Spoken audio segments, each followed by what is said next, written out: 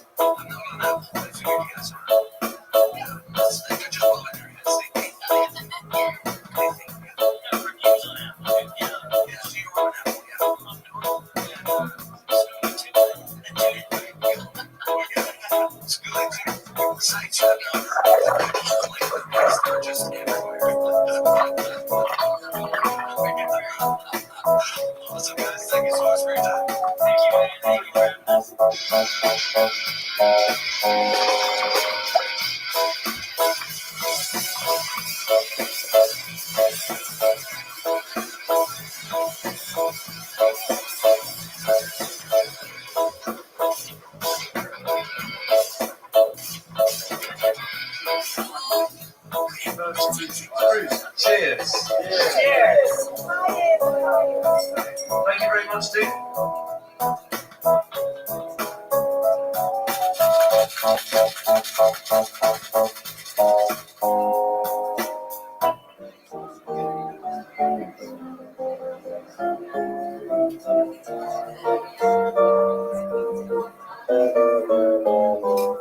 We are back with another great episode of Michael. We have Robert Sellers join us. The fact that we get these legends to come on and educate us is an amazing thing. Although Katie can't join us today, I'm sure she's going to love this interview. This is right up her alley, especially with the presentations and stuff. And she's seriously, I don't know anybody like her. So she is like to me a lot of investigations, and I look at her. It's like, you know what you're doing. She did it for a long time. And Robert, of course, since 1967 has been active and talking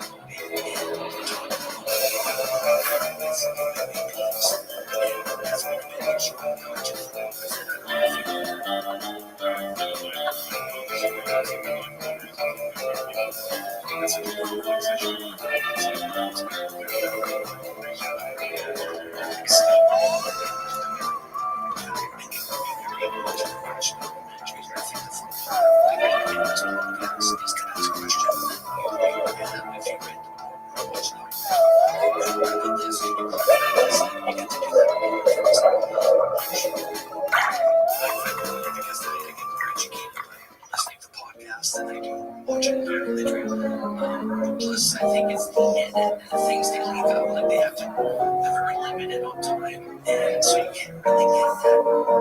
You know, it's like, yeah, like a full meal, you know what I mean?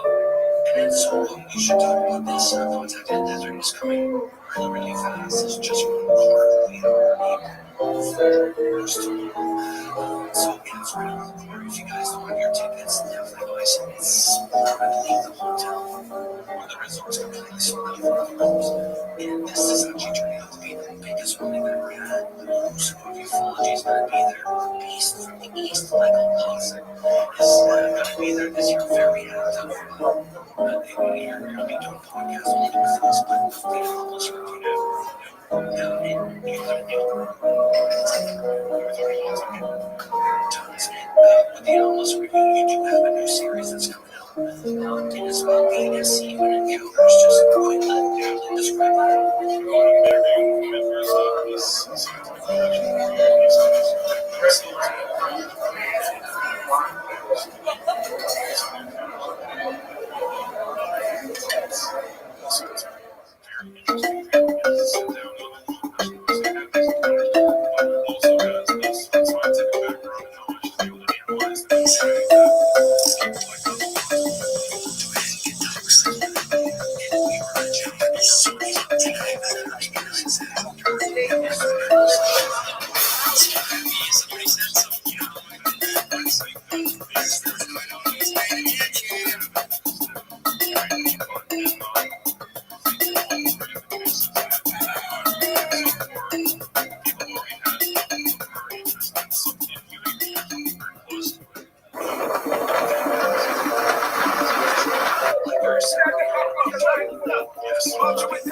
It's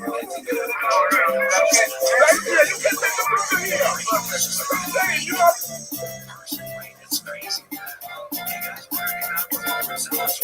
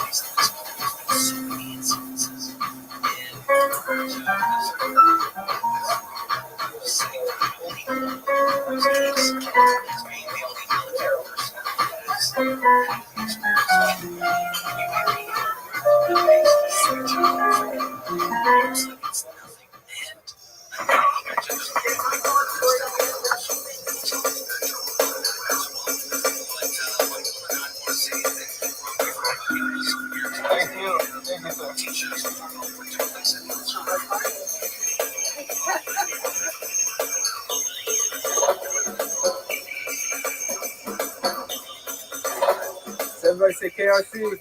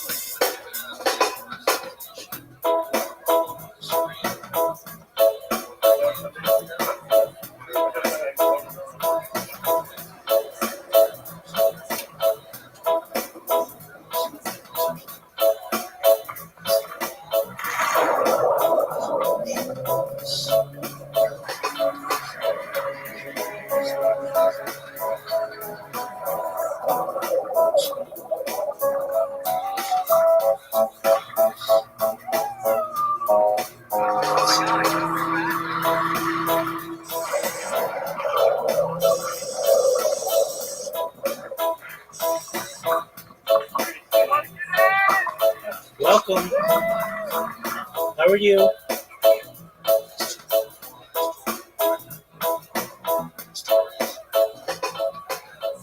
What up, Brandu? What's good, son? Hello, fellow students of Jewish Just history. a moment. You know, Can you hear me? Yeah. Dude, you're really hard to hear. Is there any way you can come closer to the microphone? Excellent. How'd you find out about me, Brandu?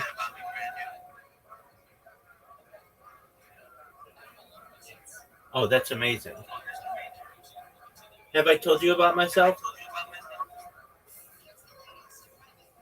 Oh, excellent. Well, firstly, apologies for my kickbot that clips people. I do what I do for a good reason. I'm Rabbi Rothschild. I stream my life 24 hours a day, 7 days a week, 365 days a year for world peace. I've been doing so for more than 3.5 years. My streams go back to the pandemic. We've seen the death of a queen, the birth of AI, the coronation of a king, and everything in between. I'm currently live on more than 22 simultaneous YouTube streams. I'm live on Twitch. I'm live on Rumble. I'm live on basically everything but Kick because Kick bans me. I do so because I don't want war anymore in the world. Have you ever seen the movie The Truman Show or the television show Big Brother, Brandu? Yeah.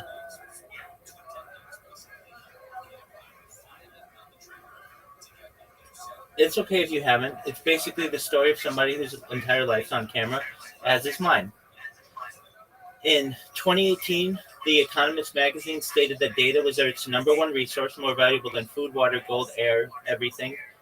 Data overtook petroleum as Earth's number one resource. And I have more data archived on the internet than any person ever, which may make me a very influential person. And if that happens, brand new, I'm going to make sure that you, your friends, your family become financially independent if you're not already. I'm going to make sure that you have the ability to create generational wealth. And I want you to be able to start charities and philanthropic organizations of your own. How does that sound?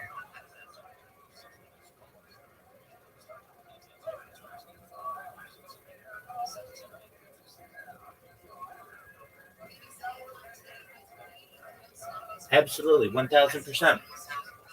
So I not only stream my life, but I talk about some things that are interesting to people, like ending world hunger through the use of technologies such as agricultural drones, floating greenhouses, saltwater greenhouses, hydroponics, vertical farming, cloud seeding. I am an advocate for ending world thirst. I am sponsored by a cryptocurrency that's worth about $100 million. One of the things that we do is we build wells in developing nations like Nigeria. I'm also an advocate for the LifeStar program and, most importantly, desalination technology, where we pump Earth seawater onto land to make it drinkable. How do those projects sound to you?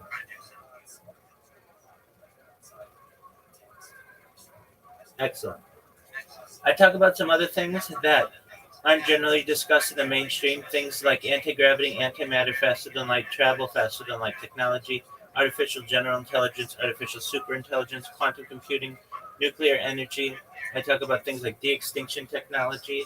If you didn't know this, the first successful de-extinction took place in the year 2003 with the Pyrenean ibex, which was a goat located in northern Spain, southern France. Fast forward to the year 2021, a company out of Dallas, Texas is founded known as Colossal Scientific.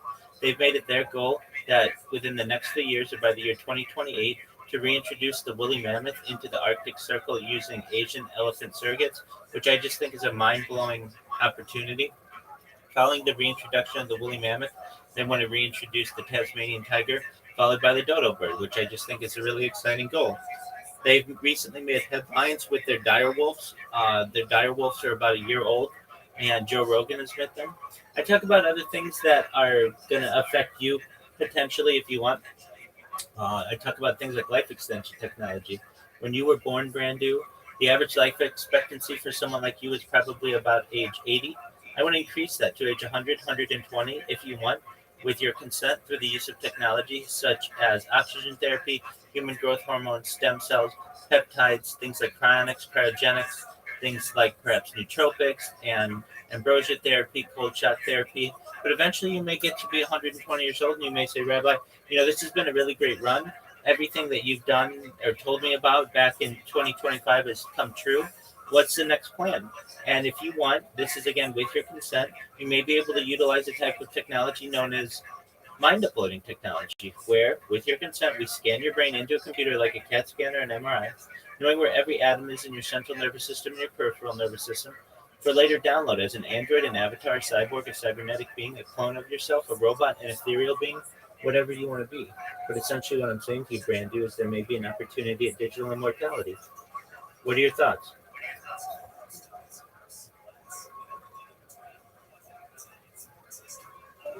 I can't. Brandu, I couldn't even hear what you were saying.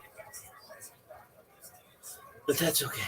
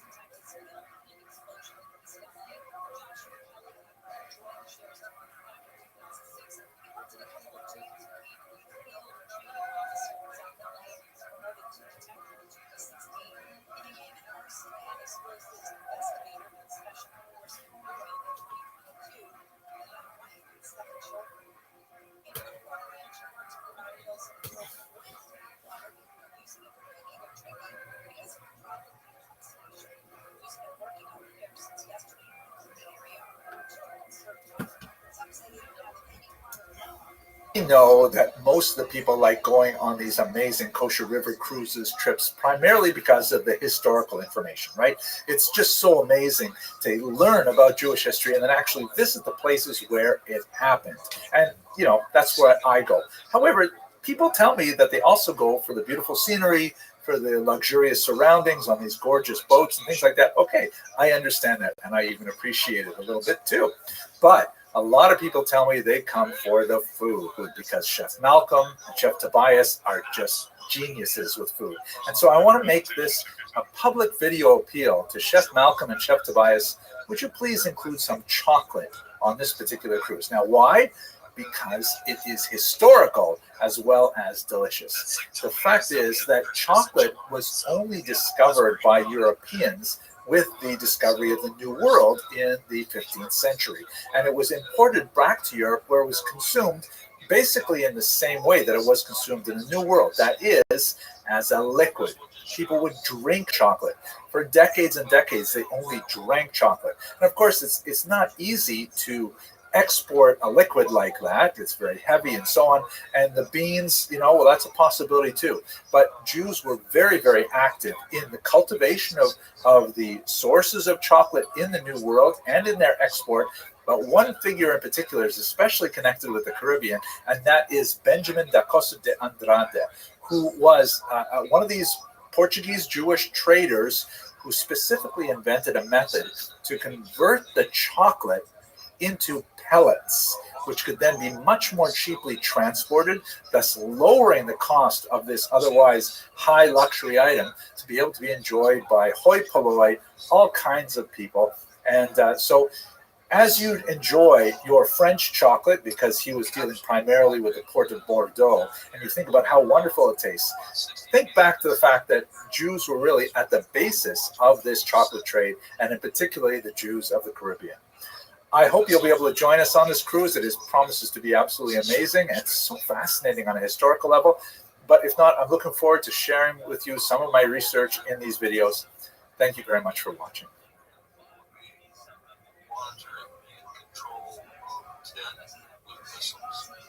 So, Robert, just a quick question on this. So this is underneath the ground. Is there a specific reason why they place you guys underneath the ground as opposed to Fellow students of Jewish history. So I'm sure you're familiar with the great American founding father, Alexander Hamilton, with his storied career that has been so popularized in recent years with his very successful Broadway musical. But there has been new research that's been coming out recently that suggests very strongly that Alexander Hamilton was in fact Jewish. Now this connects to the Caribbean, and the upcoming Kosher River cruise there in January is because, you know, he was educated in a Jewish school on the island of Nevis, right next to St. Kitts.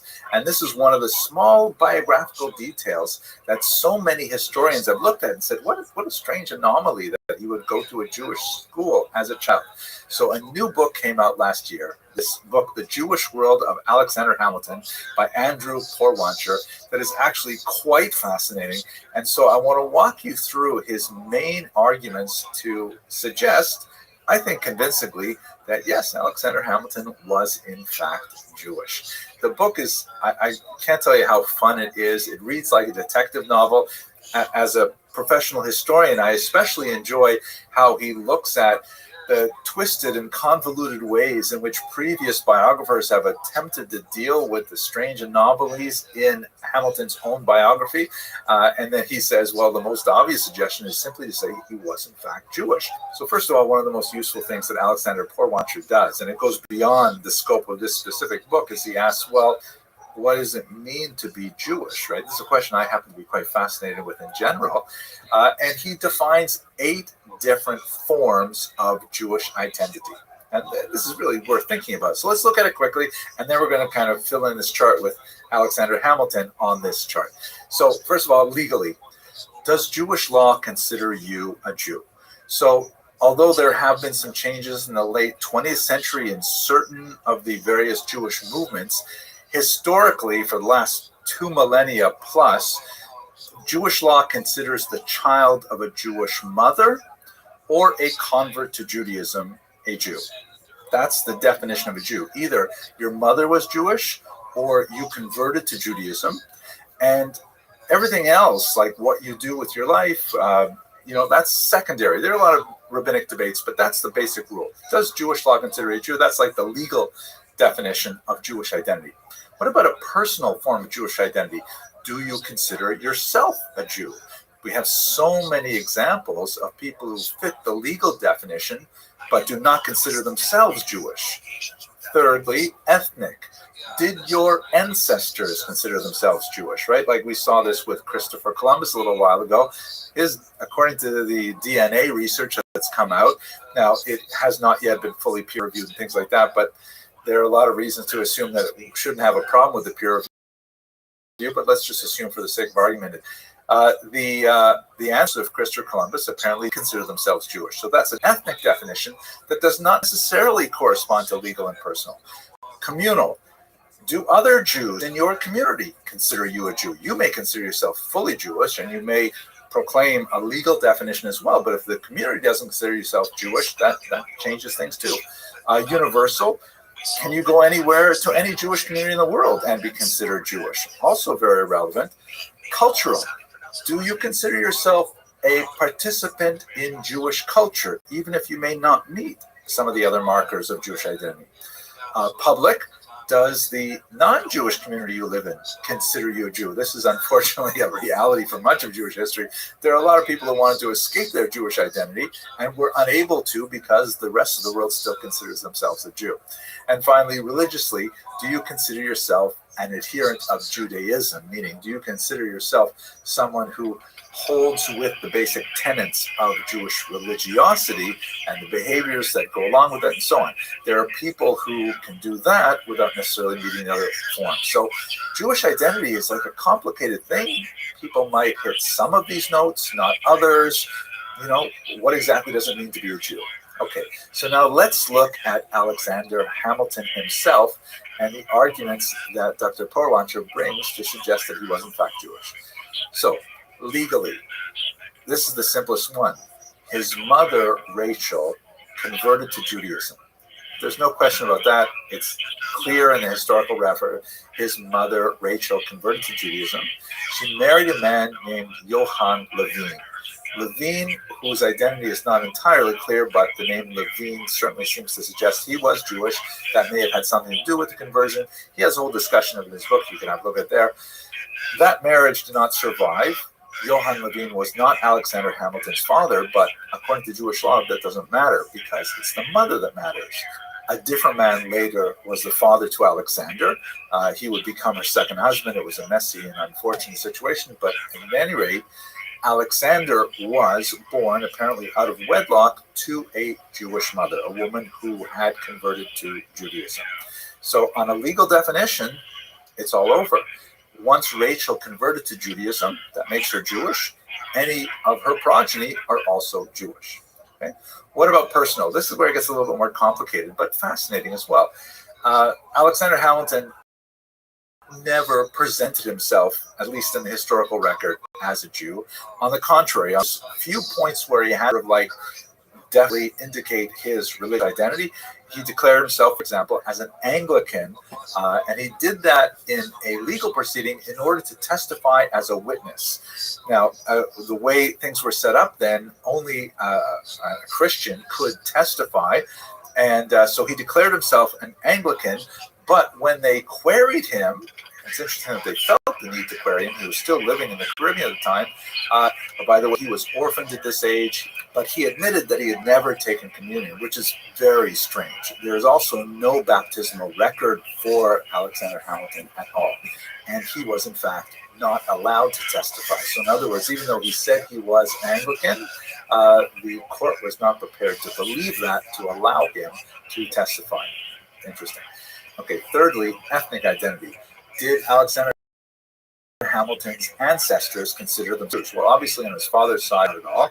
On his mother's side, her parents did not consider themselves Jewish, but Rachel's the only one who counts. She clearly considered herself Jewish, and there's lots of evidence that even after leaving her husband, Rachel still considered herself Jewish. She did not, for example, baptize Alexander's older brother, Peter.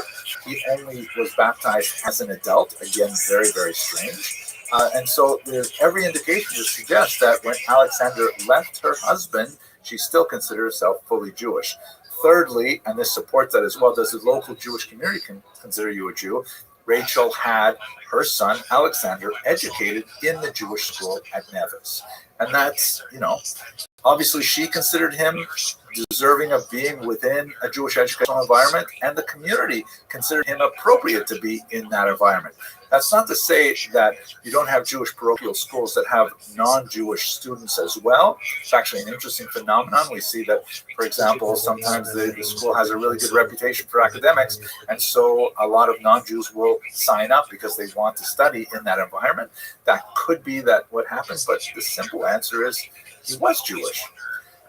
Universal. Would any Jewish community consider you a Jew? So in Alexander Hamilton's case, if her conversion was considered valid, which is not so simple to argue it's true, especially in the 18th century like this, but, if she had a Beit Din and she was converted, then yes, he would have been considered Jewish anywhere, especially if he presented himself as Jewish as the son of a convert. But this is still one of the stickier things even in 21st century history. Cultural. Did he consider himself a participant in Jewish culture? One of the interesting things in Dr. Porwancher's book is that he compares Alexander Hamilton to a lot of his peers, and compared to many other founding fathers, Alexander Hamilton was universally positive towards Judaism and Jewish causes, and he recalled with affection his education in Jewish school, speaking with great detail to his children about how he memorized the Ten Commandments in Hebrew and things like this, even as a child. So perhaps he did consider himself in some attenuated form of participant in the culture, but we don't have much data on that. Public. Would the general community, meaning in the Caribbean islands, would they consider him Jewish? In his youth, we don't really know, although preponderance of the evidence might suggest yes, because he was admitted to Jewish school.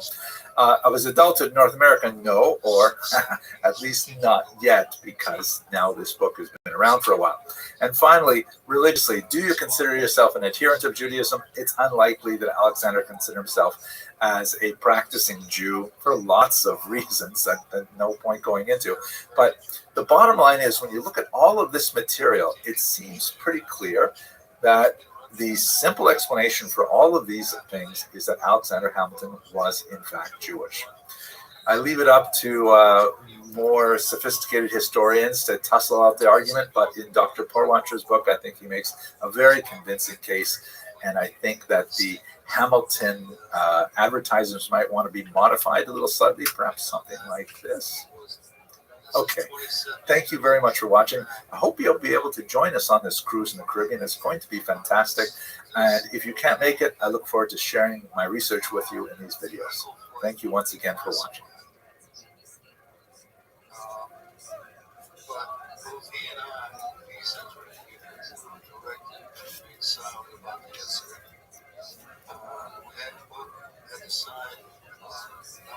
Hello, fellow students of Jewish history. I am really excited about this upcoming cruise with Kosher River Cruises to the Caribbean, specifically the Lesser Antilles, and it's such a fascinating chapter in Jewish history. So first of all, where are the Lesser Antilles? Here's a map of the Caribbean. You can see where the United States with Florida and the peninsula hangs down into the Gulf of Mexico, and then just below it you have two major regions of concern to us. You have the so-called Greater Antilles, which is like the islands of Cuba, Haiti, Republic, and Puerto Rico, for example. And then you have the Lesser Antilles, which are over here on sort of the west side of the Caribbean.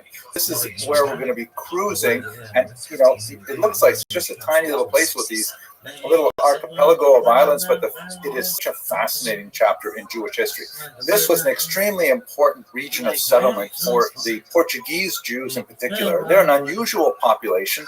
They were forcibly converted at the end of 1496, the beginning of 1497, to Christianity, but for generations, for centuries, they were discriminated against and called New Christians, which was really a derogatory term because specific laws were put in place to prevent them, for example, from Portugal for quite some time. But once some of those laws were finally lifted, they emigrated along with other Portuguese travelers to the New World and quite often simply reassumed their Jewish identity once they felt it was safe to do so. So you have Jews settling in both the Greater and the Lesser Antilles, also in Suriname, the very important center of Curacao, and Barranquilla in Colombia. These are really important sites of Jewish settlement and have a major impact on later settlement in North America. And it is a beautiful part of the world. You know, it's funny, you hear a lot of these protests saying that Jews in Israel should go back to Poland. Okay, Poland, but you know, it's pretty cold in Poland. Why don't they say, go back to the Lesser Antilles? I mean, we spent a lot of time there as well. One of the most fascinating little details of the Jewish civilization developed in the Caribbean is this unusual preoccupation with creating sand floors in their synagogue. Here's a picture of the sand floor in Curacao. You can see the bima there where the Torah scroll is read and the sand is on the floor. Here's one from the U.S. Virgin Islands. Not only do they have the predilection for sand floors, it appears that they like Pepsi Cola as well, not a product placement. So I was wondering, what's the deal with these sand floors? What? You know, there's no sort in the Talmud or in the Oruch or any of the works of Jewish halacha. It appears that there are 3 or 4 separate reasons that are adduced. One is kind of prosaic, that it seems like a good way of controlling snakes. I don't know. It seems to me it would be easier for snakes to move around in sand. They'd feel at home there. Another more poetic reason is the idea that, you know, since these were originally crypto-Jewish communities where they had to hide their identity, it would be like quieter to walk around on the sand and people wouldn't know how many people were in the synagogue. That seems a little stretched to me, but who knows?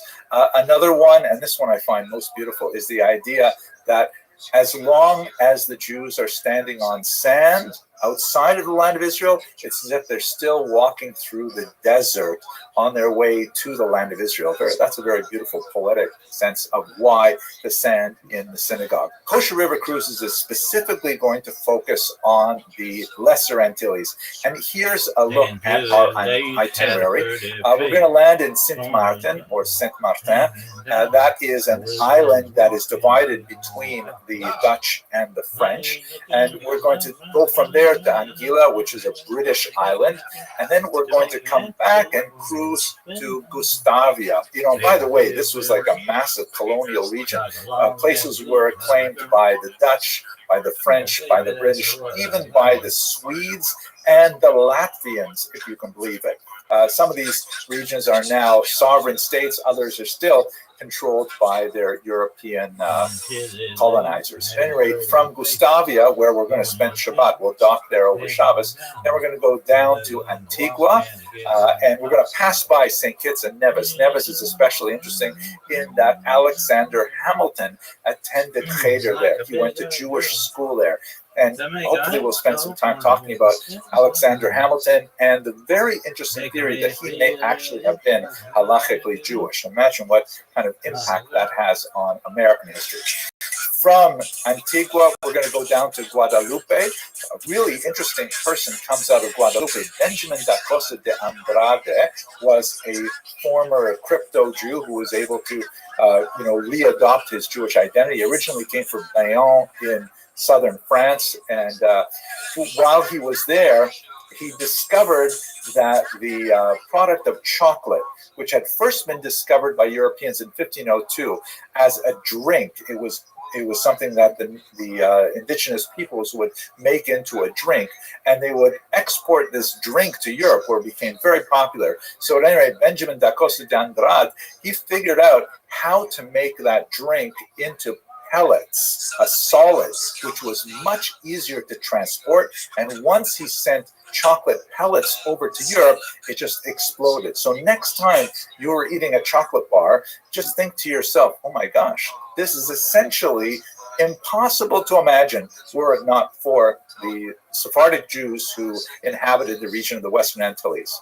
Then from Guadalupe, we're going to head down to St. Lucia, where they have a fascinating dormant volcano. Can't wait to see that. And finally, we're going to return via Barbados. It promises to be a beautiful cruise that combines natural beauty with the amazing and unusual history of the Sephardic Jews who lived here. And I really look forward to cruising with you. And for those of you who aren't able to join us, I really look forward to sharing with you some of the insights that I discover as I do research on this unusual Jewish community. Thank you very much for watching.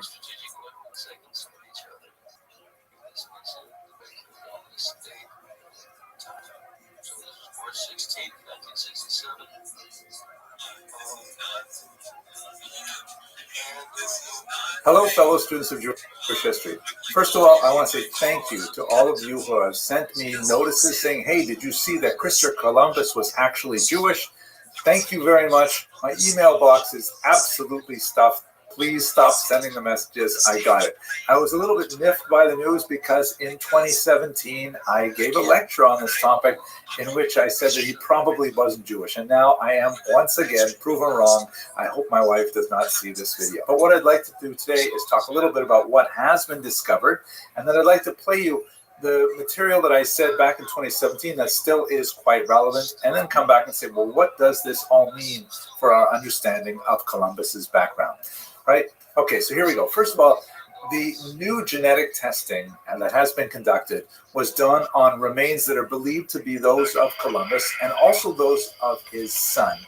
And the DNA research indicates that there are features both on the Y chromosomes and in the mitochondrial DNA, which is associated with the mother, that are consistent with patterns found in Sephardic Jews. Now, we should mention here a very important caveat that according to traditional Judaism, DNA not in itself sufficient definition of Jewish status.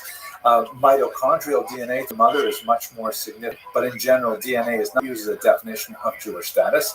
What the study actually indicates is that Christopher Columbus had DNA that was comparable to DNA that many Jewish people had, and that's something that a lot of people have, especially in the Iberian Peninsula, especially in Portugal, and actually in America. There are very few people who don't identify as Jewish and nevertheless have some Jewish DNA. We know that Christopher Columbus himself was especially cagey about identifying one way or another, which led to a lot of the mystery that swirled about his origins literally for centuries. So let me play for you what I had to say in 2017, which kind of runs through the evidence one way or the other, and then I'll admit the part that I no longer believe after we see this short clip. The question, so was Christopher Columbus Jewish? The answer is, to give it away, we can all go home right now, probably not. It is highly unlikely that he was, in fact, Jewish. But still, we still have the question, why would one think so? Let us just quickly look at the work of Cecil Roth. We actually studied his work earlier. He wrote several books on the history of the Inquisition and the experience of Jews in late 15th century Spain. He wrote about Columbus that the mystery regarding Columbus's origins is largely the outcome of his own mendacity, meaning Columbus himself enjoyed projecting the image that he was secretly Jewish. It was kind of like a chutzpah. So anyways, his own mendacity, meaning he used to lie. He used to dissuade. He used to, try to put it in people's faces like, don't mess with me because I have Jewish blood. He would say like, do you know who I am? I descend from King David. He would say things like this. He would write things like this.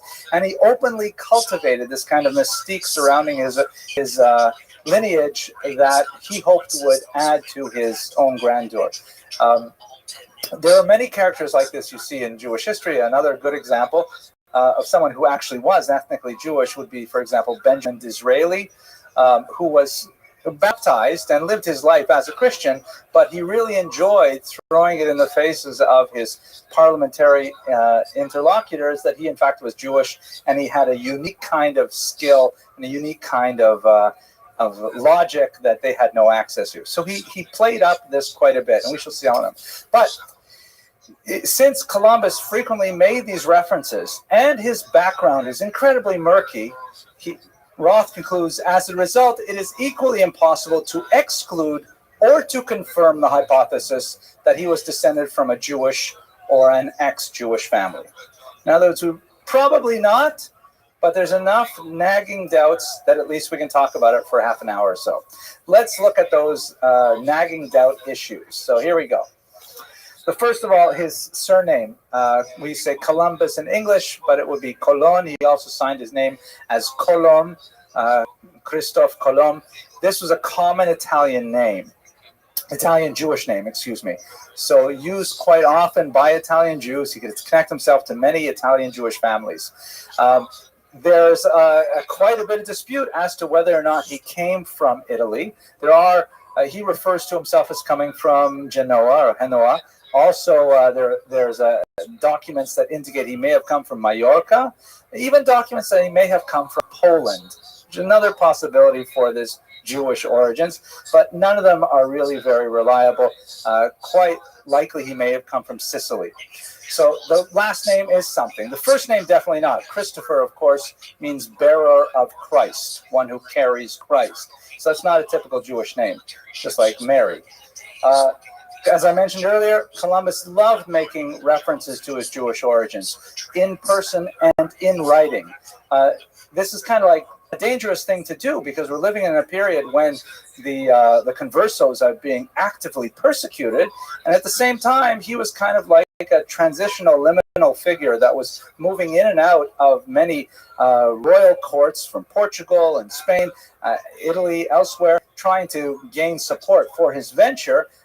And whatever he thought would make himself look more exotic and more appealing in his request, he would not hesitate to use. But nevertheless, that's part of it. Third, we know he had a lot of Jewish friends. He had a tremendous amount of associations with Jews. He was very close with Abraham Zacuto in Portugal. You recall we spoke about him for an hour a few weeks ago. And he relied very heavily on Zacuto's astronomical research. The astrolabe that Zacuto had refined by making it out of metal was incredibly important to Columbus, as was the Alphonsine tables that were translated through Hebrew into Latin for him. He had many Jews on his ship. We're not precisely sure because we only have like the ship manifests. They're not complete, and they have surnames. Very many of them we simply don't know what the biographies of them are. We do know that his translator was Jewish. This is, by the way, a typical kind of Jewish profession. Jews in medicine, Jews in law, Jews in finance, and Jews in linguistics are very big. Jews, the exception of American Jewry, it's a very unusual exception, 20th century American Jewry, very monolingual.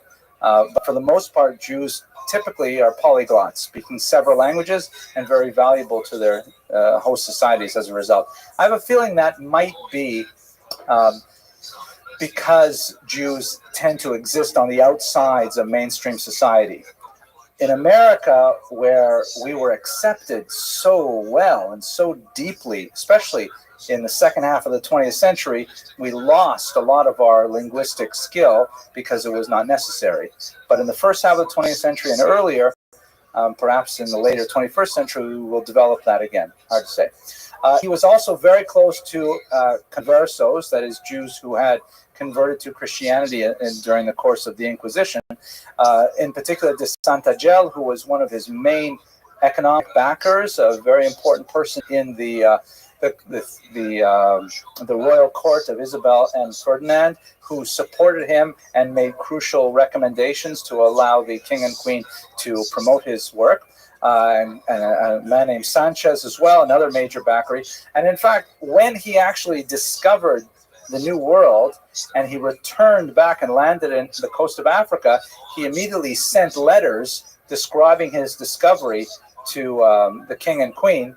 Obviously, he couldn't send letters back from the New World because postal service was not too great connecting transcontinental messages. But he did not address those letters to the king and queen. He sent them to his Jewish buddies or his converso buddies, to Santagel and Sanchez. Very unusual that they would be the first people he writes to. There are some really tantalizing things, like, for example, he was the ships. And by the way, you should recall that he spent about a decade petitioning wealthy kingdoms to back his enterprise, pushing for his idea, bouncing from state to state. Spent a lot of time in Portugal, no luck there. Eventually ended up in Spain and got a positive yes from Isabel and Ferdinand. And the ships were completely outfitted in the first week of the month of Av. And he was ready to go on Tisha B'Av of 1492, and he delayed it one day, even though everything was set to go. But since that is an inauspicious day in the Jewish calendar for travel, one does not embark on major journeys of any type on Tisha B'Av. For reasons that no one will deduce, he decided to push off this highly anticipated departure for the day after. He wanted to not leave on Tisha B'Av, perhaps. Then we have lots of things that he himself said in his own writings, like his journal of his trip to America, which of course was a very celebrated work, began with the sentence, "On the day that the Jews were expelled from Spain, I set out for the New World." I mean, the very first clause of the very first sentence of his journal references the Jews and their situation in the Iberian Peninsula. A remarkable kind of way to begin this document. It doesn't begin that something like, "I knew I would find land." It begins with, the Jews were expelled from Spain. Let's have a look at some of his personal correspondence. Here's one of the few letters that we have in his own hand that he wrote to his son Diego. There's a whole story about what happens after he discovers the New World. He ends up kind of dying in disgrace and not having any credit. And so we do have a lot of material from after the discoveries as well. This is one of those letters. And you'll see on the top left corner, there's this funny little squiggle right where the arrow is, right where the cursor is, you see over here, that is not part of the letter text itself. It looks a little bit like he's testing out the ballpoint on his pen.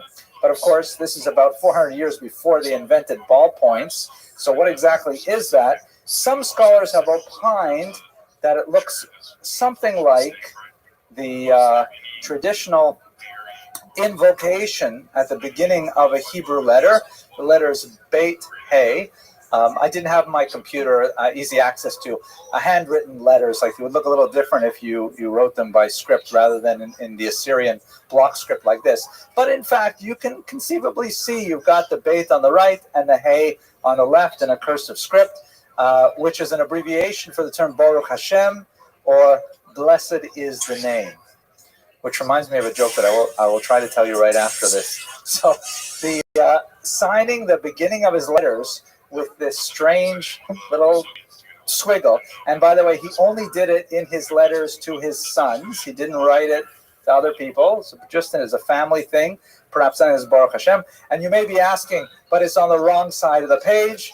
What do you want from him? He's pretending anyways. I don't know. It's true. Normally you would write this on the right-hand side of the page, but it's not at all uncommon to see it at the center at top as well. So what would be terrible if he puts it on the left? It doesn't even look very neat, but neither does his Castilian there too. One last detail from this same letter. He developed this rather unusual signature that he was very particular about. You can just see it here. I have another copy that shows in a little bit greater contrast here.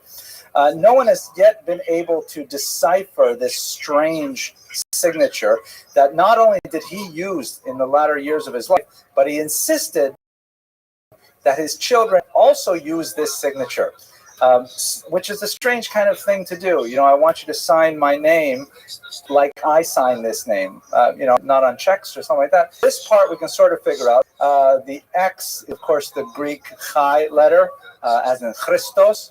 And this is the Greek R and the Greek O. So Christo, this is a short form for Christopher, let's say. or just for Christo at any rate. And then Ferenc is a Latinized version of the fur part in Christo fur, meaning the one who bears Christ, right? Christos, Ferenc, Christopher. So that part is easy. But what's the business with this, either the Latin letter X or the Greek letter chi, an M and a Y, which could be an U, and the SAS with those two dots around the S's, which he insisted on being written exactly like this, in this shape, and so on. Cecil Roth, a major historian who we saw a little while ago, he argued, not specifically, not really convincingly, but nevertheless it's worth noting that this was kind of like a secret symbol to his sons, that they should say Kaddish for him after he died. The conversos did definitely use a lot of secret messages that they handed down in all kinds of coded forms to their children. Do this behavior to remind you of a particular mitzvah that we have to keep, and so on. So it's not at all impossible, but it's difficult to see this in his signature. Nevertheless, you take all of these things together, and you can add it up for yourself. It's hard to believe that he was actually Jewish. I think it's more likely that he liked the image of being Jewish, and he actively cultivated that with his population. And that's about it for this. So obviously what I have to take back from what I said 7 odd years ago is that whereas I believed at that point that Christopher Columbus probably was not Jewish, now I'd have to say that probably he was in fact Jewish.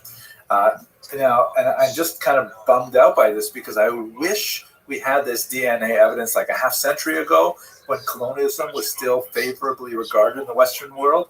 Now it's just like another reason why people don't like Jews. What are you going to do? Figures. But let's just clarify what we're talking about here. What we're saying is that Christopher Columbus, he himself, we know, did not identify exclusively as a Jew. In fact, that would have been virtually suicidal. At least it would have been a career killer at the time he lived. He identified as a faithful Catholic, perhaps for pragmatic reasons. But as I said before we watched the 2017 clip, his ancestors were quite likely Jews. Now, Catholics, most likely they were victims of the forced conversions in the pogroms of 1391, or possibly he was descended from the many conversions that followed the disputation at Tortosa in 1414. These are people who are the so-called Marranos. That in itself is a derogatory term. A more appropriate term would be something like crypto-Jew or a converso. And that population, which was quite significant in the Iberian Peninsula leading up to the year 1492, it actually constituted a very major element in the migration to the New World from the Iberian Peninsula in the 16th and 17th centuries in particular, and from Portugal especially. And that brings us back to the Caribbean, which is where we're really looking forward to visiting this January with Kosher River Cruises. If you don't have a spot yet on a boat, please click on the link in the description, and we'd love to have you cruise with us. Okay, I hope you found this video useful. Thank you for watching. I like knowing that people have to worry about their body from the knee down, and they don't know it. So when they're around me, they feel so secure because they're big, they can bend, and they don't know that they're literally. Hello, fellow students of Jewish history. I'd like to take 3 lectures to go over the entire course of the history of the land of Israel, with emphasis on the Jewish population that lived there, and with some look at the other populations with which they interacted. I'm going to break this up into 3 short videos, maybe a little bit longish videos, and they're based on a series of lectures I gave earlier this week in Vancouver that's I think very well received. The first lecture is going to focus on the ancient period, going all the way back from the distant beginnings of the Jewish people in Mesopotamia up to the Bar Kokhba revolt in the 2nd century of the Common Era. Then we're going to look at a kind of a stretched out medieval period, starting from late antiquity with the end of the Bar Kokhba revolt, right up until the 19th century. This is an extremely important period because of the entry of the Muslim people to the land of Israel, the entry of Islam. to the land of Israel. And then in the last lecture, we'll look at the contemporary period, focusing specifically on the land of Israel during the period of the rise of Zionism and the state of Israel, and take it up to the current situation that we are in today. First thing I want to say is let's have a look at the geography, right? Here's Israel right in the middle of three major continents: Africa, Asia, and Europe. And just as you would imagine, Israel constitutes a sort of economic center because it is an exclusive land route between these three areas. It's also a major meeting place for ideas, and it's not a coincidence that it is in the land of Israel that we had the birthplace of two of the three great Abrahamic religions, that is, of course, Judaism and Christianity. And Islam is not too far away in the western part of Saudi Arabia, and then, of course, it comes to Israel very early on. But I think another way to look at Israel, that's one of my favorites, is the way this map maker, Heinrich Binzing, who was a very unsuccessful Protestant theologian of the 16th century, but a very gifted cartographer, represented Israel, and specifically the city of Jerusalem, as the center of a cloverleaf of Europe, Asia, and Africa. And I think this is the way a lot of Jews tend to view the world, as Israel as their center, both as the historic capital and the ancient homeland of the Jewish people. And of course, it occupies a great deal of the thought of the Jewish people and their prayers for millennia, even when the majority of the Jewish population is living outside of that land. So let's focus on the early part of that history today, and the next two videos will go on to the medieval and modern period. Here's another way to look at the region. This map shows you the Fertile Crescent, which unites two major economic regions of the ancient world that connect through the land of Israel, labeled here as the Levant. The two major economic regions, of course, are Egypt, which is nourished by the Nile River, a very consistent source of irrigation for the farmland that spread throughout the entire Nile, especially in the Delta region as it empties into the Mediterranean, and also in the two rivers, Tigris and Euphrates. All three of these rivers, by the way, mentioned in the book of Genesis. And the two rivers in Mesopotamia, the word itself, Mesopotamia, means between the rivers, flow from the mountains in Turkey down into the Persian Gulf, and they bring with them a lot of nutrient-rich silt. So by capturing that water and irrigating the lands, you have all of a sudden, concentration of resources, and farming develops, agriculture develops. These are two of the cradles of Western civilization. Now, when we look specifically at the origins of the Jewish people, it begins with a journey from the southern Mesopotamian region, from a city called Ur, to Israel by the patriarch Abraham, who makes this great peregrination at the command of God as described in the book of Genesis. But when Abraham came to what would later be called the Promised Land, or as it's called in the Bible, the land of Canaan, there were several civilizations that had already been existing there. The Natufian civilization, the Kabaran, and so on. They produced beautiful things like this delicate sculpture of a bird, or in the region of Jericho, these remarkable ritual masks whose purpose is mysterious, but nevertheless quite haunting appearances. So it's really a multi-ethnic kind of region. It's too much for us to describe in this short video, but the basic plot is that the descendants of Abraham, specifically his grandchildren's generation, moved to the land of Egypt following Joseph, and they established themselves there in the eastern part of the Nile Delta, a land called Goshen. They fall into slavery under Pharaoh, and then under this amazing leader Moses, they are rescued, redeemed from slavery, and brought back to the land of Israel in a roundabout route. They wander through the Sinai Peninsula, they receive the Torah, and then they make their way into the land of Israel sometime around the 13th century before the Common Era. Let me also mention, by the way, that I tend to be somewhat anachronistic when I use terminology. Specifically, I keep referring to the Jewish people, the origins of the Jewish people, and so on. They would not have used this word Jew for quite some time. The term the Bible uses to describe Abraham, for example, is Ivri, which is translated to English as Hebrew. The term means on the other side, probably the other side of the Euphrates River, an allusion to his origins. Abraham, the Hebrew, would mean Abraham, the one who came from the other side. Later on, his grandson Jacob would have this remarkable encounter with some sort of supernatural being, and he would receive a new name, Israel, and that becomes the name for the descendants of the Jewish people through Jacob, the Israelites, or the children of Israel.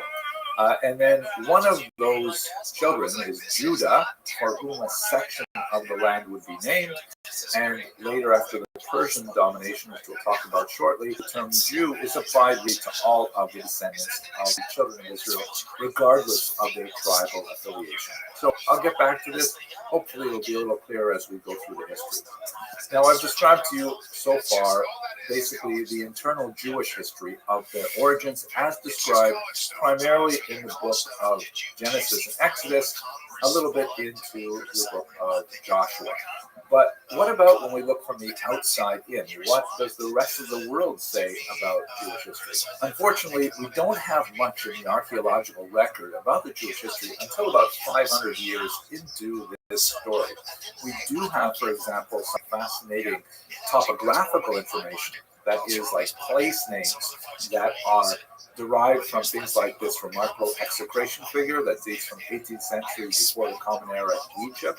And these are basically kind of like voodoo dolls, devices that are used by the Egyptians to name all the places where people they don't like live, and then they would put those pieces through some kind of ritual humiliation, like burning them or breaking them and so on. And so we have very early references to a lot of the places that are mentioned in the Bible, but it doesn't tell us much about the people who lived there specifically, and in particular, the Jewish people. The first reference to the Jewish people, or at least a place called Israel in the historical record, is this specific stone called the Merneptah stele, also pronounced stele. It's a huge obelisk that was erected by the pharaoh Merneptah in about the year 1209 before the Common Era. It is a victory stele that essentially describes all of the various military conquests of Pharaoh. And this, by the way, this pharaoh would have been the 13th son of the pharaoh Ramses II, who many scholars opine is the unnamed pharaoh in the book of Exodus. At any rate, when you look at it closely, you see there's a long list of the many places that Pharaoh has conquered, and consistent with the description of what would be basically central Israel today, there is this reference here that says, Israel is wasted, its seed is no more. This is apparently the first in a whole series of premature predictions of the demise of the Jewish people. It's hard to know whether Israel refers to a place or a group of people, whether seed refers to its actual grain in the field, or as in the Hebrew language, and actually in the English language, the word seed can mean offspring or children. So, at any rate, Pharaoh was saying, don't worry, those nasty Israelites are gone. You don't have to worry about them anymore. You are welcome. Interestingly, Pharaoh Merneptah's mummy was also discovered, and although Israel's seed seems to be doing fairly well, thank you very much, Pharaoh himself looks not so. There are some fascinating and tempting archaeological discoveries that are very consistent with the idea of a huge population increase right about the time that the Bible describes this Exodus. There is the significant increase in construction of these homes that are called four-roomed houses, a specific kind of home, and they are consistent with the influx of outsiders beyond the level of natural increase into the hill country around Jerusalem. There's nothing, however, in the construction to specifically indicate that they belong to Jewish people, although some archaeologists have zoomed in on some unusual artifacts that have suggested that maybe in fact Jews were here. This is actually and to cut out the corny jokes. This basically takes you the first 500 years of reported by the Jews about their own history. But if we look at it from the outside, we basically have silence in historical record. There's a lot more to say about, how to read those early portions of the Bible, but they basically have to be read on faith. Like the Bible, you think, would be read on faith. But I want to offer a small personal story to try and place this distinction between these early sources and historical data as we get it from the archaeological and numismatic and epigraphic literature. And I want to tell you a story about my own grandparents. This is a picture of my grandfather Alex and my grandmother Kafka shortly after their wedding in 1913. They were both Lithuanian refugees who made their way to Canada, and my grandfather set up a very small menswear store in northern Ontario. It wasn't especially successful at first. There were all kinds of things that were challenging him. He tried different businesses without too much success. He initially tried to be a farmer, and that was a disaster. But in 1916, a horrible forest fire ravaged northern Ontario. It was called the Great Matheson Fire. 200 people lost their lives in this horrific fire that spread over thousands of acres of land. So my grandfather and my grandmother, who was then expecting her second son, she had a very young toddler child, my grandfather decided to dig a big hole in their backyard, and he took his supply of menswear and boots and undershirts and so on, wrapped them in burlap, put them in this big hole, and then buried them. And right afterwards, the three of them ran to the Abitibi River, and they waited in the river until the fire passed. Then the inhabitants of the town, emerged from the river, and their homes, many of them were to the ground. They had to start over again. My grandfather went back and dug up the hole, found the clothing, gave it to all of his neighbors on credit. They paid him back when they could, when they found jobs, when they got their life back together. And my grandparents survived, and the business survived, and in fact thrived. It would be in place in Iroquois Falls for another 100 years under my grandfather, and then my father, and then finally my mother. Now, all of this story that I've told you, which is deeply meaningful to me, has no corroboration in the historical record. We do have a record of the Great Fire. We have photographs, we have lists of names of those who were unfortunately killed and so on. But nowhere will you find any details of any significance about my grandparents. And yet, those are the details that mean the most to me and that are most essential to my personal history.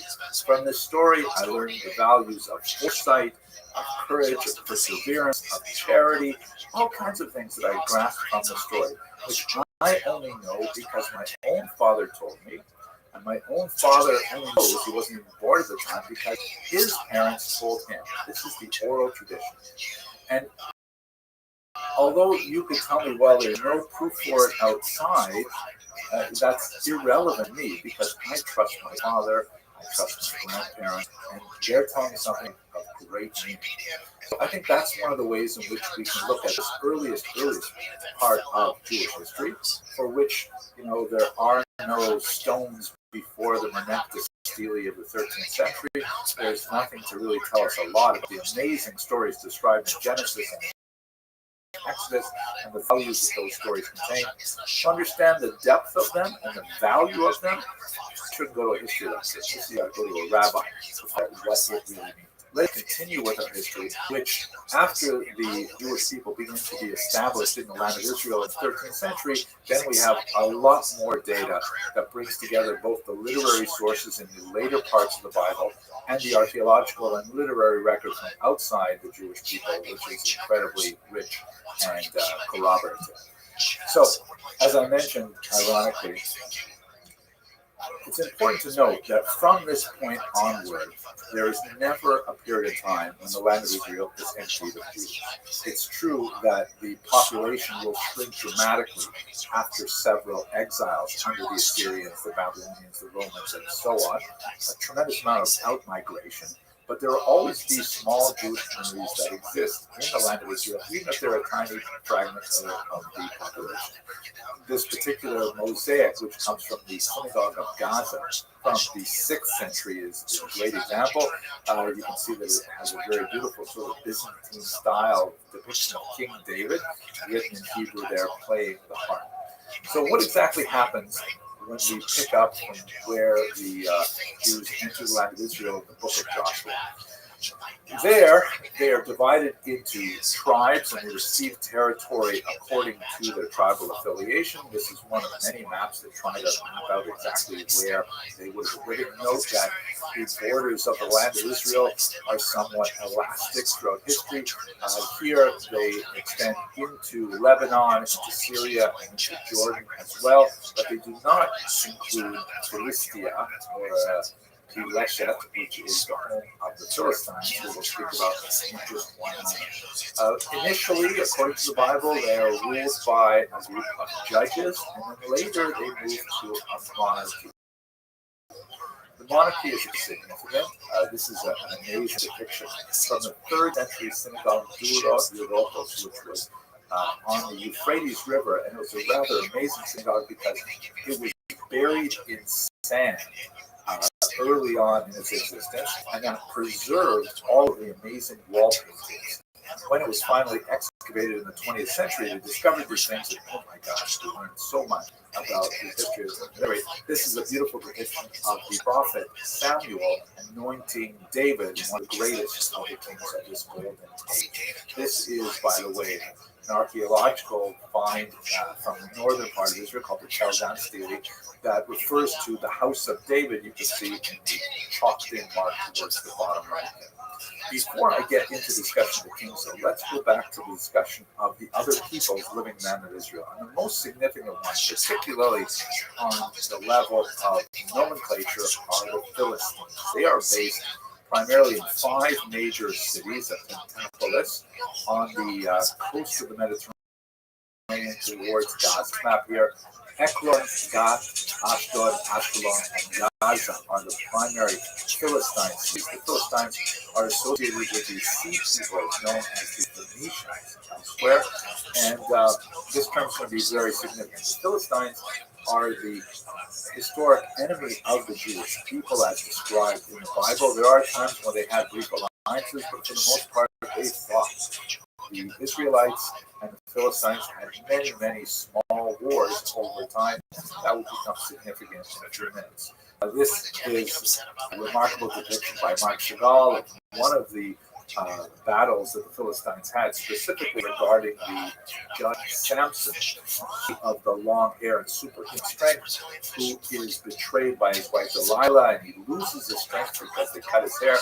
The Philistines take him as a captive back into their region, and he is tortured and tied to these pillars, and then with one last burst of strength and a prayer to God, he manages to push down the pillars and bring down the whole edifice on his tormentors. But I think what's especially important for us is this passage from Herodotus, a great Greek historian writing in the 5th century before the Common Era, who refers to this region and the Phoenicians living there, and he refers to it specifically by the name Palestine, or Palestine.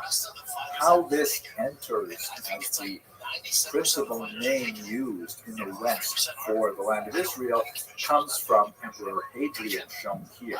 But, let's see, it was about 700 years later, when Hadrian is angry with the Jewish people after having fought a brutal war of some 2.5 years with the Bar Kokhba rebels. When he finally manages to extirpate the rebellion and crushes it brutally, he does everything he can to wipe out the memory of the Jews in the land of Israel. He bars them from Jerusalem, which he renames Aelia Capitolina after himself, after Hadrian, Aelia, and then he actually renames the entire territory.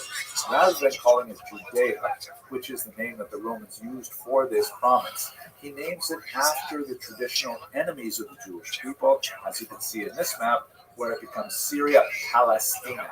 Syria was actually the capital region, so it was divided into three areas: Syria Coele, Syria Phoenicia, and Syria Palestine. And that's where the name Palestine specifically comes from. He divides the land of Israel into three sections: Palestina Prima, first Palestine, which is basically Judea; Palestina Secunda, which is the Galilee region; and Palestina Tertia, which is down in Emmanuel. So that's basically how that word comes into usage.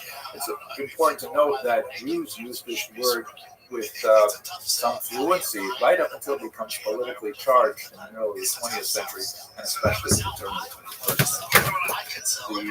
In fact, there is a major document, sometimes called the Jerusalem Talmud, that was written in the land of Israel in the 4th century, and it's typically called in older scholarly literature the Palestinian Talmud, which I know sounds like a contradiction in terms, but that's only because we've developed an unusual sensitivity to the political implications of that particular place name. At any rate, that's a brief discussion of the Pelishtim, the Philistines, their connection to a people later known as the Palestinians in the 20th century is something we'll discuss in the third lecture, but that's at any rate where the name comes from. Under the three kings, the empire expands significantly. Solomon will take it even further out there. As you can see, it extends well into Jordan and into Lebanon as well.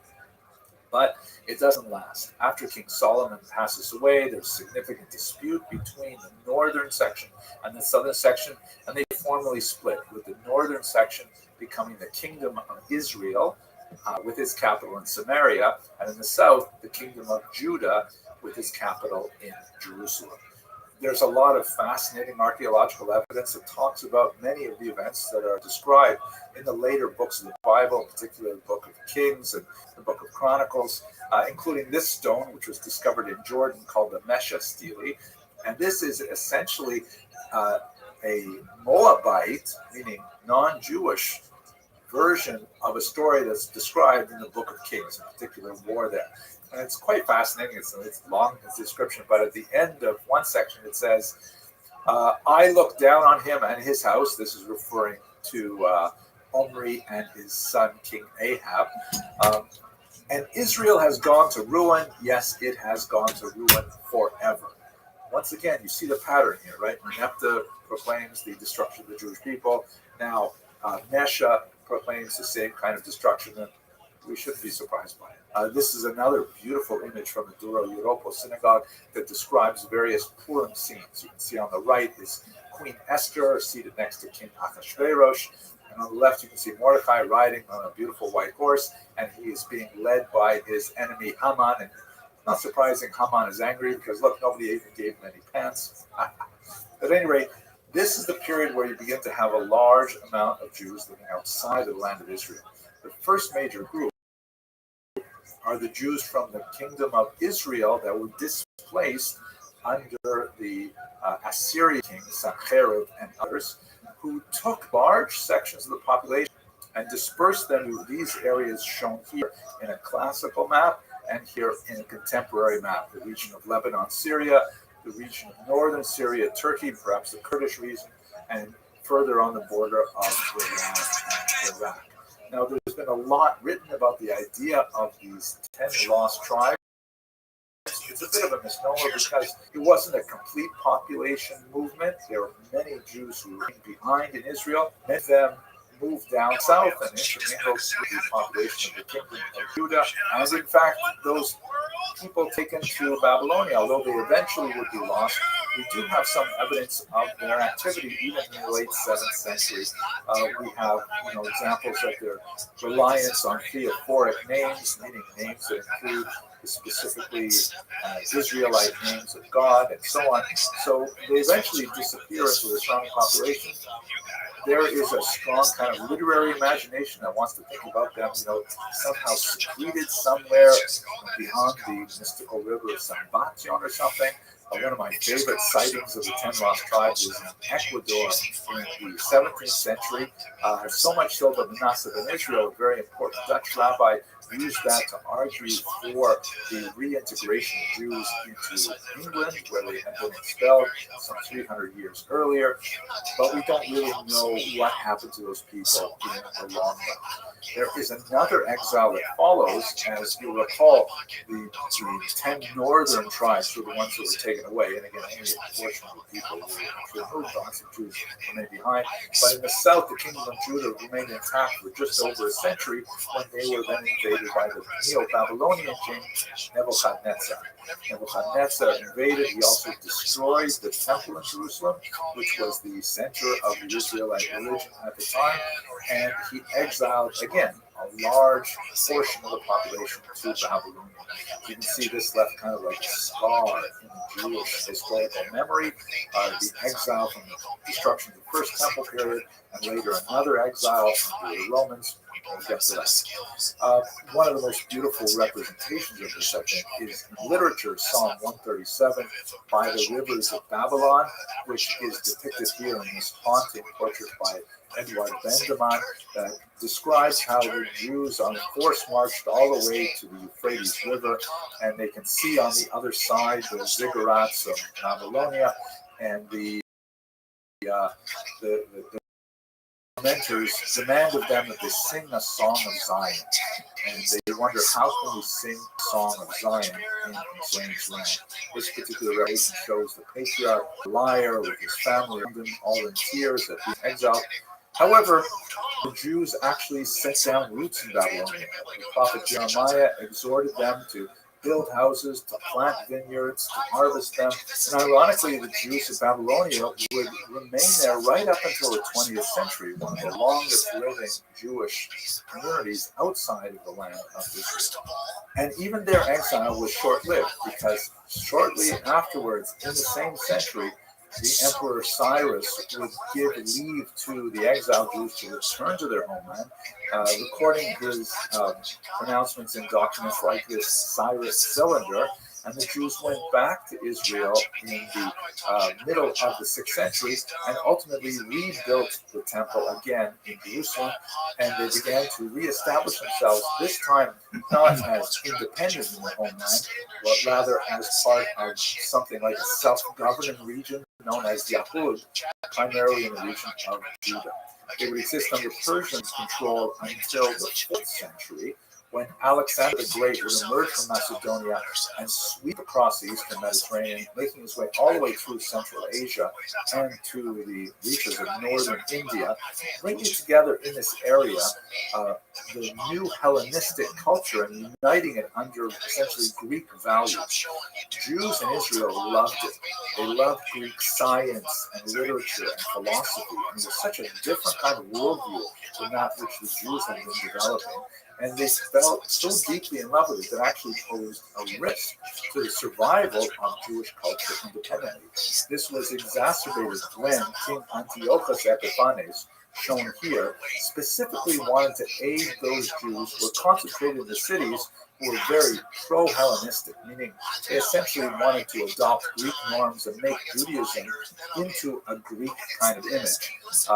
Antiochus Epiphanes was very interested in placing idols in the temple, supporting his Hellenistic Jewish allies, and this ended up in a revolt where the rural population, much more traditional, said, this is not our way of doing Judaism. We're not into the athletic games in the nude and all these statues everywhere and things like that. And this turned into something of a civil war. The pro-Hellenistic factors called in Syrian reinforcements. The reason, by the way, I'm calling them Syrian is because after Alexander the Great, who was Macedonian, passed away, the empire was divided into three portions, and Israel was either under the Egyptian portion or under the Syrian portion from the King Seleucus. So sometimes this is referred to as a war against the Syrians or a war against the Syrian Greeks. Among the most dramatic moments recorded in the book of Maccabees is the Battle of Beit Zechariah, in which one of the Maccabee brothers, these are like the rebel forces, the leader of the rebels under Judah Maccabee, he thought that King Antiochus was riding at the top of one of their formidable war elephants, and so he dived underneath it and stabbed the animal from below, as shown in this beautiful Gustave Doré etching. The elephant died, toppling the soldiers who were on top of it. Unfortunately, he was incorrect. King Antiochus was not there in the battle, and the elephant unfortunately crushed him to death. Now, the reason why I'm focusing in on this specific battle, by the way, is because the book of Maccabees, there are actually 7 books of Maccabees, did not make it to the Hebrew scriptures. The rabbis felt, for various reasons, that they were really holy enough to be included in what was considered Tanakh, the scriptures, the Hebrew scriptures, but it was picked up by other groups, including the Catholic Church, that included it in their Bible. So you have this unusual phenomenon in the Middle Ages where literate Christians tended to know more historically about the history of the Maccabean revolt than Jews did, because they were reading the books of the Maccabees. And they had illuminated manuscripts produced, and they hired artists to illustrate these dramatic moments. The only problem is that in the 13th, 14th, 15th century, most European artists had never seen an elephant or a picture of an elephant. And so you have all these hilarious representations of, well, an elephant is sort of like a big horse with a funny nose, or maybe a huge kind of dachshund, or maybe about the same size as a horse, but this is an unusually unfortunate placement of Rothschild here. Or some kind of like feline, African, dangerous animal. Here's my favorite, kind of like a Dr. Seuss animal with a snuffleupagus kind of thing. That's not like historically really so important, but I just thought it was kind of fun. At any rate, the Maccabees succeeded. They drove out the Syrian Greeks after a long struggle of many years, and they established what's known as the Hasmonean kingdom. Several generations of kings, dynasties of kings that actually expanded much of the territory of Israel, and once again extending into Jordan and a little bit of Lebanon and Syria. But this Maccabean kingdom lasted only a little bit longer than a century. Ultimately, it declined with infighting, and 2 brothers who were specifically competing for the throne, and they both independently appealed to the Roman Empire. The Roman Empire says, fine, we'll help you, and General Pompey enters the land of Israel in the year 63 before the Common Era. He violates the temple, and he decides that he's not interested in supporting one side or another. He's just going to take over Judea for himself, for the Roman Empire, and they would appoint some client kings to run the state, as Rome did throughout the entire region they conquered. Among the most powerful of the Roman kings were people like Herod the Great, who was an extremely powerful builder, but at the same time a cruel tyrant, but too much detail for us now. By the time we get to the fictional year 0, there is a phenomenal amount of sectarian debate among Jews. There are Jews who are pro-Roman. Those are the Sadducees, and they're specifically connected with the temple rituals. There are Jews known as Pharisees, who are probably the rabbis, although there's some discussion about that specific identification. There are Jews called zealots who want to rebel against Rome and throw off Roman domination, like the Maccabees did earlier for the far less powerful Syrian government. And then there are Jews who are kind of like escaping it all and going living in the wilderness, like the who may have been associated with the Dead Scrolls that lived in the region of the sea and the desert. There are also Jewish Christians at this time, because of course Christianity is born in the 1st century. Initially, it's an entirely Jewish phenomenon, with all of the followers of this early movement being Jews, and having some debate over whether they're kosher, Sabbath on Saturday, circumcision, all kinds of those things. Ultimately, however, especially under the activity of St. Paul, Christianity would expand to non-ethnically Jewish populations, and this would be an extremely potent doctrine that would be quite competitive, and ultimately, of course, by the 4th century would become the official religion of the Eastern Roman Empire. And at this point, we have 3 Roman Jewish wars. The first one is a rebellion that starts in the year 66 and is only over by 73 or possibly 74 with the fall of Masada, a mountaintop redoubt close to the Dead Sea. But these wars are absolutely disastrous for the Jewish people. The first revolt ends definitively with the destruction of the Second Temple in the year 70. There's a tremendous dispersal of Jews, perhaps as many as 100,000 Jews sent off by boat to serve as slaves in the Roman Empire. And then there will be another smaller revolt in the year 115 that will also be put down. And then finally the revolt in 132 under Bar Kokhba, which was perhaps the most brutal of the conflicts, with the Judean rebels relying on the network of tunnels in the desert and fighting a guerrilla war very successfully against the Roman Empire, so much so that the Emperor Hadrian, who we mentioned earlier, actually had to bring a legion all the way from England to be able to put down the rebellion. But ultimately, by the time you get to the middle of the 2nd century, the Romans have definitively destroyed Jewish sovereignty in the region. Most Jews have made their way to the north, to the Galilee region, and we're going to pick up our story there in the next video. Thank you very much for watching. His wins are super. What's his ranking? My top 15. 13, I think that, Hello, fellow students of Jewish history. In these very difficult times, there's a tremendous amount of heat and relatively little light cast to the history of the region. So my goal in this second of 3 short lectures is to look at the presence of the Jews in Israel from the Roman period right up until the 19th century. This is kind of like a stretched out medieval period. And in the third lecture, we'll look at the most contentious era, the 20th and 21st century in particular. So let's go right back to late antiquity. Here's a map of the Roman Empire at the beginning of the 2nd century, and as you can see, it's a massive empire that stretches all the way from England throughout the entire Mediterranean basin, right out until the region of Persia.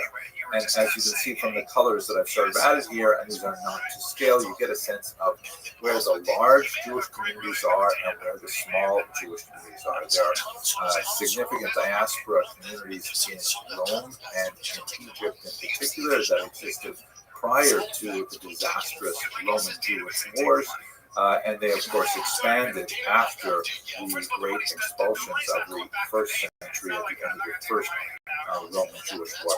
By the way, it's very important to note that although we speak about the Roman exile as somewhat of an exaggeration, there were Jews present in the land of Israel throughout the entire period, although not necessarily in certain regions, such as, for example, in Judea and in the city of Jerusalem in particular after the Bar Kokhba rebellion. But after 3 failed wars, the Great Revolt of 66 through 74, the Kitos rebellion of 115 to 117, and the Bar Kokhba revolt of 132 to about 136, there was a tremendous amount of persecution applied, particularly to Judea, and many Jews moved simply to the north, and you have the rise of the great center around the city of Tiberias and Tiberias. So we've got diaspora populations that existed prior to these wars, and of course they expanded significantly after the wars, but there was always a presence of Jews in the land of Israel throughout the entire medieval period. So what's going on in the land of Israel after the Bar Kokhba revolts of 132 to 136? Perhaps the most significant thing is under the persecution of Hadrian, there's this big movement to the north. And that's where, at the turn of the 3rd century, Rabbi Yehuda Nasi in particular decided that it was time to make a dramatic break in Jewish history and to record in writing the large oral tradition which came to be known as the Mishnah. This is basically for lack of a better word for this very short lecture, it's basically Jewish law, although it's really more something like a textbook that offers lots and lots of questions, more questions than answers in many ways. It's broken into sections known as Shishe Sidre, or 6 orders, which gives you a sense of the legal priorities of the Jewish nation at this difficult time. Seeds, which deals primarily with the laws of agriculture described in the Bible, laws of mixed species and the sabbatical year and things like that. Holidays, the holiday cycle, women, which deals with marriage, divorce, and so on. Damages, which is kind of like the classic section of the Talmud. The Talmud, as we shall see, is a commentary on the Mishnah. And this is basically, torts and things like that. 5 is holy things, which deals primarily with things like the temple and sacrifices and so on. And 6 is pure things, which deals with the very large body of laws dealing with personal ritual purity, way more than we can discuss in this section. But by codifying this text, which had been handed down for centuries upon centuries as an oral text, this really made Judaism portable and made it much more possible for Jews to survive in the diaspora. And this is a map that gives you another sense of what the diaspora looked like. Again, these little squares here that show Jewish communities are not to scale. Some are much larger than others. But what I think is useful in particular about this map is the growth of Christianity. As you can see with these little starbursts, these are Christian communities which are now evolving. Again, you'll recall that in the 1st century, Christianity was essentially a Jewish movement, and it continued to have very strong Jewish connections throughout the 2nd century and into the 3rd century, but it rapidly begins changing into a Gentile movement, meaning a body of ideas that appeal to those who are not ethnically Jewish. And they established several major centers in Rome and Antioch and so on, where the gospel literally spreads. Typically, those are originally connected to Jewish communities. And this is an especially important point because this is when the Roman Empire, of course, begins to actively engage in getting closer to Christianity and eventually adopting it as an official religion. Already at the beginning of the 4th century, with the Edict of Milan, Judaism loses the quality of protected class that it had under the pre-Christian Romans. Even though they fought wars with the Romans, Judaism as a religion was specifically recognized by the Romans. And after the empire officially adopted Christianity as an official religion, then that meant that Judaism began a relatively steep period of decline. This is the period, for example, that the Jews decided in Israel that they had better move away from the traditional method of organizing the calendar, which was based on sighting of the moon. And in the year 359, they said we have to go now to a mathematically calculated astronomical calendar, which once again will survive much better in diaspora than relying on the existence of a strong Jewish polity in the land of Israel. And in fact, this was prescient because within a few decades, the Patriarchate, which is the office of the political organization of Jews in the land of Israel, was officially ended in the year 425. And with the end of the Patriarchate, or in Hebrew that would be the Nasiut, the Hanasi, who authored or who compiled the Mishnah, was a member of this Patriarchate. That meant that there was no longer any official organized standing for the Jews in the land of Israel before the Roman Empire. And they were a minority without any kind of authoritative body to lead them. Very, very, difficult and precarious time for the Jews in the Eastern Roman Empire. Ironically, these gradually worsening circumstances throughout the 3rd and especially the 4th century spurred the Jews in Israel to engage in an unprecedented level of creativity. There were some rebellions, like one in 352, but primarily the energy of the Jewish population went into codifying a massive commentary on the Mishnah called the Talmud. There are actually 2 versions of the Talmud, one that's called the Jerusalem Talmud, or, although the term may sound somewhat jarring today, the Palestinian Talmud, because Palestine, of course, was the geographic term that had been adopted since Hadrian for the region. And this Talmud essentially was a rather brilliant thing. I'd love to talk about it a lot more, but I can't here. You'll have to go to my channel to look at other videos to understand a little bit more about what the Talmud means. But essentially, it takes the text of the Mishnah, which is itself kind of like an amplification of the biblical text, and opens it up to a degree that makes it not a text like you can read like a newspaper, but a series of questions and somewhat strange answers that require further questions. And this is what I'd like to call the genius of ambiguity, which really made the Jerusalem Talmud and then its later successor, the Talmud written in Babylonia, it's the Babylonian Talmud, made it like a core text of Jews for the next 2,000 odd years and still actively studied today. I don't have time to go into like the details of how the Talmud works, but I will give you one example just to kind of illustrate the sense of playfulness that sometimes infuses this amazing text. This is a true story. When I was studying in yeshiva in a rabbinical seminary in Jerusalem myself, and by the way, I am not a rabbi, I'm just a regular guy, historian if you like. There was a problem with an excessive amount of food being wasted. Primarily because this was the time of the collapse of the Soviet Union. There are a lot of Jewish boys who were coming from Russia and Ukraine, and they were coming to Jerusalem to study. And maybe they were worried that the yeshiva would close, so therefore they would tend to take multiple helpings of lunch. Food was free for students. And they would take it back to their rooms, and it would waste, and it was expensive, and so on.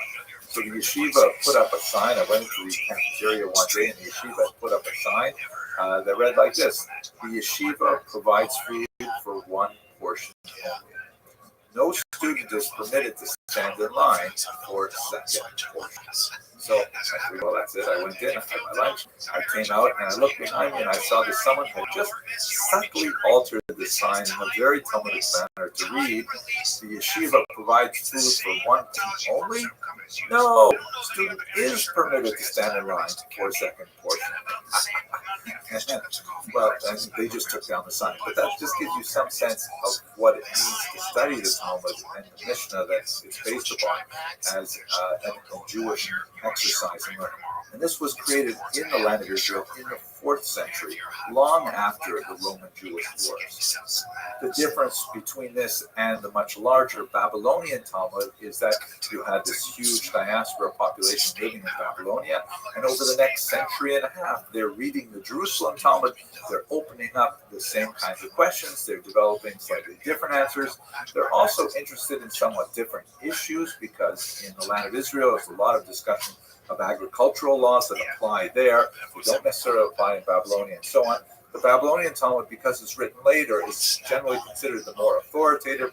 It's certainly much more well-studied, but its origins are in the land of Israel. Another major contribution, not just to internal Jewish culture, but really to world culture, is the institution of the synagogue, which develops at this time. And other houses of worship, such as the church and the mosque, are based directly on the model created by the synagogue. The term itself, synagogue, is Greek. It means place where people gather, and that is a direct translation of the Hebrew term Beit Knesset, and that's also how we get the Latin term ecclesia, eglise, church, and mosque as well. They all come from this basic idea. And this is something that actually began to develop already in the period before the Roman Jewish wars. We have, for example, from the 1st century before the Common Era, this remarkable tablet, the Theodotus inscription it's called, and it's basically, the classic example of a plaque that is really well associated with synagogues. Anyone who walks into a synagogue, you will notice that there are tens, sometimes hundreds of plaques that all commemorate donors who gave money in order to build the synagogue. This one is attributed to a man named Theodotus, the son of Demetrius, who was an archisynagogus, a head of the synagogue, and it basically talks about how, he, as a representative of a long line of people who were similar donors to the synagogue, built the synagogue, guest rooms, chambers, the plumbing, all kinds of things like that. And synagogues especially after the destruction of the temple in the year 70, which it represents a huge change to Jewish ritual. I mean, all of Judaism was so focused on the temple and its rituals in Jerusalem that when it is destroyed by the Romans, what do you do with Judaism as a whole? And the transition to synagogues was essentially something that replaced, at least in some form, the centrality of the temple, allowing Jews to come together to express their heartfelt desires and prayer to God, and to perform many other communal functions, social gatherings, study sessions, and so on. And we have synagogues that dot the entire landscape and are especially prevalent in the north, where many Jews have settled after Bar Kokhba. Here, for example, is a beautiful synagogue flora with a huge mosaic of the zodiac that was found in Hamat Tiberia, 4th century. And you can see from the mosaic that they're still commemorating and harking back to the temple with all kinds of elements like the incense shovel and the menorah and the Ark of the Covenant that all refer back to the temple, and as well as the shofar and the lulav and etrog, which are, of course, part of the holiday season. You have these beautiful mosaics everywhere, including not too far away, the Beit Alpha, 6th century, kind of a more primitive style, but really quite famous name.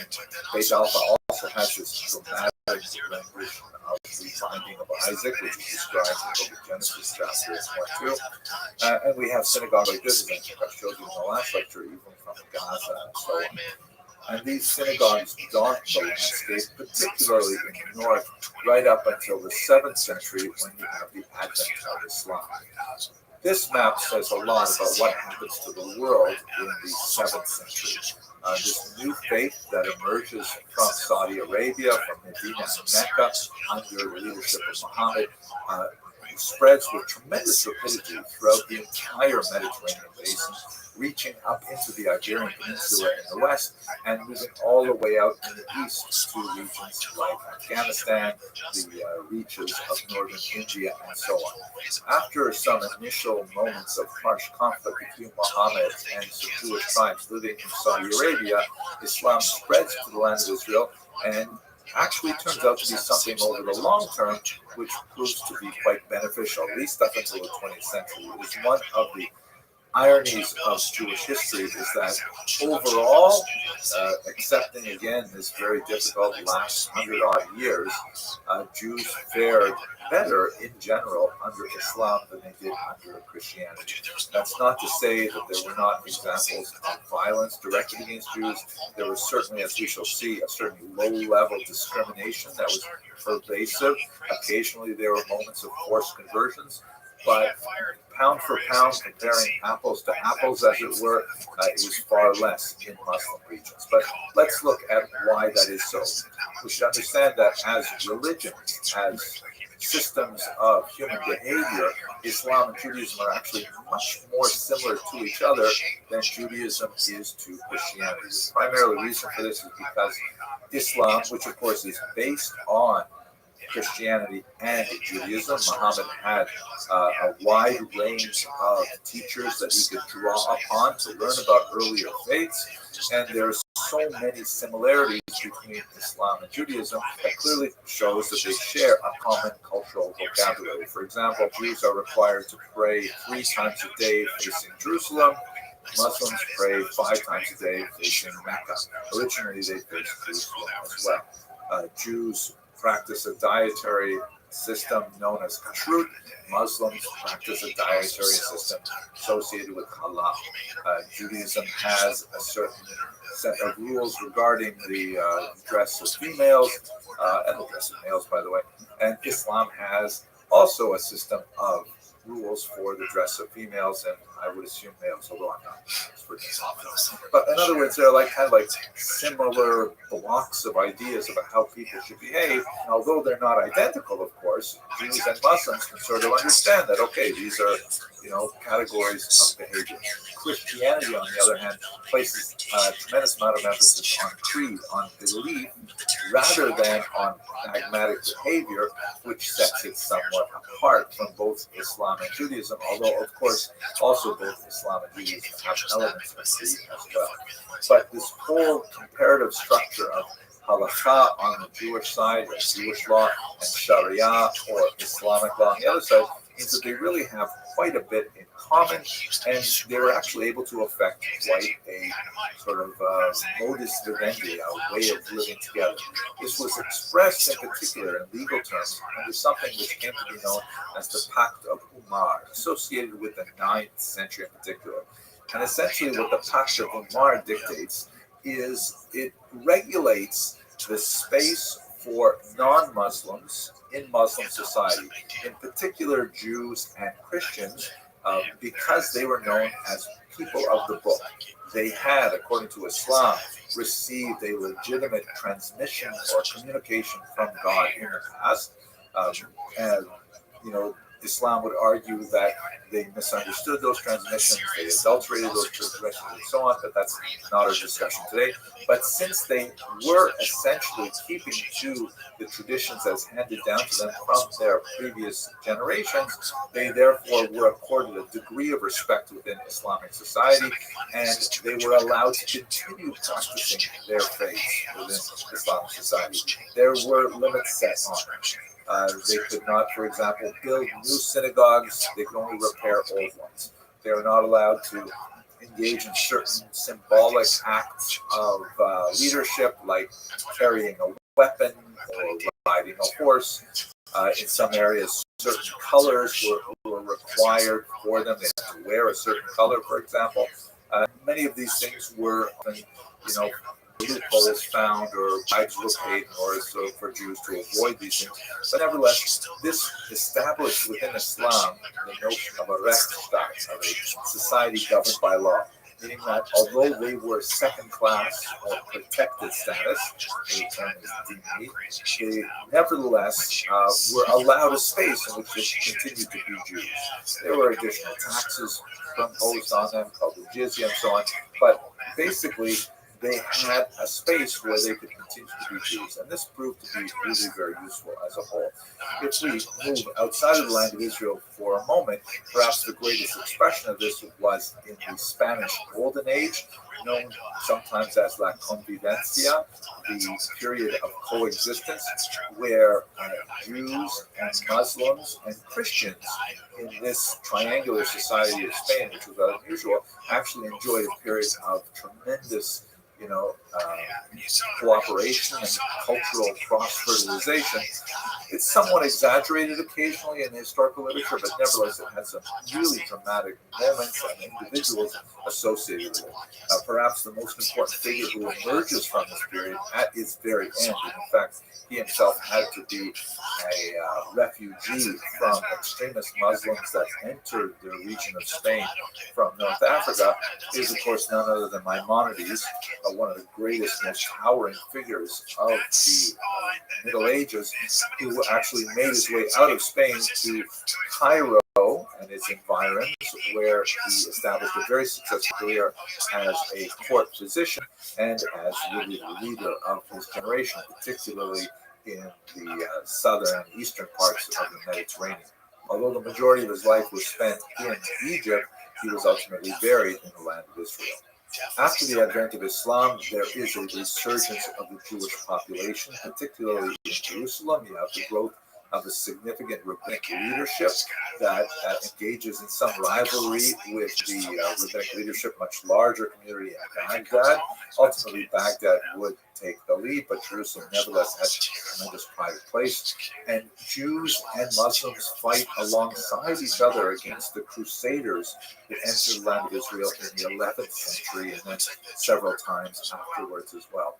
But I think one of the most fascinating periods of Jewish history at this time is when the Ottoman Empire was in control region. Here you can see a map of the entire Ottoman Empire that lasted right up until the 20th century. And this is as a result of a great influx of Jews after the Spanish expulsion. This map here shows you that many places that Jews sought refuge after being sent out of Spain. And as you can see, a significant number of them went to the land of Israel. And not only that, in particular, they went to a city called Sfa in the north. Tzfat is a beautiful city that is not especially famous until the 1500s, when it suddenly attracts this tremendous number of Spanish and Portuguese exilees who set up this incredible center of Jewish activity. It is there that the Urianic Kabbalah is particularly described. You can see from these unique blue-tinted gravestones from Tzfat some of the great names of the Kabbalah, the Rav Alkabetz, Rav Cordovero, and of course the incredible Arizal, Rabbi Isaac Luria, who came to Tzfat from Egypt in order to study with the great masters there. So there's tremendous creativity happening in the land of Israel in the 1500s, in Tzfat in particular. The tremendous surge of Jewish creativity in Tzfat, however, is largely limited to the 1500s. And by the time you get past that period, Jewish communities in the land of Israel tend to go into a fairly steep decline. There are regular migrations, particularly from 1700 on, from Poland, of Jews who are seeking to return to the ancestral homeland. But if you look at this estimated population chart of the land of Israel from 1850, which is based solely on people who've had status as Ottoman subjects, you can see that Jews constituted roughly 4% of the overall population of the land, Christians another 8%, and everyone else are basically Muslims or Druze. So there's only a tiny, tiny minority of Jews living in the land of Israel by the time we get to the modern period. By the 1880s, however, you begin to see the organized migration of Jews, now from the region of Ukraine in particular, under an organization called BILU, which is an acronym for the phrase Beit Yaakov L'chu V'Nelcha, House of Jacob, let us arise and go. This is actually one of their founding documents here. This organization, BILU, aimed to recreate agricultural settlements of Jews in the land of Israel. They received significant backing from Western donors.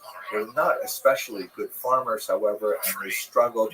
Many of their communities failed, but some of them actually managed to take root in places like Petah Tikva, and they constitute the nucleus of the new migration of Jews from Eastern and Western Europe.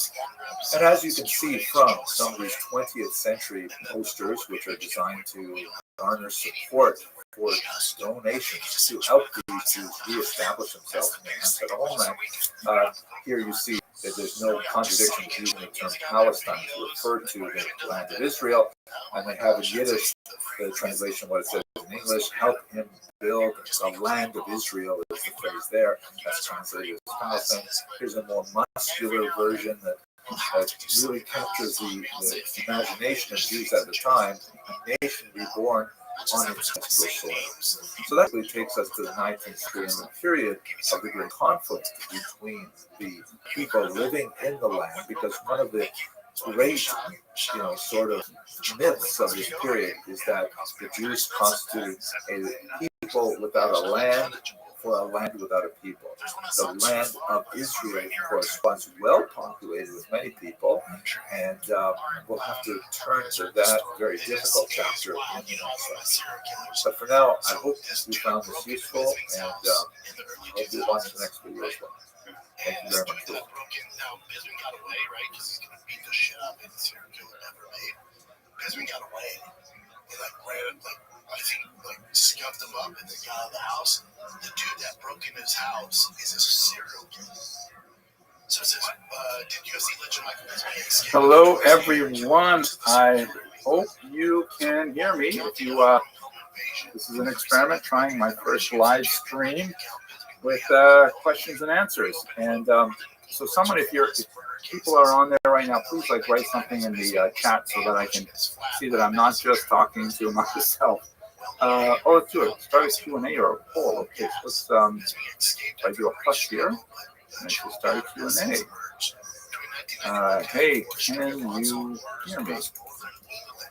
Okay, I can start Q&A. Let's see what happens.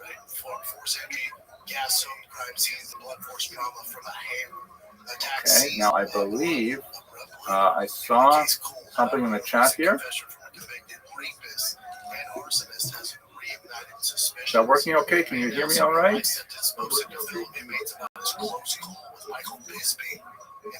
Strange kind of echo here. It's repeating the whole. I see there are 5.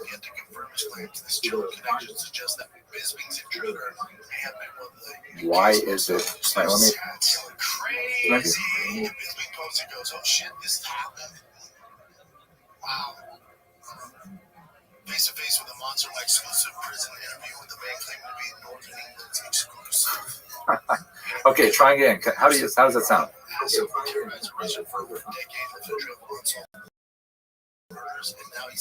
Wow, that's not working right at all. The great Michael Bisping almost was his next victim. Dude, this would be like fucking Jeffrey Dahmer breaking into my house. Yeah, how old is Bisping? Yeah, almost been super. He's in the UFC. So I see there are 34 people as participants. So I assume that something's happening here. It's in the late 90s, early 2000s, so he was still, coming through the ranks. Beat your ass. Oh, yeah. That is crazy. But I'm not getting any feedback from you. There's not a serial killer alive that beat up a UFC fighter. Your best chances at Kipper. So I don't know if this is actually working. And I'm going to tell you what I'm experiencing from my end is that I say something and then my computer plays it back to me. Oh wait, I think I solved it. I had 2 browsers open. Okay, that's great. So that's an improvement. Now let's see. Do I have anyone who's asked any questions here? Let's see what I've got. Yes, great. I've got some questions there in the chats here. Okay, so I see Taylor26 is on. Thank you. Delshon London Prejean is on. I hope I pronounced that correctly. All right, that looks like we've solved this. Okay, 2 browsers. Okay, so let me start with the questions that I have recorded from my notes here, and I hope that they will be useful for you as well. And please feel free to add your questions in the chat so that I can, deal with them live. And we'll try a few different ways of experimenting with this. First of all, a lot of people reacted to the review of Ilan Pape's book that I just posted yesterday. This is something I posted only for members because I really did not like this book. I don't really want to share negative things with the whole crowd. It is a fairly critical review, and I do appreciate that many of you asked me to make it public, but this one I'm going to hold on to. However, the things that I learned from the book and my reactions to it as well, I will include this in more standard presentations, so that you'll get to see that as well. Now let's go on to something else. The Trancoso inscription. So a lot of people had a lot of interesting theories about what's going on with those strange inscriptions on the stone exteriors of the houses in the Jewish quarter in Trancoso, Portugal. A couple of people said, well, maybe that strange one that looks like it says the word Roro is actually Duro, like the letter Resh in Hebrew, is very close to a Dalet. It's just a difference of a sharp corner, a right angle, as opposed to a slight curve. And that's possible, but it should be noted that this particular location is somewhat south of the Douro River. It's not really so close that someone will want to write it there, and also write it twice. So it's true. I still have to spend a lot of time thinking about this to get some sense of it. But I got a few other interesting suggestions. Yosef Israel writes, the last bit at the end in the inscription looks like it says the word ruach, which means spirit. And that's referring to the little horizontal line under one of the last letters that would actually spell that sound, ach. But when you actually are up with the wall, you'll see that it's not actually carved into the wall. In the video, it shows up, but it's just a little bit of lichen. And it could be that lichen is there because there was originally some kind of imperfection in the rock, but it's definitely not dug in as deeply. So I don't think it's quite that. Now, Stislav Meki 2262 writes, the inscriptions would have to be analyzed and dated by archaeologists in the first place. true. I'm not a trained archaeologist at all. I'm a regular historian. I read fairly widely in archaeology, but I don't have all the tools here. The question is, how old are they really? Are they pre, during, or post-Inquisition? Could the stones have been reused from earlier buildings? Was the location affected by the Great Lisbon earthquake of 1755? There were earlier earthquakes in the region too, 1321, 1356, and 1531, and also another earthquake in 1761. So a very erudite kind of complex question there. But it's really the problem. We know that the inscriptions have been around for quite some time, but they could even be possibly early 20th century. There's no way to carbon-14 date an inscription of this nature. It's inorganic material and so on. The buildings can date to the pre-Inquisition period, 13th century, 14th century. So sometime over the last 500 years, someone inscribed the walls with these strange symbols. They were not affected by the earthquake of 1755. We were aware of that one. Totally destroyed much of Lisbon, but didn't have the same kind of impact on Trancoso. These buildings are definitely from the Inquisition period, but the inscriptions could have been added as late as the 20th century. In fact, I had a really interesting discussion with a museumologist in Porto who suggested they may even have been inscribed for the purpose of attracting tourists. I mean, that was like really wild, but not impossible at all. So it's still likely that they were inscribed, most likely by Jews, because this is a Jewish neighborhood and they don't appear nowhere near as outside of the neighborhood. Don't know really what they mean.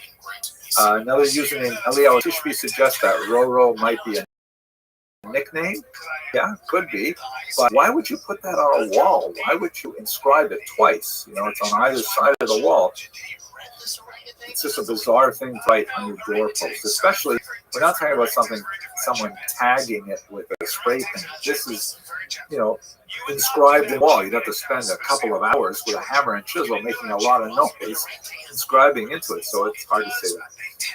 Desert Prier writes the same thing. Why would a Jew spend hours carving a nickname to the side of a house under the hot Portuguese sun? Good question. Anik Nathana 9463 adds that maybe it's a gematria, meaning it is it's a numerical equivalent, and it happens to be the numerical equivalent of the word bayit, meaning house, 412. But then why not just write the word house, or even write the word 412? I mean, it's just strange. And the last one here on this section, J.F. Joubert Quebec asks, are there crypto-Jewish personal names that can be identified? And yes, definitely. There's quite a few names. Nunez, Perez, Sanchez, Gonzalez. These are often very well associated with crypto-Jews. Perrier. He asks also, could a Jacob, a shoemaker from the Netherlands, hired to fight for Britain in the Revolutionary War in the U.S., be identified as Jewish? Well, Jacob is definitely a Jewish name, also a non-Jewish name too. Shoemakers, same. Netherlands, yep. So the answer is yeah, could be Jewish, but could easily be not Jewish. Okay, so those are all the questions that I recorded on that. Let's check the chat here. So nice to see it. Got Taylor 26 asking me if I read the book of Daniel. Yes, I have read the book of Daniel. Why does it mix historical events with apocalyptic imagination? The author of Daniel anticipated the apocalypse to occur shortly after the Maccabean revolt. So those are really hard questions. Definitely, this is making me regret that I did this live streaming. But reading the book of Daniel is definitely one of the most complex and difficult to parse books in Tanakh. In fact, there's a discussion in the Talmud that there's even divine sanction applied to revealing some of the secrets that are coded into the book of Daniel. Scholars approach this, academic scholars approach it with a very different perspective, suggesting that it was written much later than it purports to be written, and that would change the way we understand the apocalyptic suggestions that are encoded in it. Definitely a massive topic, and the interpretations of Daniel will depend very heavily on what kind of scholars you're asking when trying to figure out what does this book mean. Taylor 26 also asks, what's my favorite commentary on the Torah? Well, I have a lot, I think. I definitely am a traditionalist. I love Rashi. I think Rashi has phenomenal humility and insight and intelligence, and he writes in such a beautifully brief and concise manner. In terms of modern commentators, I prefer Rav Steinsaltz. I study his work every day. Okay, let's see. Delshon London Prejean writes that Nisan the 14th is not occurring on the same month this year to my devout Jehovah's Witness parents. How do I explain that the Gregorian is not a spiritual calendar / God-given calendar? That's a super hard question. That's more between you and your parents than me, I think. But what I can say is that, the calendar that the Jews follow, that of course would calculate the date of Nisan 14th, it's a complicated luni-solar calendar. What we have in the Bible is essentially a lunar calendar, completely going by the moon, but that would result in only 354 days. So the Muslims, for example, they have a lunar calendar. They lose 11 days single year, and Ramadan right now happens to fall in the springtime. Yeah, but in a few years it'll be in the winter, and then it'll be in the fall because you're always losing 11 days. The Hebrew calendar, however, has to be fixed because the Torah refers to Passover as Chodesh HaAviv or Chag HaAviv, the springtime holiday.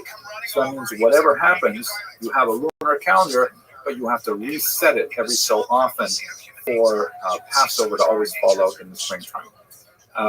This used to be done sort of manually on an ad hoc level, that the rabbis would get together and would look at the seasons and where they're falling out, and they would make a decision whether or not to declare a leap month, the 2nd of Adar, which we have in this year.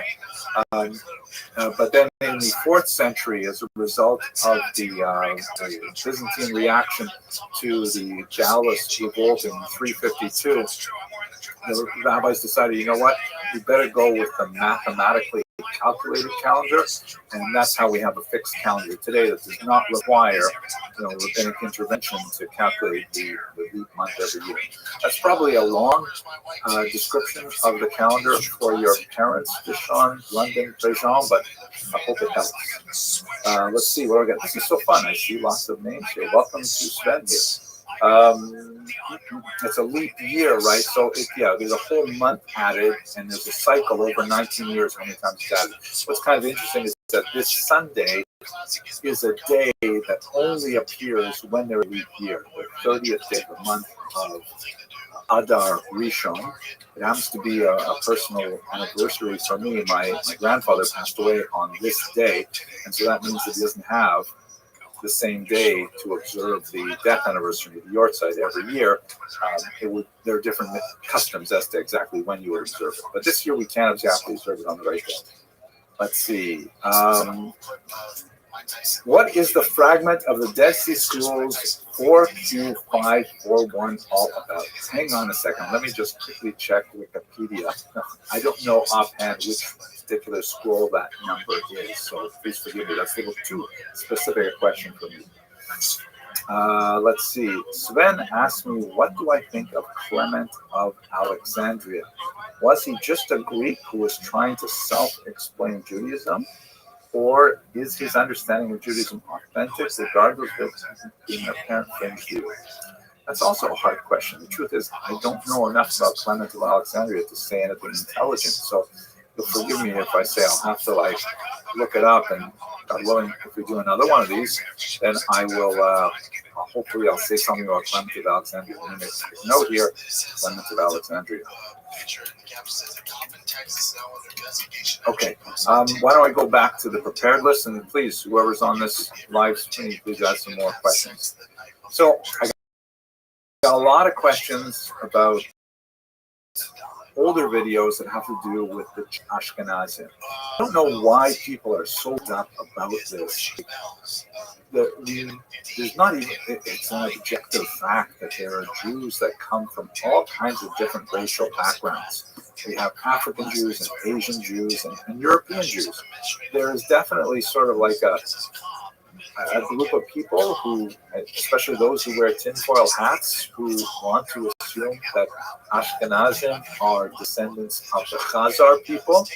There's not a lot of evidence, certainly not a lot of genetic evidence for any significant admixture of the Khazars in the Jewish population, as much as these conspiracy-minded people might like to think so.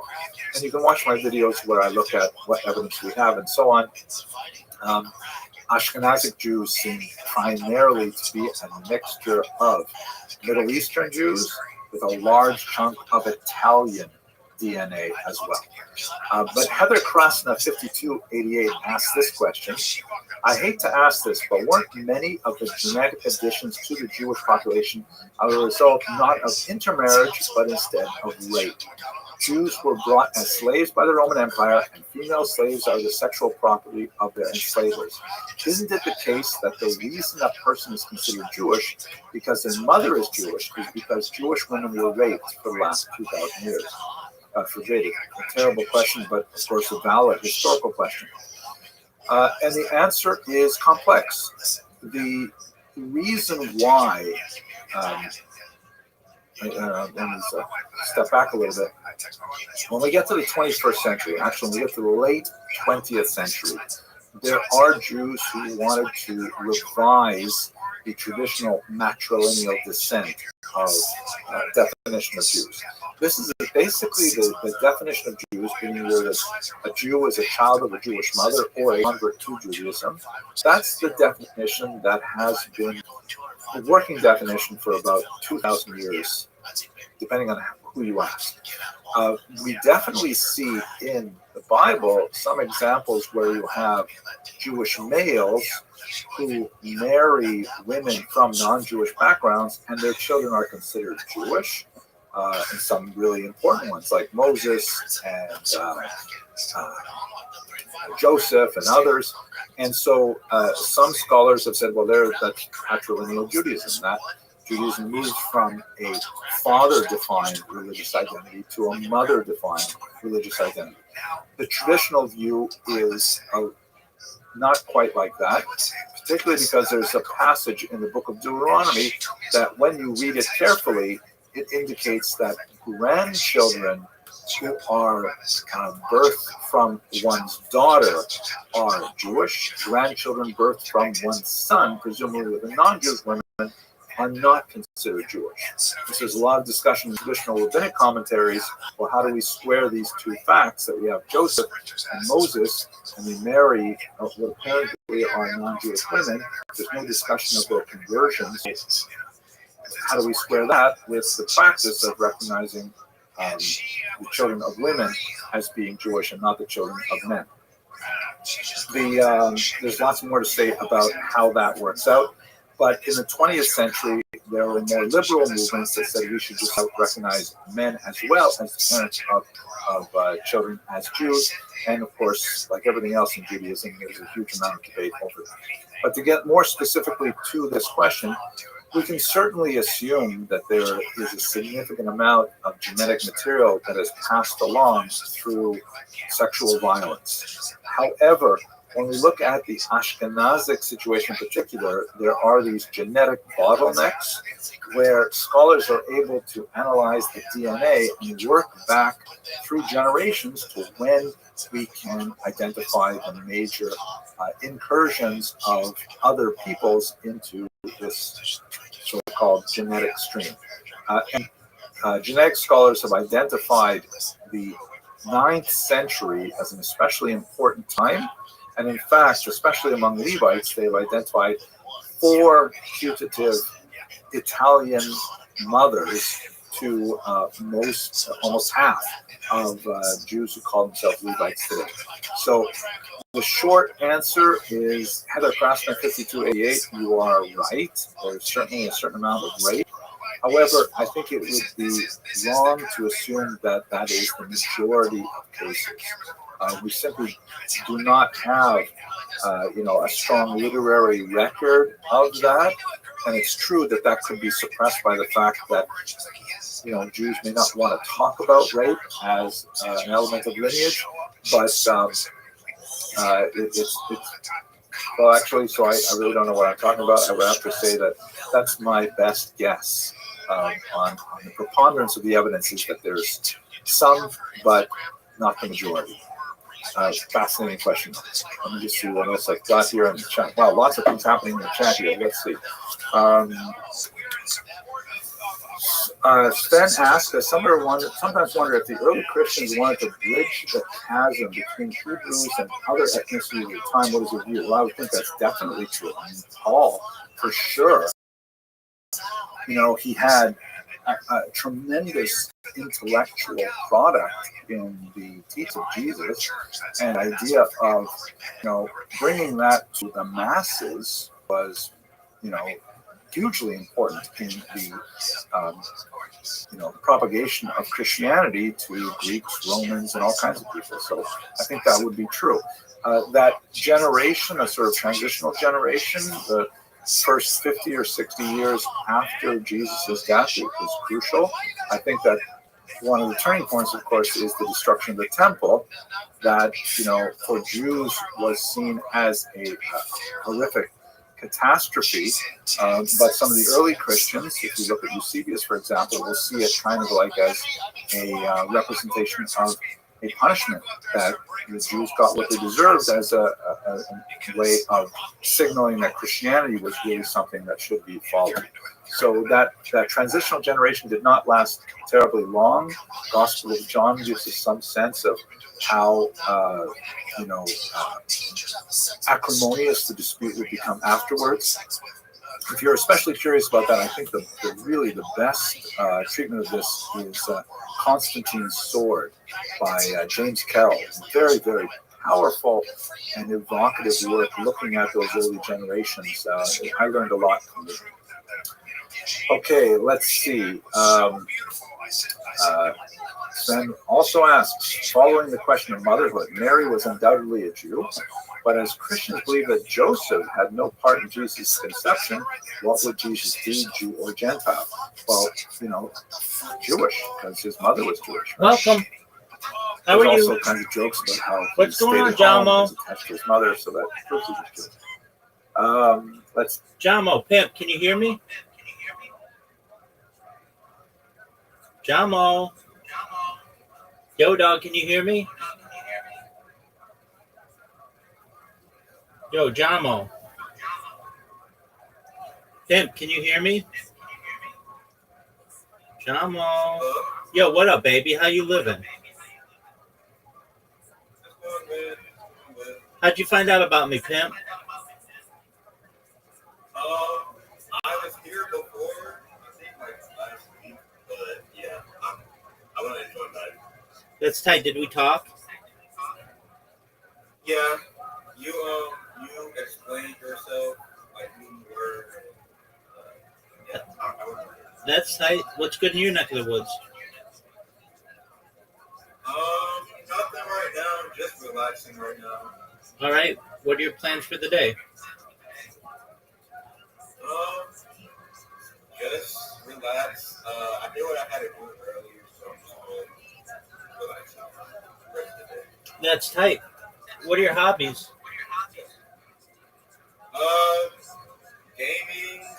What do you like to play? I like to play War Thunder, college football. Oh, I have a favorite college football team, but my favorite NFL team is the Raiders. tight. Are you a fan of the move to Las Vegas? Personally, no. I wish they stayed in Oakland. Yeah, I wish they stayed in LA. Yeah, me too. But I mean, it's okay. I got you. All right. So, if we were playing college football 26, who are you choosing right now? I would say North Carolina Tar Heels. Yo. Yo, dog, what's up with Bill Belichick, and more importantly, what's up with Jordan Hudson? Ooh, I don't know. That girl is fine. Yeah, that's strange. I don't know How they gonna do this year? I'm not sure. I'm not sure how they're gonna do this. The season hasn't started yet. They might do good. They're the I don't look. I'm not really a fan of the Tar Heels, but I just play that team because that's where I'm from. I gotcha. They're the biggest question mark perhaps in college football. Nobody knows what's gonna happen with them. Yeah, that's true. That's what any team really, you know. That's true, especially in college. All right, so what are your thoughts on the whole Jordan Hudson Um, situation? I don't know who he is. It's a girl. That's that's okay. That's Bill Belichick's girlfriend, who's like 24 and he's like 1,000 years old. Oh, I see. Oh my goodness. Well, I think Google it's a bit strange. Google this bitch. She's hot as fuck. Okay, hold on. You said Jordan Hudson? Yeah. Okay.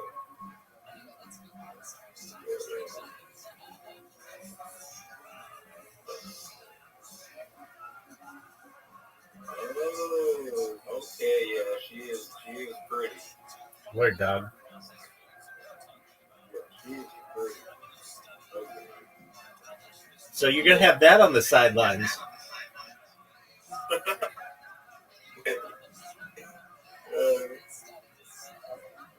Strange though, Bill Belichick and her.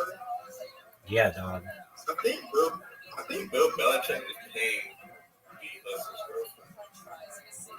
I would. That girl's hot as fuck. Yeah, I think Bill Belichick's paying her though. There's no way, like, I just don't see how else she would go out with Bill Belichick. Word, dog. There were rumors that she was a high class hoe. Okay. That's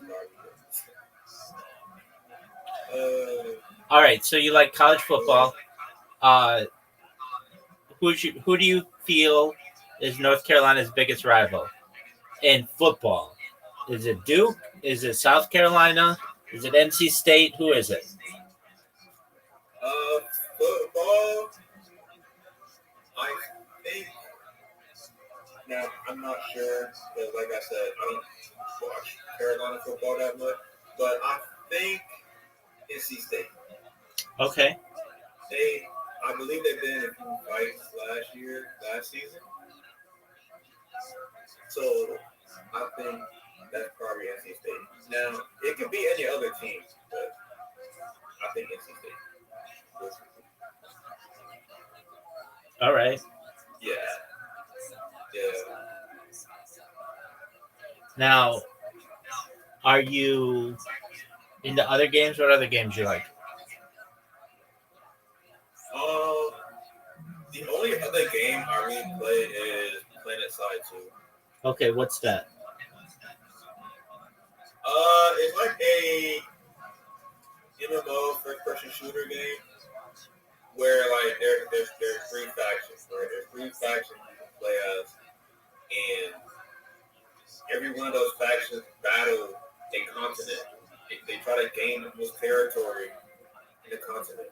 And whoever has the most territory, by the time runs out, that's who wins the continent. It's basically like a big first-person shooter game. Very cool. It's fun. Excellent. Yeah, it's fun. What are your other hobbies aside from gaming? Other than that, I just like to go outside, like ride my bike, sometimes walk outside. That's really about it, to be honest with Very well. How old are you? you. I'm 24. Excellent. What kind of bike you have? It's a mongoose. Oh, tight. Yeah. Do you like to do Yeah. like BMX tricks and stuff? To be fair, not really. I try, but I'm not really good at it. I gotcha. Do you do you have And I pet? keep practicing. Do you have pegs? Eggs? Yeah. Oh, you've got On the pegs? wheels? Yeah, that's tight. Yeah. Then you can take a buddy. I just like the look. Yeah. They just look cool. Stuff like that. I think they look cool too. All right, very cool. Are they on the back tires or the front tires? Back tires. All right, very cool. So you like? Are you in a relationship? You got a girlfriend? You got somebody who you like? No, I'm single. All right, very well. Okay, so you like video games? You like your bike? Do you play any sports? I used to play basketball when I was younger, What position? but not anymore. I was a point guard. All right, so you're good with the ball. Yeah. Did you turn it over a lot? Sometimes.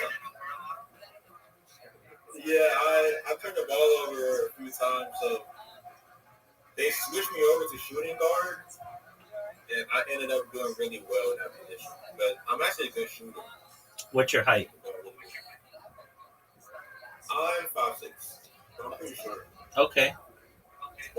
How are you at free throws? I'm decent. Okay. I'm decent. I mean, like, what's your free throw percentage? Like 75%. Okay. All right. And you played in high school? No, I played in middle school. I didn't play any sports in high school. Okay, so you used to play basketball. You like any other sports? Basketball, football, that's mainly it. Okay, so what'd you play in football? Oh, I didn't play football. Oh, you just I like play football. yes. Okay, very well. All right, do you play any fantasy teams? Like fantasy football? Yeah. Yeah, I play with my family. Oh, that's tight. When's your draft? My draft. Actually, wait, did they start the draft? Fantasy drafts are like throughout August, so it could be basically whenever. Okay, yeah, I think my dad will message me when it's about to start. So, yeah, they didn't start the draft. That's really tight that you have a family one. Yeah, do you draft too? Yeah, dude, I'm in 26 teams. Oh wow. Yeah. That's good. So I do this. So here's my secret. I follow sports. I mean, like more than most people, but it's hard for me to get into some sports. Like I'll watch a big game, but to watch like some random Thursday night game against maybe like the the the Browns versus the Atlanta Falcons. Like I'm not too into that, but with fantasy, I'm all about it. I'm waiting to count down the time for the kickoff because it makes all the games like much more exciting. So what I do is I go on ESPN every year and I draft 25 teams. And I just have the computer draws. When you have 25 teams, chances are, like, I don't have a single favorite player. I like them all. So I have the computer draft all the teams. And then what I do is I just, as the season goes, I keep an eye on my teams and I just do like auto, like not just auto picks, but like auto matchups and stuff. So I don't have to do all that much work. And then by the end of the year, when the playoffs come around, I have like 10 or 15 teams that have winning records and are going to the playoffs. Then when I get into the playoffs, I have these teams go, and chances are I'm going to have like 5 or 8 teams that are in the championship game, and then I'm going to have a winner. So I win like every year. It just depends on what league. Now I've got a bunch of teams that don't do well as well. So I've got that going for me. But then I've got this. I'm in a community. There, it's a cryptocurrency. I've been in there for a few years now, and we do a fantasy league as well. And that one I'm serious about, because then you only have one team, and it's for money, and the people are, we do a little bit of trash talking, nothing crazy, but just kind of, being nice. And this, last year I had the number 2 pick overall. And the number 1 pick, like if you remember, everybody was going after Christian McCaffrey. And that's who went first. So I had the number 2 pick. I took Tariq Hill. And like in the first game, before the first game, he was driving too fast in Miami and got pulled over and like was in handcuffs and like just started the year off like, not what we wanted. And he just didn't have that great of a season. Now this year, the number 1 picks are kind of there's no one player that everybody wants. So I again this year did the random draft with ESPN, and then we'll do a draft within our community in the coming week or so. And once that happens, then I'm locked in. Then I'm ready for the season, which starts up like in early September. And then it's exciting to me. Then I'm watching every game. I watch every game in here. Dude, and then the thing that I love perhaps most of all is the red zone. You know what red zone is? Where you get to watch all of the big scoring. Yeah, so nobody's got money for that kind of bullshit. But you can stream that shit, and it makes your Sunday so much fun, because it's like I don't have time to be like flipping channels and seeing what's going on. So on Red Zone, they put it out there where you just have I think their rule is this. Every scoring play they show, and everything within the 20, but sometimes they show it a little outside the 20, which is tight. So you basically see every score, and it's pretty amazing that like they used to do it. They had no commercials, so it was absolutely no commercials, and it was all free. And I'm sitting there with my team, and just like hoping that so-and-so, some guy I've never heard of, who's like a second string fullback, gets the ball and scores, because it'll be important to my team. And that kind of stuff gets really exciting to me. I can't tell you how much fun it is. And so what changed this year is ESPN bought NFL Network, and NFL Network owned Red Zone. So what's going to happen is once ESPN takes it over, I'm sure they're going to muck it up with commercials and all kinds of garbage like that. But that's cool. It's not like I'm paying for it. I think it's $30 a month or something. But you just get it free online and then follow along with all your teams. And that's the way to do it. So at the end of the year, I know that I'm going to have at least one team generally that has won its league. And that's always kind of cool. And I try to see if I try to win as many leagues as possible. And so that's tight. I do that with basically every major sport. So I have 25 baseball teams. There are 162 baseball games. Like, that's way too much. So just once a week, I auto, I do all the matchups. I do WNBA. I have 25 WNBA teams. Like, nobody's watching the WNBA. But it's like allow me to have a little bit of pulse on the WNBA and the players and what's going on.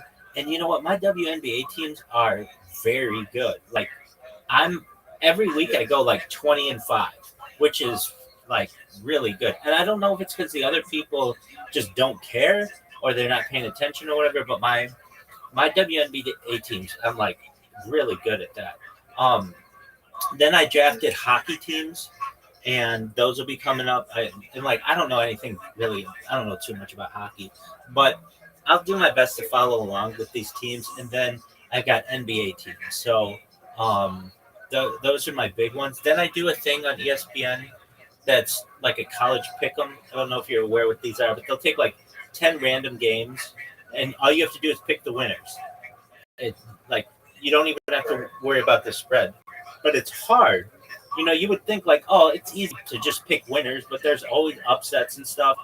And so Right. I'll do a college pick'em, and then I'll do an NFL pick'em, without the spread, just who's gonna win. And so that gives me like a lot of entertainment for the sports, the fall. And if I had to give any advice to anybody, if you're not into sports and you want to have a little bit more interest, that's the way to do it. That makes it. Aside from just straight up betting on games, which really makes it interesting, um, just doing fantasy is a lot of fun. So, but if I could, I mean that's sweet that you've got your family who does a fantasy football, and that's amazing. Yeah. How do you usually do in that league? We just basically draft players and then just play like a regular season. No, I know. Like, How do you do in the league? Like, have you ever won it? oh, how do I do? I actually won last year for the first time. No way. Who was your first pick? Do you remember? Do you remember who your first pick was? Wait, I'm sorry. That's okay. Do you remember who your first pick was? I don't. I think it was Patrick Mahomes. Okay, that's a good one. Yeah. All right. Yeah. Who are you looking at for your first pick this year?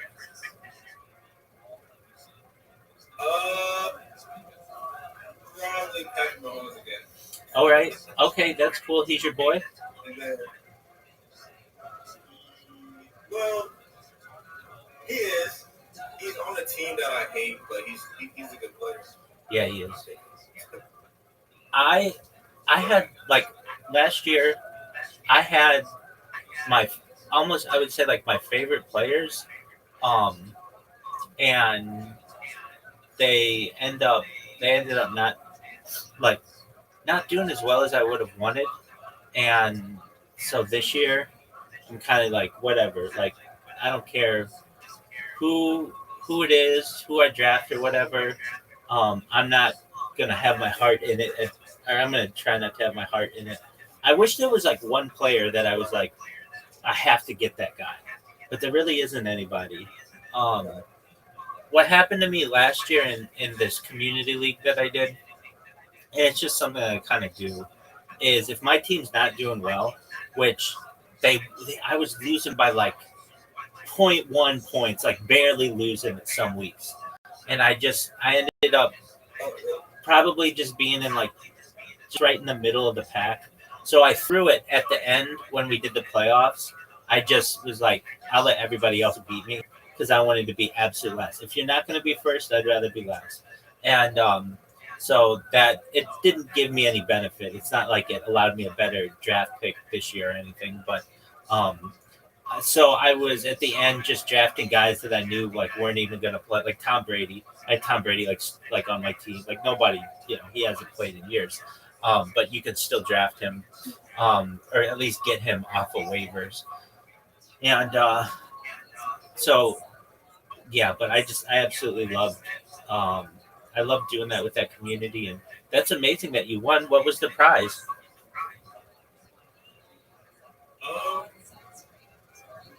I didn't win anything. I just it was just like an achievement, I guess. It's just for fun. It's just a fun thing in the family. Bragging rights. Yeah. All right, that's Yeah. cool. Very well. All right, so are you? Go ahead. But yeah, we did fantasy football for like 5 years. Like we started like 5 years ago, and last year was the first time I won. That's tight. That's super exciting. Okay, so who do you want this year? Oh, you said Patrick Mahomes. Okay. Anybody else you want? I want Aston Gentry, Sure. running back. Yeah. Yeah, the Raiders. Yeah, let's see. see how he do. I think he's gonna do good. From Boise, So I'm gonna choose him. from Boise State, right? Yeah, Boise State. Yeah. Yeah, he's going to be an interesting one because he like set the record for yardage, career yardage as an undergrad or something like that, and then I think he was the 6th pick of the first round of the um, Yeah. of the Raiders. So like it'll be interesting to see. He could be really big. He could be like a really great running back, or he. The thing is with running backs, and it's so sad. Their average career is like 2.5 years. It's like because they always get injured, and so you want to put all your money on one guy, but then like the chances are like on any play, this guy could get hurt. Which it's so much different than like a quarterback. Like a quarterback, the league does so much to protect them. Like, but like a running back, they don't care about it, which is really sad. And so they're just like, okay, well, just run it up the gut or whatever. So yeah, that's a really good pick. So he'll be on the rookie. He'll be on the. I'm not sure where he'll go this year. Like in the draft, but so I don't know. I don't know who I'm going to pick first. I think it just depends on where I end up with my draft order. But there's a player I really want, and I might make some moves to try to get him, and that's Brock Bowers, the tight end from Las Vegas. And the reason why I want is like all the positions, whatever quarterback you get, like they're all kind of the same. They're going to put the same amount of points up for you generally. Same with running backs. A lot of wide receivers are the same, but tight ends can differ. And it's like tight ends are one like where there's this big gap between the top tight ends and just your regular guys. And so, and he played at Georgia. He was a phenom at Georgia. I think last year was his rookie season, and he just was unbelievable. And I think like he was the best tight end in the league by the end of the year. So I'm looking forward to hopefully getting him. When it comes to a defense, like one that I had last year was San Francisco, and I'm a Niners fan, but they just had a whole bunch of injuries, and so they went from like being like far and above like maybe the best defense in the league at the beginning of the year to being like I think I traded them at the end of the year. I mean, they just weren't that good, and that can happen where you don't know what to do with defenses. Another one, the kicker. Oh, the kicker was the big thing with me. So I forget the guy's name, and I should know it. I'm gonna look it up real quick. Okay, so the best kicker in the history of the NFL, Justin Tucker. I drafted him. He was the best kicker in the history of the NFL. So I'm like, oh, this is a great pick. And he goes out and almost gets cut from the team. He had a terrible season. I think it had to do with like sexual assault allegations he had at massage parlors. But it's like, of course, the year that like I need this guy to perform, he goes from legitimately the best kicker in the history of the NFL to like not just mediocre, but a terrible kicker. I was losing points because of him. And like of anything with a kicker, you don't want to lose points with them. So I'm not taking that risk again. Who else did I have? That it just didn't go my way. Okay, so this one I played pretty well, which was Jalen Hurts, the quarterback of the Eagles, because they had that tush push, and I figured like he's going to get a lot of just random touchdowns just because of that, and he did. So that was a good move, and he got better as the season went on. So like he may not have had like a bunch of rushing yards or may not have had a ton of throwing touchdowns, but that's fine. All he needed to do was get behind that line, that offensive line, and just get that 1 yard, and then it's automatically like 6 points or whatever. So that was a good move. I would pick him again. He did a good job for me. Another disappointment that I had was my tight end, Travis Kelce, who had the whole Taylor Swift thing, and I'm thinking like this guy's going to put up tons of numbers. He was considered to be the best tight end in the NFL year after year after year, and then he had a down year, and that when you've got like you only get so many guys to put up numbers, and if they're not performing, it's sad. And then Tyreek Hill, who had the issue at the beginning of the season, and he just never turned it, just didn't blossom into anything. And then when it came to running backs, I didn't put a whole lot into running backs just because running backs can get hurt.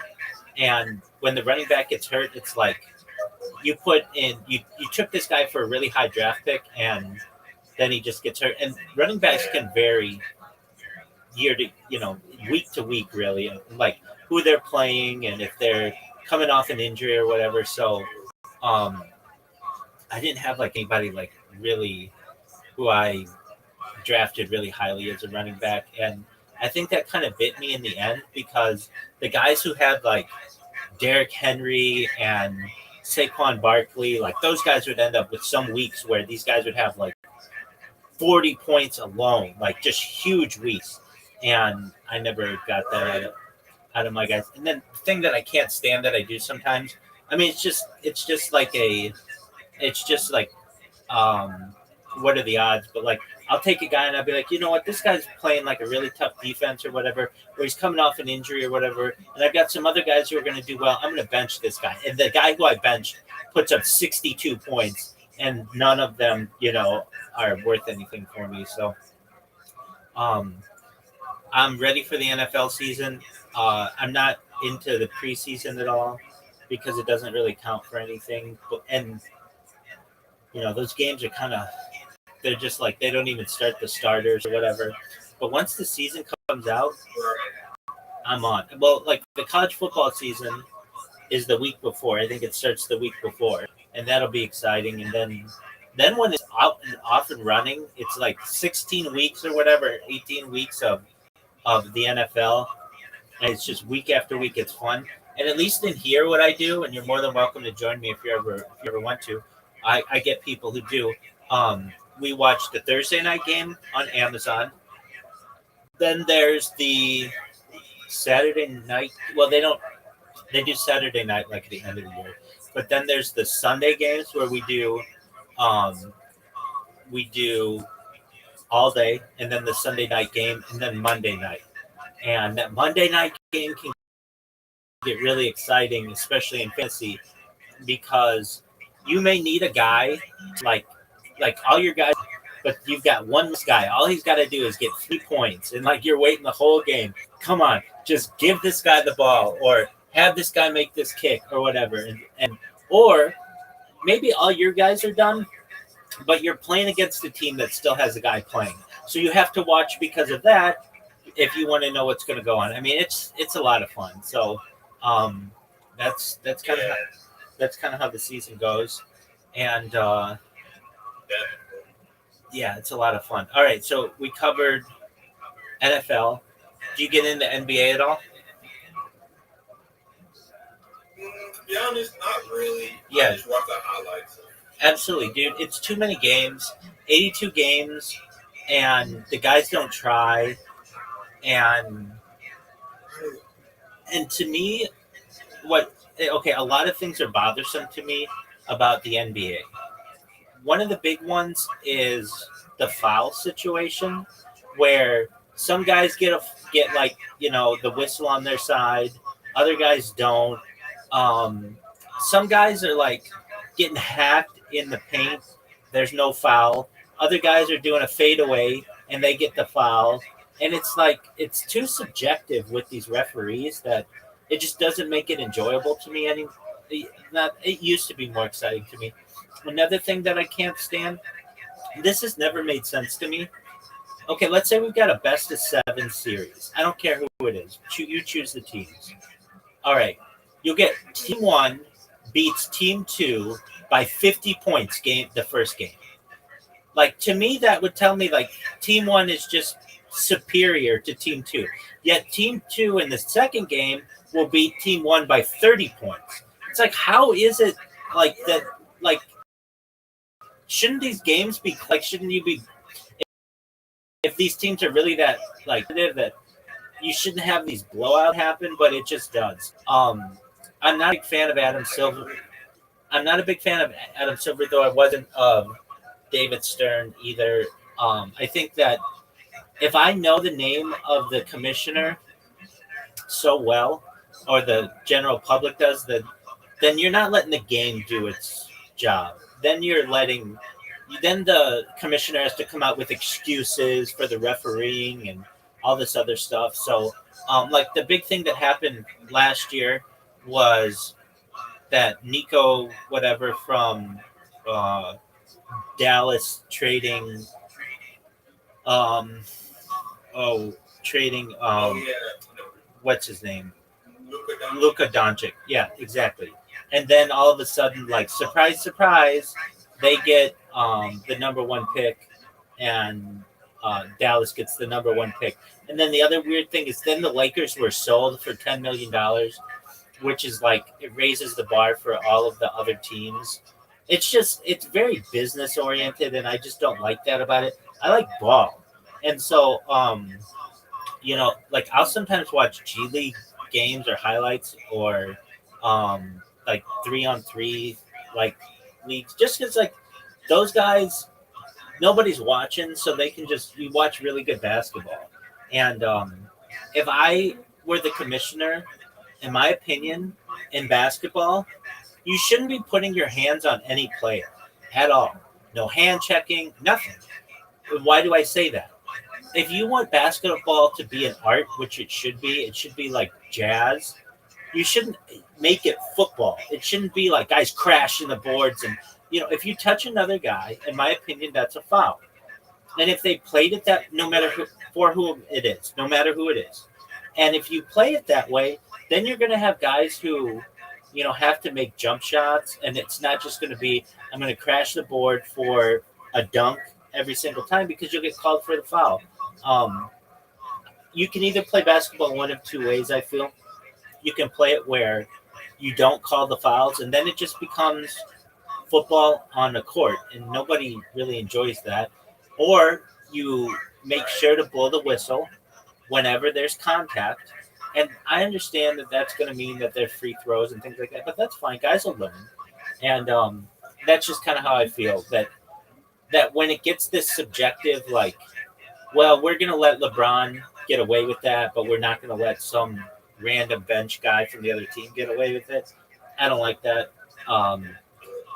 So, yeah. And so I don't know why they don't play it that way.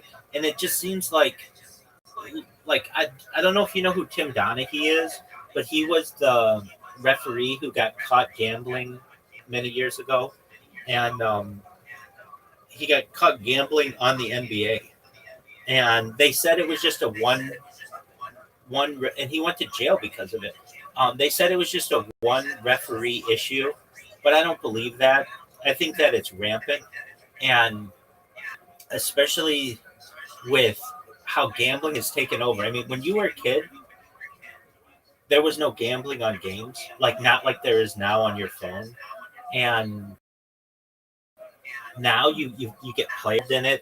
I mean, they have these prop bets that are like get really strange. Like there was one guy in the MLB who got in trouble just recently because he had a third party that was doing prop bets on first pitch strikes. So basically they would bet that the first pitch would not be a strike, and they would have this pitcher just throw the ball into the dirt, and like really crazy like balls just on that one, and they were making a lot of money doing it because whether you make money on whether the team wins or just because of a prop bet, they still pay out the same. So I think that's changed just how players are playing. Like there are some players, it's like strange that their team is maybe up by 17 points with 1 minute left, and these guys are still playing all the way out just so they can get like a certain amount of points for the over under. And it's just confusing. Like normally the players are like, okay, we lost, that's fine, but one guy's just still going all out just so that he gets like, that 7.5 point over under or whatever. It's changed the game. Right. And so I'm not a big fan of the NBA as much as I am college basketball. I like college basketball. It seems like purer. I wish there was a way that they did fantasy college football. Like they, and I've looked into this. Why isn't there are some minor leagues that do it, but the reason why is because with fantasy football, basically there's a lot of parity in the NFL. So you're not going to have one player who gets like 4 touchdowns every week. But in college football, a perfect example of this is Boise State with Ashton Gentry. And he gets like they're not playing anybody each week, so he's picking up huge amounts of numbers. And that's not really fair to everybody else. Like somebody who picks some running back who is playing tough competition each week isn't going to have the same kind of numbers as some of these other guys. So and then there's also the thing where there's like it's just so broad. There's so many more players to get that can cause issues. But I think with now they like moving the college is moving away from NIL and moving straight up towards paying players as employees. I think that's what they're doing now. You'll have fantasy college football, and then when that happens, you'll get fantasy college basketball and all those other things. And even you'll get fantasy women's basketball, and then you might even see it branch out to other sports like college baseball and that kind of stuff. Which when that happens, I mean, at least with the betting aspect of it, I think it can cause, it can be tempting for guys, especially in college. I saw some statistic that like 60% of all college players have had some kind of pressure on them from an outside source to do something for some betting. And so I think that, that's some pressure, especially because if I say to you, look, Jamo, your team doesn't need to win. You don't need to even score a touchdown. All you need to do is touch the ball 3 times in the third quarter. It doesn't even matter if you get a yard. We just need you to get 3 touches. So you just say to your teammates or whatever, or to the coach, like, hey, I really need to get the ball in this play. I'm feeling it, coach. I'm feeling it. Okay, that's cool, Or the reverse of that, where they say, look, you don't have to score. You don't have to catch the ball. Just don't get 5 yards on the first drive. We've got an over-under of 5 yards. So you just get 4 yards, and then you pull yourself out of the game. You just say, oh, coach, my knee, it's messed up. So they put somebody else in there, and then you win. I mean, if you're a college person and you're not making that much money, generally you haven't, it's a huge temptation. And I think that can distort the game a little bit. And I want players to decide the games. I don't like when referees decide the games. Here's the one that bothers me more than anything, perhaps, is in the NFL, is the fact that we don't have laser, we still have the chain game, and we don't have laser positioning of the ball, if you understand what I mean. Like basically the chain gang is just like a bunch of old dudes who run out there, and it's like there are thousands and millions and billions of dollars that are riding on the game, and they're like, oh, it's this short. It's like, it's not that short. I saw the guy cross the ball, midfield on instant replay, and we're going with this old-fashioned system of the chain gang. When I've seen they have like that, to me is ridiculous. Now it is, and it's a way that they rig it, and the reason why is they never show where the chain gang starts. So like when they're let's say you're like a foot short, you don't know if you're really a foot short because the chain gang could have started a foot backward, and it's just they have the referee and the NFL headquarters in their ear, and the referee just goes up and says, "Oh, we're a foot short," but they don't show where the ball originally was placed. And I've seen this replacement for this system that is really cool. It's just this little robot, like a Roomba, that keeps track of where the ball is all the time. There's like a little chip in the ball, which there already is a chip in the ball, and it just puts the ball down exactly where the guy went down. And like I know it's kind of like still in its early stages, because what if a guy reaches the ball out, or what if he fumbles? When did it actually go down? But okay, I get that.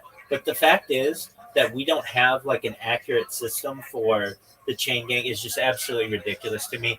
It allows people to. There's so much riding on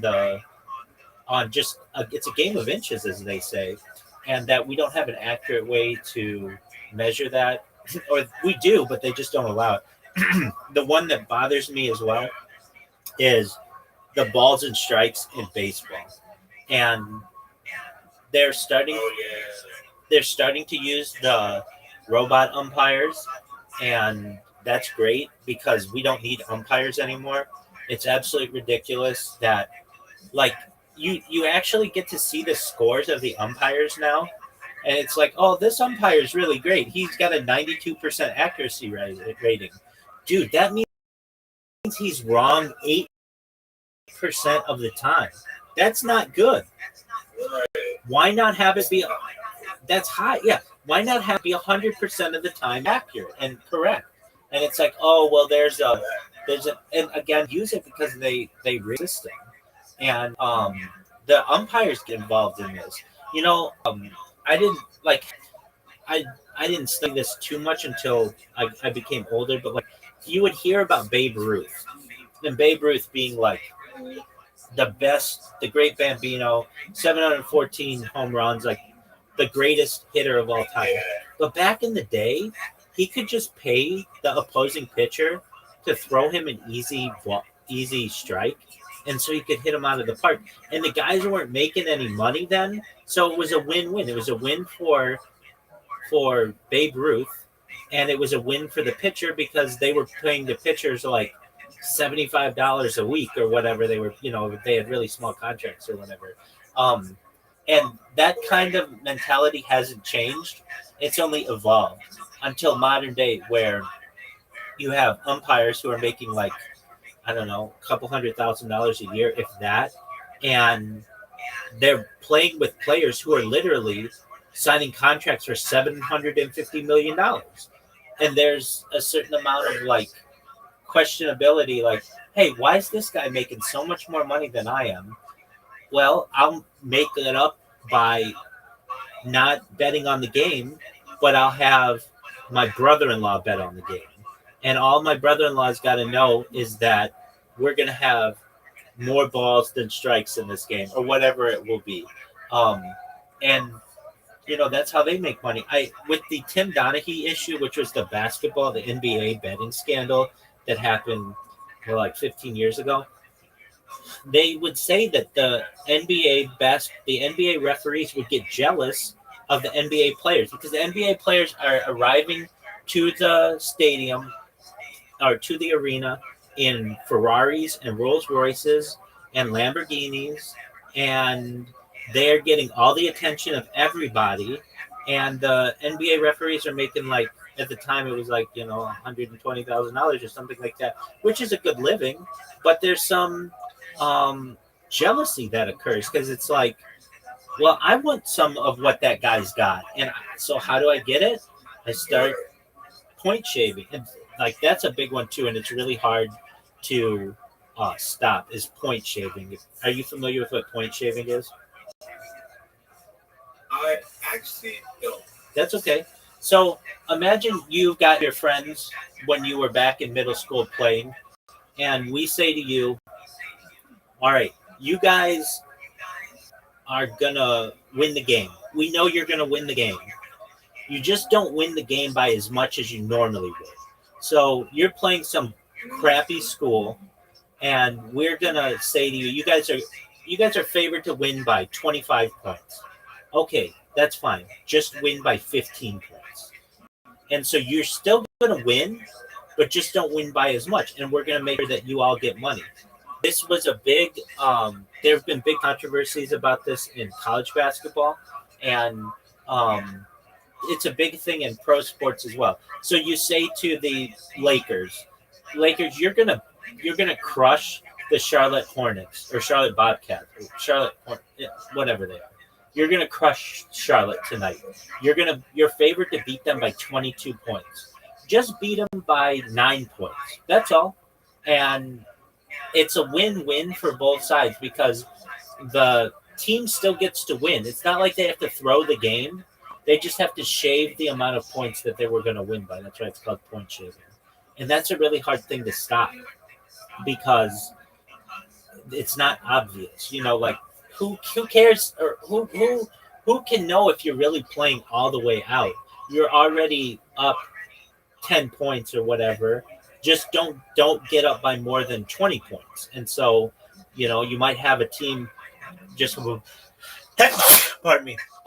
You just might have a team just not play as hard or put in its backups or its bench players or whatever, turn the ball out over if they need to, or just slow down the pace of the game. And it's really hard to detect that. So I think point shaving could be a big issue as well. And on top of that, nothing changes at the end of the game for the team. They still won. The guys still get to score. They just don't do as well as they would have done. And I think that's a big thing. So with all of these things, I have lost my sense of like sports are the ultimate like what's the word? Sports are the like basically the ultimate challenge for these people because it's really easy for them to cheat basically. Do you know who Shohei Ohtani is for the Dodgers? He's a pitcher, right? Yeah, he's a pitcher and a designated hitter, pitcher and yeah, and so he plays both ways, and he's like the best player in baseball easily right now. Well, he had a situation where his translator was allegedly betting illegally, and yeah, but not just a little bit of money, like $20 million. Like, where does a translator who just knows Japanese like get $20 million? So there was all of this rumor that it was actually Shohei Ohtani who was doing it, and just they got caught or whatever. But because baseball did not want to lose their best player, they said that he had to have Tommy John surgery and sit out like a year. He had to sit out like last year, at least from pitching. But in reality, it might have been like a untold punishment for him. Well, there's the whole issue of Michael Jordan in the 1990s, why he took 16 months off from basketball to play baseball. There's always been the theory that was a punishment from David Stern because he was betting on basketball. I see. So when there's the idea that like we really want these guys to be larger than life and these superstars and everything, but even they get tempted with this kind of stuff. So with that said, it's very cool that you're into sports. Do you do anything else? You've got your bike, you've got video games, you do fantasy football. Do you have friends? To be there, I don't have a lot of friends. Well, you have one now. I'm always here for you, big dog. And I don't want to take I appreciate that, man. absolutely. I don't want to take up all your time, but you should know that if you ever need anybody with whom to speak, I'm here for you. If you want to watch football or any other sport. Oh, one last question. What are your thoughts on the UFC? UFC, I never really looked into it that much. Dude, I didn't either. I wasn't into it. I kind of thought it was lame until Yeah. I watched a few fights, and you get hooked. And to me, it's the most exciting sport of all of them, even more than football, even more than baseball, hockey, soccer, everything, because it's like 5 minute 5 minutes. These guys just go at each other, and they're like fighting each other to the death, basically. So if I have any advice to you, next there'll be like a UFC like mid like this month. Um, get a stream and just watch, just have it on, and you'll get excited for it. And man, it is super exciting. It's like I'm telling you, it will become the number two sport in the United States in the next decade. I don't know if it will surpass football, but it will definitely surpass baseball because baseball's lame. I mean, it's cool, but it's just 162 games is too much. 162 games was great when there was no internet and no cell phones, but people have other stuff to do now. It's bigger than basketball. 82 games is just a lot, and for all the reasons that we said, is limited. Hockey only has niche appeal, but UFC, you can take a fourth grader and say this guy's beat up this guy. You can take a woman, middle-aged lady, and just say this guy's going to beat up, and they can understand it immediately. It has a very low barrier to understanding, and it's really, really exciting. So I'm like you were. I was like that like 2 years ago or so. I didn't care about the UFC. I couldn't name anybody in the UFC, even their biggest people like Conor McGregor and stuff. I didn't know who that was. And there was like at one point you'll watch it, and all you have to do is just get hooked once, and it will hook you, and it will then immediately become like, if not your favorite sport, one of your favorite sports because of how exciting it is. I mean, these guys are, you know, it's like every person's dream. Like, who would beat up whom? Is, you know, like every little kid thinks about that. So I'll leave you with that. You should check out the UFC. I'm telling you, in the next decade, it will become the number two sport in the United States. Okay. Yeah, because I've seen like highlights of it. Like highlights of the fighters. It was actually interesting. It is. It's But I haven't looked into your highlights in a long time. and it has everything that boxing has, but more because they can go to the ground. You know, with boxing, it's a lot of dancing, and like these guys are just like, not that boxing's not cool, it is, but there's a certain element when you kind of think to yourself, okay, if I were in this situation in this octagon, would I go for this guy's legs? Would I try to put him in a headlock? You know, would he start trying to punch me? You can basically do anything that you need to survive. It's like basically like what everybody does when you're walking down the street and you see some guy and you're like, could I take this guy? Or would he just whoop the shit out of me? It's the same idea, except it's put on display for everybody. And it's becoming more and more popular. And again, I was exactly like you. I was like, well, you know, it's not that exciting. It's all these guys that I don't know. They're all from like some place I've never heard of. And I just didn't have a lot of interest in it. And then I watched like one complete UFC night. So basically, like where they do like 12 different fights, and I was hooked. I was like, wow. So with boxing, they only generally, a lot of times they'll just do one big fight, or maybe they'll have a couple of maybe a couple fights before then, but everybody's just waiting on this one fight, and it's like 12 rounds, and sometimes these rounds just go for too long. With the UFC, it's usually at least the main fight is 5 minute rounds. That's it. And these guys are like doing everything they can to kill each other. And it's just it gets really exciting that and when you watch them, when they do a UFC fight, like a UFC pay-per-view or whatever that you can just stream, you're going to get to watch like 12 different fights. And even if you don't think that you have no dog in the fight, you don't care about the country the guy's fighting for or his size or anything about him, it's just interesting to see two guys or women go at it and, like basically see who's the better competitor.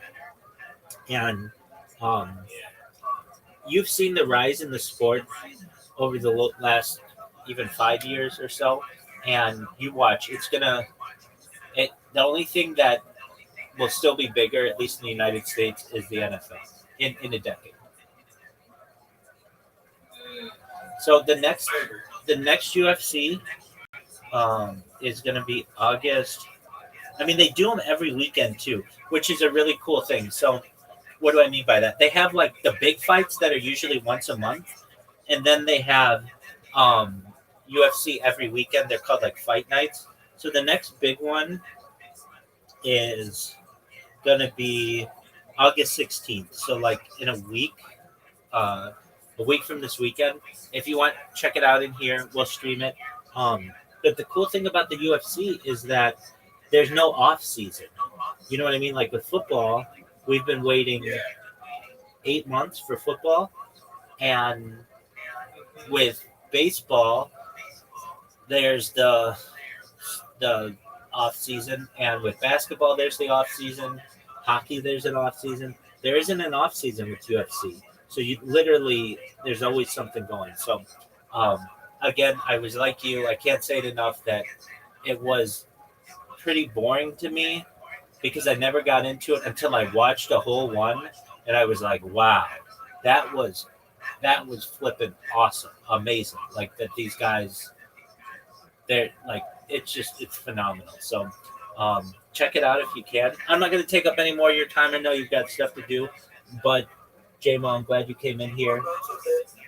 Well, I'm just I'll be chilling here. What show are you watching right now? sure. I like Jewish history lectures, so I don't know how exciting it is for you, but feel free to listen.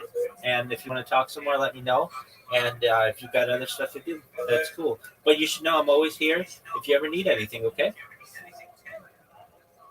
All right, thank you, man. I'll be here. I'll be playing my game right now, actually, but I'll still be here on the call. Absolutely. I'll be muted, though. That's totally fine. I get people who stay in here for like days on end, so you're always welcome here. And if you want to stream your game, I'll comment on it. If you don't want to stream your game, I totally understand that. But yeah, if you just want to be around somebody, I'm here for you, big dog. Okay. Okay, man. Thank you. I appreciate it. You're welcome. One piece of advice I can give you: if you want to listen to the lectures, that's great. If you don't want to listen to the lecture, sometimes there's an echo. Just mute the other account that I have, the one with the professor on it, and then you won't get such an echo. Just so heads up. Let's see. Okay, thank you. You're welcome. Abram and Hagar. This is Delshawn asking if Abram and Hagar's child was Ishmael, was he not a Jew, or was he Jew-ish? Again, it really depends on how we understand the development of matrilineal descent as a concept. Tosafot, for example, a very important body of scholars in the Talmud, 12th to 14th century, argue at one point that the idea of matrilineal descent is something that was introduced when the Torah was given to the Jewish people. This is obviously a traditional viewpoint. So that would mean that the birth of Ishmael occurred before matrilineal descent was defined. That's one way of solving the challenge of Joseph and Moses and so on.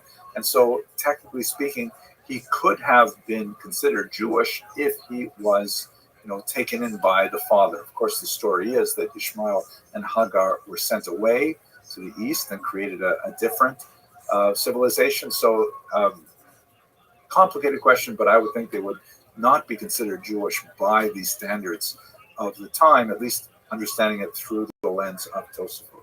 Oh, this is hard. This like stumped the professor. Barb Todd writes, just a thought, but I think that the reason for mothers to be Jewish could be from Ezra, and the problem was their practice of other religions. That's definitely a very important observation, Barb. If you look at the, for those of you who may not be so familiar with the book of Ezra, this is written after the Jews returned from Persian captivity to the land of Israel. We can call them Jews at this point. It's not anachronistic. And one of the first things that happened is Ezra makes a rule that no marriages between Jewish men and non-Jewish women. And so it was clearly at that time kind of like a communal acceptance that Jewish women produce Jewish children. And that's basically how it was enshrined for centuries. Although, again, the historical scholarship still points to many examples of Jews who did not have Jewish mothers and was still considered Jewish by at least the surrounding society. If you read Josephus, that seems to be abundantly clear. Alice asks, speaking of Jesus, are there any writings attributed specifically to him? I am unaware of that. The Gospels were all written by his disciples, for example. Delshon writes, is vaudeville as important to our Jewish culture as the Yiddish language? I would think not. Yiddish is, we have a recorded history of Yiddish that goes back centuries. Vaudeville is much more recent. Yosef writes that I am being misled when I say Italian DNA. Those genetic studies are speaking of ancient Anatolian, meaning Levantine DNA. That's interesting. My understanding was it was more from the region of Piedmont, but Yosef, if you want to put a citation in the chat, that might be very helpful. Okay, folks, I budgeted half an hour for this experiment. We got a couple minutes left. Is anyone else? Oh, let me just have a look at the notes for other questions from the audience.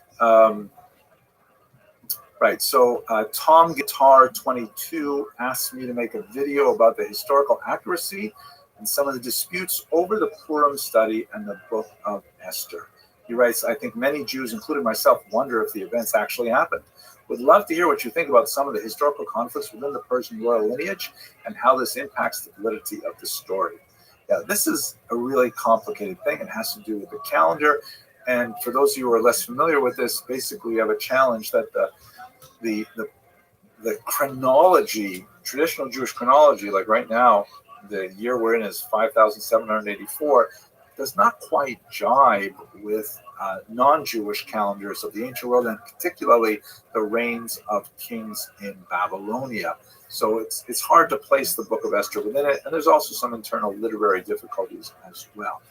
In terms of the calendar controversy, my go-to work on this is a man named First, who wrote a book under the title, I can't remember it. It's Mitchell First, F-I-R-S-T, and he wrote probably the definitive work on calendar controversies and chronologies in Jewish history. And from a traditional rabbinic viewpoint, there's a very persuasive essay by Rabbi Shimon Schwab in his collected writings, I think volume 3, that explains that. Last question from S2P-org. Where can I go to get historical information about the ancient Canaanites, who, according to the biblical text, inhabited the region of Israel before it was promised by God to Abram and his descendants, before Joshua led them to them? Have you done a video about this, etc.? I have talked about this a little bit, but since most of my profession in Jewish history, I haven't spent a lot of time on the Canaanites, but there's quite a bit of historical research. My go-to source, my beginning source, is a man named Rabbi, G-R-A-B-B-E. He's written about 40 books looking at ancient Israel, both before and after the advent of the Israelites, and I would start with him. There's also a really nice thin volume by a man named Eric Klein, C-L-E-I-N, I think so, And it's a really short book, An Introduction to Biblical Archaeology, which is a really interesting kind of special sort of archaeology. And I think it's if you're not looking at 40 books, if you're looking at one book that's under 200 pages or so, just a quick introduction, I like that book very much. Yeah, and I thought that, and Delshon also mentions that I refer to the Yiddish language as a Creole. It is in the sense that it mixes in lots of other languages, so that's quite true. Oh, and Morami Pashikani says she likes this. We should try it again. Maybe we should. Okay, and do I have any lectures where I talk about the Rabbi of Klausenberg? I haven't done that yet, although he's quite a fascinating individual. There's a great biography of him available as well. Okay, I guess that's it for this experiment. I thought this was kind of fun. I talked a blue streak, but it was nice to kind of have an opportunity to interact with you live. Thank you for the members who decided to support the research with donations. That's really nice. And okay, maybe I'll try and schedule one of these again. Thank you very much for listening, and I hope you have an excellent day. Bye-bye.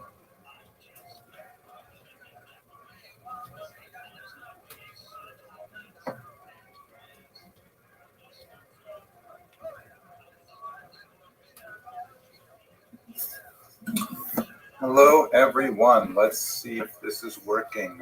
Please write something in the chat if you can hear me all right and see me all right. Let's see. Is this? Yeah, the sound seems to be working. Just waiting for someone to say something in the chat. Please write something here to confirm. Oh, very good. Okay, I've got some confirmations. All right, why don't we get started with a few questions? Hello, Yosef and Delshon, London for Jane, Lottie Block, Army Farajun. I guess you can all see these names as well. So let's have a quick look at some of the questions I received in the last little while that I think are really useful. And please add your comments here. Oh, and I see Michael Klein. Look at that. I haven't seen you in a long time, although we worked together for many years. And hello, Grant, Marion. Oh my gosh, so many. Okay, I'm going to stop saying hello to everybody, but now let's go to the questions. So someone asked last time we had a live chat to talk a little bit about Clement of Alexandria. I didn't have a lot of time to look into this individual, but he looks quite fascinating. I really like to study a little more of him.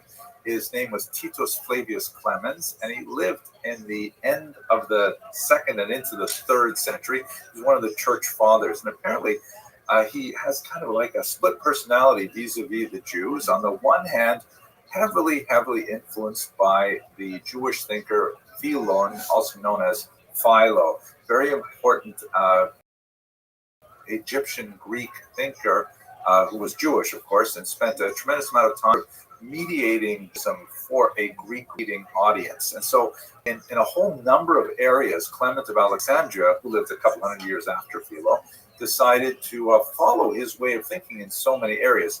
However, at the same time, Clement of Alexandria also participated in the Adversos Judaeos tradition, which was basically a kind of epistolary or literary attempt to argue against Judaism that's very common among the church fathers. So really quite fascinating, going in both directions. On the one hand, very much relying on Philo and appreciating his sort of Jewish philosophy, and on the other hand, still criticizing Jews vis-a-vis Christianity. So we can look into him in a little bit more detail later. It looks like we have the Tominator writing from Toronto. Did Purim really happen? Can you explain the discrepancy between the timelines of King Xerxes? So hard questions. First of all, did Purim really happen? Yes, it was just a few days ago. I had an amazing Purim. Thank you for asking. I suppose what you're really meaning are, did the events described in the book of Esther really happen? And so I think the answer to that question depends on who you want to ask. If you will ask rabbis or believing Jews who retain the oral tradition, the vast majority of them would say, well, absolutely, this is historical fact. This is all these people lived and all these things happened and so on.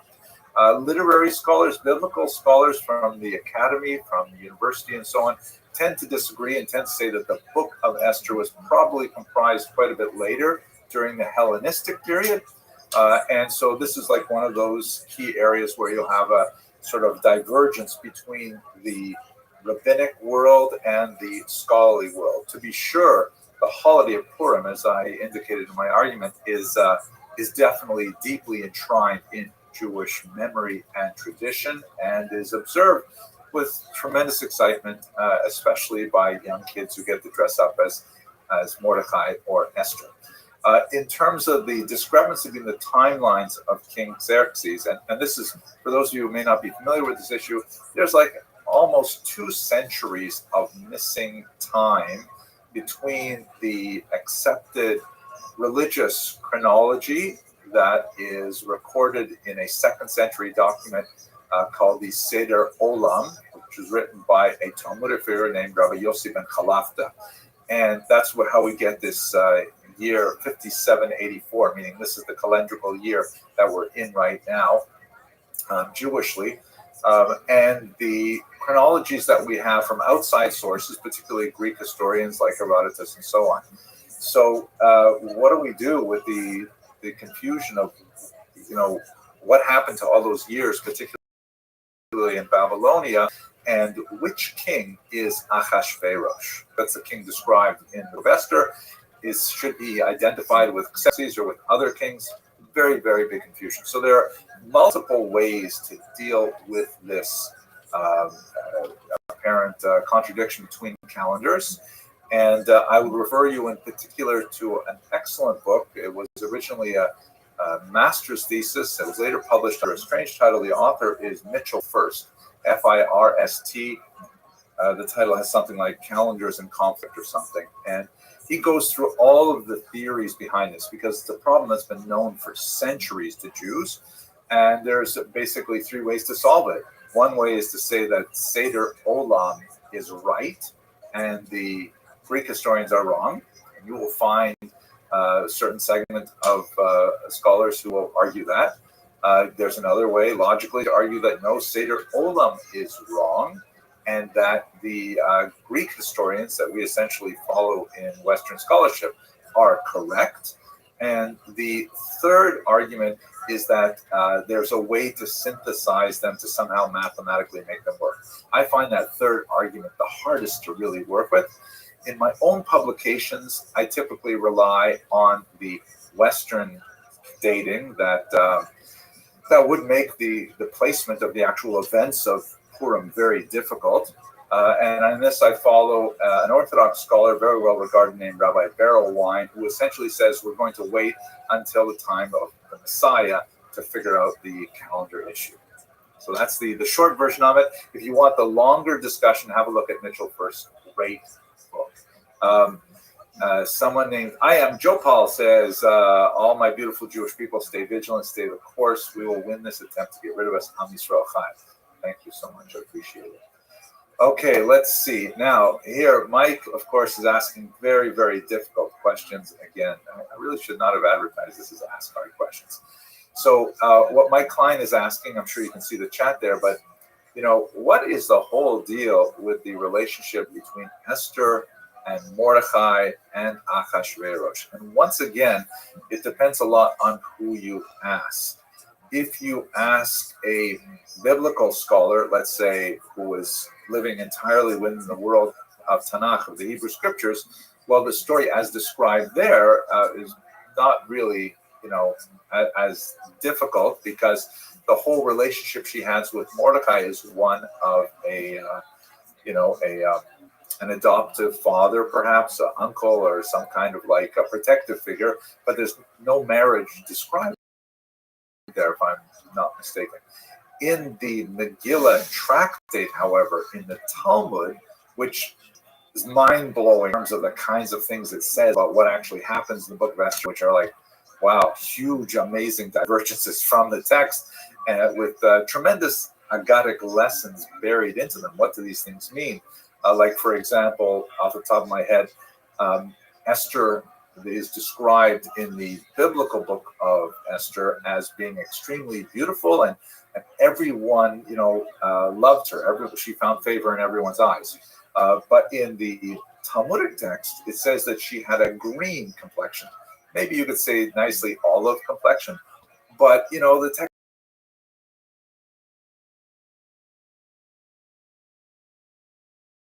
as in, but the green screen. And so on one level, it's really, this has to do with how you understand agadics in the Talmud. On another level, I think it's possible to kind of say that the Talmud is saying that physically she may not have been so but there was something about her. She had a level of, the Hebrew word is chen, a level of she made everyone feel welcome and warm and important, and so everyone liked her as a result. That's sort of the way I tend to understand these things.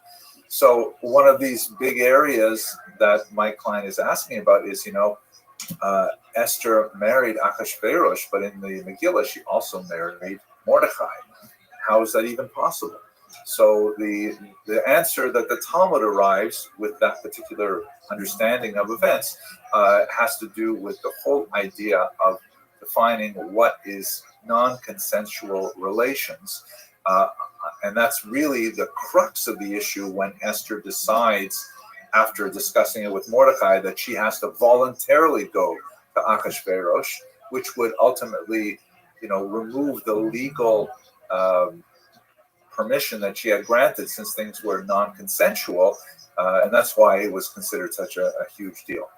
Mike, you're asking a really tough question. It'd be much better to discuss this, I think, over maybe a shot of whiskey, but I appreciate the hard question. Let me go back up to what we got here. We have Hiram Bifidum. Thank you for supporting the research. That's very nice of you. So he asked that an interactive discussion, I assume Hiram Bifidum is a male, I shouldn't, but Hiram Bifidum asks, at Temple Beth El Makor Chaim, is it possible the hero protagonist of the Megillah Book of Esther may be represented as an idea of maturity and not person or people?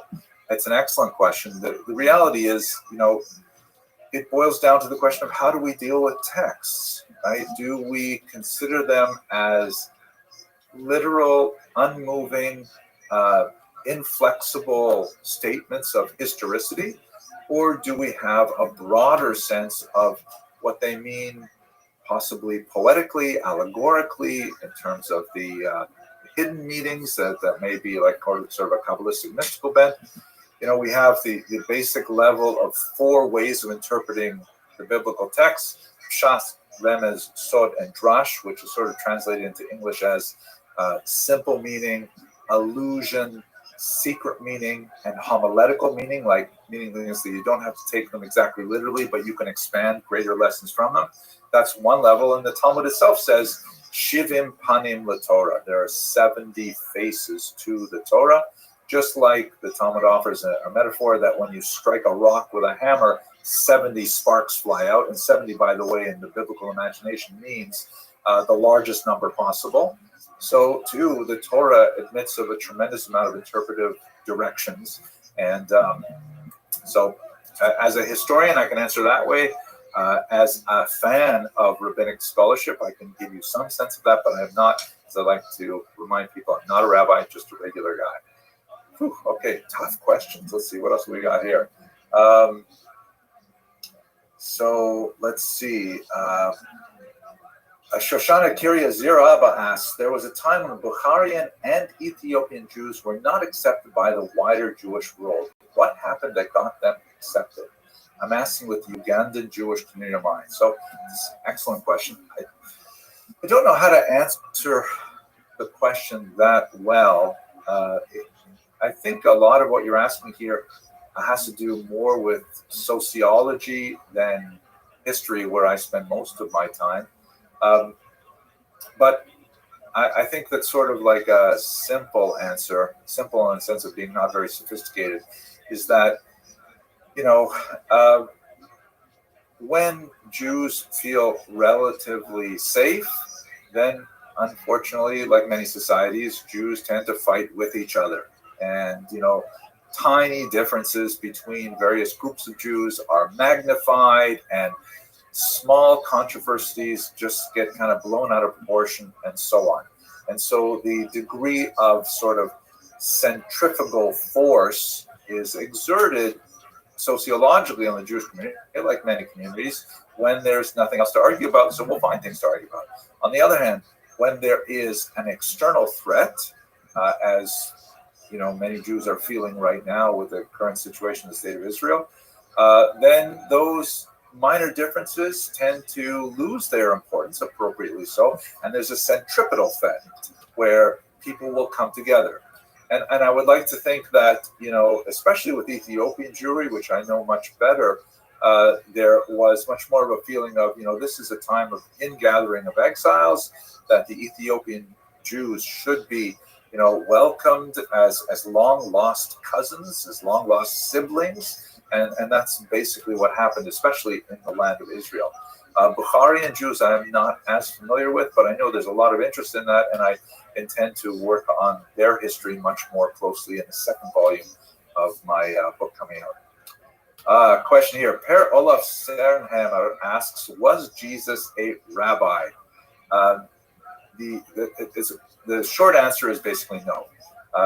The term rabbi, as used in the first century, involved a level of formal recognition of rabbinic authority. And Jesus never appears in the rabbinic literature, where you would think, you would get a legitimate statement, as a rabbi. He's sometimes called that man, which is a slightly derogatory term.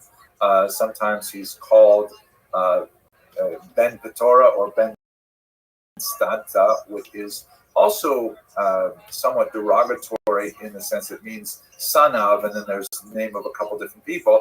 And obviously the argument to say that he was not of divine parentage, because you wouldn't call him son of a particular person if he was. So that would be in the literature. Definitely we have no evidence that he was indicated as a rabbi. He was, however, definitely a rabbinical student. There's a dispute as to who exactly were his teachers. Likely Rabbi Yeshua ben Parachia, but there are others, and he definitely followed many of the teachings of the Rabbi Hillel. So he definitely was within the circle of the Pharisees, but he does not seem to have actually received that level of ordination, at least among rabbinic senses. Is it possible that this was later omitted in the record? Not impossible, because these texts that I'm citing for you right now were written a few hundred years after his death, and so therefore it could be that they simply omitted that, but that's an argument from silence. In the Gospels and in the New Testament literature, I'm not sure if he's ever referred to by the title rabbi. Perhaps someone will put it in the chat if they're more familiar with these texts. But he was certainly regarded as a teacher, and the word rabbi basically boils down to teacher. It really means more like master, but in the sense of an intellectual master. So that's the technical answer to the question: was he actually a rabbi, like it would, capital R rabbi? Was he a teacher of Jewish things? There's no question. He had a significant following of people, particularly in the north. He was, however, somewhat of a controversial figure even in his lifetime, as we can see, primarily from Christian sources, but also from Jewish sources looking back in time, of whatever distortions may happen in the historical record as a result. Oh my gosh, good question. Okay, let's see. Let's see. I don't know what purple deer means. What do I think of Yehuda? Abraham Friedman asks, what do I think of Yehuda Landi, a Ben Torah licensed archaeologist research, who was written Permanent in the Persian Empire and Uncovering Yirmiyahu? Unfortunately, I haven't read either of those books, so I don't know what to say about that. I just one issue related to saying things about books, but let me just quick scan the chat here. why, Melissa Martinez asked, why do Orthodox and ultra-Orthodox shun B'nai Anusim conversos from converting back to Judaism if Moshe, God bless his memory, was also a converso? Wow, lots of questions here. So first of all, I would not say, first of all, I dislike speaking about large groups of people in generalities. So, but even with the specific statement, I don't think that Orthodox and ultra-Orthodox people shun specifically B'nai Anusim conversos from converting back to Judaism, because there is a tradition to discourage everybody from converting to Judaism, period. Now, you use the term converting back to Judaism, which I probably should explain to people who may not be so familiar with this particular situation. The term Hebrew B'nai Anusim means the children of those who were forced. And what that is referring to is the descendants of those Jews from the Iberian Peninsula who primarily in Spain in 1391 and then later in the 1410s and then in Portugal in a large number in 1497 were forcibly converted to Christianity and lived for hundreds and hundreds of years as Catholics.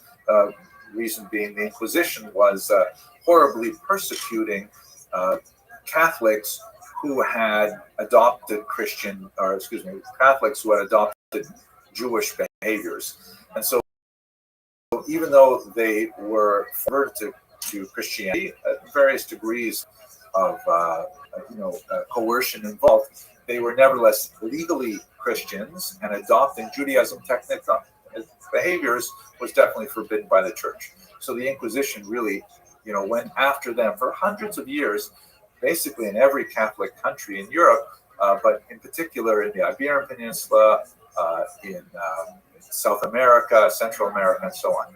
So in the 18th century, the Inquisition began to really lose force. By the 19th century, it was shut down.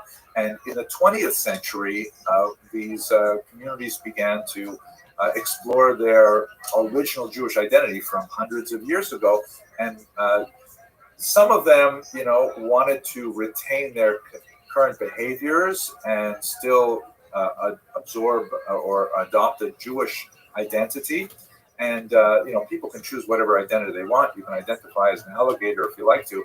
But if you want to join an organized club like Judaism, then you have to, meet certain markers of club membership. And since they could not document, for the most part, continuous matrilineal heritage, because traditional Judaism follows the mother in terms of giving status. So since they couldn't trace all of their grandmothers typically all the way back to a Jewish grandmother, they had to go through at least a technical conversion process, which is known in the Hebrew literature as gerus mechumra, converting for stringency.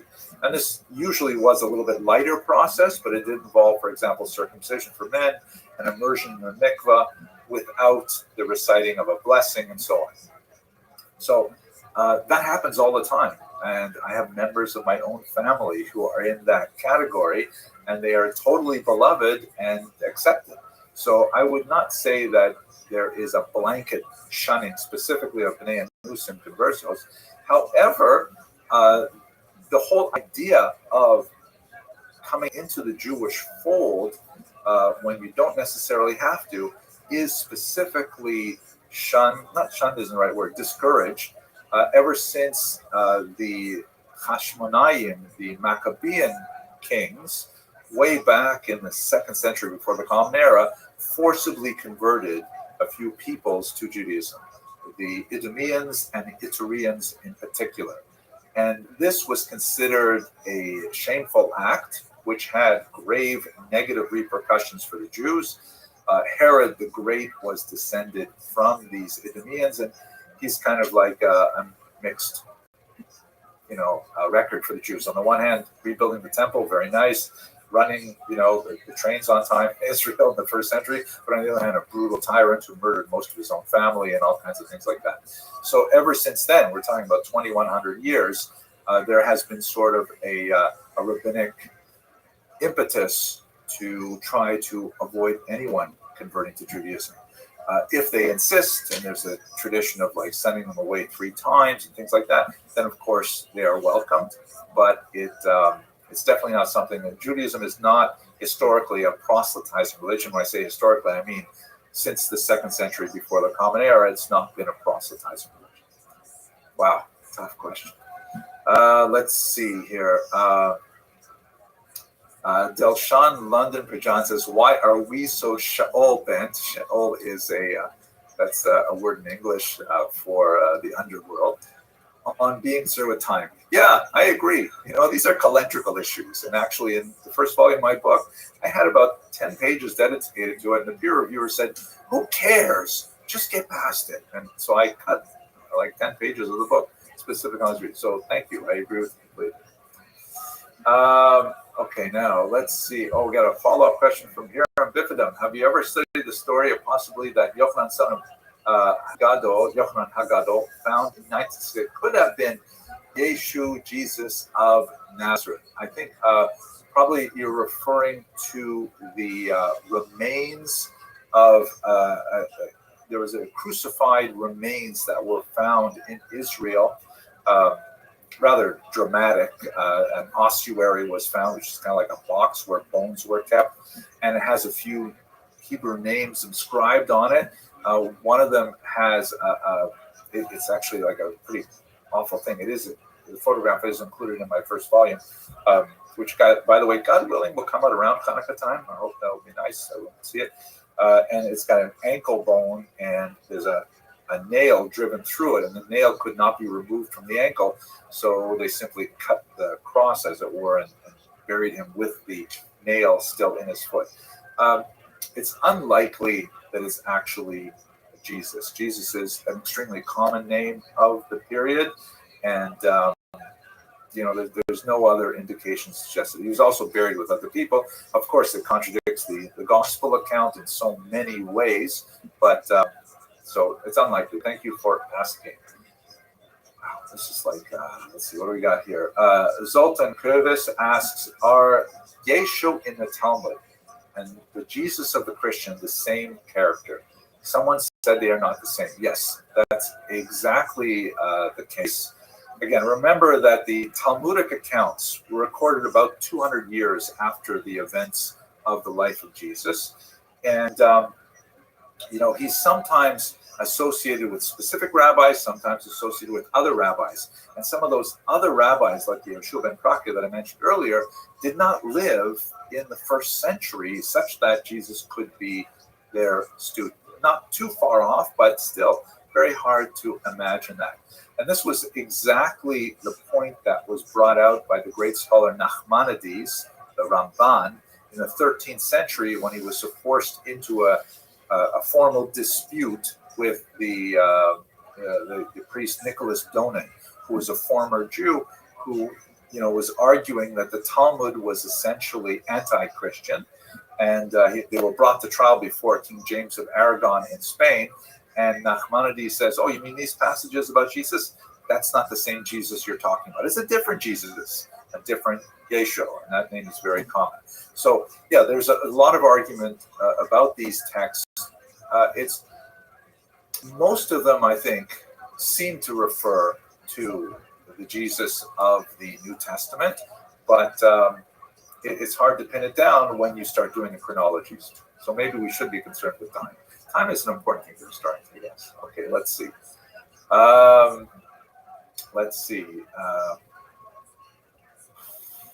Trying to see lots of statements here. Solar eclipse on Rosh Chodesh Nisan. We do have a cool thing coming up. I'm looking forward to going to Dallas, not this Shabbos, but next Shabbos for a Shabbaton there, because we're going to pull together a lot of people to talk about the idea of an eclipse in Jewish history and thought, and then, of course, watch the eclipse ourselves. Let's see.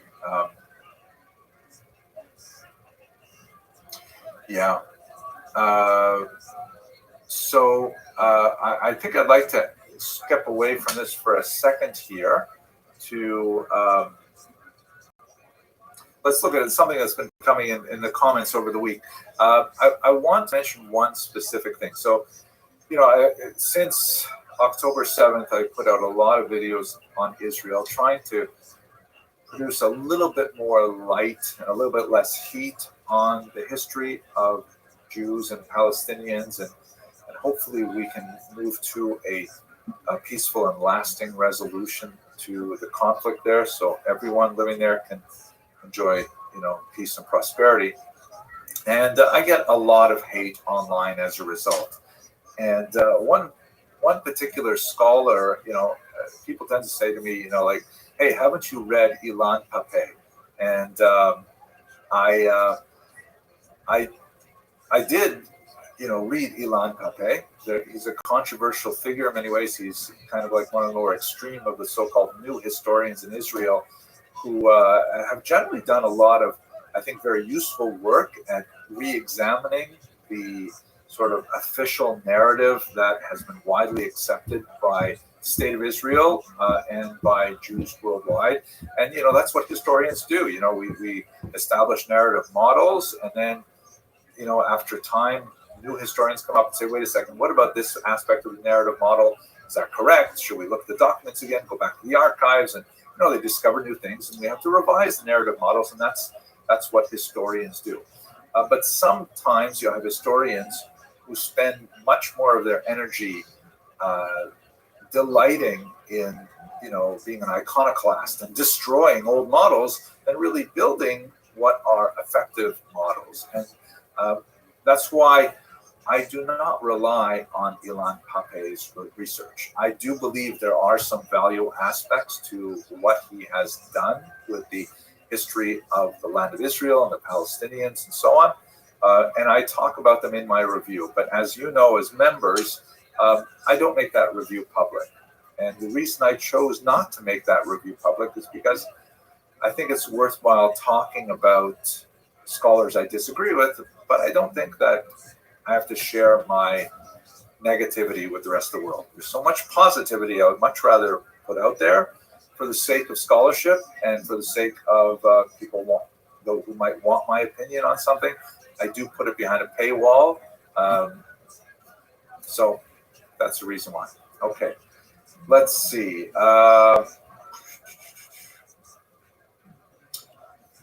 Shoshana Zirka. So Shoshana Aktiria Ziraba asks, historically speaking, what makes Jewish religious movements grow or become popular? The Chabad movement is growing while resisting the trend towards relaxing the tradition. Good questions. Again, another sociological question, though not necessarily something I can speak to historically.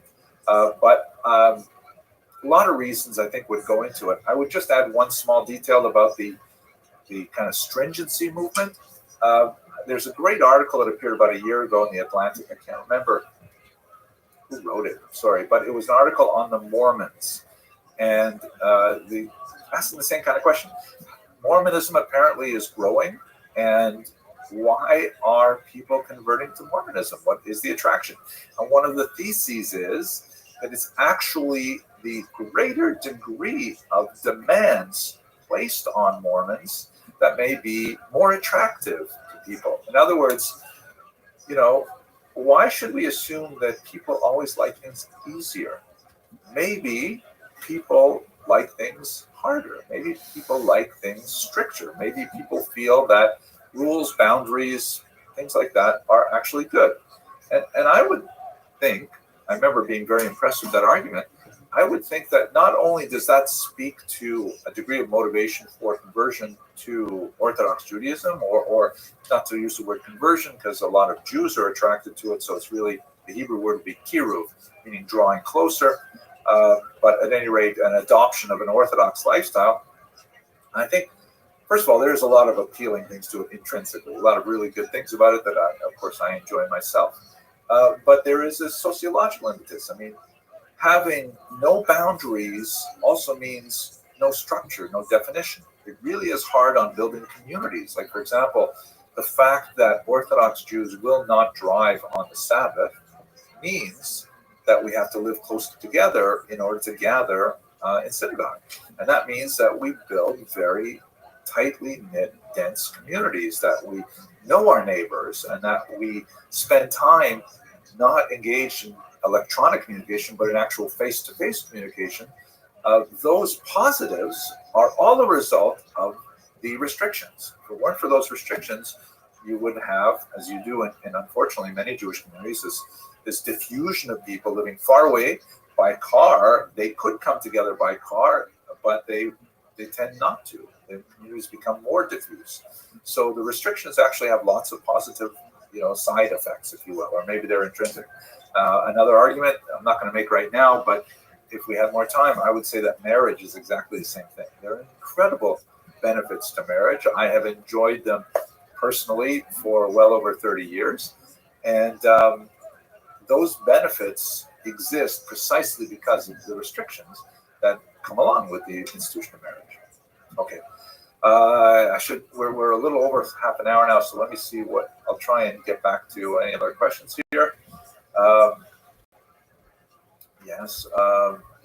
Can I discuss Ivri? Avery Nunley, can I discuss Ivri in detail? So probably not in detail, but I can say a little bit about it. The term Ivri is usually applied, it's translated as Hebrew. It is a term that is used to describe Abraham, the patriarch in the Bible. And it literally, it comes from the root. All Hebrew words come from a root, usually 3 letters, that means, that is avar, meaning the other side or to cross. And so people have argued that, how are you, Robert? Perhaps calling Abraham from... Robert, can you hear me? Robert, can you hear me?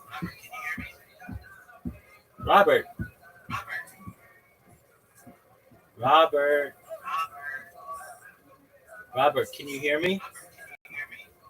Yo, dog, what's good? How's your day going? Hello? Robert? From the other side refers to his migration from the other side of the Euphrates River down into Israel. That's possible. And then there's a lot of homiletic things like, no, the whole world's on one side and Abraham is on the other. That's where that term comes from. So that's one of the earliest designations of the people we call Jews today are Hebrews, Hebrew.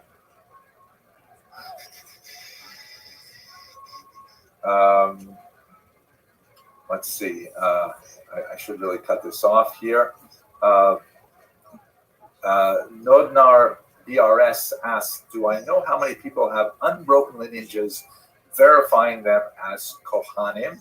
How is this verified historically, and would these men be acceptable, quote unquote, for future sacrificial temple service?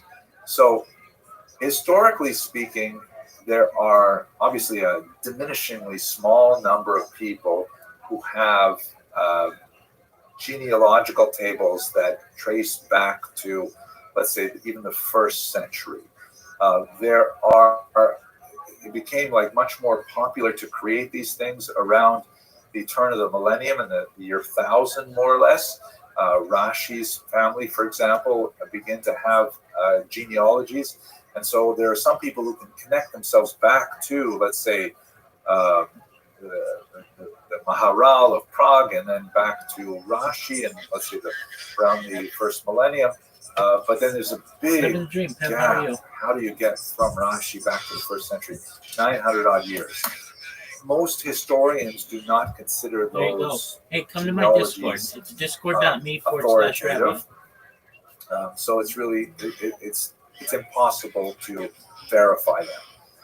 On a genetic level, there's some fascinating studies that look specifically at the Y chromosome of people who claim to be Kohanim. And there's like a statistically significant number of them that indicate that they are all similarly related to a single paternal ancestor 3,000 years ago. That's the so-called Kohen gene. But there are a lot of people who have that gene who are not identifying Kohanim, and there's a certain number of people who identify as Kohanim who don't have that gene Come to my Discord, big man. And that's obviously impossible under Jewish law. The bottom line in the argument of Kohanim is that we don't really know for sure who is actually a Kohen today. So much Enjoy so your that the Vilna Gaon, who lived in the 18th century, integration. who was the firstborn male of his family, and there's a ritual called Pidyon Ben, where a firstborn male has to receive redemption from a Kohen as a child. The Vilna Gaon would famously perform that ritual for himself with every single Kohen he ever met to be sure that he had the best chance of actually fulfilling that commandment. Most Jews today, including myself, I'm also firstborn male, it's just done once with and you're good to go. In my case, it was Harry Graham who drove the snowplow in the winter and the garbage truck in the summer in my hometown. He was the local Kohen of Northern Ontario, and that's how I was redeemed. Okay, folks, we're already well over my half-hour mark. I'm really grateful for all of your participation. Thank you so much for joining me, and I guess we'll try this experiment again. I hope you, for those of you who celebrate, I hope you have a fantastic Sabbath. For those of you who are marking Good Friday and Easter Monday, I hope you have a wonderful, religious experience that's uplifting, and I look forward to speaking to you in the future. All right, take care, everyone. Bye-bye.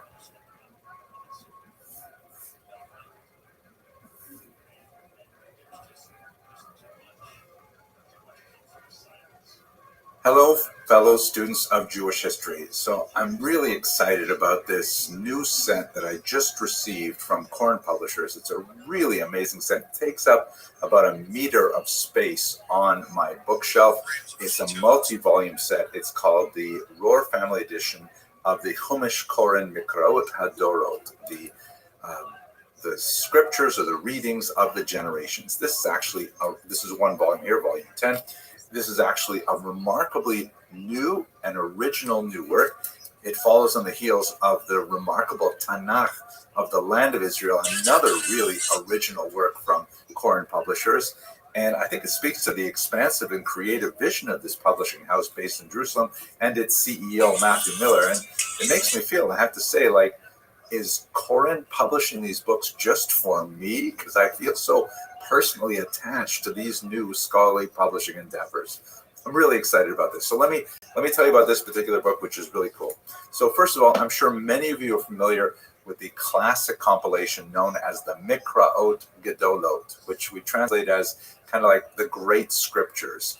It was first published in the 16th century in Venice, and basically it took like a verse or two of the Chumash, the first 5 books of Moses, read on the yearly cycle, and then arranged around it a whole pile of Hebrew commentaries from the ancient period, like Onkelos, through the medieval period, where most of the commentaries come from, Rashi and Ramban and so on. And that's like been a staple of Jewish study for the last 500 years or so. But this volume is very different. Whereas Mikraot Gedolot is usually published in 5 volumes, one for each of the major books of the Chumash, the Mikraot Hadorot is published with each volume covering 1 parsha, or in some cases 2 parsha if they're like typically read together. So the Mikraot Hadorot really focuses much more deeply on each individual parsha, but it does it not so much by exploiting the space on the page, but by exploiting the time of the commentators. How is that done? They organize the commentaries into 3 large groups. There's one section that focuses on the time of the sages, which is basically anthologized commentaries from the Midrash, from the Talmud and so on. And then from the classic commentaries is another section, which is basically medieval, and that's most closely related to the Mikraot Gedolot. That's familiar to us. And then finally, a really interesting section, Confronting Modernity, where they present commentaries from the 18th through the 20th centuries. And reading the commentaries roughly grouped by when they were written in major eras of Jewish history, you really get a feel for the historical texture of the commentators and the kinds of issues which remain eternal but are really rooted in the specific kinds of issues that Jews of that time faced. Really fascinating, like so great for people who are interested in Torah and Jewish history. Wow. Okay, let me walk you through the structure of the book, which is also highly unusual. First of all, it's a book that you open from both sides, right? It takes advantage of the right to left, left to right difference between Hebrew and English. On the sort of Hebrew opening side, you have the Chumash with Rashi, and that's kind of like much more traditional in terms of its content. It is really great in that the translation of the Chumash, which is presented alongside the Hebrew like this, is the translation of none other than the great Rabbi Jonathan Sacks of blessed memory, a beautiful writer and a brilliant thinker. So his translation in itself is a tremendous gift. And then you have, oops, sorry, I opened it from the wrong side. Here's the Hebrew side. So the translation is from Rabbi Sacks, and then there's a translation of Rashi alongside the original Hebrew by Jonathan Mishkin. He also, by the way, translated all the commentators on the other side, which is really useful because it means that with one translator, you have sort of a common emotional literary baseline that allows for the idiosyncrasies of individual commentators to really stand out, rather than a jarring kind of collection of translations from different translators. So it's really, really useful. Also, I read of course, the Hebrew Rashi, which I normally do, but I also read the English Rashi, and I actually appreciated it because there was a lot of helpful parenthetical comments. One of the classic issues in studying Rashi is sometimes you will provide a statement and you wonder, like, why is he saying this? And this is the question that we say in yeshiva: what's bothering Rashi, right? Why would Rashi feel the need to say this particular thing? So the questions as to why Rashi might be prompted to say such a thing is helpfully included here, and I really benefited from that. The only small criticism I have is that while I am a huge fan of the regular Koren font, which of course the publishing house takes its name from the author of that font. It is really gorgeous. I use it for my own personal prayer books, but I never really liked the Rashi font that Koren developed. I still have difficulty with certain letters in it. I don't think it's quite as beautiful as the main font, but that's a small quibble. I'm overwhelmingly impressed with this series, and I hope that's coming across. Now, let's go to the other side, which is really where you have something unusual. It's not just Chumash Rashi, it's something totally new. So the editing here is the key, and there's a great team involved here. There's a managing editor, Rabbi Yedidya Naveh, but I think the strongest editing voice through this is Rabbi Shai Finkelstein. He's the editor-in-chief, and his vision really permeates the entire book, and it's fascinating. I'm really getting a lot out of it. He's the one, of course, who makes the tremendous number of selections here, choosing from more than 40 different commentators that are represented for everything, and it's really fantastic. So let's look at those three main historical sections. In the section that they call the Time of the Sages, which has this helpful sort of timeline in front here like this, there are standards like the Talmud Bavli, the Talmud Yerushalmi, lots of Midrashim and so on, but also Philo. And wow, I never studied Philo before. Of course, I've read about him and read little bits and pieces of him, but selecting the sections from Philo that make him stand out really give you a sense of how different the Torah of Alexandria was from the Torah of, let's say, Tiberias or Jerusalem and places like that. I really appreciated that very much. Then in the middle section, there's the classical commentators, which is more standard, like you'll get Rashi, Ramban, and so on, many others, but also some voices that I've never studied before, like Avraham ben HaRambam, right, the son of Maimonides. It's really interesting when the son of Maimonides quotes his grandfather, and you feel like, wow, isn't it so interesting? He must have heard that either from his grandfather personally, or maybe from his otherwise unnamed father, Maimonides himself. It's so fantastic. And then in the modern period, that's when it's like so unusual. You have the standard, modern commentators like the Ha'emek Davar and so on, but you have Shadal, Rabbi Samson Raphael Hirsch, who's just brilliant and brought into here. Rabbi Avram Kotler, 20th century thinkers, Rabbi Joseph Soloveitchik, the Lubavitcher Rebbe. So fascinating to see this range of ideas brought together. And Nechama Leibowitz. And, she's an incredibly well-regarded commentator on the Torah. It's so refreshing to see a woman represented in an anthology like this. It's really quite unusual and path-breaking, like most of this book. And then the book concludes, or at least concludes in the way I chose to read it, because, of course, you can read it from both sides, with the center section which has a selection of 3 brief essays by Rabbi Finkelstein, which I read for yesterday's Parsha for Miketz, and I have to say they were like really insightful, and I got a lot out of them, and made me feel again like, wait a minute, is Koren writing these just for me? Because they felt like personally directed. They addressed a lot of the concerns that I have about life, the universe, and everything, and it was really great. So this is really a game changer in terms of Humashim. And it's a significant investment. Each individual volume is really quite reasonably priced, happens to be on sale for Hanukkah right now. But the whole set, we're talking about somewhere around 50 volumes. That's a lot, but nevertheless, it's huge return on investment, in my humble opinion. It's going to change the way I study Chumash for the next year for sure. I think what I'm going to do is on Shabbos afternoons, I'm going to do the following week's Parsha with Rashi, which kind of like make sure I fulfill sort of like that halakhic obligation.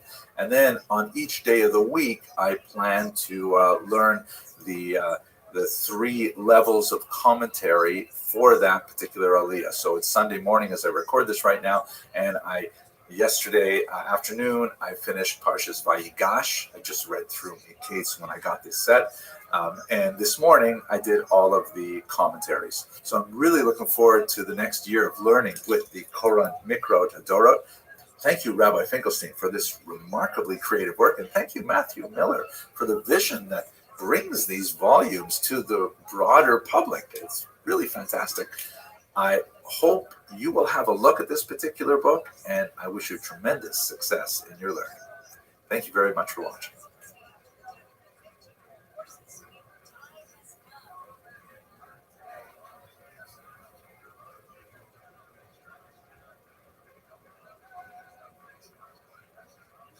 Hello, fellow students of Jewish history. My goal in this short video is to quickly cover the roots of the current unfortunate conflict, with emphasis on the period from the middle of the 19th century to the armistice of 1949. There's a lot of material on this crucial period that occupies much of the world's attention right now and really for the last century. Much of the material online is unfortunately highly tendentious and very misleading. I'm going to be relying very heavily on the research of Professor Gudrun Kramer from the Free University of Berlin, who wrote a very serviceable 1-volume history. She has made a very good case for the fact that most historians come to this topic with a great degree of tunnel vision and tend to see the entire history from within the perspective of their own national, religious, ethnic backgrounds. And I'm going to do my best to try and rise above that. Obviously, I have my own biases and my own opinions like everybody else, but let's try and go over the facts in as dispassionate a manner as possible, and then I can leave it up to you to debate what it means for our current moment. So let's start with a discussion of terminology, because as Professor Kramer rightly points out, there is power in naming things. And so my intention here is just to achieve clarity, even though some anachronisms may result. And I apologize for those of you who are deeply steeped in this history. This will be somewhat basic. But let's just make sure we're all on the same page with this. First of all, the term Palestinian. So Palestine is the name that was given to this region of the world. In the next section, I'm going to take you through some maps to say, well, which region exactly. It is a term that derives originally from a Roman adaptation in the 2nd century.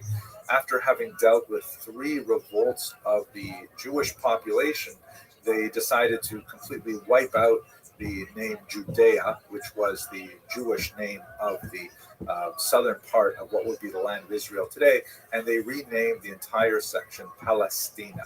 So that term entered into Western usage already from the 2nd century and was later adapted, for example, in the Arab world as Filistin. Now, Palestinian was also used in the 20th century and in the 19th century as well to refer to Jews who lived in this region as well, who would call themselves Palestinian Jews. I know that sounds strange today, but for example, look at this newspaper, the Palestine Post, which is actually a Jewish newspaper. Its name was later changed to the Jerusalem Post, but that's just because the term did not have the strong ethnic and national connotations that it has today. So That's Palestinian. Israeli. Israeli refers to people who have citizenship in the state of Israel. And approximately 20% of the people who have citizenship in the state of Israel would call themselves Palestinian.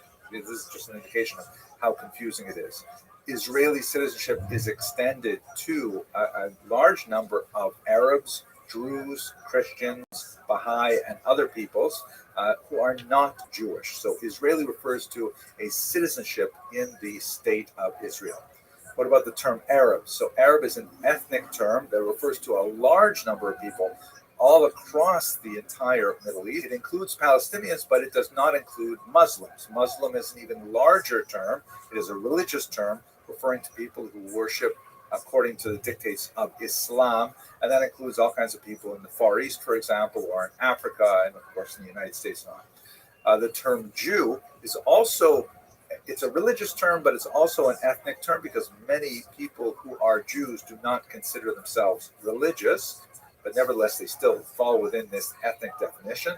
And as I mentioned, about 80% of Israelis are also Jewish, but about half of the world's Jews are not Israelis. Israel houses about half of the entire population of the world's Jews, in other words. Finally, Zionist. So Zionist, the term Zionism was coined in the late 19th century to describe this movement towards reestablishing a Jewish homeland in the land which we're going to call Palestine. This is an aspiration that does not necessarily mean it has to come to fruition in actual Israeli statehood. It can also be understood as support for the land of Israel. And once again, the majority of Jews clearly are Zionist and support the state of Israel to one degree or another, but there are many Jews who are not Zionists. There are even some Israelis who are not Zionists, believe it or not. That's because Israel is a democratic country that tolerates a very wide range of difference of opinion on a whole host of political, social, economic, and other issues. So that's our basic survey of terminology. Let's look at the maps a little bit. Where exactly is Palestine? The borders of the region which has been called Palestine varies significantly over the space of the last 2 millennia. There has never been a state of Palestine, that is true, but the region has had that term already, as we see, from the 2nd century. It is especially well used after the 7th century when it becomes an Islamic land. And in the region of the Ottoman Empire, which ruled for almost exactly 500 years until the beginning of the 20th century, it was actually divided between two administrative sections, that of Jerusalem and that of Beirut. So the regional identity of Palestine, or in Arabic, Filastin, was not very well developed really until the 20th century. It nevertheless did have consciousness. You see from this newspaper, Filastin, which was actually established in 1909, very early on in this period. But for many, the term Palestine geographically is identical to the boundaries of the state of Israel, which in itself is a huge problem.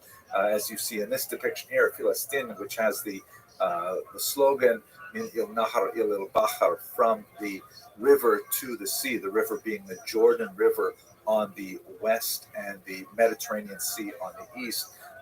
By saying Min il Nahar il il Bahar, you're saying essentially, at least this is how Jews hear it, that there's no space for Israel. There's only space for Palestine. In other words, Palestine will be free, meaning free of Jews, Judenrein, which is why many Jews find this deeply offensive.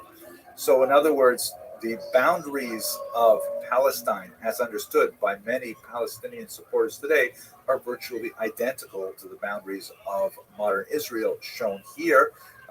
In the next video in this planned series, I'll explain what are the differences between Israel proper, Gaza, the West Bank, and the Golan Heights. But for now, this is basically the territory that we're going to be speaking about over the course of this video.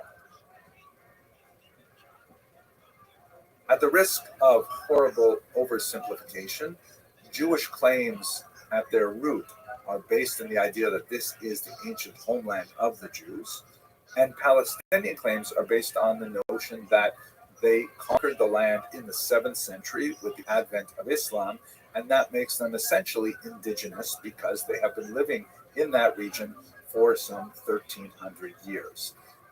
This is a little bit like something I saw with 2 of my grandchildren the other day. I don't mean to reduce these complex and painful issues to something very juvenile, but this will at least help as a metaphor.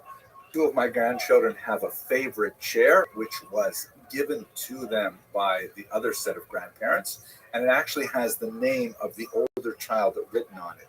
So the younger child was sitting on it, and the older child wanted to take it from the younger child, and we said, no, you have to let her sit there. But then she saw something that distracted her. She got up from the chair and she went off to do something else. And in that time, the older child went and sat in the chair, which upset the younger child, seeing that she was in there. And that involved a whole bunch of fighting. But basically, that's the same kind of claim. I was here first versus you left and then I took it. The fact that the name is written on the chair does not necessarily feed into whose chair it is forever and ever, because, to extend this back to our situation, the main source of the claim, the deed, as it were, for the land of Israel for Jews is the Bible, and Muslims do not regard the Bible, the Hebrew scriptures, and for that matter, the Christian scriptures, as being duly sanctified the same way that Jews and Christians do.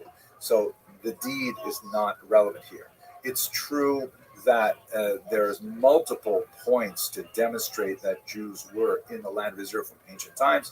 The oldest non-biblical example is the famous Merneptah stele shown here, which dates from about the year 1209 BCE and refers to a people called Israel living here. But the counter argument that when the Muslims conquered in the 7th century, as you see in this map, is also a very strong one. And in the absence of divine intervention, which I'm sure both sides would like to appeal to, there's no easy way to reconcile these claims. So let's move to the Ottoman period, and specifically to the area we'd like to concentrate, the 19th century, to understand how this conflict expressed itself.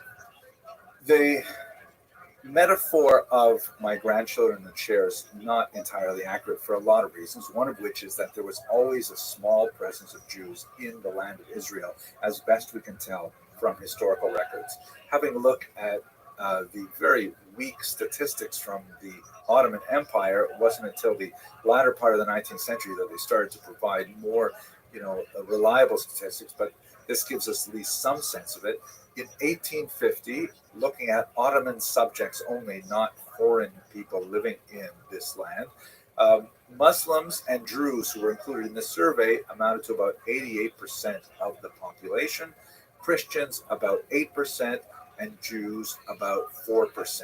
But by the time you move to the later part of the 19th century, there is a significant shift in Jewish attitudes, and many Jews, really absorbing the national movements that are rocking much of Europe at the time, Eastern Europe in particular, they begin to explore the idea of developing a Jewish nationalism with the object of creating a Jewish national state in this part of the world as well.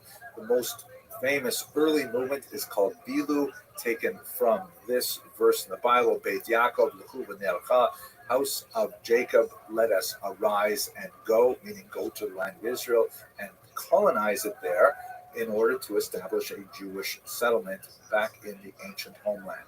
And in fact, they did, working the land with some success, but they were heavily supported by Jews around the world.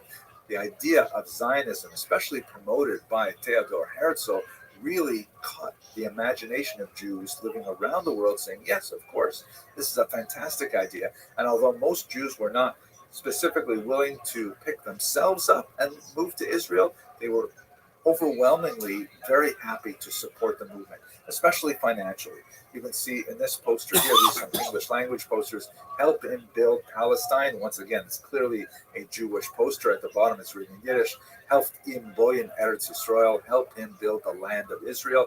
This was the kind of fundraising poster that was used by the Jewish National Fund established specifically to buy lands in Palestine, which they bought legally throughout this entire period.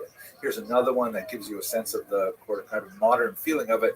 A nation reborn on its ancestral soil. It really appeals to the imagination. It's young, it's powerful, has kind of like a socialist vibe to it. And in fact, the early settlements did have very strong socialist leanings and so on. So basically, as you move through the early 20th century, the population of Jews in the region increases dramatically.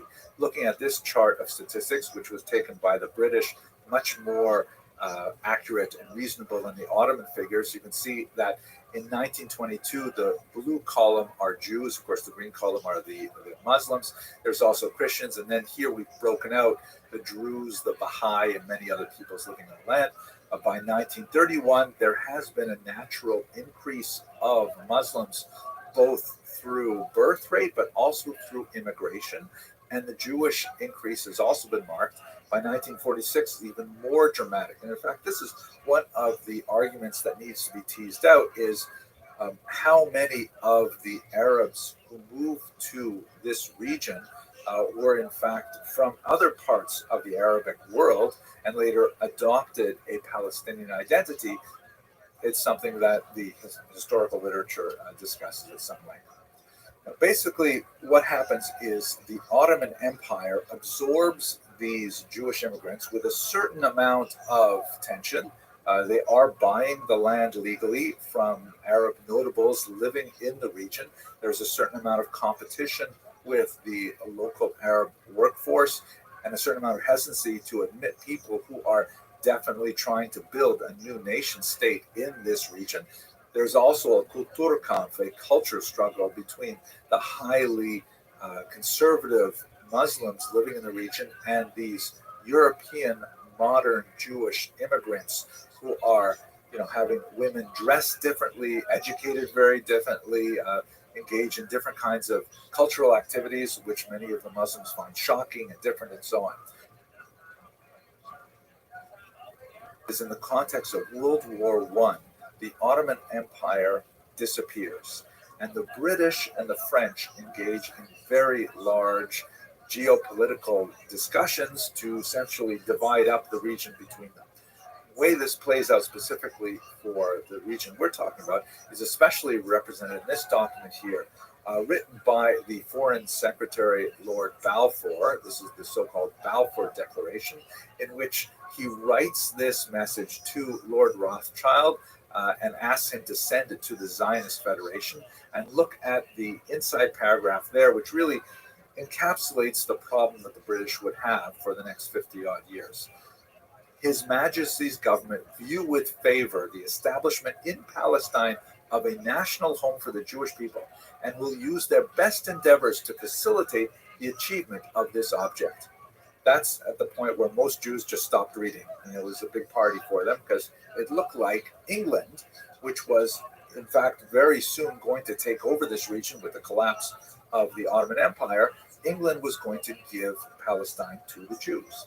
But the second part of the paragraph reads, it being clearly understood that nothing shall be done which may prejudice the civil and religious rights of existing non-Jewish communities in Palestine, or the rights and political status enjoyed by Jews in any other country.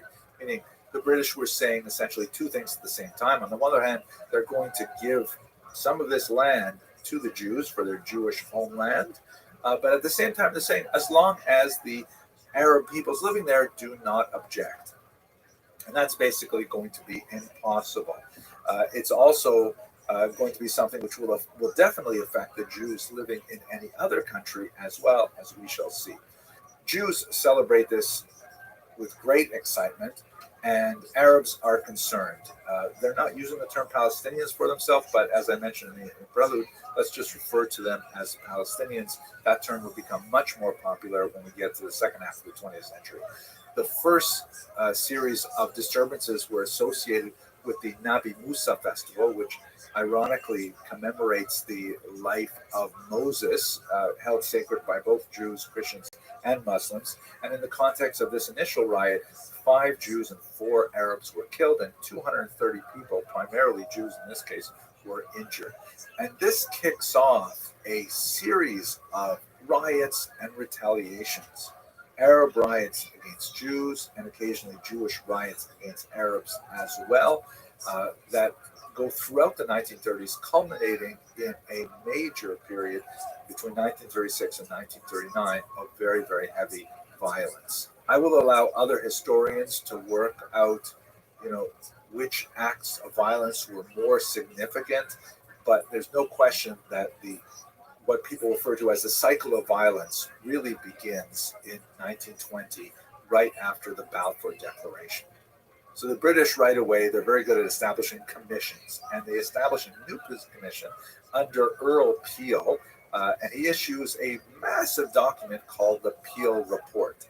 And very rarely has anyone said it as well as this particular report does. I'll just read to you one section. This is from chapter 20, which could basically say the same thing about much of the later part of the century as well.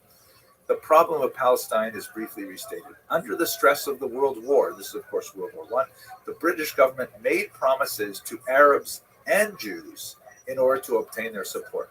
On the strength of those promises, both parties formed certain expectations. The application to Palestine of the mandate system in general, and of the specific mandate in particular, implies the belief that the obligations thus undertaken towards the Arabs and the Jews respectively would prove in course of time to be mutually compatible, owing to the conciliatory effect on the Palestinian Arabs of the material prosperity which Jewish immigration would bring in Palestine as a whole. That belief has not been justified, and there seems to be no hope of its being justified in the future. In other words, the British said that they were hoping that, by having Jews move in and improve the economy, and the Peel Report actually discusses that, Jewish immigration did help the economy significantly. There was a lot more employment, there was a lot more capital flowing, and a lot more foreign investment, but that prosperity would not help to solve the political dispute between the Arabs and the Jews in this region. Let's go back. But the British people cannot, on that account, repudiate their obligations, and apart from obligations, the existing circumstances in Palestine would still require the most strenuous efforts on the part of the government, which is responsible for the welfare of the country. The existing circumstances are summarized as follows. An irrepressible conflict has arisen between two national communities within the narrow bounds of one small country. There is no common ground between them. Their national aspirations are incompatible. The Arabs desire to revive the traditions of the Arab Golden Age. The Jews desire to show what they can achieve when restored to the land in which the Jewish nation was born. Neither of the two national ideals permits of combination in the service of a single state. This may be the genesis of what was called the two-state solution, which was eagerly pursued by many diplomatic efforts in the second half of the 20th century. God willing, we'll get to that in another lecture. The Peel Report had an appendix which laid out a map, a very controversial map here, that said we should partition this region. And the area outlined in red was to be given to the Jews as a homeland. As you can see, it's a tiny fraction of the later boundaries of the land of Israel, and not entirely conforming to the way that the populations had spread out through the land. A lot of Arabs were in this region, a lot of Jews were outside this region, and Jews were incensed that this is what Peel was suggesting. And there's also that kind of it looks like a word bubble extending from the ocean to Jerusalem. That's supposed to be like an international zone, allowing for access to the holy sites in Jerusalem for everybody. And the rest of the region outside of that red line would be an Arab country, presumably attached to what was called Transjordan. Transjordan was actually separated from the British mandate applied to Palestine earlier. So the Jews were incensed, the Arabs were not satisfied, and this came to naught. The period of 1936 to 1939 saw extensive dissatisfaction with the British mandate, and the Mandate authorities. Arab uprisings, Jewish violence against each other and against the British were pursued throughout this period. The British attempted under Colonial Secretary Malcolm MacDonald to look at the problem again, once the British again are very good at establishing commissions, and he wrote up a white paper that suggested perhaps they should limit Jewish immigration to the land to 75,000 people over 5 years, which was guaranteed to blow the lid off Jewish aspirations, because look at the time we're talking about. It's the late 1930s. Anti-Semitism is ramping up in Europe under Hitler. And of course, World War II would begin in 1939, just a few months after the white paper came out. And immigration of Jews anywhere was a top concern for the entire Jewish people, because of course Hitler would take 6 million lives over the course of World War II. After the Holocaust, you have millions of displaced people all over Europe. Hundreds of thousands of Jews in particular are unwilling or unable to return to their homes in Poland, and they're seeking to establish themselves in the ancestral homeland of Israel. Legal migration and illegal migration is happening at a tremendous clip, and the British are desperate to try and hold off these thousands of Jews who are seeking to make their way to safety in the Middle East. The Arabs, of course, are very incensed with the idea that Europe's problems should be solved with migration to the Middle East, but as one Zionist from the Arab put it, the Arabs have a problem of appetite and the Jews have a problem of starvation. They needed someplace else to live, and no other place was acceptable. So basically, the British gave up.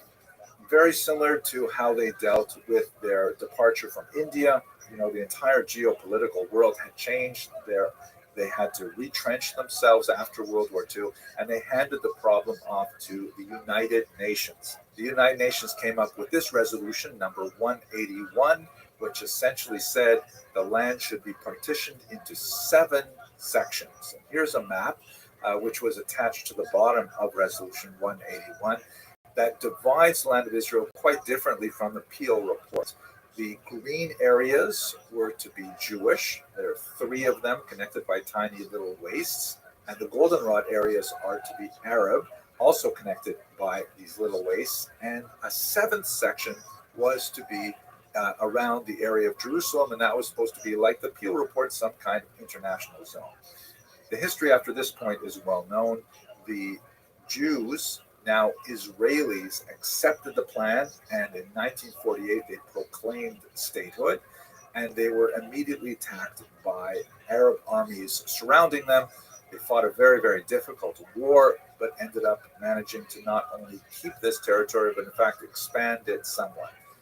That's a very important part of this whole history, but we should understand that the conflict with the Palestinians really began even before that war happened. As soon as Resolution 181 was passed and before the British could leave, there was already violence erupting between Jews and Arabs. And a large number of Arabs living in Palestine chose to flee. Somewhere in the range of 700,000 Arabs left their homes seeking safety. Now, one of the larger debates, like we mentioned earlier with the cycle of violence, one of the larger debates focuses on the question of why exactly did they leave. It does not take a tremendous amount of imagination to realize that, families flee theaters of war. There were examples of atrocities. Even an atrocity that is exaggerated and spread through the rumor mill is something that will strike fear in the heart of a family and would cause them to flee. Once again, I defer to other historians to go through the details. I'm sure you will find it useful to look at Professor Kramer's work to go into more details as to what specific events, Der Yassin and others, that prompted many of these people to flee. But this was called the Nakba, the catastrophe, which essentially displaced something like 750,000 people from what would become the state of Israel in the armistice of 1949. If you look at this map here, you can see the green areas were assigned to the state of Israel in the 1947 partition plan. But after successfully defending the territory, the Israelis were able to actually add those pink areas to make the boundaries somewhat more defensible than they were before. That's essentially the origins of the Palestinian Nakba.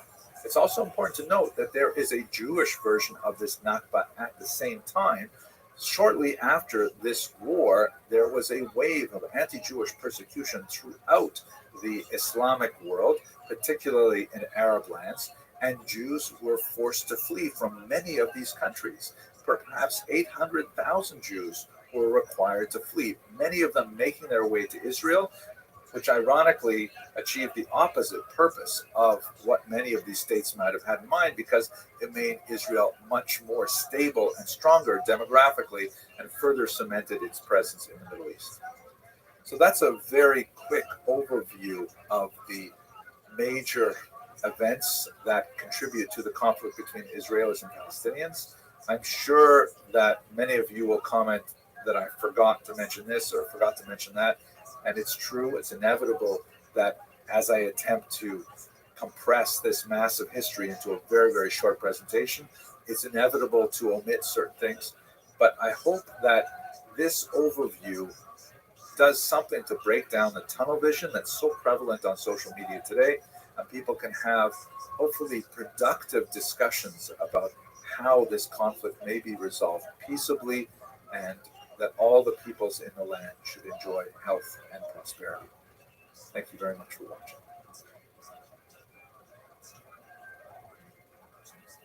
Hello, fellow students of Jewish history. I'd like to continue our discussion of the origins of the Palestinian-Israeli conflict by looking at the second half century in this very complex topic, specifically moving from the period of the establishment of the State of Israel in 1948 through the Oslo Accords of 1993. I've subtitled this Towards the Two-State Solution because that was one of the most important elements of this period. In this discussion, I'm going to try and focus my comments primarily on the ways in which both Israelis and Palestinians saw the major historical events and how they shaped the path towards some kind of peace. I will not be devoting attention to every single element of this history because it's overwhelming for a very short presentation, but hopefully these elements that I present will be cogent and coherent and will help to provide some background to understanding what we are to make of the current crisis today. History and her fraternal twin sister memory are closely interrelated. History affects memory, memory then turns around and affects history. A simplistic view of history is one in which we say, just tell me what exactly happened and when. We don't realize that every time we tell something about history, we tell it from a particular perspective. If you consider, for example, two people standing at very different points of an intersection witnessing a traffic accident, they'll both see very different things because of the place in which they're situated as that accident happens. So when we look at something far more complicated than a simple fender bender, the 100-year-long conflict between Israelis and Palestinians, how much more so is it crucial to understand exactly where we were standing and what kind of perspective we have. In this context, let me share a little bit about my own background and how I come to this history, and then specifically the sources that I have been researching specifically for this video. So I was born, obviously, to a Jewish family in the 1960s in Canada, and I was raised on a fairly steady diet of what we might call the heroic school of Israeli historiography, which basically presents materials in a way that describes the struggle of the young Israeli nation in a very positive light, obviously, and displays the behavior of the enemies of the State of Israel in a very negative light. To be understood as a national historiography that aims to create an affinity for the State of Israel, for the ideals of Zionism, and so on. And I believe that the skeletal structure of that historiographic model is basically sound. However, as memory and history interact, and specifically as people go back to the archival sources and revisit more details and different perspectives on those same events, some of those historical evaluations have to be re-evaluated. And so I'm going to rely for this presentation on much of my prior research, based in that heroic school, but also on newer research that I think qualifies that material significantly. First of all, I'm going to rely on a lot of the excellent work done by Professor Benny Morris of Ben Gurion University. He is a member of what's sometimes called the New Historian School in Israel that has basically done the hard work of going back to the archives and asking some of the very difficult questions about those controversial elements that we'll look at briefly in this video. His recent book, Righteous Victims, A History of the Zionist-Arab Conflict, 1881 to 2001, is sometimes very difficult reading, and there are definitely some elements there that I can see would provoke controversy. I've also relied, obviously, on a Palestinian perspective. Professor Rashid Khalidi from Columbia University, who is the author of The 100 Years War on Palestine, A History of Settler Colonialism and Resistance, 1917 to 2017. And his perspective, like Professor Morris's, is definitely partisan. But what I think is very useful about both of them is that despite their very deeply involved and cherished beliefs about the nature of the trajectory of this conflict, they are both very quite self-critical and are willing to look at their own movements and to determine what went wrong within Zionism or within the Palestinian movement. And so with those caveats, let me present to you how I see the major developments of the Palestinian-Israeli conflict so we can have a better handle on understanding what's happening today and hopefully make some progress towards a rational dialogue and at some point a lasting peace. For Israelis and Palestinians, the original sin was certainly the period that Palestinians call the Nakba and Israelis call the War of Independence. The Nakba, or catastrophe, refers to the forced displacement of a large number, something like 700,000 plus refugees, Arab refugees, Palestinian refugees, from what would be later Israeli territory and moving them off into various refugee camps and into diaspora. The way in which the heroic historiography of Israel portrays this is it's more like a voluntary flight, sometimes with more venal motivations, but a closer look at the archival records indicate that while there was no organized plan to displace these refugees, it was definitely something which was not unwelcome to the young state for reasons that I think should be obvious. If you have a look at this map here, this is from Professor Morris's book. You can see the hatched lines represent the territory held by Israel on May 15, 1948, which is, when they declared independence. It is smaller than the territory that was allotted to them by the 1947 partition plan, but this is where they actually existed in the land of Israel with some control at the time. They were then invaded by several armies, by Egypt, Jordan, Iraq, and by Syria. And amazingly, they were able to hold them off, and not only that, to actually expand the territory a little bit. Now, it is a remarkable military achievement. As Professor Kramer put it in her last book, though, it's not exactly a David versus Goliath kind of battle. It was more like David versus many Davids, because the Arab armies suffered from a lot of deficiencies. But if you look at the challenges that the young Israeli state faced, particularly looking at that small strip of land extending from the coast to Jerusalem, this is a very indefensible kind of territory. And so this Plan Dalet, which was especially focused on consolidating territories and roadways in particular to be able to access important Jewish settlements, was crucial. Beginning from the date that the Israelis declared statehood to the period when the British actually evacuated and then the full-on war, there are a lot of hostilities which occasionally involved some horrific atrocities, such as that of Deir Yassin, which spread fear throughout the Palestinian population that the Israelis would be attacking them. And they could point to a few examples where, in fact, that had happened. And for the Haganah, the proto-army of the State of Israel, later transformed into the Israel Defense Forces, or IDF, they had no reason to stop and fleeing because they saw that as the Palestinians left their homes, they were freeing up more territory to allow them to achieve their objectives of securing the roads and a more defensible set of borders. Now, what that means for the displaced Palestinians is that many of them, hundreds of thousands, were displaced into camps. And as you can see from this map, refugee camps were set up throughout the region in the Gaza Strip, in neighboring Jordan, which of course from 1949 to 1967 also controlled the West Bank, in Syria and in Lebanon.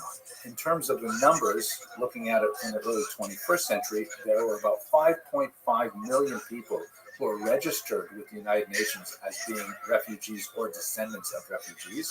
Those are the children, obviously, of the original 700,000 odd refugees. And about 1.5 million of them are still in the camps.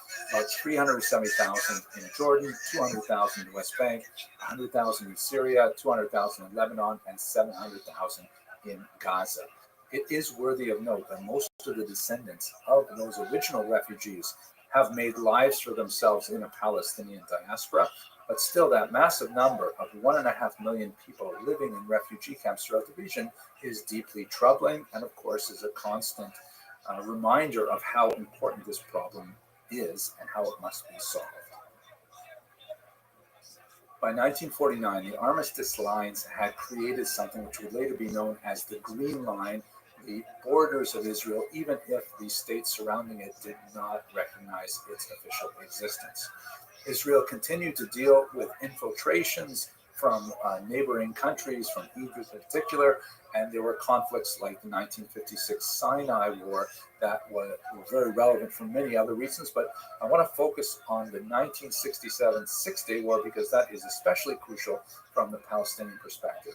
If you have a look at this map here, in June of 1967, Israel looked like the map on the left, and you can see Gaza was then part of Egypt, and the West Bank was part of Jordan. Israel then fought a war primarily with Egypt, but also with Jordan and with Syria as well. And amazingly, over the course of a very brief period of time, 6 days, and specifically through establishing air superiority early on, Israel was able to actually expand its territory dramatically. It was rather a surprising victory for everyone involved, and Israel had to decide what it was going to do with these territories. And this is extremely important, so let me slow down a little bit. They decided to annex 2 parts of the region. Annex meaning they took those parts and they made them permanently part of the state of Israel, never to be returned in any future peace deal. Specifically, the eastern part of Jerusalem. Jerusalem had been a divided city since 1949, and actually the holiest site of Jewish geography, the Temple Mount, was located on the Jordanian side. Since Jerusalem is the historic capital of the Jewish people, East Jerusalem was annexed outright and made part of the state of Israel proper. This also happened in the north, in the Golan Heights, where you have a mountainous region, and whoever commands the heights either looks down onto the Galilee or looks down onto Damascus. And given that it had great strategic value and not a huge local population, it was easy for the Israelis to annex that territory as well. However, the West Bank, with its large Palestinian population, posed a much greater threat because annexing the territory would involve giving all those Arabs citizenship. And that would deeply upset the demographic balance that Israel must maintain if it is to remain a Jewish state. And let us recall that Israel is striving really for 2 basic goals. One, to establish a Jewish state, a country that is free for Jewish immigration, that Jews can flee there if they are persecuted elsewhere. And secondly, it wants to establish a democratic state. It wants the political basis of Israel to be essentially one person, one vote. About 20% of Israel's population is not Jewish, primarily Palestinian Muslims, also Palestinian Christians, also Druze and Baha'i and many other peoples. And 20% is a sizable minority, but it still retains the basic Jewish character of the state. If citizenship were extended to all of these people in the West Bank and also in Gaza, that would seriously threaten the demographic balance of Israel as a Jewish state and simply could not be countenanced. So the West Bank and Gaza and the largely uninhabited Sinai Peninsula was simply occupied. These territories were administered by Israel, controlled by Israel, but the general thinking was that they would be exchanged for some kind of peace deal. Not all Israelis felt that way. Some said that peace should be exchanged for peace and the territory should remain within Israel, but by and large, the dominant opinion was that these territories would be given back. And in fact, this is what happened to Sinai, as we're discussing now. But here's a really important moment for the Palestinians. This document is Resolution 242, which was issued a few months after the conclusion of the Six-Day War. And it's really important for two main reasons. The first is something that you see in item number 1, Roman number 1, which refers to the basis of a peace, a just and lasting peace, as the withdrawal of Israel's armed forces from territories occupied in the recent conflict, meaning in the Six-Day War. And what this implicitly said was that there would be a just and lasting peace going back to the Green Line boundaries of 1949. That if Israel were to give up these territories that it conquered, then in fact a just and lasting peace could be achieved.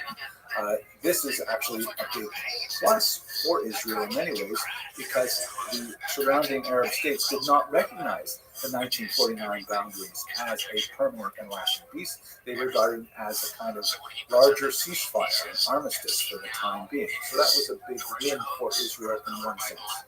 And note, by the way, I've included the French, which is also the official version, but the French version has a very key small distinction. It includes the phrase des territoires, as opposed to simply territories, which is much more demanding that all of those territories have to be returned, whereas in the English version, it only implies that at least some of the territories, from territories, not from the territories.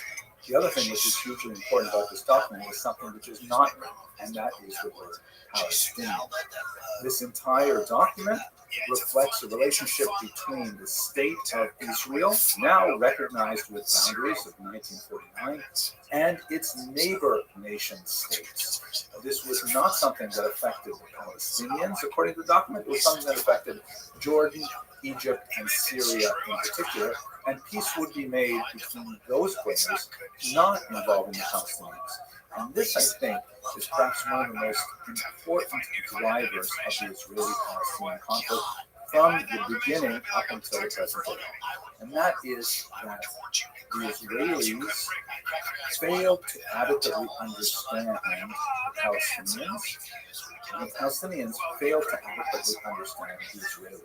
Let me just take a very brief moment to speak about that. In terms of the Palestinian misunderstanding of the Israelis, they failed to grasp just how desperate this people was after the Holocaust. Palestinians through the 1960s, and many pro-Palestinian enthusiasts today, seem to take it for granted that Israeli Jews would be prepared to accept to live as kind of like, guests within a generous, benign Islamic host society. And that's simply not valid for Jews after the Holocaust. Jews must have a refuge, they must have a home. The earth is so big, Jews demand a small portion for themselves, and they believe that it is totally within their moral right to demand it, especially in their ancestral home. For their part, the Israelis misunderstand the Palestinian national cause, although it awakened much later than many other nationalities. It nevertheless is very real and profound. This is a society that, at the beginning of the 20th century, was still quite primitive in terms of having very low levels of literacy and education and so on. And most of their national expressions were of loyalty to region and perhaps to clan, to religion, but they regarded themselves as part of a larger pan-Arabic society. Those things are all very true. But by discounting the Palestinians' live for self-determination, which would really awaken in the second half of the 20th century, by never taking those concerns seriously, Israelis tended to miss the boat and to disrespect the Palestinians in ways that would be incredibly tragic. And this resolution 242 is perhaps the pinnacle of that statement coming from the United Nations that completely ignores Palestinian considerations. Now, we would see this come to fruition in this very jovial photograph here that shows the Egyptian leader Anwar Sadat on the left, the American President Jimmy Carter in the center, and the Israeli Prime Minister Menachem Begin, who had faced off against each other in the 1973 war launched by Egypt in particular. But the reason why these three men are smiling here is because after that war was fought, and Egypt was able to retain some pride, and after demonstrating that Egypt could inflict damage on Israel, he was able to call up Menachem Begin and effect a peace treaty. In the late 1970s, Israel, with some significant internal controversy, gave the entire Sinai Peninsula back to Egypt, but Egypt was unwilling to take back the Gaza Strip, with its high concentration of restive Palestinians, many of whom showed an affinity for the Muslim Brotherhood, an organization which later was spawned Hamas, and Egypt felt that they were simply too destabilizing an element to bring into their polity. Anwar Sadat's vision of peace in the Middle East came to fruition, and although the relationship between Israel and Egypt has not been decidedly warm, it has nevertheless maintained peaceful relations since the 1980s. But Anwar Sadat himself would pay for this with his life, as some of his own bodyguard, incensed with the idea that he would make peace, turned on him and shot him dead. The turning point for the Palestinian movement was undoubtedly the establishment of the Palestine Liberation Organization led by Yasser Arafat. This was to be the focal point of Palestinian national efforts, and although they had to elbow their way to the table, not only at the United Nations and elsewhere, but even among other Arab allies, nevertheless they took the lead in articulating what they wanted for themselves, rather than allowing the Arab states in the region to dictate what would be the fate of the Palestinians. They wrote a national charter in 1964 that was thoroughly unrealistic, laying out essentially a one-state Palestinian vision of the land of Israel, where only those Jews and their descendants who had lived in the territory before the Balfour Declaration in 1917 would have any rights, and furthermore, that armed struggle was the only way to liberate Palestine. This notion of a one-state solution, combined with violence to achieve that end, was thoroughly unacceptable to the Israelis. The PLO then sought to gain attention for its cause through some very dramatic terrorist activities throughout Europe and the Middle East, which included things like airplane hijacking in particular, the massacre of the Israeli Olympic athletes at Munich, and many others. It is important to note that in this brief video, I'm speaking about the PLO generally, but we should understand that it is essentially an umbrella organization. There are many different fractions that come together under this umbrella, and a more nuanced look at the various groups would say a lot more about the internal debate over the values of these kinds of activities. But we can say in general that the PLO, under Arafat's leadership, at this time failed to grasp some very important emerging realities about the future of their national movement. First of all, to completely misunderstand the importance of public opinion in Europe, and especially in America, where the Israelis had far greater experience with the media environment, with the culture, the development of connections, and so on. And the PLO was not going to win their propaganda war through terrorism. In fact, it was just burying them further and sidelining the movement as being one associated with criminality and violence. Secondly, the PLO failed to realize that their conduct and even their mere presence in states bordering Israel made them increasingly unwelcome. Jordan, for example, which was one of the friendliest states to the Palestinians, granting them citizenship, for example, and in fact the majority of the Jordanian population is of Palestinian extraction, they found that they had to expel Arafat and the PLO after an uprising in September 1970 that was aimed at overthrowing the monarchy. Same sort of thing happened in Lebanon and elsewhere, and by the time you get to the 1980s, the PLO is basically out of the region. It has no direct border contact with the state of Israel, and it's basically Arafat and others are hiding out in Tunis in North Africa. Furthermore, Arafat made a few key missteps at this point. He backed, for example, Iraq against Kuwait when Iraq invaded, leading to a much larger invasion of Iraq in 1991. And much of the PLO was bankrolled by the Soviet Union, which saw it as a useful proxy in its battle against the United States in the Cold War. And as the Soviet Union began to go through its slow train wreck of self-destruction, it became clear that the PLO was going to lose more and more power. Ultimately, by the time you get to the early 1990s, the PLO has figured this out. They amended their charter significantly in favor of the kind of things that Israel would have wanted to see, including the acceptance of Resolution 242 with at least the 1949 boundaries for Israel, and secondly, abandoning the notion that armed struggle is the only way to liberate Palestine. And this is when we start talking seriously about a two-state solution. That is the idea of Israel as a Jewish state and Palestine as an eventual Palestinian state in the same region in one form or another.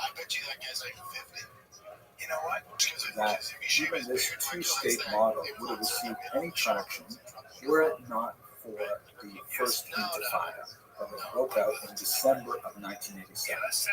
The term intifada in Arabic refers to a kind of like an uprising, a general revolt that is kind of like a spontaneous grassroots movement, and that was a fair description of what began to happen. Arafat, although the titular head of the PLO, was severely weakened off in his hideout in Tunis. Many of his allies had been co-opted by other states or assassinated by Israel, and he simply had lost a lot of power, although he still had a symbolic kind of role to play as the figurehead of the Palestinian movement. What happened in December 1987 is that the Palestinians themselves in Gaza and the West Bank began to rise up spontaneously on their own. And the character of their uprising was rather different than anything they had done before. The first intifada was not characterized by widespread terrorism in the sense of things that would later become much more associated with the second intifada, blowing up of buses and pizza shops and things like that. It was rather a kind of a symbolic attack on the IDF, as we see in this iconic photograph of a young Palestinian boy throwing a rock at this massive Israeli tank. The Palestinians, through a very deft use of the large number of foreign journalists who were frequently on the ground in Israel, were able to take their message to the world in a very different way, and actually inverted the David versus Goliath model that had frequently applied to the Israelis in the earlier heroic historiography. Now the Palestinians adopted that mantle of young David and Israel as the oppressor. The Palestinians in this first intifada were able to really draw attention to the multiple humiliations that were associated with living in a second-class status in the West Bank and Gaza, such as moving through slow checkpoints, which were designed by the Israelis to allow the large number of West Bank and Gaza residents who worked in the state of Israel to proceed into Israel proper and to their jobs, and to not allow people who are going to be engaged in terrorism in Israel. So for the Israelis, these security checkpoints were precisely what they sound like, but for Palestinians, they raised daily humiliation. Furthermore, and there were a significant number of Israelis who felt that we should not be giving territory back to any other Arab population. And either for economic or ideological reasons, we are moving into these territories that were beyond the Green Line. And a significant number of Israelis, Jewish Israelis, were now living in West Bank lands, a smaller number in Gaza, and many Palestinians saw these people as the leading edge of an Israeli land grab with frequent conflict and violence that occurred in the West Bank as a result of the meeting of these two populations. At this point, I'd like to refer you to what we talked about at the beginning of this video about how history and memory are interrelated. The history that I studied in the context of the Six-Day War, in the context of the peace deal with Egypt, is portrayed Israel as moving forward with a righteous cause and making peace with its increasingly reasonable Arab neighbors. There's a lot to be said for this understanding of the history, and as I hope to discuss in the next video in the series, we see a lot of Arab states ultimately decide to make peace with Israel in the 21st century. So it is a model that's still quite viable.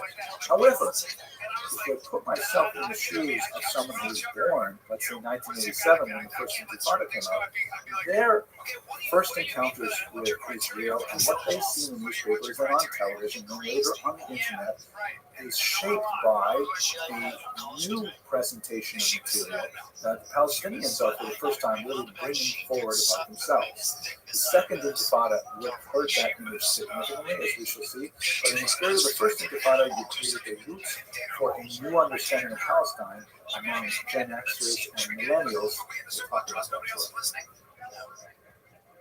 When you put all of these things together, the beginning of a shift in the international narrative, the weakness of the PLO as the official leader of the Palestinian movement, and the collapse of its support from the loss of the Soviet Union, led Yitzhak Rabin, the Prime Minister of Israel, to determine that he had to make peace with Yasser Arafat. And his reasoning was, if he did not make peace with the PLO, he would ultimately have to make peace with 1,000 other Palestinian entities because the PLO could not itself handle the fractious nature of its population.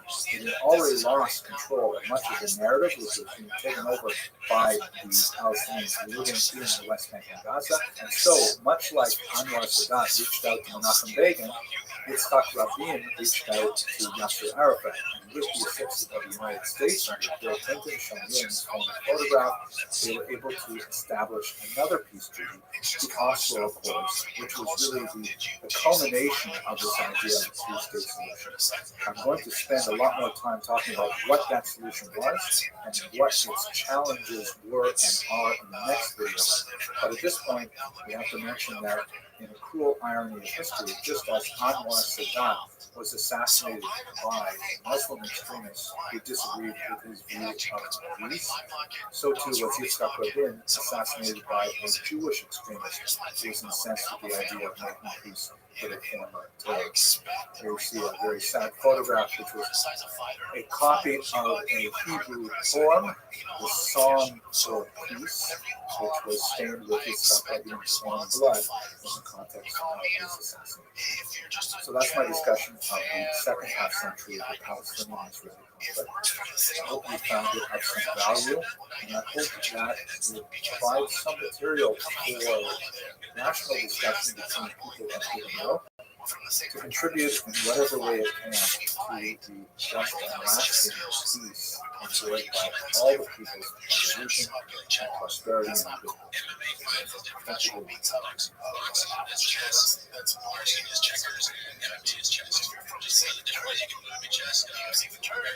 Hello, fellow students of Jewish history. As you know, I've recorded 2 short videos on the history of the Palestinian-Israeli conflict.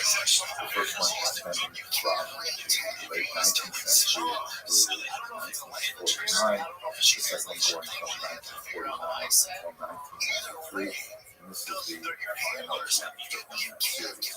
It is not a planned series. I tried to avoid this topic for a very long time because it is so contentious and it has put up all kinds of wrong people on the website, and I'd rather focus on other areas of Jewish history that really work towards my overall research agenda. But I felt that given the nature of the horrific attack on October 7th, I really had to do something to help contribute to voices of reason and to provide people with some kind of, hopefully, dispassionate treatment of the history so that people of goodwill could engage in reasonable discussion about how these thorny issues might be resolved.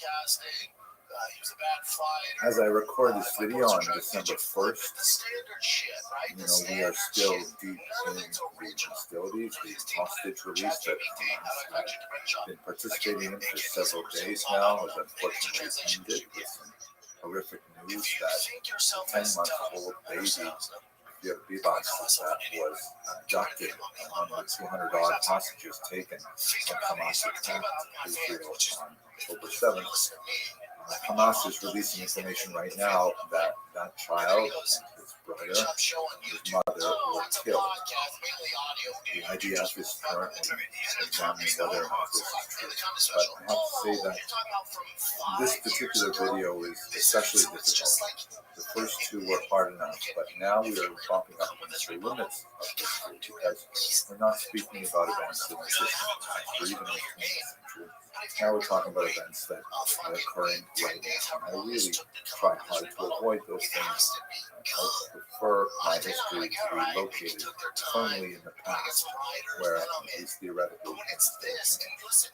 But I have to do something to try and help current crisis.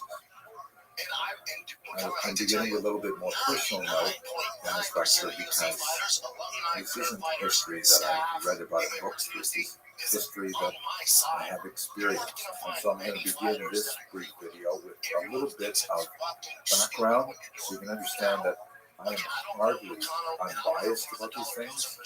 In case you didn't notice from my garb and beard, I am an observant Jew, at least I try to be, and I am a supporter of Israel. I am a Zionist, and I believe in the mission of Israel. Many people that I love, many people that I care deeply about, live in Israel. And that doesn't mean that I don't have any compassion left for Palestinians. It is a fundamental belief of mine that I want all the people of the region to live together in good health and prosperity and pursue happiness. So let's set that aside and let's begin with some of the personal background that hopefully will inform your understanding of my presentation. I'd also like to invite you, if you haven't done this, to please watch the first two parts before you come to this one. And I think that will to a book history, which is generally consumed chronologically. I have discussed sources in previous lectures. There's so much available on this particular topic.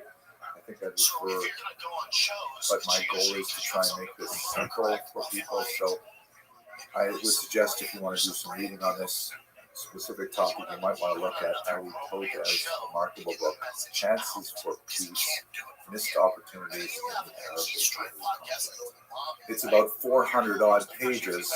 You would think that it'd be much, much thicker, but those 400 pages are difficult. So let me just take a few minutes before we talk about the history to share how I experience this history personally, how it overlaps with my personal attachment to the history of the Jews as a whole.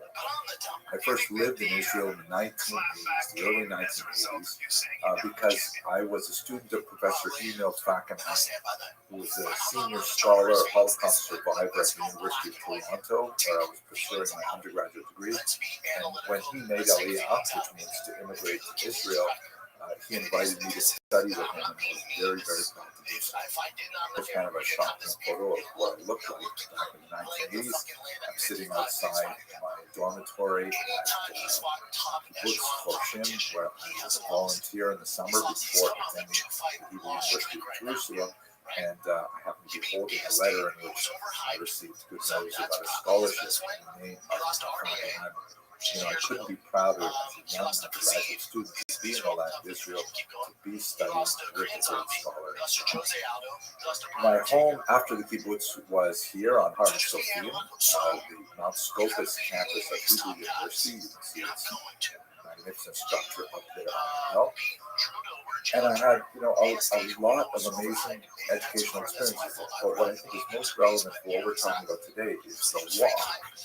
As an impecunious undergraduate student, I took on a part-time job working in Richie's Carville Cafe, which was a restaurant in a remarkable part of Jerusalem. It was on the Carville, which is this ancient Roman street that is actually featured in the 6th century Madaba map, and it was, reconstituted with modern shops, including this restaurant. And because I didn't have a lot of money, I would frequently not be able to afford bus fare, so I would walk about an hour from the Hebrew University campus, way up on the right of this map, and I would walk through all of these Arab neighborhoods, Shara, others, taking different routes and just exploring the streets, and finally entering the old city through the Damascus Gate, and then walking through the Arab Souk to the eventual destination in the Carville, where I would put in my time serving pizza. I returned about a decade later. At that point, I was married, and my wife brought with us our 2 youngest children. And I spent a year studying, once again at Hebrew University, but also at Yeshiva or Seminary. And I gained tremendously from it, but I will say one major thing between the early 80s and the early 1990s, it was not so safe to walk through these groups anymore. And unfortunately, that wonderful experience was not something that I could share easily with my wife and my children, because it was simply too dangerous for a Jew, a physical Jew, to walk in a lot of these areas. My children grew up, and each one of them spent at least a year studying Israel, much as I did. And some of them actually immigrated to Israel and live there now. So let me be clear, I'm not neutral. I support Israel, but I also support Palestinians. I wish earnestly that Palestinians should live in peace and prosperity in whatever arrangement Israel and the Palestinians are able to determine. I would like nothing better than a cessation of the violence and the end to human suffering on all sides. And I would like to think that many of you watching this video share this value with me. So my goal, as now we get to the history part of it, is to just survey the major elements of the Israeli-Palestinian conflict, and especially those efforts made towards peace. And my hope is that this will spur honest discussion among rational people. Where we left off in the last video was the culmination of the Oslo Peace Accord that basically created a system where the Palestinian movement, through something called the Palestinian Authority, would establish some initial steps towards an eventual statehood.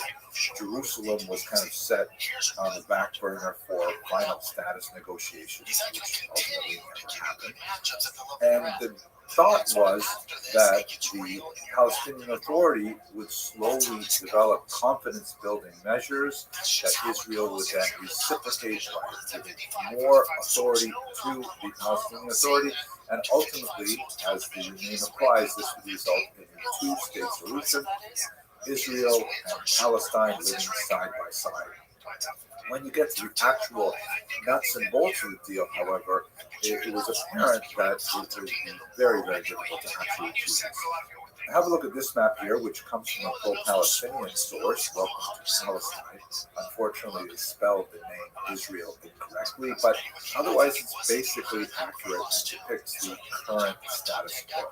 What you see in the light yellow color is the West Bank. It is so called because it is on the west bank of the Jordan River. It's known as Shomron and Yehuda in Hebrew. The dark red patches are called Area A in the Oslo Accords. These are areas where you have the densest settlement of Palestinians, including some of the major towns like Nablus and Hebron. And here in these regions, the Palestinian Authority has the greatest power. It was supposed to be responsible for internal security, which is kind of a euphemism for protecting Israel from Palestinian terrorists, but also public order, which is more like internal policing, and finally civil affairs, which deals with the setting up of infrastructure and transport and traffic and things like that. So these regions were the most Palestinian in terms of their government authority. Area B involves a little bit of mixed authority, where Israel would be responsible for the security aspects, which is the security for Israel, and the PA would hold on to public order, police, and civil affairs. And then in Area C, which is the largest chunk, Israel would be responsible for everything except for the civil affairs of Palestinians who live in Area C. If you have a look back at the previous video in the series, I showed you a map there of the Jewish settlements, Israeli settlements within the West Bank, and we're basically dealing with populations that are living cheek to jowl. I mean, on one hill you have a Palestinian village, and on the other hill, with a very small valley in between, you have an Israeli village. And it's very difficult to simply block out a whole map that has all this contiguous area for the Palestinians without including also those Israeli settlements, which is an incredibly difficult problem to solve. Now have a look at the second area, which is Gaza, down towards the bottom left.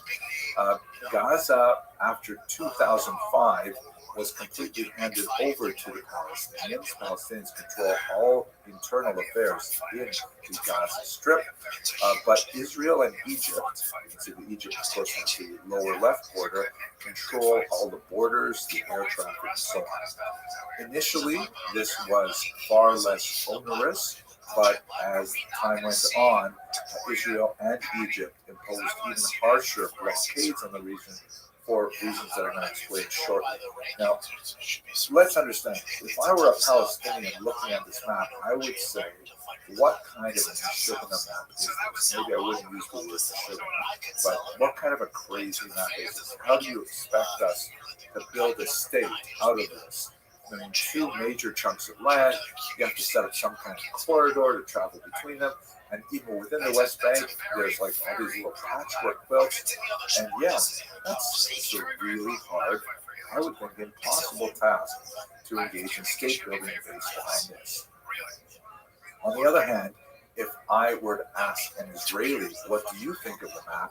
This is not the way they would see it. Chances are they would look at something like this. They would say, this is a map of the Arab League member states. And Israel, as you can see in that little red area, it's tiny. Israel is just one little piece of land where the Jews want to establish a national state. We went through the process for that in the previous two videos. And the fact that Palestinians are gaining territory where they currently live in the West Bank and Gaza, whatever they get, they should be happy for, because Israel is not willing to back up into the sea. Israel insists on its right to exist.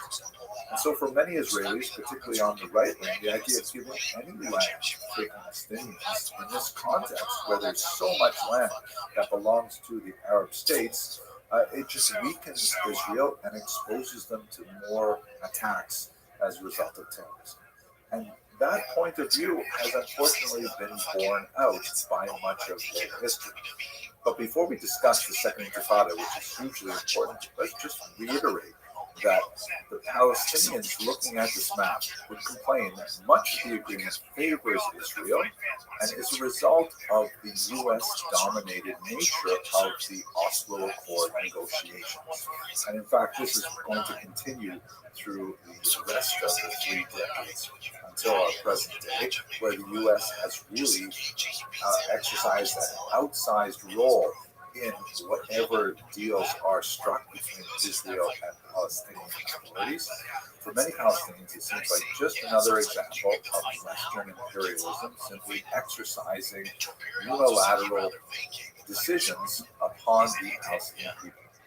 Now, Israel, on the other hand, let us not forget that Israel, as a society, demonstrates tremendous strength when it comes to external challenges, like the current situation, where Israelis of all stripes will come together and will fight together to protect their very existence. But otherwise, it is a very vigorous, meaning fractious, divided democracy. Israel is, prone to huge outbursts of protest against one policy or another, as we saw over the summer of 2023, perhaps more than any other time. And trying to bring together this polity to agree in unison on anything other than defense of Israel and its borders, that's a very, very difficult task. Again, thinking in alternative history, if the Palestinian Authority had demonstrated more confidence-building steps and had exercised greater control over the Second Intifada violence, that certainly would have helped the left wing of Israel promote the idea of expanding the experiment of the Oslo Accords. But on the other hand, Palestinians can point to Israelis and say, every time you establish another settlement in the West Bank, which is essentially a fact on the ground, that is an impediment to the development of a state for Palestinians. So Palestinians complain that you're undermining this process from the very beginning. You're doing some things to please your sponsor, the United States, but in reality, you don't believe in the idea of Palestinians. Palestinians are also blessed with remarkably ineffective leadership, as we see, for example, after the death of Yasser Arafat, who was much better at fomenting guerrilla attacks on Israel than he was at actually state building. But his successor, Mahmoud Abbas, also known as Abu Mazen, after having elections, simply discontinued elections and has been in power for about 20 years and is widely regarded among Palestinians as completely ineffective. Palestinian frustration with the lack of progress from the Oslo Accords, combined with a provocative visit to the Temple Mount by Ariel Sharon, an important political leader, exploded in Al-Intifada al-Intifada, the second Intifada of September 2000. And this was rather different from the first Intifada, primarily in the scope of the violence associated with it. It was especially associated with suicide bombings, like on buses and on pizza shops and other civilian infrastructure in Israel proper. I remember at the time I was on a postdoctoral fellowship at Harvard, and I would get up super early and go to my office in the morning. And the internet, that was back in the days of Alta Vista and things like that.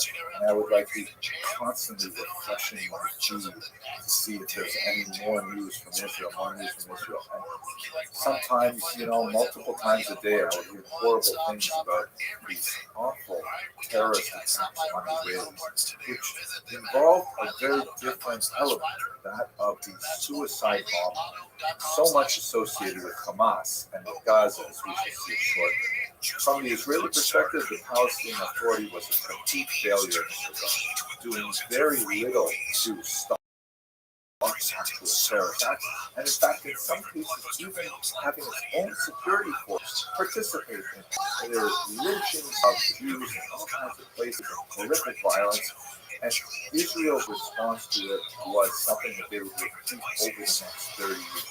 Israel stepped up its attempt to protect itself by creating these security barriers, these concrete walls in some places, fencing and others, to prevent the incursion of terrorists from the Palestinian West Bank into Israel proper.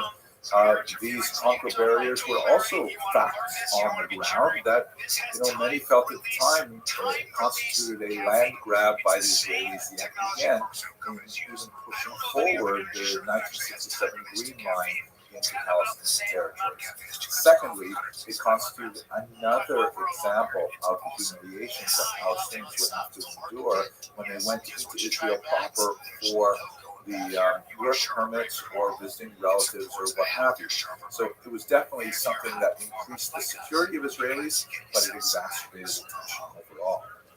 And at this point, we really have to talk about Gaza and specifically the military strategy that Israel chose to pursue from the period of the Second Intifada through our current day. Israel's military response to much of the Second Intifada has sometimes been called the Dahya Doctrine, after a suburb in Beirut, which also had a similar kind of experience.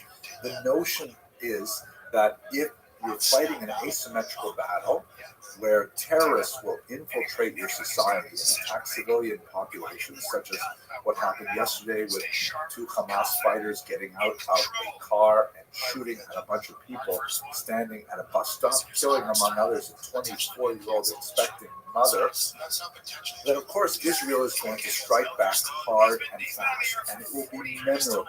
The basic idea is don't poke the bear. And you would think that people who live next to the bear would get that. But Hamas has not. Hamas has actually tried to take advantage of that by using civilian and humanitarian structures as places where they should establish their bases. You see this in the Al-Shifa hospital, under mosques, under UN facilities, under schools, and they're thinking that, by having these human civilian shields, that will somehow protect them from this doctrine. And Israel has gone to great lengths to try and minimize civilian deaths. And just for sure, they have an entire unit of Arabic speakers, not only Palestinian Israelis, but also those descended from Jewish communities that were expelled from Arab lands. That's the Nahum. And the job of this unit is simply to call up people in Gaza and say, hey, we intend to attack this area. Please move south. They employ technological devices like knock alerts to let people know that an attack is forthcoming. And even in the news, you can see Israel broadcasting a lot of what they intend to do, because they try to limit the impact of the civilian casualties. But Hamas specifically does everything it can to provoke that kind of response. Part of me remains absolutely stunned. Why would Hamas want to do this? Why would Hamas want to impose such phenomenal suffering on top of what they're already experiencing by provoking an attack from a neighboring country? I can't say that I have come to grips with this at all. It doesn't make sense to me on a human, visceral level. I do not understand this urge for self-sacrifice to the point of martyrdom and the willingness to sacrifice one's own progeny. I just can't conceive it. Now, you may think to yourself, well, he's exaggerating. I would like to recommend you please have a look at a website called MEMRI, MEMRI. It stands for the Middle East Media Research Institute. It is a really valuable institute that for decades has simply been watching Arabic language media and providing translations of key segments. And, very little commentary other than, the title of the video sometimes gives away where they're coming from.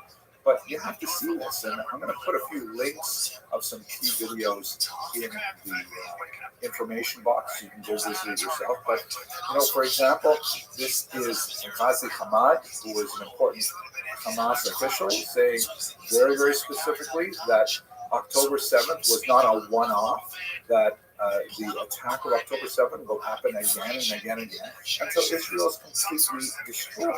And there's no ambiguity here. And you see these really bizarre things, like these kindergarten plays. I'm sure many of you were involved in these when you were children, right? You dress up as, trees and forests and princes and fairies, and you put on a little play for the parents. But in Gaza, they actually have kids dressing up as soldiers taking Israeli hostages. These are like 5, 6, 7-year-old kids. And amazingly, the parents are watching and cheering as they take Israelis captured. And who knows what else they do with them. And then, there's so many examples of this on memory. I just don't know what to say about it. Mothers. Sometimes mothers of people who are already killed in suicide bombings will come on and say things like, and I have to use 2 screenshots here to show you. By Allah, if all my children and grandchildren are martyred for the sake of Allah, it will make me happy. And I gotta say, what planet do these people come from? How can I'm a father, I'm a grandfather. I cannot conceive how anyone could possibly say that they would want their children or grandchildren, God forbid, to be harmed while harming others. It's beyond the scope of my understanding. So please do visit them. You'll see that they provide a broad scope of voices. This is not like just watching, one crazy channel. You'll see that there are voices there that are critical of Hamas, but the examples I'm giving you are not at all outliers. This is the kind of enemy that Israel is. I'd like to conclude this already long video with just a short discussion of the impact of this on the United States and the populations throughout the world. One of the things that concerns me deeply is that even though it should be practically obvious to everyone that invading territory, murdering, raping, mutilating bodies, kidnapping children, and then holding them hostage. These are all deeply, deeply evil things. We should be able to unite around that. I think as human beings, I don't care who does it. If Israel were to do such things, I would be deeply, deeply ashamed. And I'd like to think I would speak out against it as strongly as I am now. But there should be like a common denominator. And we see that in the United States, for example, this is the results of a poll that was conducted just 2 weeks after the October 7th massacre, that Israel actually has fairly strong favorability in the United States. You can see that of the institutions measured, Israel comes in number 3 behind the U.S. military and the police, considerably higher than the Supreme Court or news organizations, and Hamas is like way down at the bottom. I would like those numbers to be higher, but they're not that. But here's the scary thing. When you go a little deeper and you look at the demographic groups that express that positivity, young people simply are not getting it. Look at this map, look at this chart on the right, which asks, in general in this conflict, do you side more with Israel or Hamas? Not Gaza, not Palestinians, but Hamas, a terrorist group. 16% of Americans side with Hamas. I really don't like that number, but 84% say Israel. That makes sense. But then look at the chart below, and you can see that people in my age bracket are far more likely to feel the way I do. Okay, thank you. But as you get younger and younger, and you get to the age of my undergraduate students, only 52% of Americans, and this is 2 weeks after October 7th, the most horrific massacre of Jews since the Holocaust. 52% of people aged 18 to 24 support Israel, and 48% support Hamas. We see it so clearly in this horrific. I walk by this every day on my way to work. People put up posters drawing attention to the fact that children have been captured. Children.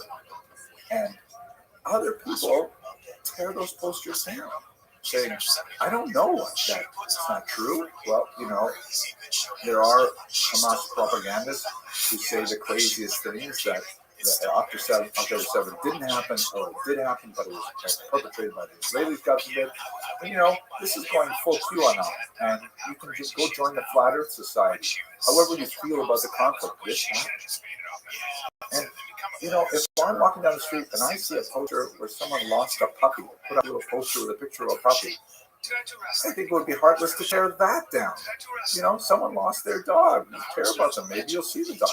But to actually tear down the pictures of human beings, children who are suffering, I simply cannot understand.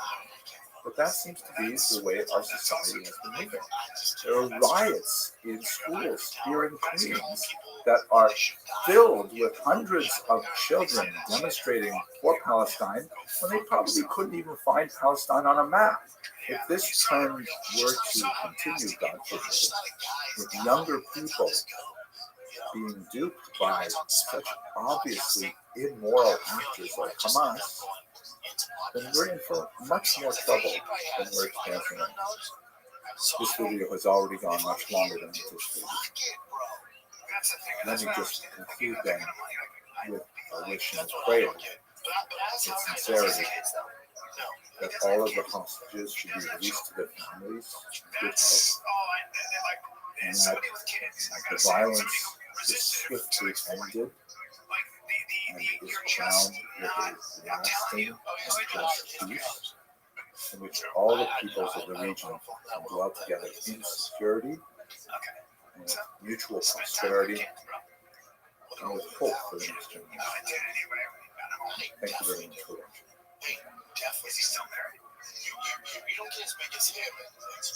Hello, fellow students of Jewish history. A fascinating article appeared in the Wall Street Journal recently, written by Professor Rothschild, who teaches political science at UC Berkeley. Fascinating study. What he did was he hired a survey firm to conduct a scientific survey of students of undergraduate age, 18 to 24, and asked them what they thought about this slogan, "From the river to the sea, Palestine will be free." And it was absolutely fascinating, the results that he got. Let's have a quick look at them. So first of all, 43% of them enthusiastically supported this slogan. And an additional 33% supported it somewhat. Only 23.9% of respondents indicated they did not support this slogan. These results fit very well with what other studies are indicating as a significant generational gap among Americans. That basically Americans 30 years and older are increasingly in favor of Israel and understands the nature of the attack of October 7th and will back Israel in this conflict. And the youngest Americans in these studies, particularly the ages 18 to 24, who are more ambivalent about it. And in fact, in one study, 48% of Americans reported that they were actually in favor of Hamas, a terrorist organization, over Israel. And that's a very troubling kind of number, seeing it particularly in the younger demographic. So we see that, the majority of people of this age group see the conflict very differently from older adults. However, here's the positive news. Most of these people who support the slogan have no idea what it means. Like, for example, when they were shown a map that helped them identify which river and which sea we're talking about, they changed their mind. And 53% of them said, no, I'm not prepared to support this particular slogan, based only on the map. And other data indicates that when they know a little bit more about what the slogan actually implies, they are less likely to support it. So let's do the geography first. Which river are we talking about, and which sea are we talking about? When Professor Hassner asked them, which river are we talking about, some students pointed to the Dead Sea, which is actually not a river, but at any rate, it's a body of water. Others actually pointed to the Nile River in Egypt, so try and figure that one out. And some even pointed to the Euphrates River, which runs through Syria and Iraq. So they obviously have no idea which river we're talking about. But it gets even worse when you ask them which sea. And you would think that this would be fairly obvious. We're talking about the Mediterranean Sea, but many actually identified the Atlantic Ocean. I mean, can you imagine, from the Middle East all the way out to the Atlantic Ocean? And some actually identified the Caribbean, which is like just bizarre. So these students really need some basic geography here. Let's do that right now, in case some of those students are watching. So the river we're talking about is the Jordan River. In Hebrew, the Nahar HaYarden, and in Arabic, the Nahar Urdun, right? It's so named because Jordan is on the other side. And what is the sea we're talking about? Obviously, the Mediterranean Sea, Hayam HaTichon in Hebrew, or El Bahr El Abyad or Mutawassit in Arabic. So that's the river, and that's the sea. Now, here is where it gets difficult. Basically, if you go from the Jordan River to the Mediterranean Sea, that is all of Israel. And this kind of oval is not exactly shaped to the boundaries. It eliminates the northeastern part of the Golan, but those are the boundaries of contemporary Israel. You're basically seeing that this entire country should be free, and you're calling it Palestine. So those are somewhat problematic. Now, here's the good news. Once the students saw the map and were given some basic instruction, 75% of them downgraded their enthusiasm, meaning they changed from being enthusiastically so to being somewhat or being not approving at all.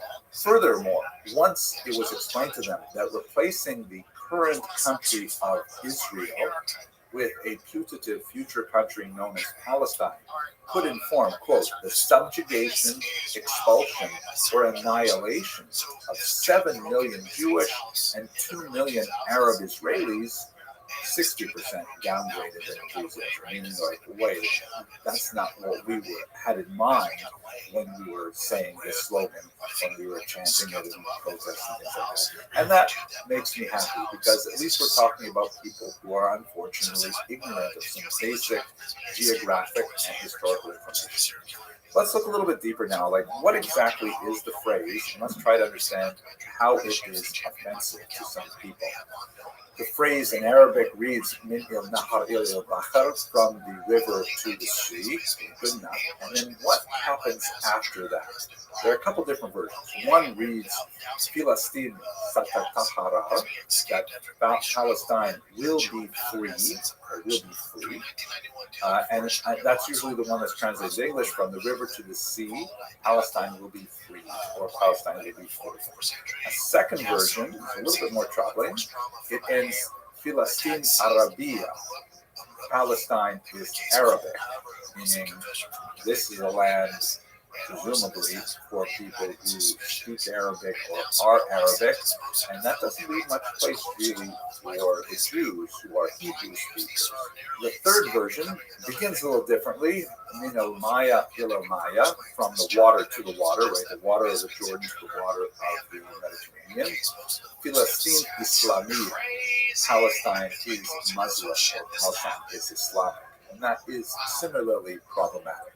So the second and third versions are definitely offensive because that entails the idea of removal of these people who are not Arabic or Muslim, either a literal removal or, God forbid, genocidal, or even some kind of population transfer. All of those things obviously are very problematic, to say the least, and offensive to Israelis and to Jews. What about the most neutral one, which is the Palestine will be free?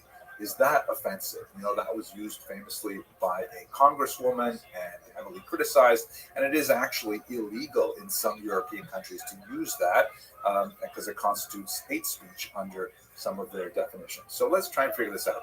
So when you say from the river to the sea, we understand that. That means from the Jordan to the Mediterranean.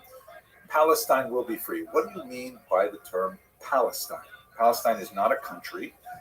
It is a regional description that has been used for a long time. The Romans, of course, renamed Judea Palestine after a revolt in the 2nd century by Bar Kokhba and his rebels. They wanted to wipe out the association of the land with its long Jewish history, so they renamed it Palestina, echoing Herodotus, but before that, even echoing the Bible, which refers to the Philistines, the traditional enemies of the Jewish people.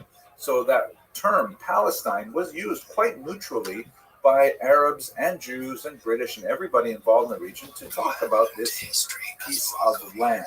It was always part of some other larger political entity, but this region was called Palestine. So when you are using this term, Palestine will be free, do you mean that this region will be free? Maybe in some kind of one-state solution, meaning all the people living in this region will be free? That's a generous interpretation, and I think that's the only way that you can say this phrase could possibly not be offensive. But let's look at the second word. Palestine will be free, or will be free. Welcome. What do you mean by that? Israel is already free. Israel is a democratic state.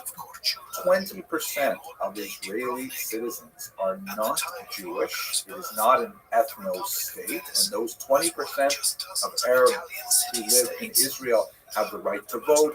They are represented in Knesset, and we can go on and on about these things. Gaza, which is overwhelmingly not Israeli, has been separated from Israel since 2005.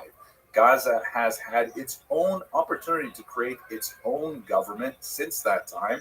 They elected Hamas, which then kicked out Fatah. There's a lot of things to say about it, but it's not Israel. And if it's not free, that's not Israel's fault either. There is a blockade around Gaza, primarily because they keep on sending rockets at civilian territories in Israel.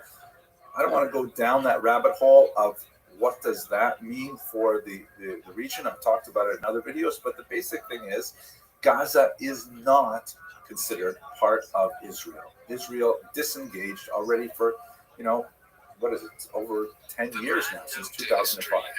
If you want to say, well, what about the Palestinian Authority, which is the region in what's also called the West Bank, Israelis know it as Shomron and Yehuda. That is the whole idea of a two-state solution, which was articulated in Oslo in 1993. It has not gotten off to a good start at all, and in fact, it has been stalled for a long time for lots of reasons, which also go beyond our discussion. So possibly you could say it's not offensive because you're saying, well, we hope that the Israelis in the non-Palestinian Authority regions will be free, and the Palestinians in the Palestinian Authority area will be free. That's a nice sort of thought, but it doesn't lend itself easily to a slogan. But nevertheless, like in the first possibility, maybe this is one way you could possibly consider it not offensive. But if you mean Palestine will be free in the sense of free of Israel or free of Jews, those are absolutely offensive statements that should be totally rejected. And you can't be surprised when Israelis and Jews are offended and are in fact intimidated by them, especially when you join it to other popular phrases like globalize the Intifada. The Intifada was a period of phenomenal terrorist violence directed against the Jews. The second Intifada, which was dominated by Hamas, was characterized by all kinds of attacks on civilians. Bus bombings and coffee shop bombings and stabbings on the streets. Absolutely horrific. When you say globalize the Intifada, that means take that kind of violence and spread it throughout the world. And it's completely unacceptable. So, in these senses, I can understand. I myself am offended by the use of the term from the river to the sea, Palestine will be free, because I hear all of these other things happening. And I'm sure many, many Jews feel the same way I do. So, if you are one of these Gen Xers or these millennials who is thinking about using this phrase, just consider it like the N-word for Jews. It's the kind of thing that is definitely going to get a rise out of us. And yes, maybe you can thread the needle and say, possibly if you interpret this word this way and this word this way, it's not offensive. Let's see trying that with the N-word. Okay, I hope this made things a little clearer for you, and I want to reiterate that the good news I hear from all of this is that most people, when they understand why this expression is so offensive to Jews, they decide not to use it anymore. And I hope that's what you'll think too. But thank you very much for listening to this video.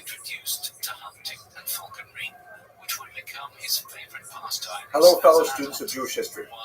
I'm sure you're aware there's a lot of talk right now in connection with the conflict in the Middle East regarding the idea of genocide.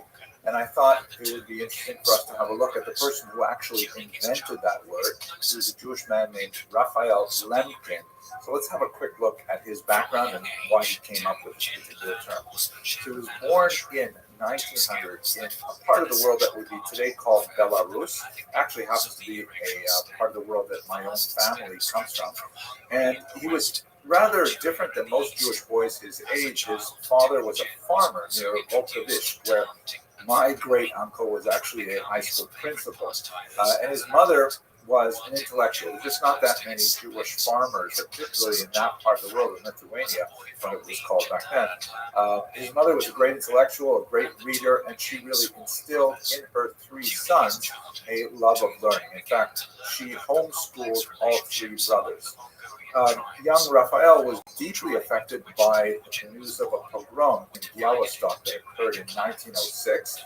And then later, as a teenager, when World War I broke out, the entire Lemkin family had to flee into the forests in order to avoid the hostilities between the German and the Russian armies.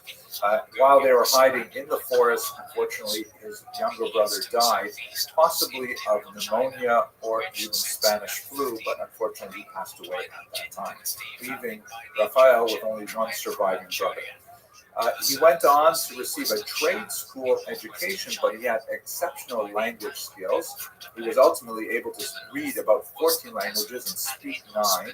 He studied linguistics in Lviv, which back then would have been called Lvov. Later, he went to study philosophy at Heidelberg and law in Lviv once again. And during this time, he continued to meditate and to think deeply about the nature of human cruelty, and in particular the history of massacres in Armenia, which occurred in the beginning of the 20th century in Iraq and elsewhere. And he went to one of his professors, Julius Makarevich, and asked him about the doctrine of state sovereignty that the professor had been promoting. The idea that the states essentially can do whatever they want in their own countries and they can't be punished in other legal fora. So the professor responded to him saying, consider the case of a farmer who owns a flock of chickens. He kills them, and this is his business. If you interfere, you are trespassing. Lemkin apparently replied to him, but the Armenians are not chickens. You can't compare these things. A farmer killing his children as opposed to a head of state killing his own citizens. His eventual conclusion was, sovereignty, I argued, cannot be conceived as the right to kill millions of innocent people. He was also deeply moved by the trials of two individuals. One was the assassin of Talat Pasha in 1921, and another I'm quite a bit more familiar with, Shalom Schwarzkopf assassinated Simon Petlura, who was the leader of the Ukrainian government during the brief period of Ukrainian independence between World War I and the Soviet occupation of Ukraine. In the case of Shalom Schwarzkopf, he went up to Simon Petlura, the leader in exile now in Paris in 1926, and shot him dead on the street. He was arrested and placed on trial, and he was able to essentially turn the trial around to be not a trial of his own assassination effort, but rather of the activity of Simon Petlura during this crucial Civil War period. And even though Shalom Schwarzkopf was clearly guilty of assassinating Simon Petlura, the Paris jury in 1927 rendered a verdict that allowed him to go free. And this kind of event led Raphael Lemkin to think, why is it that we can't prosecute those who perpetrate war crimes on their own people? This thought would eventually mature in his mind during his experience during the Holocaust. But during the 1930s, he was working as a public prosecutor in Poland, and he was also very deeply involved in working with the legal codes of Poland and codifying those laws. Let us remember that Poland was recently reconstituted as an independent country after World War I. And in 1933, he went to the newly formed League of Nations, which was essentially the precursor to the United Nations. And he met with their legal counsel at a conference in Madrid. And there he made some derogatory comments about Nazi Germany that went back to Poland, got him in a lot of trouble because Poland was working on some treaties with Germany at the time. So he was fired from his public position. He ended up going into private practice, but he continued to work on his idea of how is it possible to prosecute perpetrators of international massacres. Unfortunately, he would have ample opportunity to continue this line of thought because on September 1st, 1939, the Nazis would invade Poland. Lemkin's own home was destroyed in a bombing raid on the 6th of that month, and he ended up being homeless and having to wander from place to place for some time. He was able to escape both the Nazis advancing into Poland and also Russian detention by portraying himself not as an intellectual, as a lawyer, but rather as a simple peasant, and he managed to make his way back to Volkovich and to see his parents for the very last time in November of 1939. He moved on to Vilna, the capital, and he decided there, and I'm going to quote from his autobiography, "I really lived only when I was fighting for an ideal. I will devote the rest of my life to my work, outlawing the destruction of people." Later in Riga, he would meet with the distinguished historian Shimon Dubno, who would encourage him to continue his work in this vein. Dubno was later killed by the Nazis himself. But Lemkin was able to make his way first to Sweden and then via Japan to the USA in 1941, where he became a professor at Duke University and later at Rutgers University. The Holocaust, however, was absolutely devastating for him. He lost 49 members of his family, although his surviving brother actually managed to make it through the Holocaust because he was in a labor camp with his family, a Soviet labor camp, and ultimately was able to come to Canada, where he settled. So Lemkin had suffered phenomenally during the Holocaust, and this further encouraged him to work on his concept of how to prosecute war criminals who commit crimes against people of other nations. His greatest claim to fame, of course, is that he created and defined the word genocide, borrowing from the term genos in Greek, meaning family, and sidera, which means to kill, like a homicide or suicide, terms like that. And he published the term in a book in 1944 called Axis Rule in Occupied Europe, and it proved to be an extremely important term that was used in the Nuremberg trials and elsewhere. The UN General Assembly accepted his Convention on the Prevention and Punishment of the Crime of Genocide in December of 1948, and then later was ratified in 1951. And for the rest of his life, he worked on many examples of 20th century massacres, including a very notable speech in 1953, in which he was an early individual to identify Soviet artificial famine of 1932-33 as a genocide against Ukraine. Unfortunately, Lemkin, who spent the rest of his life in New York, he suffered from very poor health, in particular high blood pressure. Doctors had difficulty diagnosing his illness, which he ended up calling genociditis, meaning exhaustion from the work on the Genocide Convention. In 1959, he died of a heart attack on a New York street. Lemkin never married nor had children. But as you can see from his gravestone, which has smaller stones placed upon it by visitors in accordance with traditional Jewish custom, he continues to be revered.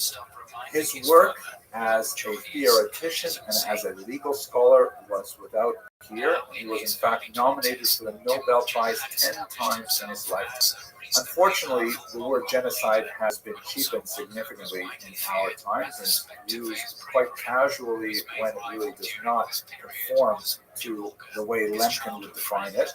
In the context of the Middle East, I think it's relevant to point out that in his autobiography, which he titled Totally Unofficial, there's no mention of the Allied bombings of Dresden or Hiroshima or Nagasaki, even though these involved very high numbers of civilian casualties. So clearly, the high numbers, and especially the disparity between the numbers on either side of the conflict, is not the kind of element that actually plays into his definition of genocide. I think it's very important to think about this in the context of what the Allies were thinking when they were bombing these places.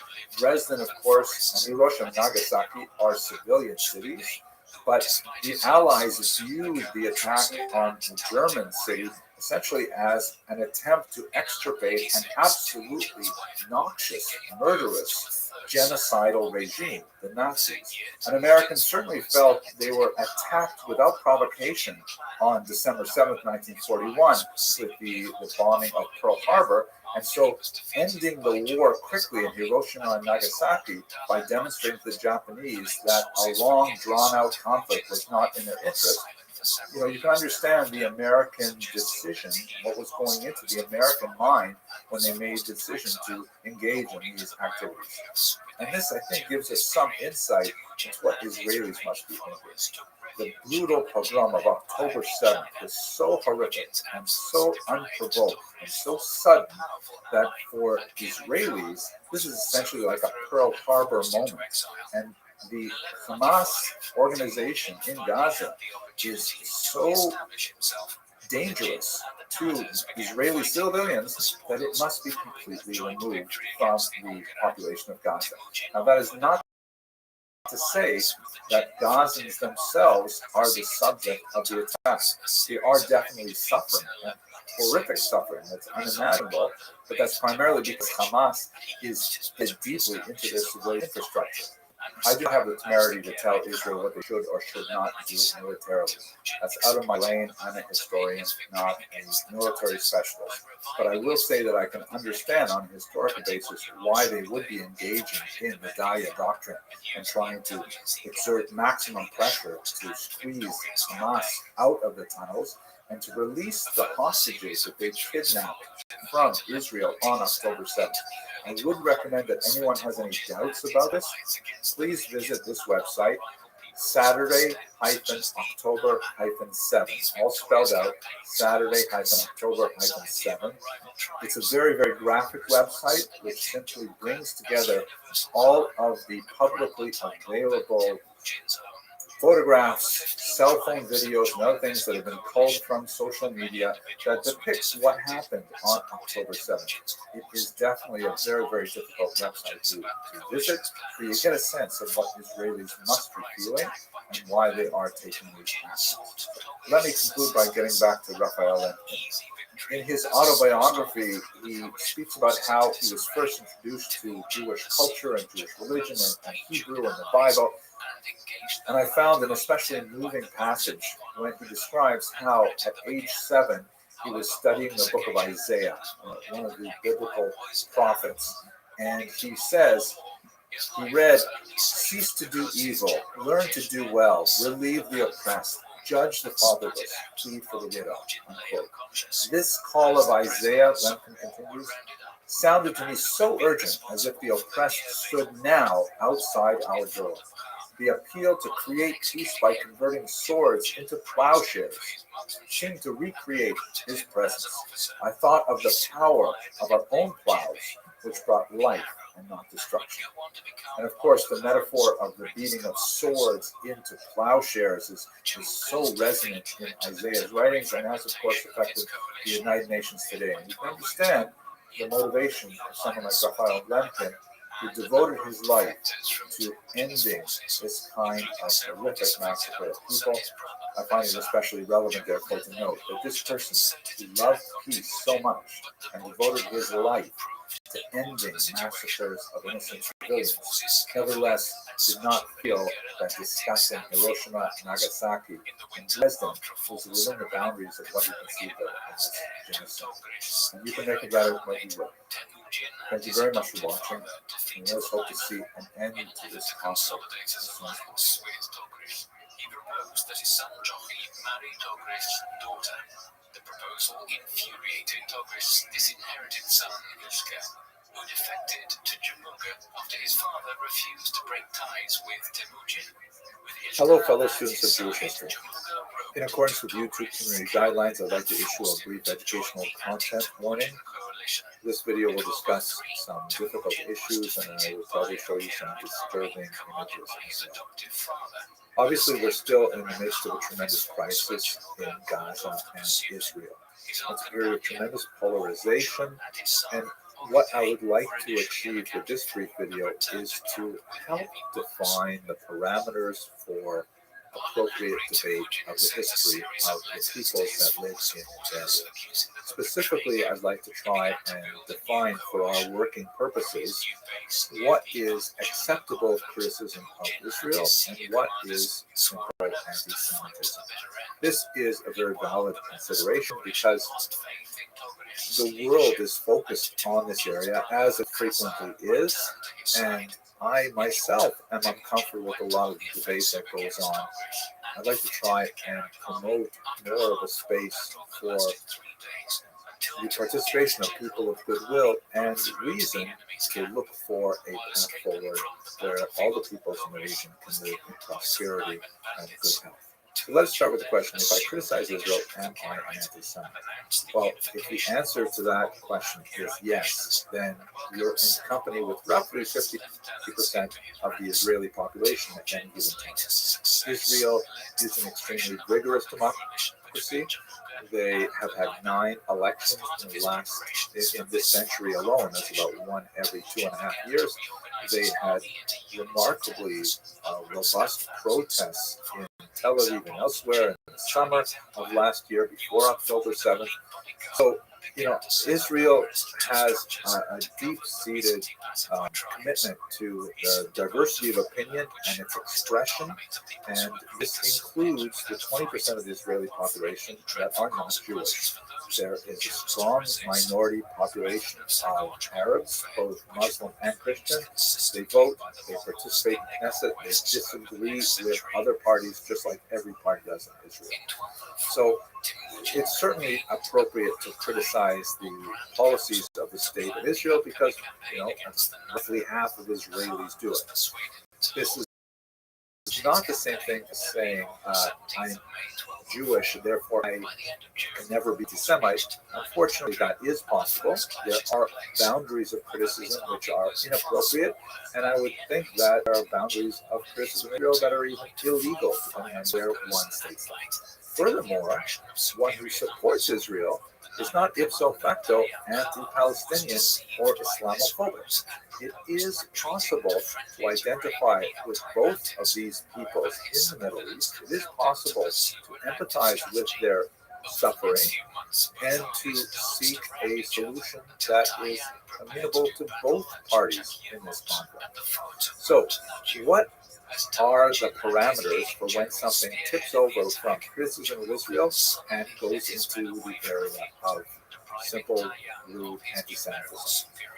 Let me outline 4 basic guardrails. The first one, inability to empathize with Israeli suffering. Now, obviously, the suffering in Gaza is phenomenal. The response to October 7th has been overwhelming and has been the focus of much attention since the invasion of Gaza began, motivated by the attempt to release the hostages and destroy Hamas, the terrorist organization that has been identified as the aim of this particular war. But we should recall that October 7th was a thing. October 7th happened. It was an incredibly violent, horrific attack on a civilian population and still has 131 hostages associated with this attack. You have to see where Israelis are coming from. These are family members. These are close relatives and friends that Israel is trying to retrieve from this incomprehensible situation. That's an important thing to bear in mind. We also see this kind of inability to identify with Israeli suffering when people rip down the posters that commemorate these people who are held in captivity and try to draw attention to their condition. When they disagree with the military strategies of the state of Israel without denying the suffering of those who are kidnapped and their families. Seeing the Israelis as the sole perpetrators of the suffering in the region is simply unfair and it's ahistorical. If one has a historical attention span longer than 15 minutes, one recognizes that this conflict goes back generations. Hamas, for its part, has been shelling Israel since it took over the Gaza Strip in 2007. Of course, Palestinians can also point to suffering at the hands of these Israelis. This is not a what about it kind of video. I'm trying to specifically address the issue of criticism of Israel and anti-Semitism. But it just underscores the fact that this is a place of great historical complexity, and people should not rush to judgment.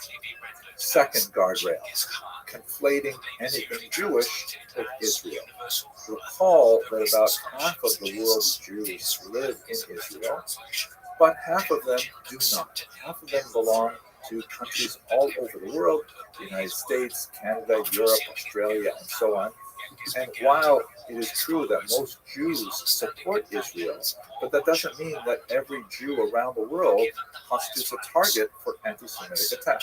Consider, for example, the recent protests at Mount Sinai Hospital in Toronto and also here in New York, where, what does Mount Sinai have to do with Gaza? Mount Sinai is, of course, the name of a hospital that was founded by Jewish donors. It treats people across the religious spectrum, regardless of their background. It's a place of healing that has absolutely nothing to do with the setting of Israeli military or political policies. Why you're taking us here unless you want to specifically target Jews all around? That's called anti-Semitism. Third guardrail. Beware of borrowing tropes from historical anti-Semitism. Anti-Semitism is not an idea that was invented last month. It's something that goes back millennia. And it has a hoary and awful blood-soaked tradition behind it. There's certain images, such as, for example, the drinking of blood by Jews in some kind of vampiric way, which is associated with a 12th century charge called the blood libel. It's absolutely horrific and plays into a long-running attack on Jews. Completely false and completely unfair, but borrowing from those things essentially plugs one's argument into this historical tradition of anti-Semitism, and that may not be something that one wishes to encourage. And then the final guardrail. It may be anti-Semitic if one's outrage is selective. In other words, people are entitled to their opinions, but are they only so enervated about Israel? Are they not enervated about the persecution of people elsewhere in the world, in Syria, in China, in Sudan, and elsewhere, in Iran? Is it only when Jews are involved that one is outraged? If that is the case, chances are it constitutes anti-Semitism. So if we're going to discuss this historically, we should bear in mind that blind spots are certainly human. I definitely have them. But nevertheless, I value the opportunity to discuss some of these extremely important historical issues with open-minded people who are rational and of goodwill. And while I've had many productive discussions with people who have very different opinions about what should be happening in Gaza right now, nevertheless, none of them associate with slogans that involve violence, such as, for example, resistance by any means, a very offensive statement that I doubt most people who use it have any idea what they're talking about. Or globalize the Intifada. Similarly, they have no idea what the Intifada actually meant for the people of Israel. And they don't use horrific, violent, gory images, such as this particular lecture from a Northeastern University recently featured in the news, who uses these kinds of offensive images to stoke a visceral hatred, which can only lead to anti-Semitism. This has been a little different video from most of the ones that I talk about. I hope you haven't found it too tedious or difficult. And I look forward to speaking to you in more conventional Jewish history videos. Thank you for watching. Military regulations concerning the mobilization of armies, the duties of officers, and the punishment they would suffer if they failed to carry out those duties. Hello, fellow students of Jewish history. As a historian, I like to restrict my activities to things which happened firmly in the past, which are no longer happening today. That's really where I feel most comfortable and I can speak with a certain degree of authority. But since October 7, it has become increasingly impossible to maintain my safe, comfortable home in the past, and I often have to talk about things that have direct relevance to the future. The truth is that's not really true. That almost everything I say about the past has relevance to our times, but now it's become incredibly explicit. So what I'd like to talk about today is the history of Jews and universities, and I'll probably get a little bit more political towards the end of this video, so warning in advance. Now, perhaps one of the reasons why the current moment is so upsetting for many Jews is because Universities is perhaps one of the last places where we expect to see this kind of phenomenon.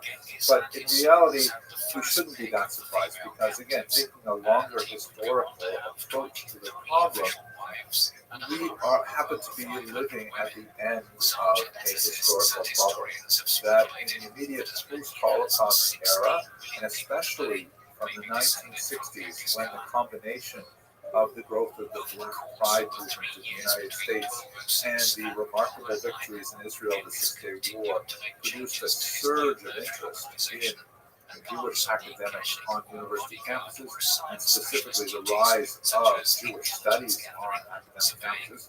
We always thought, at least my generation thought, that universities are relatively speaking fairly safe spaces. We invest heavily in them with Hillels and with Chabad houses and all kinds of supports for Jewish studies on campuses, and we thought that Jewish students would find a lot of value being in universities. But we have to be coming, it appears, to the end of that anomalous period, that 5 or 6 decades of relative peace are slowly coming to an end, or perhaps rapidly coming to an end. So in this video, let's have a quick look back all the way to the very beginning of the Jewish love affair with universities, and I'd like to trace a little bit of the thread of resilience that winds its way through this history up until the present moment. So first of all, let us recall that Jews have a deep love affair with higher education. This is something that is deeply rooted in Jewish culture and has all kinds of reinforcements throughout history. If you look, for example, at one of the central prayer of Judaism, the Shema Yisrael, Hear O Israel prayer, it has a command to teach your children. I mean, teaching and education is really built into the core DNA of Jewish history. And besides its religious motivation and its intrinsic value, the Jews were incredibly incentivized towards the pursuit of higher education, primarily because the holding of real estate, the holding of land, was not necessarily the best way for them to make a living throughout the long diaspora period. Jews could be expelled from a country on a moment's notice, and that would mean they forfeit their land holdings and so on. So historically, Jews have looked towards aspects of the economy that are more portable in nature. This leads them, of course, to various crafts that are skill-based, to all kinds of financial activities in particular, and to medicine. And all of these things require a higher level of education. So there's like the idea of transportable economics produces more inclination towards higher education.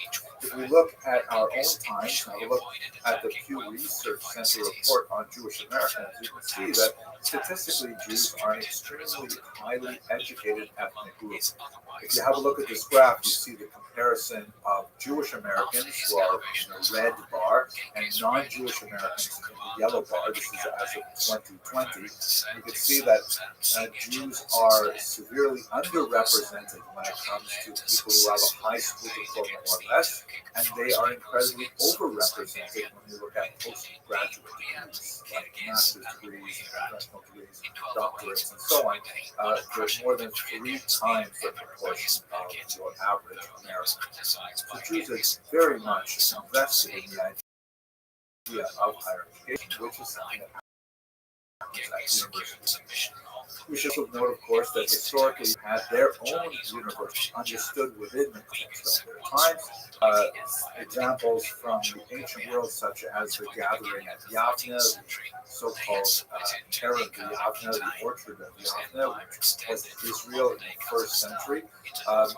Bodies that were partially research, partially judicial, like the Sanhedrin.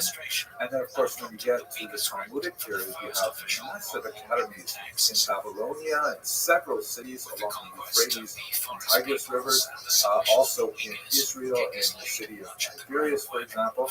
And you should also note here that in the Talmudic academies, the nature of Talmudic study is so broad that it easily encompassed all kinds of other areas of intellectual research, such as medicine, of course, geography, geology, astronomy, astrology, all kinds of bodies of knowledge would be included within Talmudic studies. So those aren't exactly universities the way we understand them today, but nevertheless they were institutions of higher education that Jews were deeply attached to. And even in the post-Talmudic period, there were several examples of purely Jewish university-like gatherings, but most of them were not especially successful.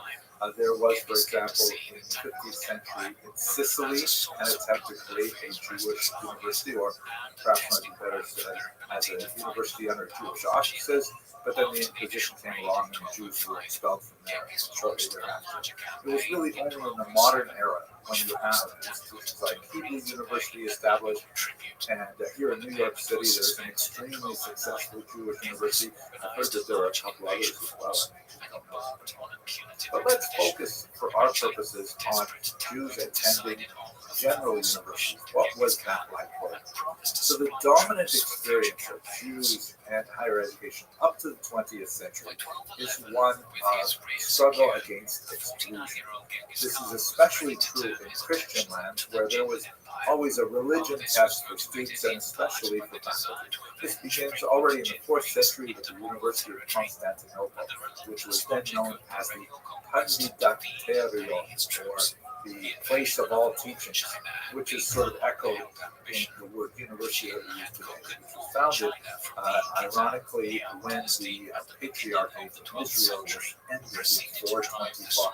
But outside of the University of Constantinople, Jews were admitted to the University of Dindi in Sasanian Persia in the 6th century. This would be in like the early post-Talmudic period, which absorbed a lot of Jewish scholars and scholars from other places.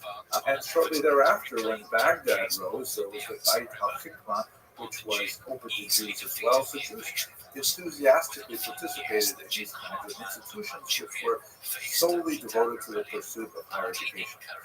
In Christian lands, there were some interesting exceptions made for extremely literate Jews who were very valuable to the university enterprise, particularly in areas like the Hebrew language, which is something the Jews, of course, retained and was essential for study of the Hebrew scriptures. But it didn't always work out so well for neither the prospective faculty nor the university institution. For example, Eliyahu Levita was invited to teach in Paris in the 15th century, but he refused because Paris was still closed to Jews, and he didn't want to be the only one there with some kind of residency permit. The major exception for much of the medieval period is Italy. And Italy was incredibly kind to Jewish students. The great universities of Bologna, Ferrara, Pavia, Perugia, Pisa, Rome, Siena, and especially Padua invited Jews or allowed Jews to attend. So much so that when they graduated and went back to their home countries to practice, typically medicine, the term Italian doctor basically meant Jews. Just like in roughly the same period, the term Portuguese merchant also meant Jew. It was kind of like a euphemism for it. There were, to be sure, discriminatory practices in these universities as well. Jews were forced to pay higher tuition, higher fees. There were certain kind of humiliations, like on Christmas they had to give all of the Christian students a bag of candy in Padua and things like that. The Jews would still generally be forced to wear distinguishing clothing, like distinctive hats that separated them from Christian students and so on. But by and large, Jews were very happy to even have the opportunity to study in these institutions of higher education. This all really changes from the 18th century onward.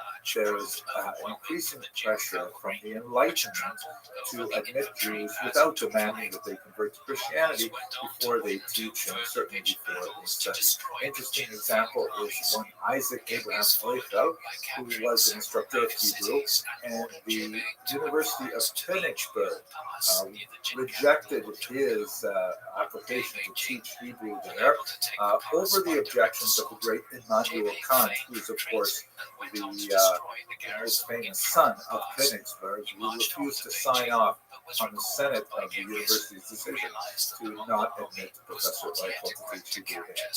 Everything changes really on a legal basis when the Austrian Emperor Joseph II issued the Patent of Toleration in 1782, which formally allowed Jews to attend public school. Again, this is around the time when universal public education just begins to get rolling, and Jews were, under the Patent of Toleration, allowed to apply to universities as well. Application is not the same as admission, and progress was slow, but nevertheless, on a legal basis, Austria formally allowed Jews to attend institutions of higher education.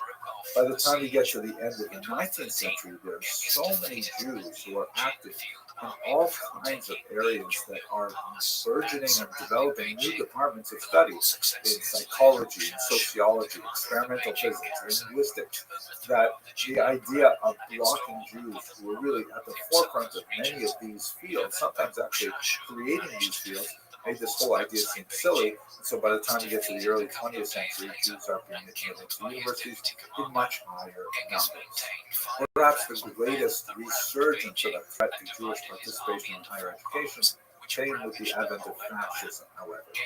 The Nazi regime passed just months after Hitler came to power on April 25th, 1933. By the way, I have to be recording this video anniversary of that date. The so-called law against overcrowding in schools and universities. The law, which was against overcrowding, really meant against too many schools and universities. A very, very low threshold of how many Jews could also attend the classes. No, Jews were at that time just 0.8% of the population of Germany. Nevertheless, there was a strong urge very early on in the Nazi regime to keep them out of higher education. By 1939, they would not be allowed to attend at all. In Poland, heavily influenced by the integral nationalism that was emanating from Western Europe, they instituted ghetto benches, which was a segregated area at the back of lecture halls where Jewish students were forced to sit during lectures. Some bizarre discrimination against Jewish medical students, whereas they were required to source their own cadavers for dissection from the Jewish community, as opposed to general students who could use whatever bodies we were donated to science or, were otherwise sourced by the university for research. And we have this also, though, in the communist realm. One of the most bizarre episodes in a very bizarre period of time. The early Soviet Union tried to do away with all bourgeois educational models, and they actually tried to have the universities run by the students themselves. Kind of ironic when you see the People's University of Science poking up in some of these Ivy League schools. And they wanted to put students in charge. Why should professors be in charge? This was considered an absurd effort, and it was doomed to failure because you can't put undergraduates in charge of undergraduates and hope that students will actually make progress. But nevertheless, it also was another opportunity to persecute Jews and remove them from teaching positions in the Soviet Union as well. It also chilled, for a very long time, the efforts of Jews in the Soviet Union to pursue degrees in certain fields, which were like ideologically suspect. I have many colleagues who studied in the Soviet Union and received their doctorates in fields that were far away from Jewish history. And then once the Soviet Union fell apart, they actually went and they retrained because what they wanted to study was Jewish history. So this should give you just some kind of how we got to where we are at today. What I began this video with was a statement that we are at the end, sadly, of an anomalous period in Jewish history. That we're at the end of a very happy bubble where Jews were more tolerated, where there was a honeymoon for Jews. Unfortunately, everything seems to be pointing in the opposite direction right now. We are at the cusp of a new form of anti-Semitism, as I understand it, which will call for now anti-Israelism. And this anti-Israelism does not live within the parameters of normal criticism of any other country. Now, please don't get me wrong. There is lots of room to criticize Israel. And in fact, until October 6th, disagreeing with Israeli politics is basically a national sport in Israel, and it is an amateur sport outside of Israel as well. There's lots of room for legitimate dissent, criticism, and so on, and it is a very vigorous democracy that allows for that to happen. But what's happening on many campuses today seems quite different. I'd like to outline now 4 basic ways in which today's protests go beyond the normal dissent of young people in an artificial environment like university into something which sadly resembles cruder anti-Semitism. First of all, calls for violence. And it goes without saying, of course, actual violence. Universities should not tolerate any intimidation of any student. No student should feel fear for their physical well-being by entering the campus. They should be able to stand and listen to someone else's argument. They should be able to offer their own counter-argument, all within the parameters of normal speech. Saying things like the next target of Al-Qassam, or holding up signs, or saying things like Intifada revolution is the only solution. We'll get to point 2 about that in just a second. But open calls for violence are absolutely inappropriate and certainly constitute, in my humble opinion, a form of reason. Secondly, and it pains me to say this about the university environment, where we're dedicated to higher education, but there is an incredible degree of ignorance about the basic history of this region. A deep level of ignorance that is so profound that it's hard not to see it as willful. And when you combine this incredible degree of ignorance with what appears to be a complete moral apathy and inability to empathize with the suffering of people on either side of this conflict, that becomes incredibly dangerous. I see it especially when talking about the hostages. My social media feed is full of these videos where people will interview students and, okay, they don't know the geography of River and the Sea Plains, so, but when they ask them straight up questions like, should Hamas release the hostages, and they can't give clear yes answer, that astounds me. How can they possibly conceive that it is acceptable to kidnap children, women, the elderly, civilians, and then hold them as hostages, hiding behind human shields? It's just mind-boggling that rational people can actually think that that is acceptable. So that definitely tilts over into anti-Semitism, whether they know it or not. Third, a refusal to countenance so-called normalizers, meaning people, typically Muslims, by the way, who want to tone down the rhetoric. You know, like they have these red lines, like they call them Dawabi, something like that, which basically says various principles, and they're saying that anyone who doesn't agree with these principles, these starting principles, we're not going to listen to you at all. I see it on my social media feed as well, when there's certain voices for peace who are arguing from the other side of this crevasse, that they want to find ways to traverse the distance, the abyss that separates us, and they are shut down by their co-religionists. I mean, that's absolutely intolerable. We need to find people who can build bridges right now. If we're serious about creating a lasting peace in the region, those are the people we need. There should be no excuse for shutting those people down. And then fourth, and we've talked about this before, so I don't want to add more to it, but this idea of selective outrage, this idea that, you know, you can be upset about things that Israel does.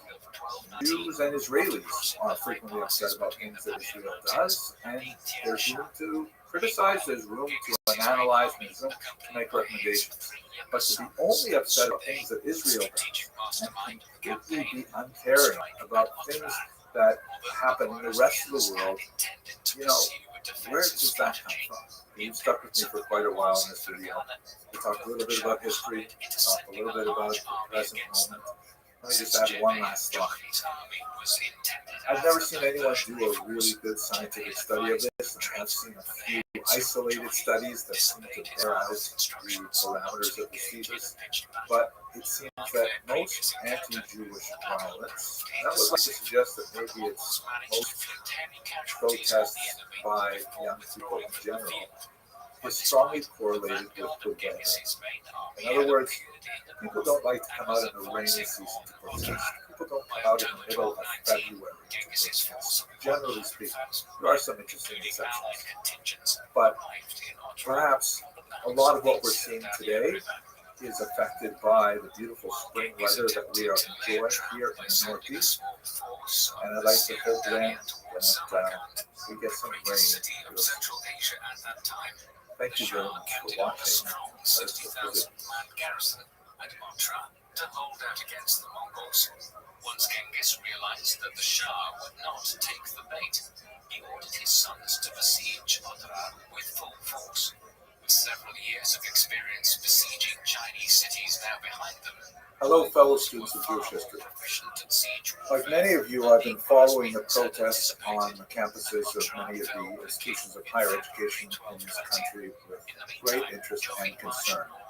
And one of the areas that I find particularly difficult is reading the perspective of Jewish participants in these protests.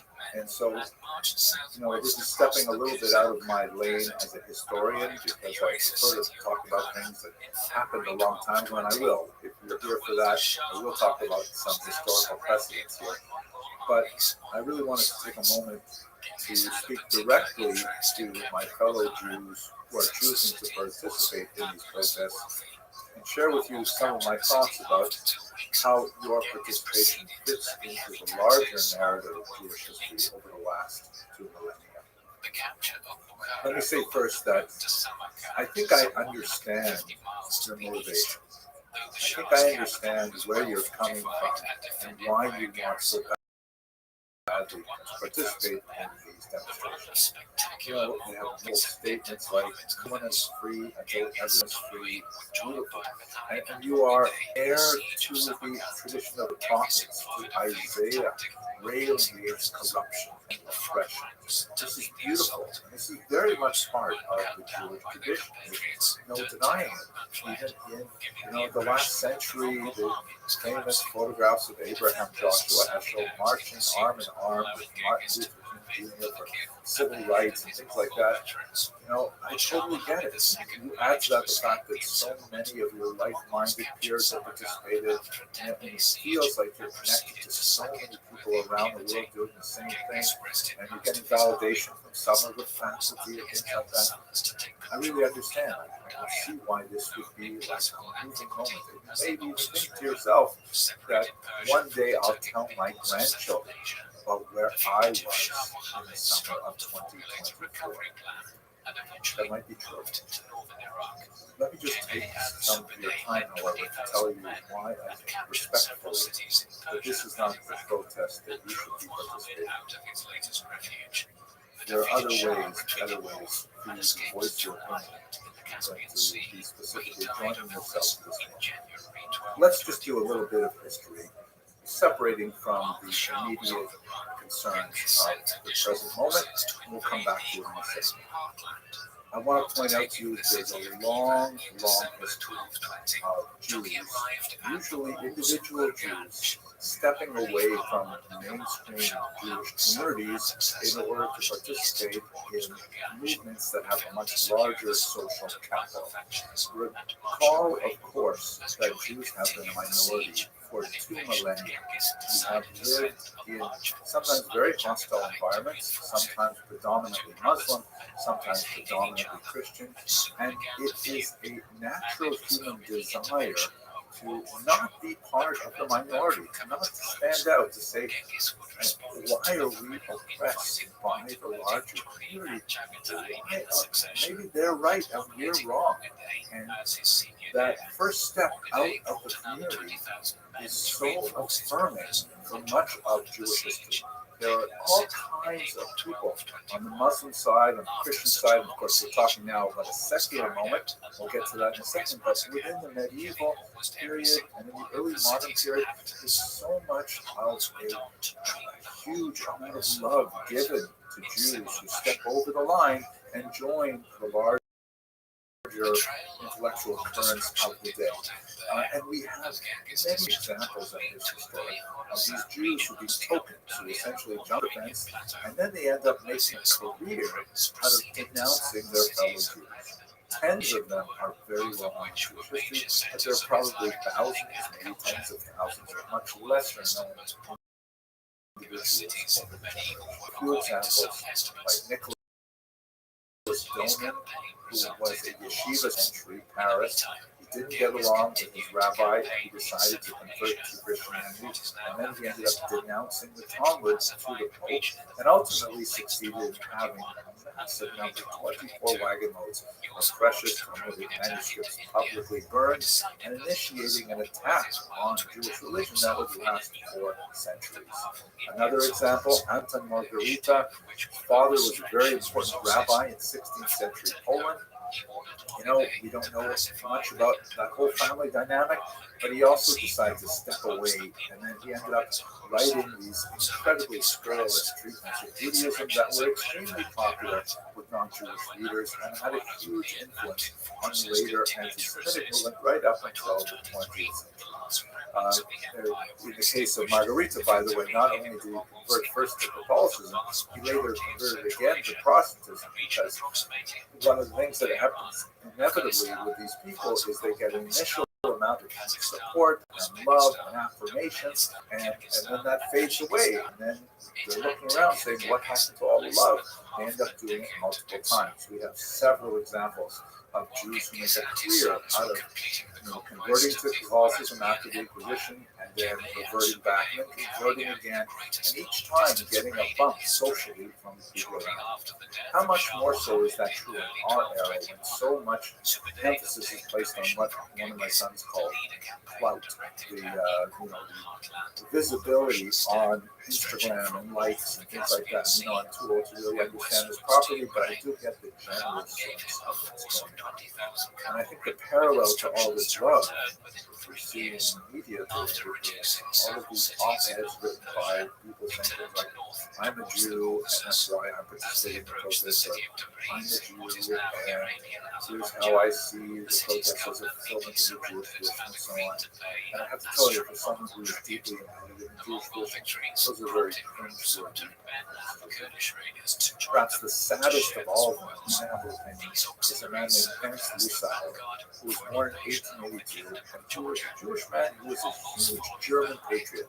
During World War I in particular, he was an exceptionally talented writer of songs and poems that were very patriotic, and they were extremely popular. Some of them were called Gott strafe England, God will punish England, or Hasse Gesang gegen England, a hate song against England, of course in the context of Germany fighting England. And initially he was like a darling of all of these right-wing German patriots. But after a while, they began to tire of him. They found him too shrill, literally too Jewish, and he found himself cast aside by the community that he wanted to attach himself to so dearly. Jews, on the other hand, saw his undying pro-German stance, especially as we get into the late 20s and early 30s. When Hitler comes to power, they see his attitude as one of fundamental betrayal. And he later wrote, shortly before his own death, to the Germans, I am a Jew, not just a German. To the Jew, I am a German, faithless to Israel. These are all kind of cautionary. I know what you're thinking. I'm not in that category. I'm fighting for right is right. I'm fighting against oppression and all these things. You don't have to take my word for it. Please use your intelligence. I have 4 basic suggestions that I would like you to just think about before you participate in the protest. First of all, of course, Jews sympathize with the suffering of Palestine. The onslaught of the IDF is terrifying. But ask yourself, ask your associates, is this really the fault of the IDF or the fault of Hamas? Hamas, after all, precipitated this with their brutal attack, breaking the ceasefire of October 6th, massacring over 1,000 people, and kidnapping over 200 people, many of whom still remain in captivity. Now, this long history didn't start on October 7th or October 6th. It goes back much further, and I'll talk about that in point 3. But you have to ask yourself, if you were Israel, what would you do after October 7th?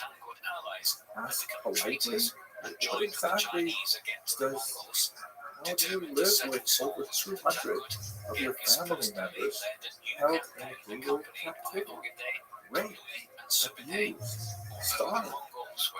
How are you supposed to do this? I don't know. I'm not in charge of the country. But I will tell you, I don't think their reaction is irrational. They're trying to get the hostages back. Second, please note, there is no contradiction between wishing peace, prosperity, and self-determination for both Israelis and Palestinians. But you can have that desire at the same time. Many Israelis do. And as we see, many American Jews do as well. We all like to have peace. Peace involves no more cross-border attacks and no more kidnapping of people. You know, if this is all true, here's the question. Why are protesters calling for the destruction of Israel? Either literally or figuratively, with statements like from the river to the sea, which means wipe out Israel and make it Palestine. And you see that graphically all the time with the images of the state of Israel colored with the Palestinian flag. Why does Israel have to disappear? Now, a lot of people will say anti-Zionism is not the same thing as anti-Semitism. And that's technically true. But the fact is, anti-Zionism is almost always a hiding place for anti-Semitism. Have a look, for example, at this chart that shows this is from the Pew Research Report studying American Jews. It was published in 2020 based on a 2013 survey. The numbers, I think, are pretty much the same today. 87% of American Jews say caring about Israel is either essential or important to Jewish identity. Only 12% say it's not important. Maybe you're inside that 12%. I don't know. I hope not. But most American Jews are Zionists. They care about Israel. Also, by the way, note that 61% of American Jews believe that a peaceful two-state solution is possible. That means both Israel and Palestine living side by side in peace and prosperity. Now, why isn't there more protest for that than destroy Israel and make it all Palestine? 3, please get educated on the history. Go back before October 8th to be sure. I have some resources on my channel, but you don't have to look at my material. Look at lots of material. There are certain books and so on which I would not recommend. If you want something that I think is moderate, something that I disagree with occasionally, but I think is a fairly middle-of-the-road account, have a look at Benny Morris's Righteous Victims. Really important study that will give you some sophisticated idea. But read widely. Go ahead. Use your intelligence. You're at these institutions of higher education. You should be able to do this. Finally, please talk to other Jews who choose to support Israel. Hear them out. Go to your Chabad house, go to your Hillel house. Tell them what you think. Tell them, I'm upset about this, I'm upset about that. I don't think this is right. Have the conversation. Just don't rely on your Instagram feed for perspective on this highly complex issue. I want to conclude by telling you that I thought a lot about you. Genghis Khan leaves behind a legacy as one of the I'm greatest sure you're conquerors familiar in with world the history. section in the After Haggadah imagining which how speaks the about the four obscurity to sons, take control right? of The people wise son, the wicked son, Genghis had the to simple fight son, bitter the son who campaigns does to not know eliminate how his to rivals act. and unite the And tribes of the Mongolia Haggadah into a goes single through each of state. them, and He there's went a on to very, very conquer fine much of difference old between China the first before two turning sons. his hordes If you look west at the text and here of the vanquishing Haggadah, you can see Kublai that it says, Chacham Omer, the wise son, what does he say? His successes Mah were achieved Eduta because of Chufim three Asher factors. Tzila Hashem Firstly, Elokeinu et he Tzechem. managed to unite What the are all these traditionally various divided rules tribes that of the God Asian steppe commands into a you? formidable army. And then the wicked Secondly, son he took advantage says of the almost the military same thing. machine He says, that Rasha Mongolian Mahu cavalry Omer, the wicked son, archers what does he riding say? swiftly on Maha horseback Avoda across Hazot Asia constituted Lachem.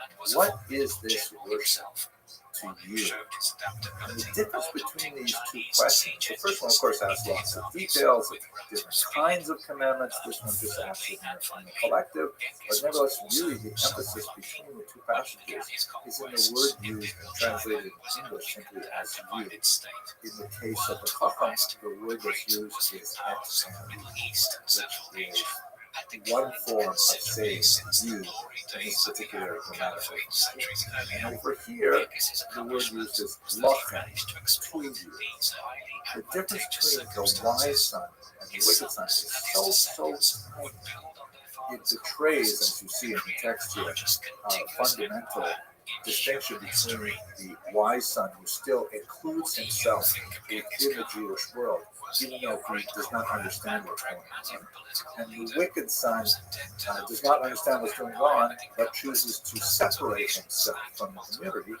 religions? That's the Was he real a cruel tiny and difference between the two. manipulative despot But it's really important to with an remember iron fist that the and allowed Russia, his the armies to wicked son, commit is still unimaginable at the atrocities table. on the Who thinnest is of not at the pretexts? table? Please The let us know in the comment section.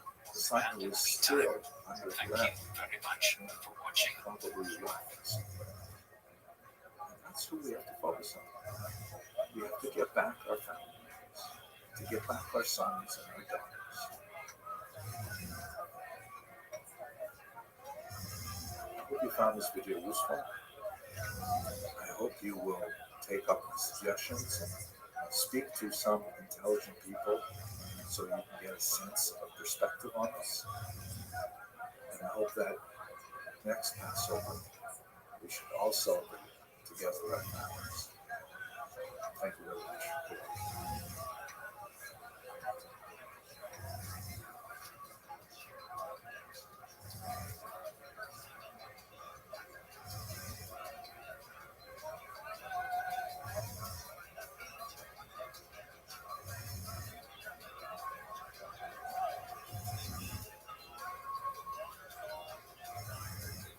So let us begin with a very basic question. If we want to look at the history of the current conflict in particular between Israelis and Palestinians, when do we begin?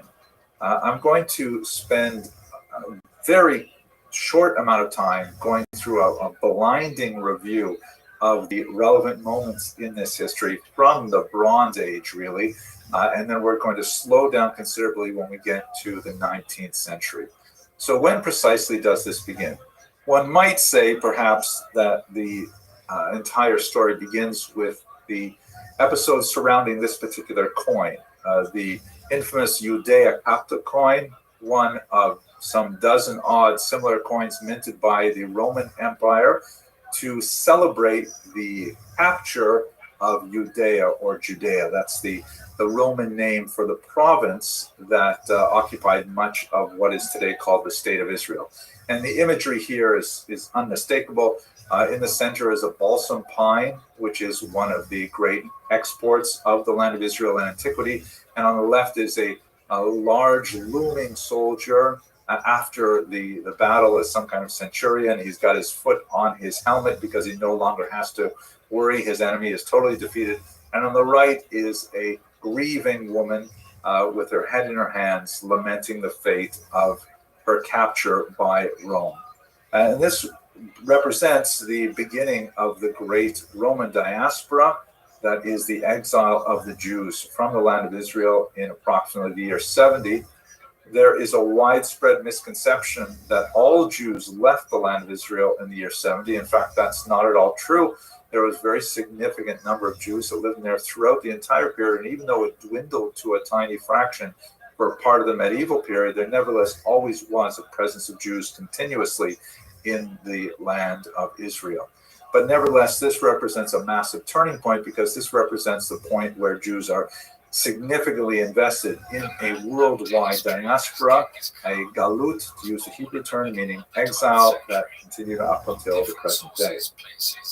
Israel is, of course, at the center of our imagination in many ways, particularly in Western civilization. You can see in this remarkable map, very creative and innovative map created by Heinrich Bünting, who was a 16th century Protestant theologian, who wasn't especially good at being a theologian, but he really enjoyed making maps, and he made some beautiful maps. This so-called cloverleaf map shows the land of Israel with Jerusalem at the center, in the middle of a cloverleaf, the three continents of Europe, Asia, and Africa that all meet at its center. And it seems when you open up the news today that Israel is in fact at the center of our attention always. This is not a new phenomenon. So if we were to really begin the story, we would have to begin with the Bible, which is the key document, the foundational document of Western civilization. And of course, it describes the relationship of the ancestors of the Jewish people with the land of Israel. However, obviously not everyone holds with the Bible as a valid historic source, and I think that's a challenge to using that text. So let us, for the sake of argument, go to the first biblical reference, and it would be this document here, which is actually a large stone obelisk. It stands about 15 feet high. It's the so-called Merneptah stele, which is a victory slab. In Hebrew, it would be called matseva. So it looks like a gravestone, but it's really a commemorative slab that describes the victories of the pharaoh Merneptah, who was the 13th son of the Pharaoh Ramses II, and that's especially ironic because Ramses II, according to many scholars, is the unnamed pharaoh in the book Exodus. At any rate, on this particular Merneptah stele, Merneptah lists all of his various victories and various battles throughout the region, and at the very bottom, in a region which is highlighted there, you can see there's one phrase that says, "Israel is wasted, its seed is no more." This is the very first reference to the people of Israel in history outside of the biblical text. It is, of course, ironic, I get it, that the very first thing that anyone says about Jews in history is going to be a negative statement. But what this statement meant to say was that Merneptah went through this rampage throughout the region, and among the many peoples that he destroyed along the way was the people Israel. They would no longer trouble the world because Merneptah had destroyed them. And like Mark Twain might have said, the obituary was somewhat premature because the descendants of that people Israel, of course, are still with us today. But nevertheless, this is the first reference we have to the people of Israel in the land of Israel, and it dates back to the 13th century. As the biblical account describes it, the Jews settled them. And by the way, I'm referring to them as Jews, although they would not have referred to themselves as Jews until somewhat later. The biblical account has them settling in the land of Israel and in the land of Jordan and also Lebanon, according to a map, something like this. And note here that there's another people, of course, also dating back to the Bronze period, called the Philistines. It's a region right around Gaza. I know the ironies are tremendous. The Philistines are not related to contemporary Palestinians, except etymologically. It means in terms of their name. The Philistines were actually a sea people who settled on the coast. They were especially noted for 5 cities: Gaza, Ashkelon, Ashdod, Ekron, and Gat. They're described repeatedly in the Bible, usually in terms of a conflict with their neighbors, the children of Israel. Then moving on through the history, there is described in the Bible a massive golden age with some fantastic kings like Saul. David was shown here in this slab, the Tel Dan stele found in the north of Israel, that has in the chopped-in area written in Paleo Hebrew the words Beit David, the house of David. And then following that, after the kingdom of Solomon ended, there was a civil war and a division of the land into two kingdoms, that of Israel proper in the north and Judah in the south. The kingdom of Israel, which was based in Samaria, which had broken off from the central kingdom in Judah, according to the books of Samuel and Kings, was later invaded by the Assyrians, and much of their population was spirited away to places in Lebanon, Syria, Turkey, and in Iraq and Iran. These are the so-called 10 lost tribes. We're not precisely lost, but certainly a large percentage of them were taken away and then eventually, most likely, assimilated into the peoples they live with. The kingdom of Judah remained, however, but in 586 they were attacked by the Babylonians, and this is when you have the great Babylonian exile as well. So the Jews now have been exiled twice from their lands. They would return some 7 decades later, and they would rebuild the destroyed temple a second time.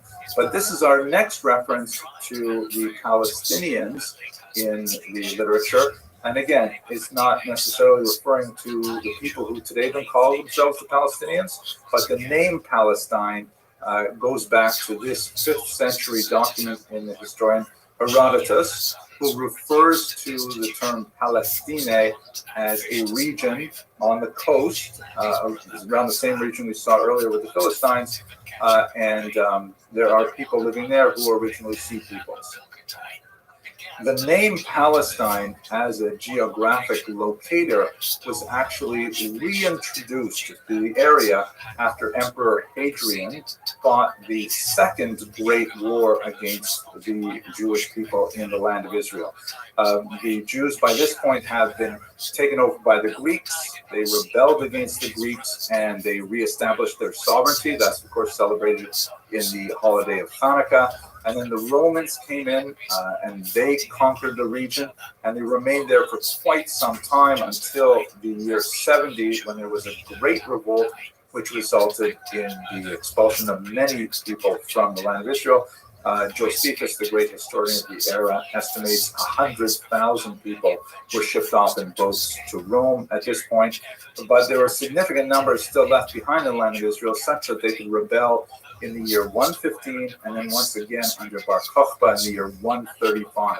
This was during the period of Emperor Hadrian, who had to spend 2 to 3 years working against this very determined guerrilla movement until finally he could crush the rebellion at Beitar and finally take over the country completely. It was at this point that Hadrian made a concerted effort to completely wipe out any historical connection between the Jewish people and that region.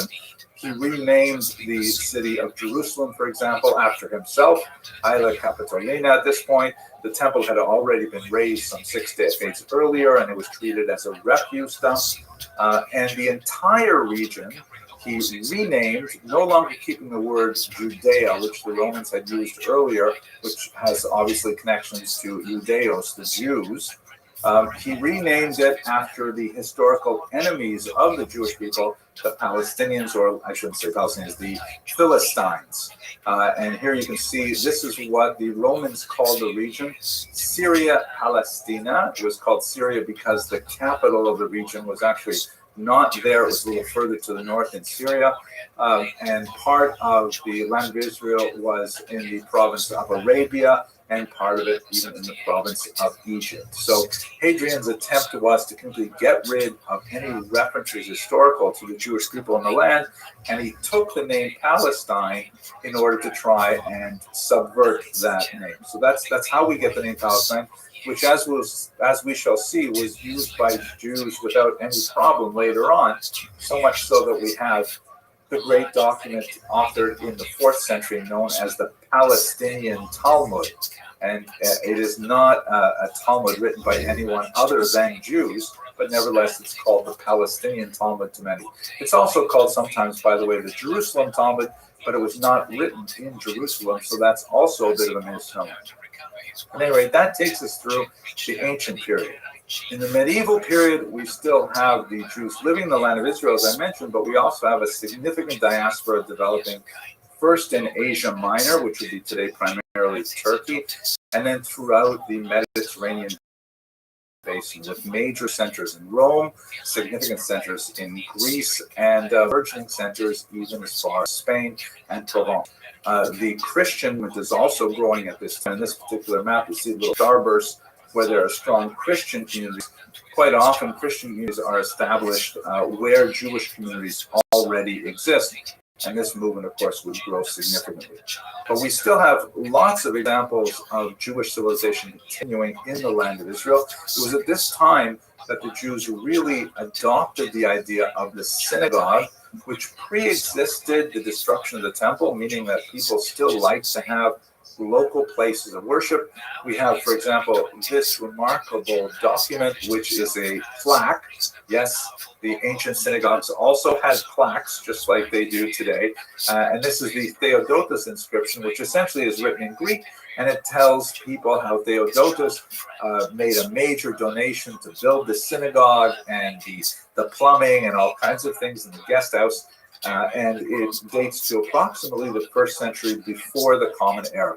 The land, particularly in the north, where Jews were exiled to when Hadrian wiped out the Bar Kokhba rebels in the south, the land is studded with some ancient synagogues of this period, known as the Byzantine era.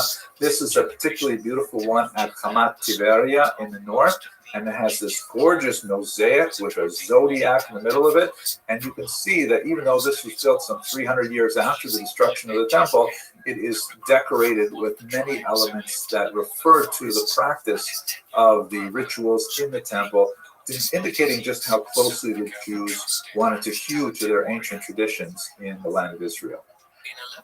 A major change in the region occurs in the 7th century when Islam is born in the south, in the cities of Mecca and Medina.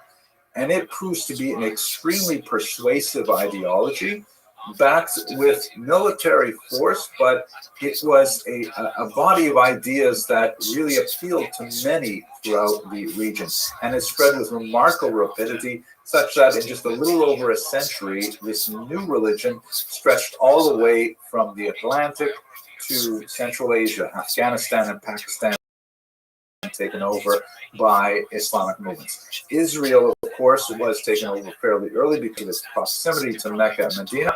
And the early Muslim and Jews had a few moments of very significant conflict. Sometimes they are referenced even today in the conflict, a particular war in a region called Khaybar, which is especially dire for the Jews. But ultimately, Jews settled in under Islamic rule fairly well. The reason for this are several. First is that Judaism and Islam are actually fairly similar in terms of their structure, their ideas. In fact, Judaism is actually closer to Islam than it is to Christianity in terms of its, common cultural vocabulary. Kashrut is not the same as halal, but the idea of a dietary regimen, of certain kinds of restrictions on how animals are slaughtered and so on, that is something they share. The value of tzniut, of modesty, they may approach it to different degrees and have slightly different definitions, but they both have the notion that such a thing exists. In general, Islam, like Judaism, is more of a practice-based religion, meaning you are measured by what you do. Whereas Christianity, well, of course, that's important to Christianity as well, is much more measured by what you believe. By contrast, Judaism and Islam do not have the same amount of emphasis on belief vis-a-vis practice. And in this way, although they were not identical, they could at least speak the same language. Halakha and Sharia are both all-encompassing law systems that govern all aspects of life: civil, religious, ritual, criminal, something you don't have the same in Christian world. So where we see that coming to a pragmatic implementation is that Islam, through a document known as the Pact of Umar, which claims to be somewhat earlier, but is probably from the 9th century, was essentially a document that laid out what are Jewish privileges and responsibilities as a minority in Muslim society. Jew, the status of dhimmi, meaning a protected people, which also means essentially a second-class people because they did not have the same rights as Muslims. And they suffered a list of disabilities, which were mainly symbolic in nature, like not bearing arms, not riding horses, things like that, riding donkeys instead. Sometimes assigned colors. The idea of the Jewish badge actually originated in Muslim culture. And sometimes there were economic penalties as well. Jews could not build new synagogues, but they could repair old ones and so on. And on the one hand, for a 21st century approach, this is, obviously intolerable. It's a second-class status. It's discriminatory. But within a medieval culture, it was actually something that the Jews valued because it represented order. And as a tiny minority, and often in a very hostile cultural environment, the Jews need to know that whatever the laws are, even if they are mildly discriminatory, as long as they are enforced, then they are safe. They know they can rely on the government to enforce the rules of the Pact of Umar. No one is allowed to run rampage. There's no pogroms, things like that. Those are the kinds of things that Jews are especially concerned about. We can speak more about this if you like in the question session, but one of the great high points of the Muslim-Jewish coexistence, which can be somewhat exaggerated. There were definitely moments of persecution. There was definitely punctuations of violence. There were even some forced conversions, something like the Inquisition and a few expulsions as well. But compared to Christian Europe, it was a far, far better place to live in general. We're talking about a massive place to live all the way from Spain to Afghanistan. But the high point is sometimes called la convivencia, which means literally the coexistence, which is a period of about 100 or 200 years in medieval Spain, where Jews reached phenomenal heights in their activities and were granted tremendous privileges and exercised significant power. One case in point, Shmuel ibn Nagrela, a Jewish man, served as the general of the Muslim army of Granada for 16 years. A practicing Jew, a learned Jew, actually serving as a Muslim general. That simply doesn't happen anymore. So that takes us basically up to the eve of modernity, which was where much also, I have one more thing to say, sorry. I should mention, by the way, this Pact of Umar is kind of ideal, Jews living as a minority. That's kind of like what you hear in the rhetoric today in some of the protests that, if Israel were to, God forbid, disappear from the map, then the Jews who live there would be accepted as dhimmi, and this is kind of like an ISIS model for a modern caliphate and how Jews would fit into it. Not sure how comfortable it will be. There are several Muslim empires, 3 in particular, that vie for power over the next millennium. The one that's most important to us is the Ottoman Empire that lasted for 700 odd years. And as you can see here, it encompasses the entire Eastern Mediterranean, much of the area of the former Byzantine Empire. And one of the things that's especially noteworthy in terms of the history of the Jews and their conflict with the other peoples living there is that it was under the Ottomans that there was a huge influx of Jewish refugees from the Spanish expulsion of 1492 and also later the Portuguese migrations that brought many Jews in particular to the region of Tzfat in northern Israel, where a concentration of these post-exile Jews, which in many ways were kind of like Lahavdil, a post-Holocaust generation, first and second generation people who either remembered themselves or remembered their parents having come out of Spain after living there with such success for hundreds of years. and they established a phenomenal center of mystical activity. This is where the Holy Ramak, the great Alphabets lived, and the great Arizal came out from Egypt actually to join the Jews living in Sfat at the time. So it was one of the high points of Jewish civilization over the period that it was controlled by the Muslims. And now we are at the eve of modernity, and this is where the story gets much more complicated and much more relevant for us today. We go to, let's say, the year 1850. Now, it's still the Ottoman Empire. The population at that time has just a tiny number of Jews. About 4% of the population are Jewish. Muslims and Jews make up about 88%. This is not a precise number because we don't have very good statistics. It's based only on those who are Ottoman subjects as opposed to people who have transitory status there. But nevertheless, it gives you a sense that there's just a tiny sliver of Jews in the overall demographic pie. But then in the 1880s, that begins to shift with a movement called Bilu, which originates in the region of Odessa in particular, in modern-day Ukraine. These are a group of Jews who begin to view the possibility of returning to the land of Israel in order to settle there, which for much of the diaspora's history was considered a very meritorious act. Sometimes people would go there to be buried. Sometimes people would go there because they were exiled, like Nachmanides, for example.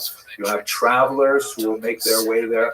But you don't have, with a few minor exceptions, like a group of about 300 Jews from the region of France in the time of Tosfot, you don't have very many large organized groups of Jews heading down there. Another major Ashkenazi movement in the 1700s, but it really gets serious in the 1880s when Bilu, influenced by many of the other national movements that are growing at the time, begin to say, wait a minute, why don't we go there? Why don't we resurrect the land? Why don't we begin farming there? And with the backing of some wealthy Jews like the Baron de Rothschild, they actually begin to set up some of these farming communities in the land of Israel, Petach Tikva and elsewhere, with varying degrees of success. But at this point, the immigration of Jews who are now, after 2,000 years of exile, are beginning to trickle back. It's not making a huge demographic dent. It would change significantly, however. If you look at this graph, this shows the relative proportions of Muslims, Jews, Christians, and others in the land of Israel in the first half of the 20th century. And as you can see, Jews remain a minority, but a significantly increasing minority over this period of time. And Muslims also increase. And this is because, just like we have in the 7th century, a major influx of Arabs to the region with the growth of Islam, with the improved economics occurring in the first half of the 20th century, as large part due to the presence of the British and of Jewish finance coming into the region to build up the area, you have a lot more employment possibilities, and you have a significant number of Arabs and Muslims from around the region moving into the land of Israel. This complicates the story as well, as we shall see. But this is the era when, just to give you another example of how the term Palestine has been so transvalued, this is a Jewish National Fund promotional poster saying, hey, help him, obviously a Jewish farmer, because it has written the same thing in Yiddish underneath, help him build Palestine.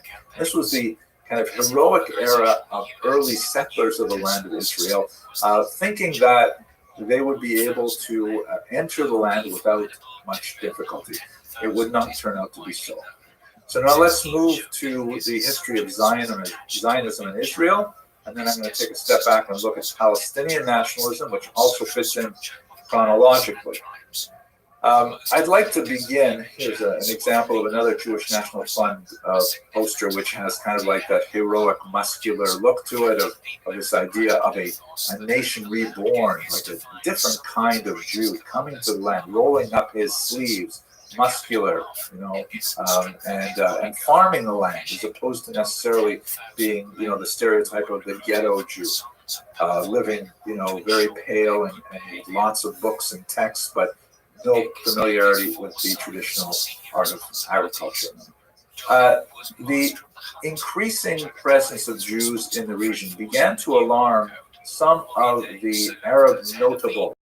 The term notables are used for the intelligentsia, the intellectual aristocracy of Palestinians who were not using that term at the beginning of the 20th century, although the region was called in Arabic Philistin. And there was a newspaper that was started about that time as well. But they began to view with some alarm the direction of Jewish migration that could significantly shift the demographics of the region and in fact could change the political and social status quo. So one man, Yusuf Dia al-Din Pasha al-Khalidi, who is actually, by the way, the grandfather of Professor Khalidi at Columbia University, a noted expert in the region, he decided to write to Theodor Herzl, shown in the center of this image, who was the father of modern political Zionism. Theodor, I'm sure many of you are familiar with the story, is an Austrian journalist, very assimilated, but he covered the infamous Dreyfus trial in France and was astounded with the level of anti-Semitism in France, which was the first country to fully emancipate its Jews in 1791. And he, seeing anti-Semitism unleashed against Captain Dreyfus, said that, this is the Jews must have a land for their refuge. Jews must have a place where they can live. And so until he passed away in 1904, he was incredibly energetic about traveling world capitals to speak to leaders and to argue for the land in the land of Israel to a Jewish national home. And so he was the face of political Zionism. Unlike the Bilu movement, he was not religious. And in fact, at one point, he even thought that perhaps conversion might be a solution for the problem of anti-Semitism. He abandoned that idea very early. But at any rate, al-Khalidi said, I'm going to write directly to Herzl and say this is a dangerous thing. And he wrote a very beautiful and polite letter in French, which was the diplomatic language of the era, sending it to the chief rabbi of France, Rabbi Tzadok Khan. And he wrote to him here, I'll look at one section. The idea of Zionism is totally natural, beautiful, and just. Who can contest the rights of the Jews to Palestine? My God, historically, it's certainly your country. An oft-quoted passage from this particular letter. Nevertheless, the letter goes on to say, but although this would be a wonderful thing for Jews and for humanity, the truth is it would cause such unrest in the land of Israel. Well, of course, he didn't call it that. It would cause such unrest, and it really should not happen. And you have to take other steps. You have to find other solutions for this. Herzl responded, also very politely, and I won't go into great detail here, but he somehow missed the basic thrust of al-Khalidi's message, which suggested that it was all about status quo and about the mindset of the Muslim peoples living in the region who would not take well to the idea of Jewish sovereignty within a traditional Muslim land. And Herzl understood it more in economic terms. He wrote, who would think to remove them? Meaning, do you think we're trying to kick out the local population? Not at all. It is their own well-being, their own individual wealth that we will improve by bringing our own. In other words, Herzl was saying, oh, don't worry. The standard of living will rise as there will be more foreign investment, there will be more jobs, there will be more industry, and Muslims living there will have tremendous peace and prosperity, and it'll be fine, even under Jewish sovereignty, no problem. And they're kind of like speaking at different levels, and ultimately it turned out that it was al-Khalidi who was the most, prescient and prophetic about what would ultimately come to pass. The history of how that came to be so involves the British, of course. The Ottoman Empire was teetering at the very last days of its existence, and all of the great powers were poring over maps with rulers and drawing borders and saying, I'm going to take a piece of this and you're going to take a piece of that. And England decided to back the Zionist movement for many reasons. and promise the land of Israel to Jewish settlement. This is the document known as the Balfour Declaration, named for Lord Balfour, who wrote it to to Lord Rothschild. And you can see the inset paragraph. It says, "His Majesty's government," meaning the British government, "view with favor the establishment in Palestine of a national home for the Jewish people, and will use their best endeavors to facilitate the achievement of this object." At this point, Jews were just wild with excitement. Finally, it's going to come to pass. The 2,000-year-old exile will end. But they didn't read the next part of the paragraph, which says, "It being clearly understood that nothing shall be done which may prejudice the civil and religious rights of existing non-Jewish communities in Palestine." So in other words, we're going to do this for the Jews, but we also do not want to offend the local Muslims as well. And this is typical for much of the Mandate period, where the British would promise one thing to the Jews, another thing to the Arabs, and it was impossible to maintain. But nevertheless, politically, militarily, they took over the region at the end of World War I, and they were able to ask the United Nations for a mandate, which means the United Nations, or the League of Nations as it was called then, said to the British, "Okay, you will control the region until we work out a solution for how this is all going to work out with the various peoples who are laying claim to the land." And then the violence began. The cycle of violence, which continues to this day, it is something which is absolutely horrific, and you know, the entire land is soaked with the blood of people who died needlessly in these horrific eruptions of communal violence. We could easily spend far more than the time we have today cataloging these events, and we could spend a lot of time assessing who did what first, and what was considered an escalation, and what was considered retaliation. And I don't want to spend our energy that way. Please suffice it to say that it begins on April 4th of 1920. So now we are in over a century of this back and forth of violence, which sometimes involves Arabs attacking Jews. It occasionally involves Jews attacking Arabs as well, including in our own days.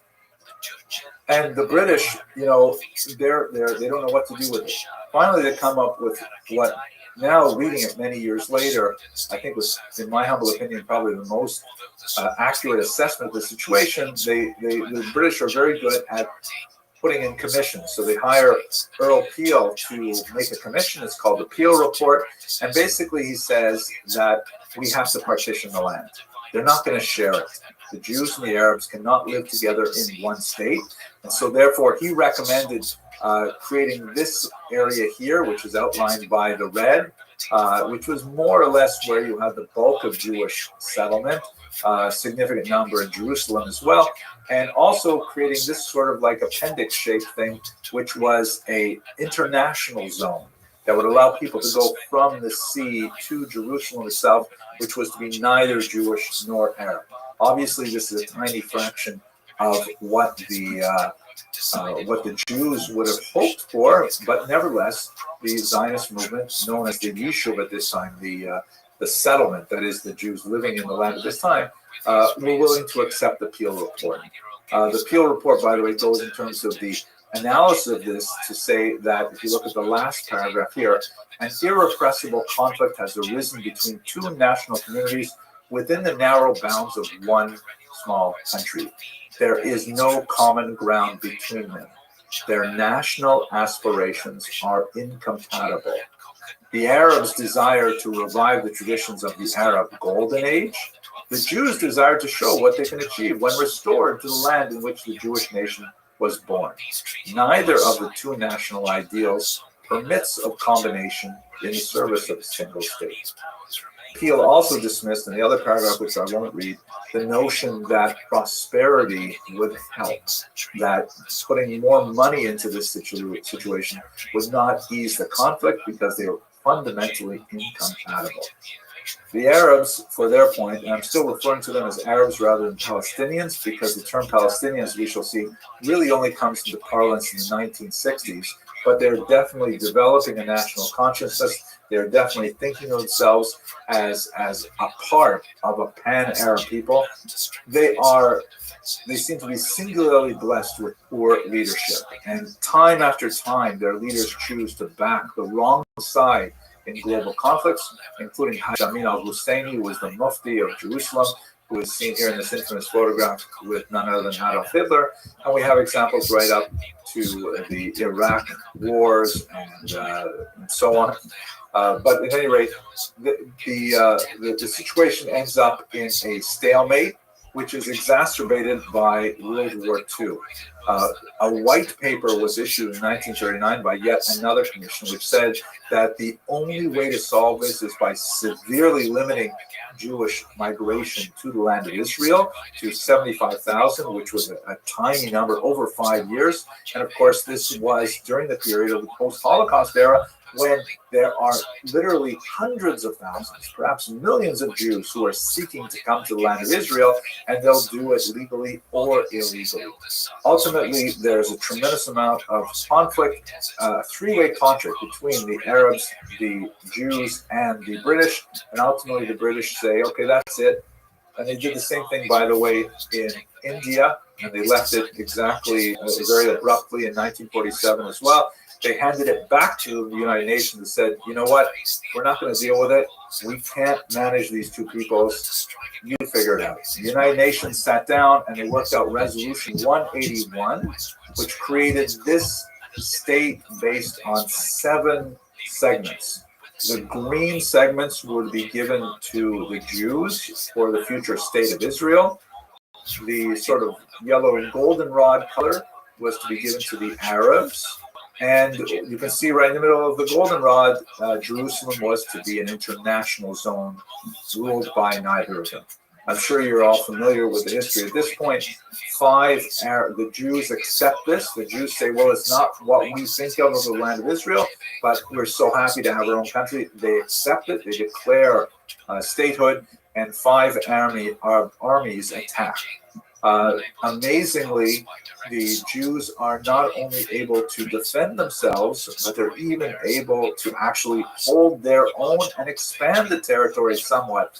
Although they're not able to take all of Jerusalem, the Jewish quarter remains on the Jordanian side of the border. But this is basically what the state of Israel, now state because they've established a state in 1948, the state of Israel has these boundaries in 1949. There have been some fascinating analyses of these battles. It is rather amazing how the Jews were able to hold their own at this time, being severely outnumbered. But some have characterized it as saying it's not really David against Goliath, but maybe David against many Davids, because the Arab armies were poorly coordinated with one another, and they didn't have, well, there's a lot more to say about this, but I don't want to miss some of the more important material. So let's move on. The crucial aspect of this history for our purposes, since we're really focused on one aspect of this history, is the so-called Nakba, or catastrophe. This is a term used by Palestinians to refer to the displacement of some 750,000 Arabs from their homes in the former land of Israel. And this is where you have a tremendous amount of historiographic controversy. Why were those Arabs displaced? So on the kind of older pre-1990s Israeli historiography, there was this notion that this was an entirely voluntary departure by the local population, feeling that with all of the advance of the Arab armies, the Jews would be driven into the sea, and then they would be able to go back and not only return to their homes, but to also collect the goods of the displaced Jews. On the other hand, the Arab historiography emphasizes the violent displacement as a result of attacks on villages. And the truth, as is often the case in historical analysis, lies somewhere between those two extremes. We know of some examples of violence directed against Arab civilians. The village of Deir Yassin, of course, is infamous. And there is also something called Plan Dalet, which was essentially a military tactic that said, when the people leave a particular region, especially around, communication zones and areas where there are very narrow wastes for vehicles to go back and forth, they should not be allowed to return to their homes. The difference in interpretation is, of course, were those things like Deir Yassin and Plan Dalet, were those exceptions? Were they anomalies? Were the kinds of things that are inevitable to happen in the fog of war, or were they determined strategies? I do not believe that both of those things were determined strategies, but nevertheless, this is where the historiographic analysis between scholars engage in debate. At the end of the day, however, you have 750,000 people forced out of their homes, and I think personally, as a father and a grandfather, if there was a war happening in my region, I would consider it prudent to simply pick up and leave. That would make me a refugee, but it would also make me think of, I consciously chose this because I felt safer. There's so much more to say about this, but we have very little time. You should also remember that there was a second nakam, to use that term, a displacement of, ironically, about the same number of Jews from Arab lands that would take place in coming years as Jews experienced tremendous degrees of anti-Semitism in countries where many of them had lived for hundreds, even thousands of years. So this is something we'll have to explore a little bit more next week. But let's now go to Palestinian nationalism. Palestinians begin to get organized. Their leader was Yasser Arafat, who was of the Palestine Liberation. And in the early 90s, realizes that, with a single native voice, descendants of the refugees would not be able to return homes. This is especially after the 6 Day, which is a hugely important development in the military history of Israel. And by the way, with this short period of time, I'm not going to go through all of the wars that Israel and her neighbors fought over the course of the last 75 years, but I will focus on this one in particular because it has lasting significance. On the left, you see what Israel looked like after 1949, after the armistice. Not a peace treaty, but an armistice, a ceasefire. And on the right, you see what happened after the literal 6 Day war. It took 6 days. Israel was threatened by troops from Egypt and Syria in particular, and elected to launch a preemptive strike before they could roll their tanks over the border. Nasser in Egypt had ordered the United Nations to remove their peacekeeping forces, and that was a signal to Israel that Egypt definitely intended to attack. And so therefore, using its largely superior air power, the Israelis were able to destroy their enemy air forces on the ground and take advantage of air superiority to not only defend themselves, but to advance the borders significantly. And what did they do with these areas? Well, the feeling was at the time that, wow, now that they've conquered such big chunks of territory, the Arab nations would say, well, this is futile. Israel is here to stay. And they would pick up the phone and they would argue for peace. And they would say, okay, let's go back to the 1949 boundaries and we'll have a peace treaty. Those phone calls did not come for over a decade. Yes, just a little bit over a decade. But they did get one from Egypt, as we shall see. So what, in the meantime, Israel decided to do with its territories is as follows. They annexed the Golan Heights and East Jerusalem. That is, the Golan Heights in the north, which have a significant military advantage because it overlooks Damascus, or if you're standing on there, you can turn around and overlook the Galil region. So they decided to simply take that, sparsely populated and so on. Jerusalem, because of its incredible spiritual and historical significance for the Jewish people, was annexed. And they said, this is our capital forever. They reunited the city, which had been divided since 1949. But these regions, the Sinai Desert, and especially the West Bank, they occupied. And this is where we get this term apartheid, which, although it has somewhat offensive connotations, and especially association with South Africa, there we have to take that term seriously, because in the West Bank in particular, and also in the Gaza Strip, which was that tiny piece that extends from the Sinai, there were well over 1 million Arabs, Palestinians. And if the regions were to be annexed, meaning made part of Israel proper and forever by right of conquest, then those people would have to be given citizenship. There are approximately 20% of Israel's population of the 1949 boundaries are not Jewish. There are Arabs, a little over 1 million Arabs living in Israel with full rights as citizens, and Israel could not extend those same rights to the. Just a second, did something happen to my Zoom? Looks like it's still looking right. Did we lose the Zoom for a second there? No. Oh, good. Okay, my computer just coughed a little bit. If the Israelis were to extend citizenship to the Arabs living in the West Bank and Gaza, that would seriously reduce the Jewish majority and imperil it in the future because of the very high birth rate of Arabs in these regions. And let us not forget that there's something really crucial about Israel. It tries to do two things at once, and it's very difficult to do both of them. On the one hand, as per Herzl, we saw earlier, Israel needs to be a Jewish state. It has to be a refuge for Jews fighting anti-Semitism. It has to have a Jewish character, a Jewish calendar. It has to have that Jewish element to it. Otherwise, what's the point? It could be anywhere. It could be America, Canada, Uganda, anywhere. And secondly, it wants so desperately to be a democratic state. It is fundamentally founded on Westmatic values, which means one person, one vote. It is impossible to extend citizenship to these people and keep the state Jewish. And so therefore, these people living in Gaza and the West Bank were in a kind of limbo status, a stateless status, because they were not given Israeli citizenship, and we are now coming into, since 1967, 60, 70 odd years since that event.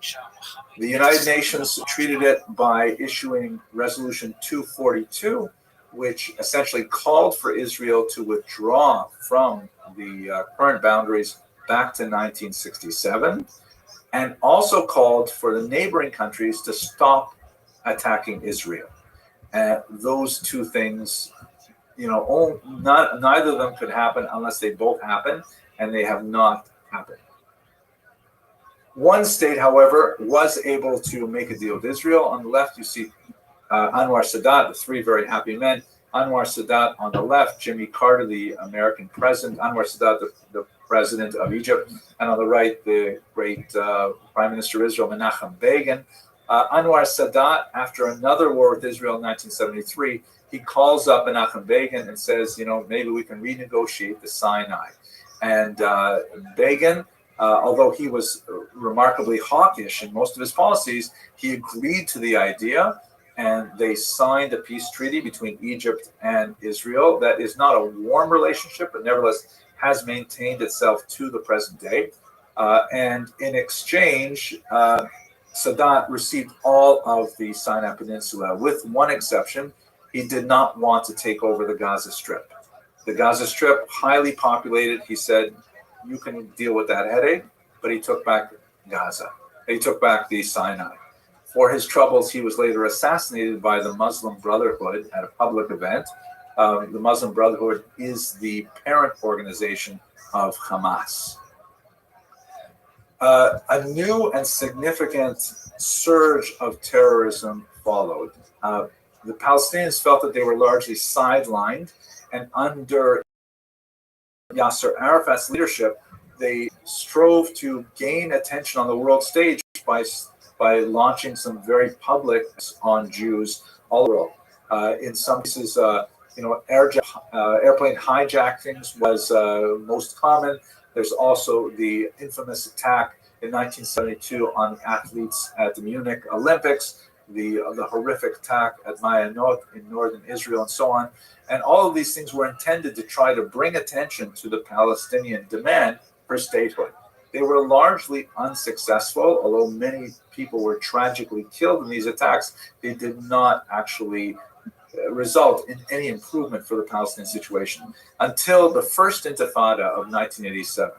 The term Intifada means shaking off and is invariably associated with the idea of uprising leading to revolution. In 1987, you had the beginnings of a movement which was not associated so much with Yasser Arafat, but with the Palestinians living in the West Bank in particular. And they were exceptionally good at capturing the mood of the world and conveying it through the media. This iconic photograph of a young boy throwing a rock at a heavily armored Israeli tank gives you the idea of how the David Goliath picture has been turned upside down. In order to deal with this first Intifada, which was largely civil disobedience and lower key violence, the Israelis imposed all kinds of things like checkpoints, where the huge number of Palestinians who worked in the land of Israel had to go through security before they could cross the border between the West Bank and Israel proper. Very humiliating, time-consuming, and so on. And also at the same time, we have the growth of significant numbers of settlements. Because, and I know this is no surprise for most of the people on this call, and by the way, I can see from the clock that to conclude this properly, I will need to go over time very slightly.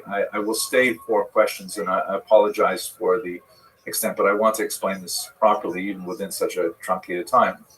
We should recall, of course, that Israel is a very rigorous, vigorous democracy with a wide range of political viewpoints. There are those Jews who were waiting for the phone calls to be able to trade land for peace, as the argument went, just like they did with Egypt and the Sinai. They were willing to work with Jordan to give them the West Bank. But at the same time, there are many Israelis who said, no, it's not going to happen.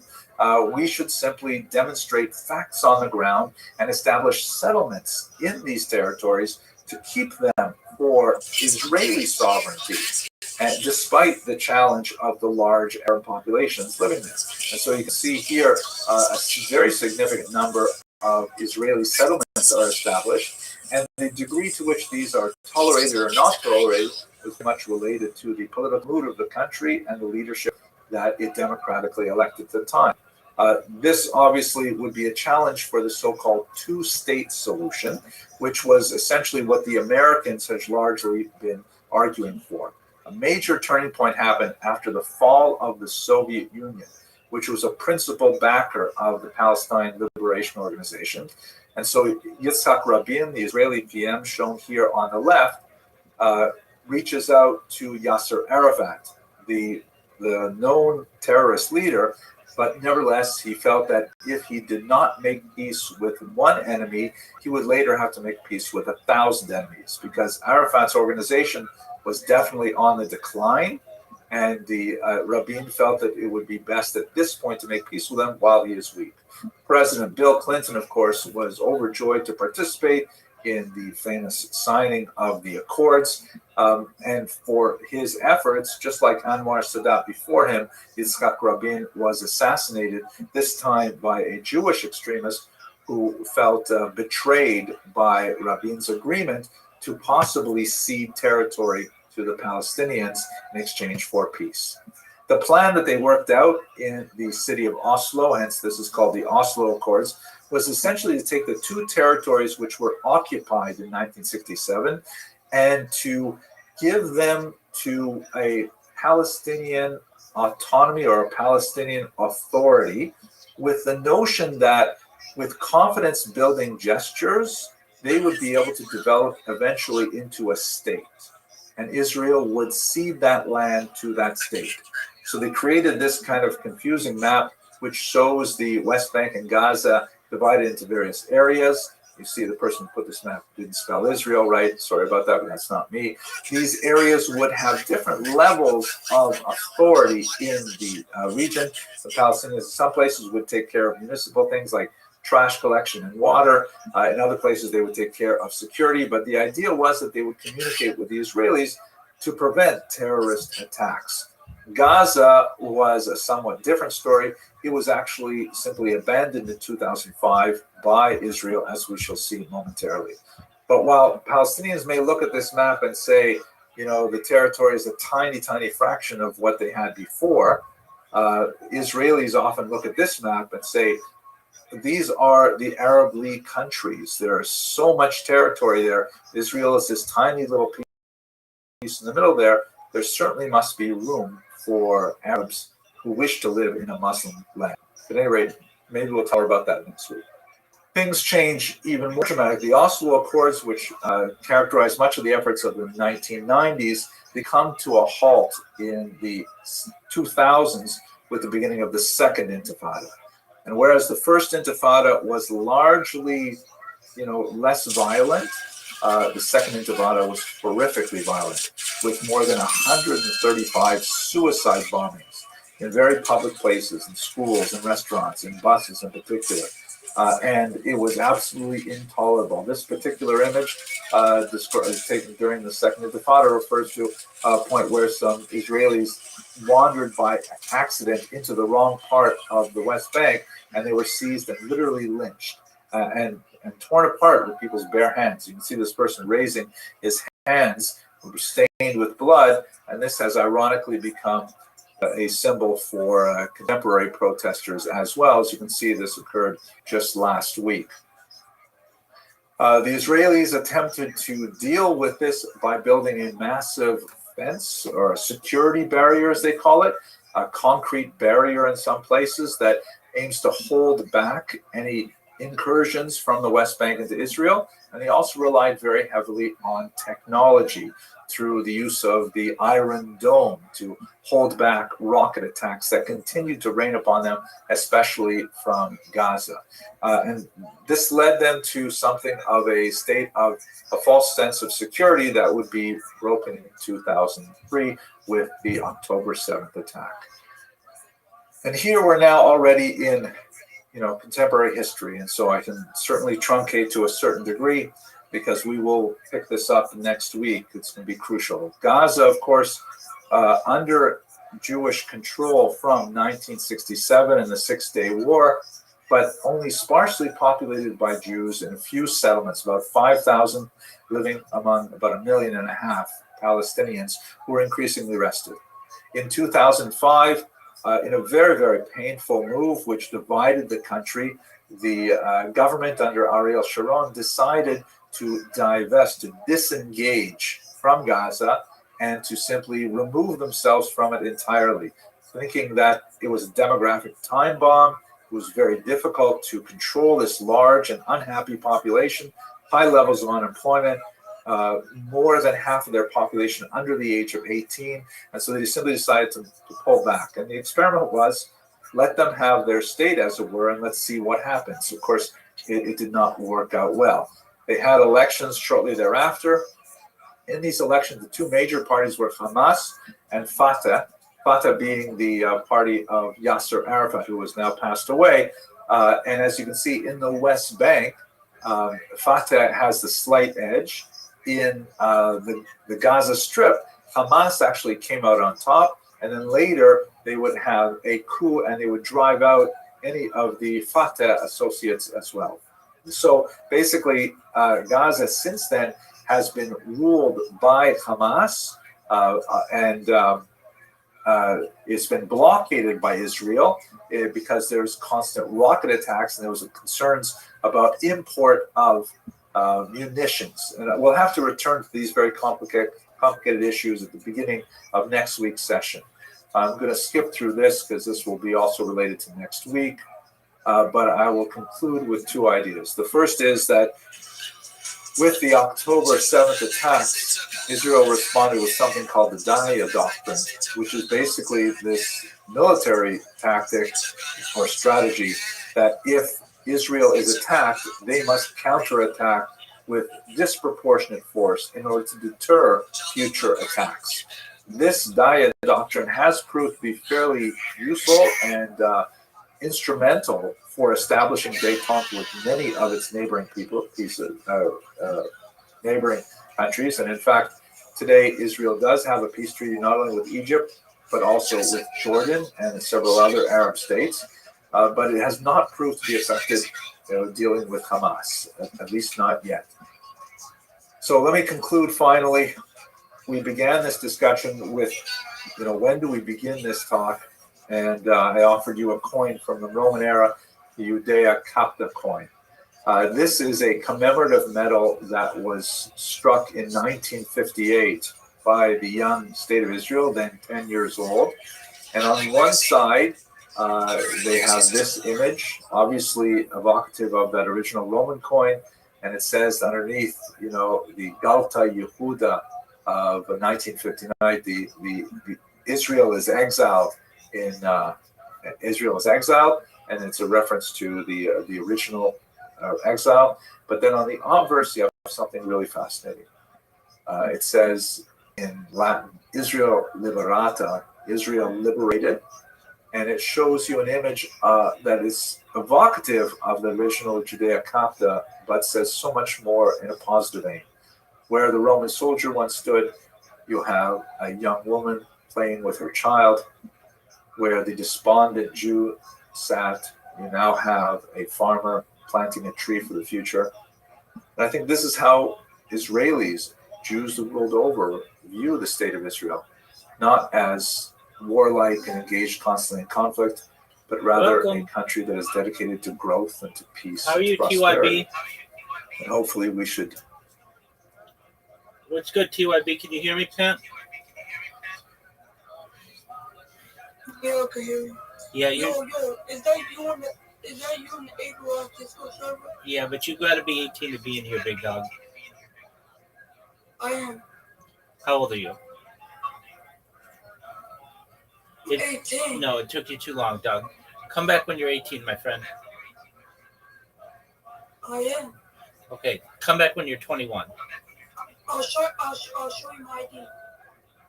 All right, you want to send your ID? I'll take that.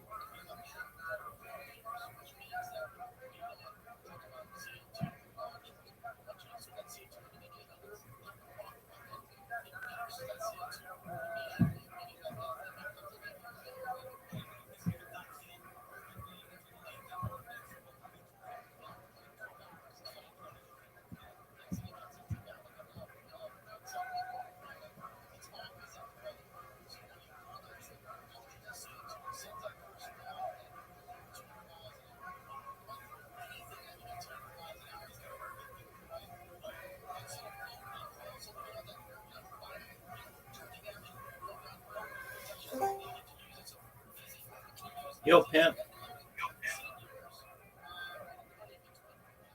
I have a question before, please. What's up? What are you leaving the Discord server? I don't. I've been in there for like over a year. Have you ever leave? No. What happens if Adrian Ross joins the Discord server and says hi? He has, and he's been in my stream. So what? Oh, okay.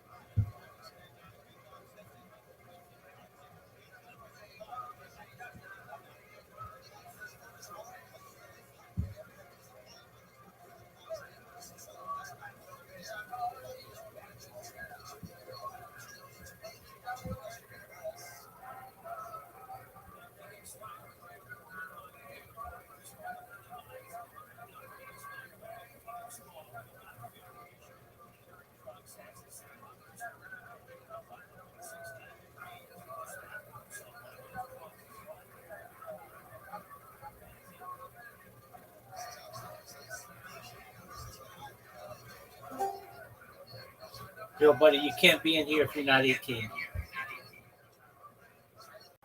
Oh, 18. I don't believe you.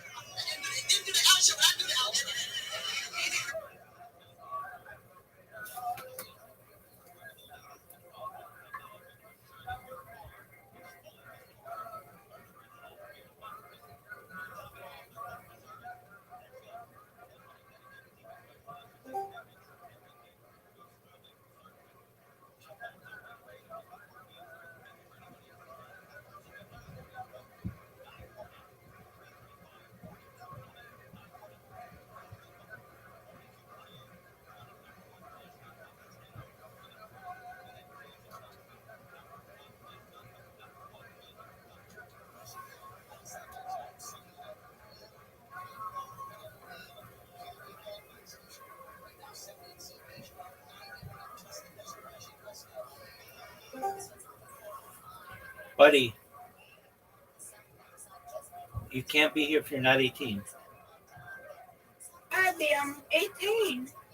You sound like you're 12 years old. No, I'm not. Okay. Send me your ID or I'm going to have to ban you.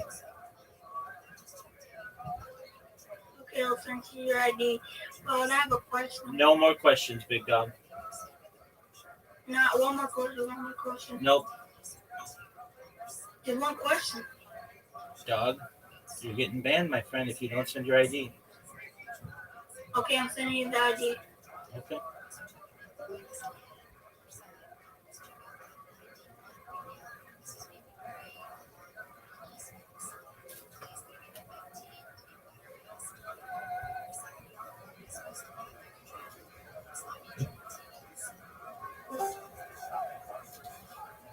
What?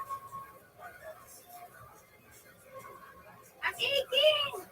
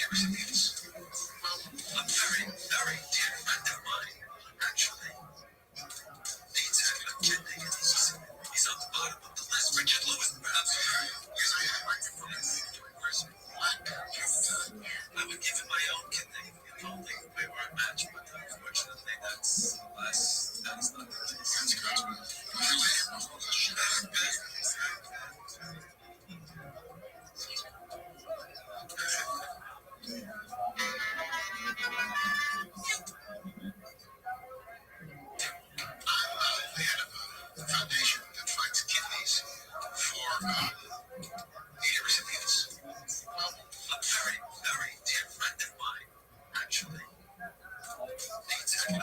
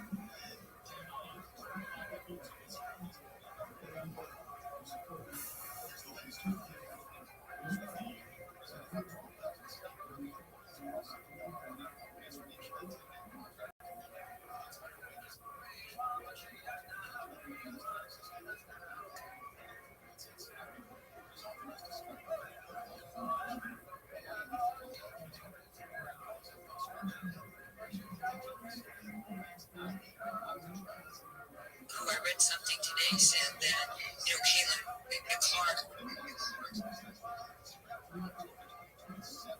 I don't agree with Jeff. I don't agree with Jeff Teague, who I read something today said that, Caitlin Clark, well, she's just a good player. She's not a great player. Jeff,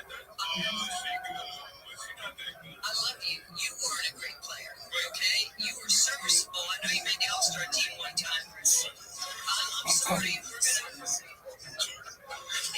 we're gonna be honest, I'm happy for your career.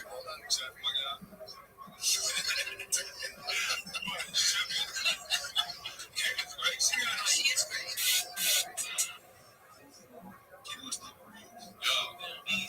Let me run down.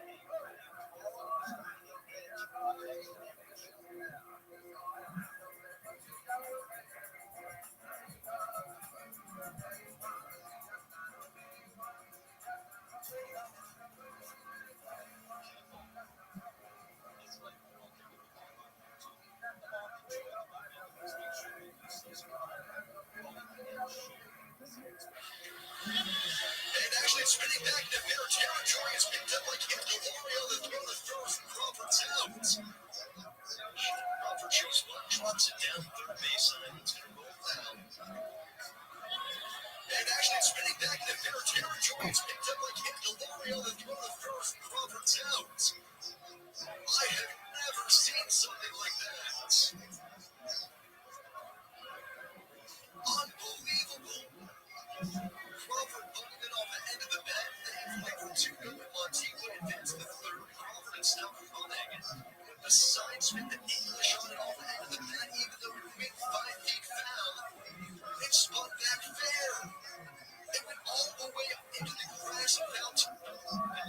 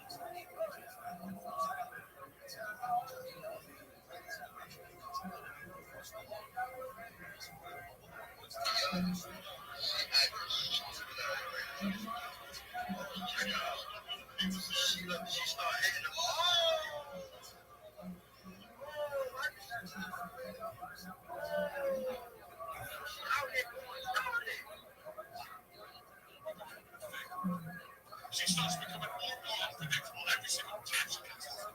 She starts to bring with her this whole way.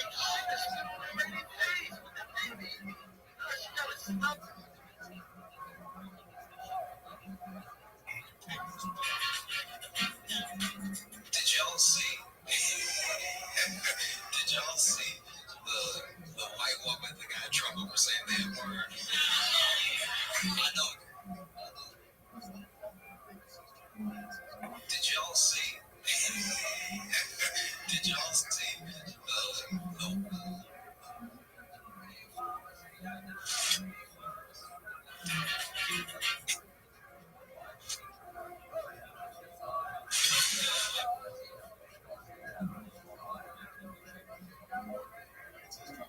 Excuse me, sir. I had a question right over here. Do you think two people can fit in this bed here? Can we test out real quick? Since I'm here to witness this, I can coach you. Well, I was more so curious about two people. Do you think you could? I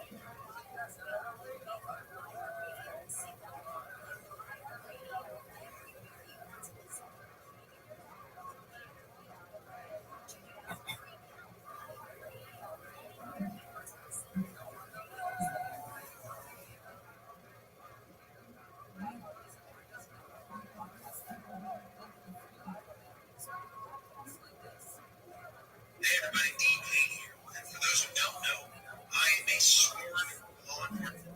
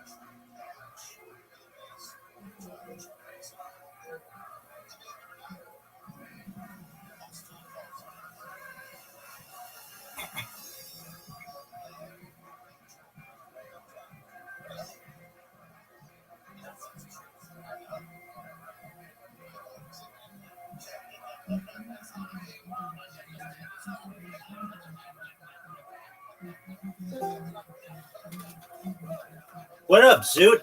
How you living, pimp? Ready to get your ass rocked?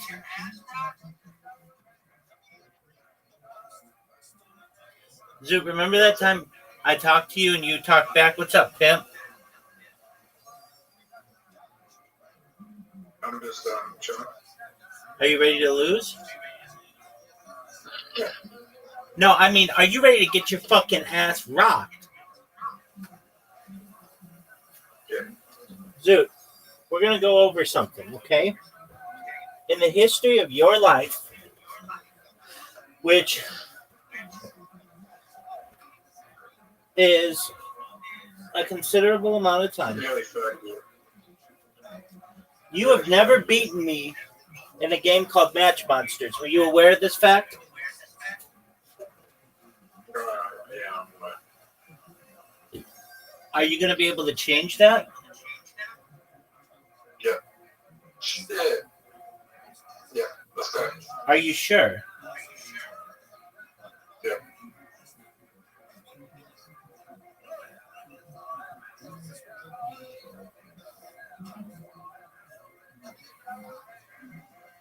Dude, I've now sent you an invitation.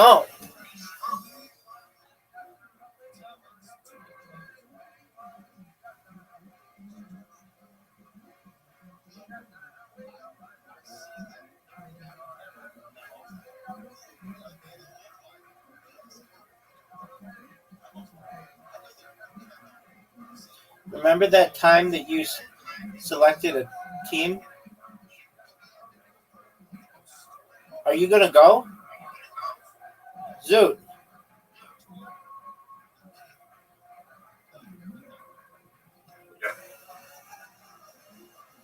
Oh, fuck. Oh, no, this is not good.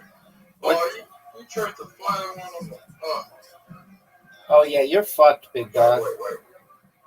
What does red do? If you get a red, it drops me by 5 points. It, like, removes 5 points from me. Electro Claw.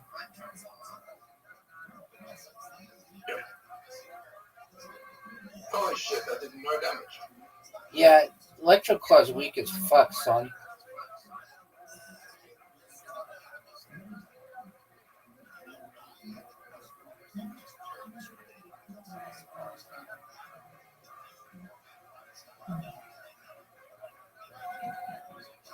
I think the evolution.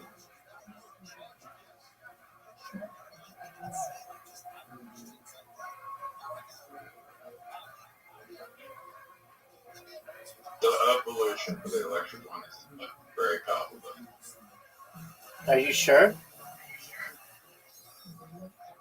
Yep. I think it sucks dick. No, it gives you like so much repel. Dog, I'm gonna destroy you. This is like my home base.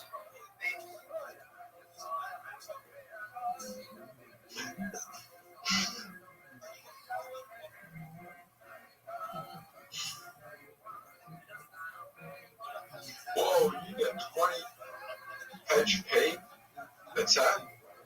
What? The thing is, like, yours, it takes a while to get to the end. That's correct, son.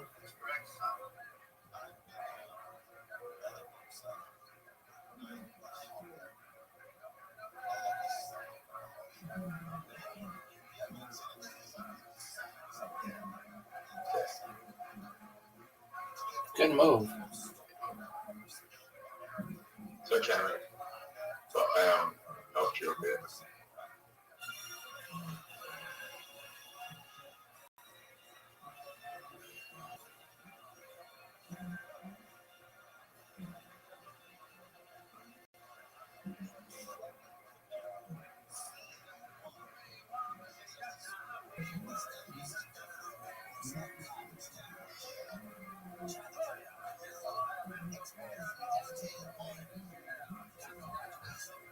Dude, this fucking Does a lot of damage.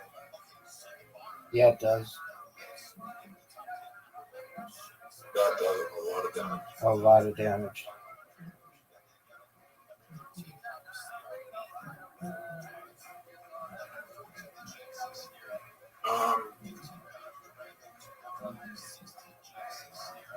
You good?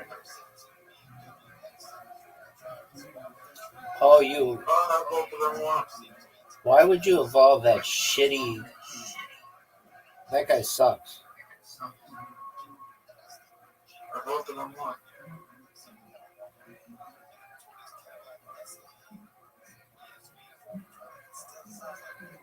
You just help me.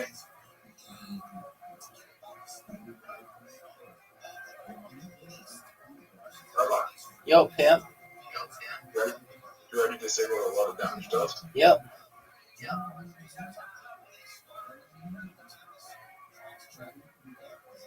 That only does 10 damage. So look, it gives me, It gives you what?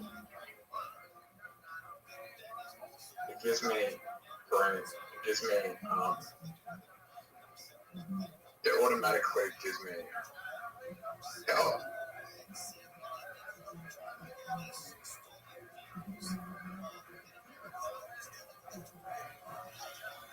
Ready, Rabbi? Yes, sir. Okay. So I ever prevent you from getting caught. Fuck you. I think I was a good man. Yeah, I fucked up. Are you gonna go? Yeah. That's gonna help you if I'm with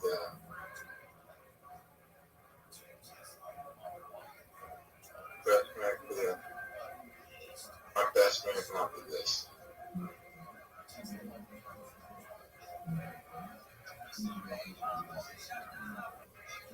Oh no! Rabbi, Yo, pimp. you fucked me, you little cunt. Breakfast time. You're good. Thanks, big dog.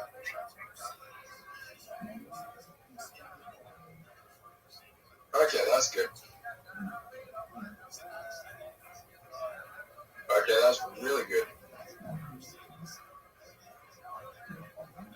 Oh no!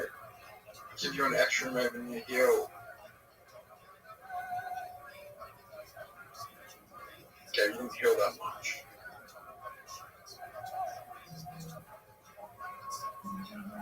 You win. You won. You won. No, I didn't. Yeah, I did. Alright, let's go again. Dog, you got your ass whooped. You have 0 wins.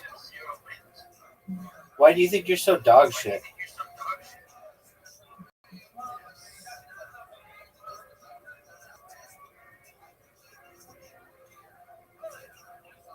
Sam.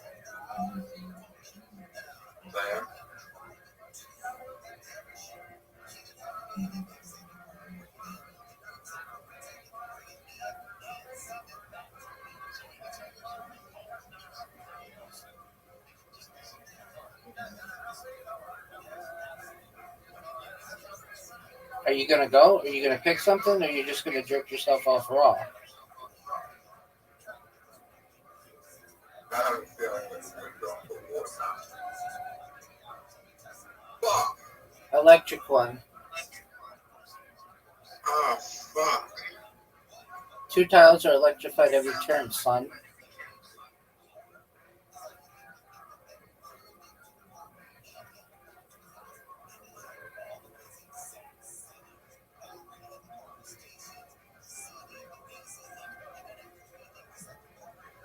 Are you gonna go?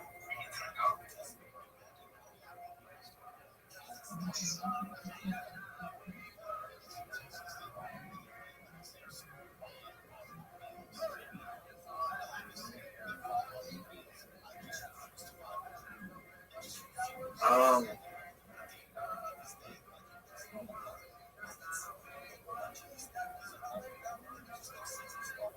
think that's That did help.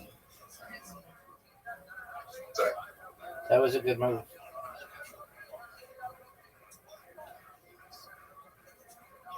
Dog, you fucked me.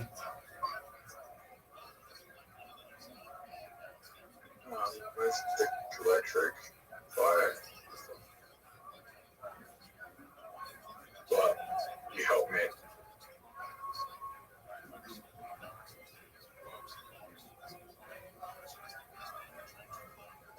That's not gonna help me, man. Nice extra move. Didn't help much. The universe is love.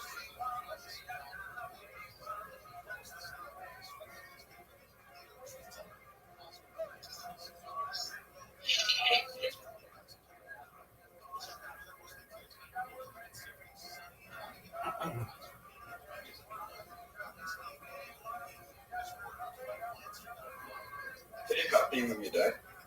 Yeah, it was great.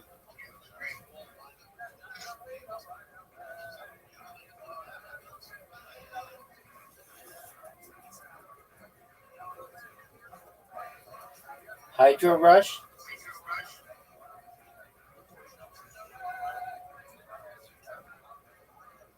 Did I get an extra move? I think so. Dude, you just destroyed me. Another Hydro Rush? Oh. Oh, That didn't I make thought any I just sense. helped you. I was trying to move us to the right.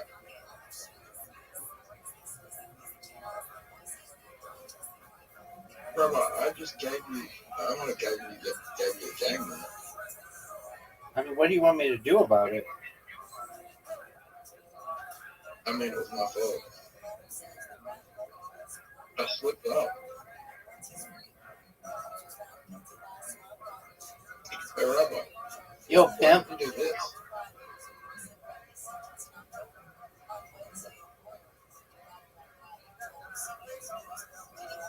You're up, big dog.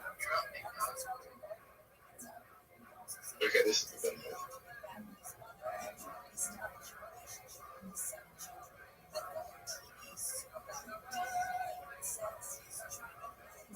That's an okay move.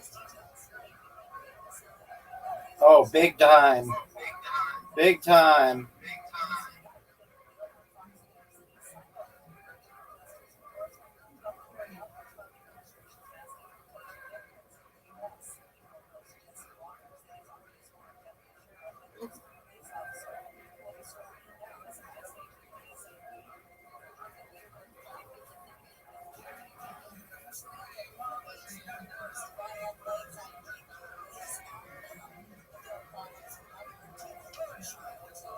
Are you gonna go?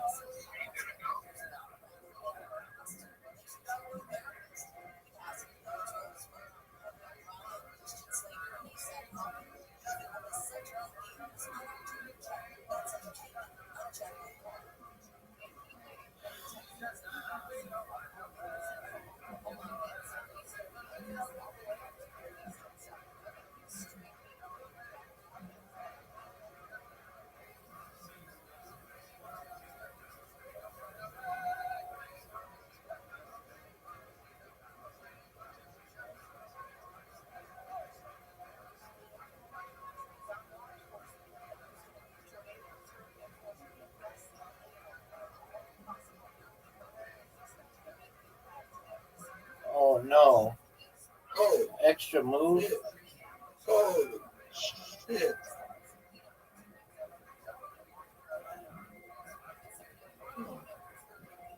Which one do I vote? Whatever you want, baby. I'm gonna vote him because he's closer.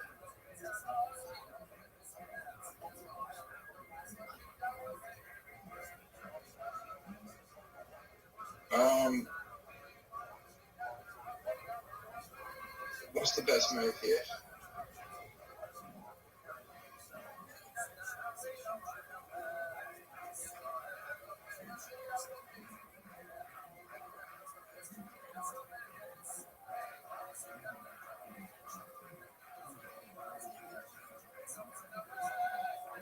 This is gonna hurt, son.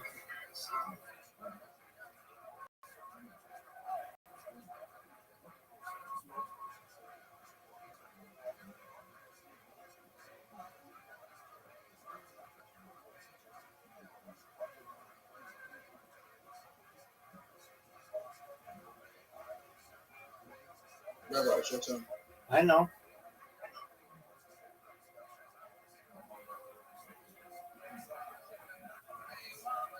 Oh, Lord. We're tied, son. Yeah, but I am closer to beating.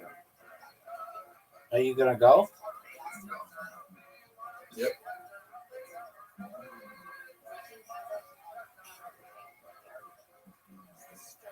And then I'm going to do this. My turn.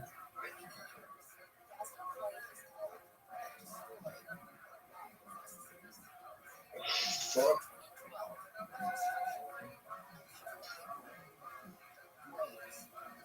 Rabbi, I might have helped you,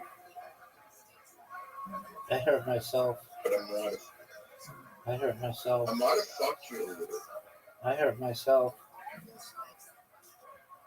I might have fucked you a little.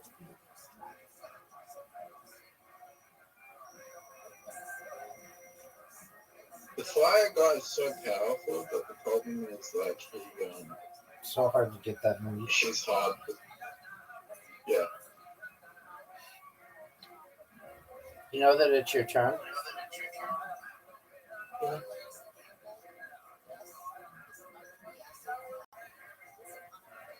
I think this is the best one. Hydro Rush? Yep.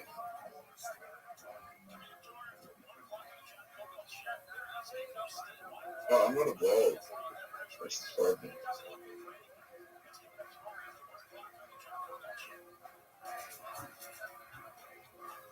Oh, you just helped me.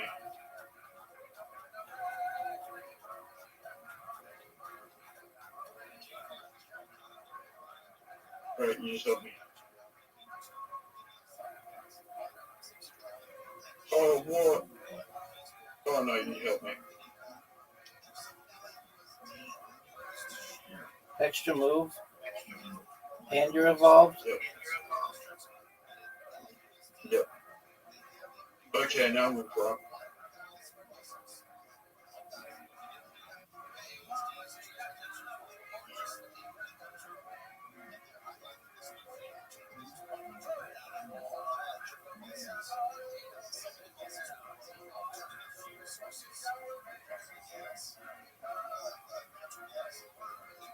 Okay.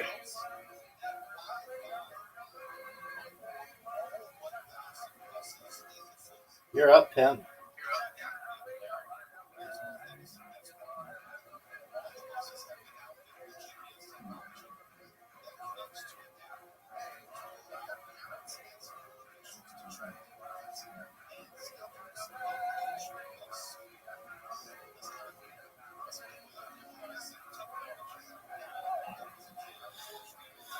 Big dog. Oh, what a big heel leaf. Fuck. What a big win, son. Fuck, you were so far behind as well. Did you know you just lost? Yeah, let's go, man.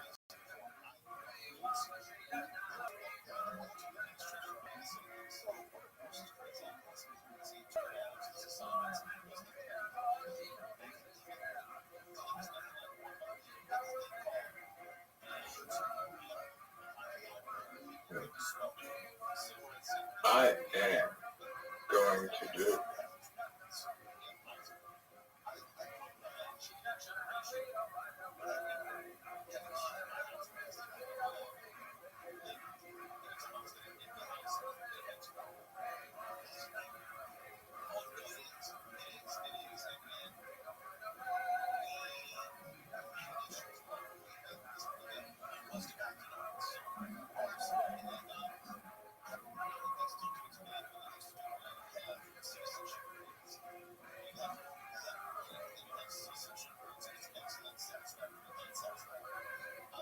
How about Showtime?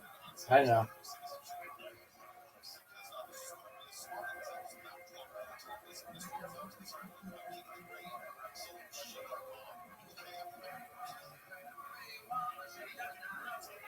Ready?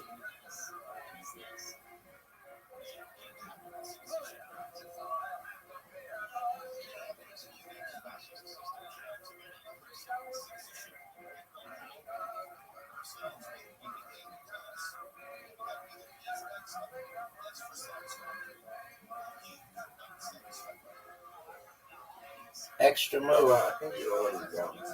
Extra move. How did I already win? Look out, shit I'm doing. We always do shit, dog. Look how far ahead of you are with me right now. You have the lead.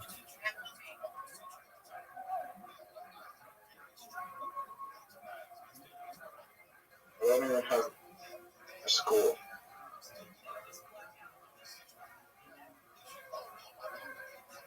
Anyway.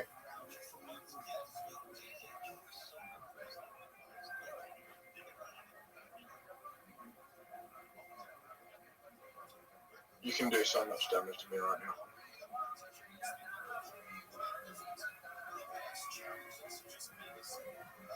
That works.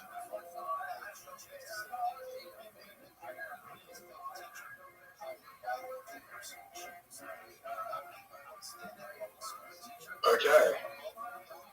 I'm winning. You stole my guy. I'm not getting extra move.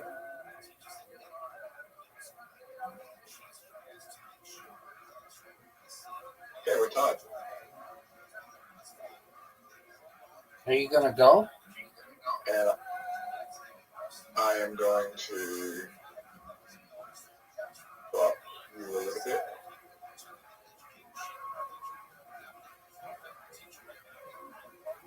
Okay. That works.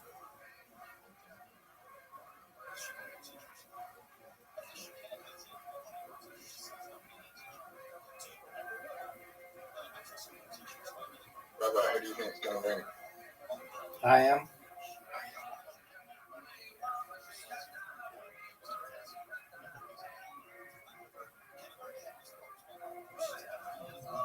What if I do this?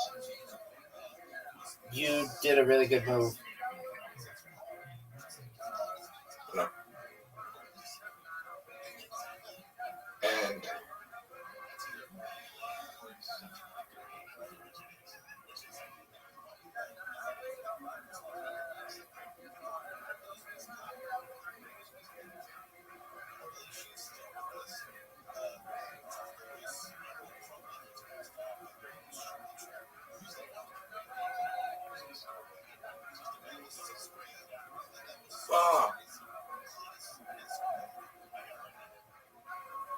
that was the best move you could have made. Thanks, baby. But that was the worst move you could have made because you didn't block the fire. They just do 20 points damage. Oh, even better. Right?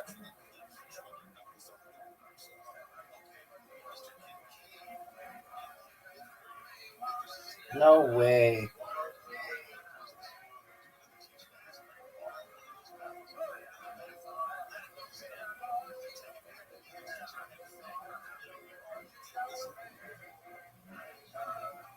How much is it to it? What are you saying, Zoot?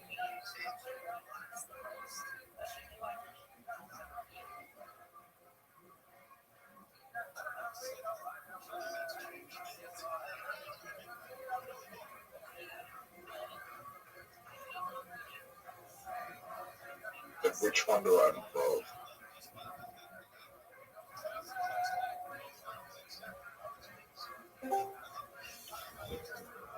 Look who it is. Oh shit, you scared me. Your brother? 100%. No. What up, pimp? How are you? Doing good. What are y'all up to? Losing to Zoot and Match Monsters? Who You're not really. Drag them in. Match monsters again. Technically, he introduced the game to us. Yeah, well, I didn't think you guys were. Oh, fuck. Not good. Not good. Really not good.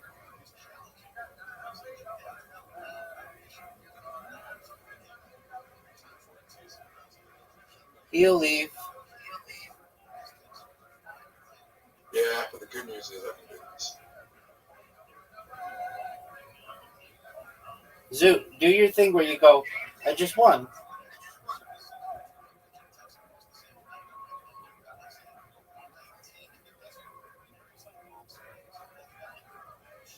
Can't say it's not hurt. Yeah.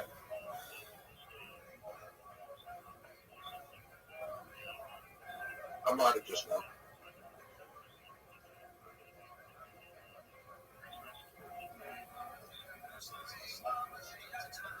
He just got an extra turn. Rabbi, I don't think he scored that. I don't think it's going to be that great. Oh, he's got 7. And he's evolving. Fuck. You're up, pimp. You're evolving.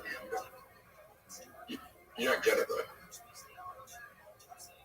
I think you get plus 10 healing if you evolve in this one. You get plus 10 health if you evolve. I think so.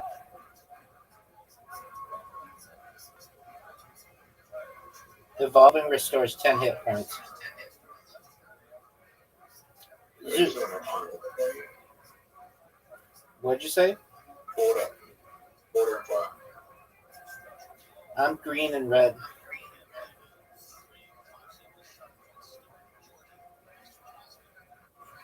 Oh, so you just fucked me. Zoot. That was uncool.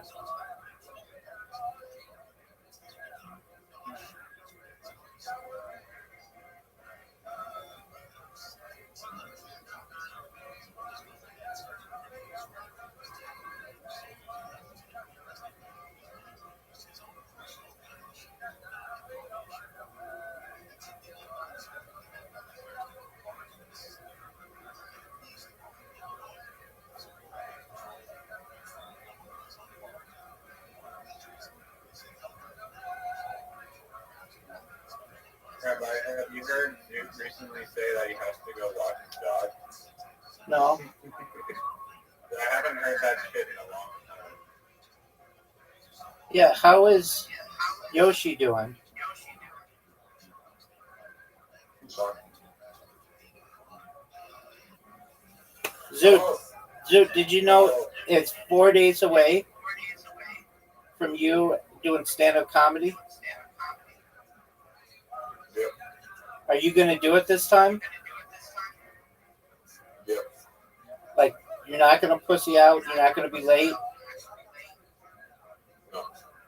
Are you sure? Yeah.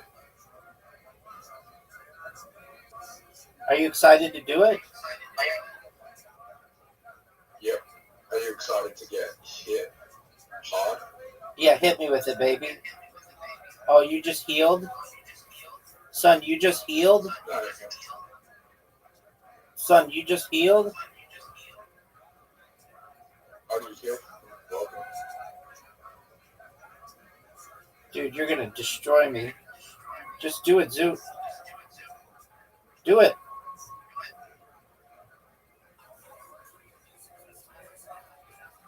$20 damage. Oh, man. 20 damage, yeah.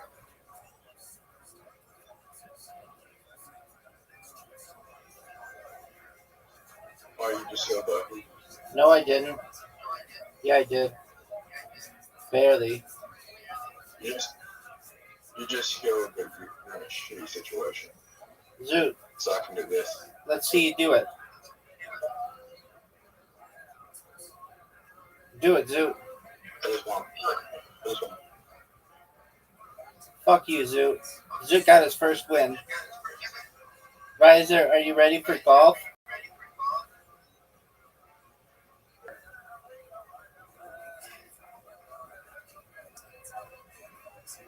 How does it feel to lose when you have a heel on your team?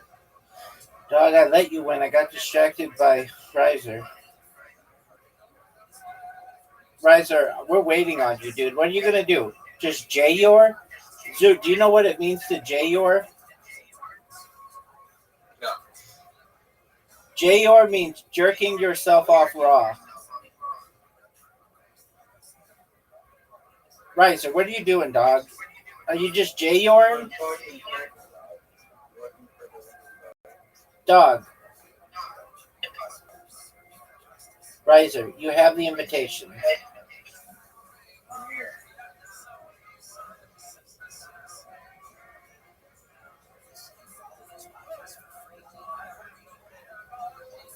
Oh, no, hit the tree. Boy, I gave you guys easy shots.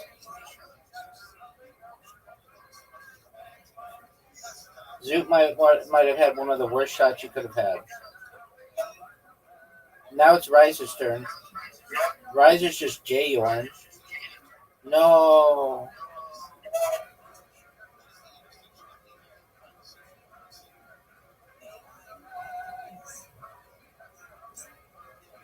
Fuck you. No. Thank you. Riser, thank you. Riser, did you know you gave me one extra point? Riser, did you know that you gave me one extra point? Yeah, I mean, post advantage at a time. Yeah, no, Rabbi's going to go into the top.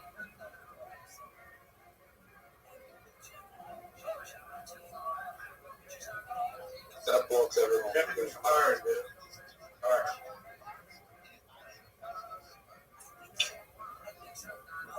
They block everyone into this call.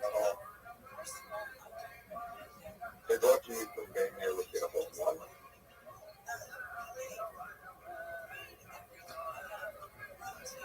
And I'm going to give you guys a little bit of that to actually help me out anymore. Stop. Stop. I need to make the shot. I mean, I have the advantage here.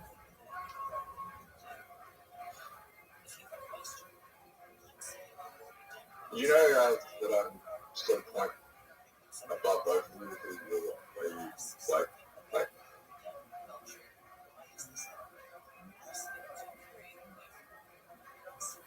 Rabbi, you're on your third shot right now. I know, baby.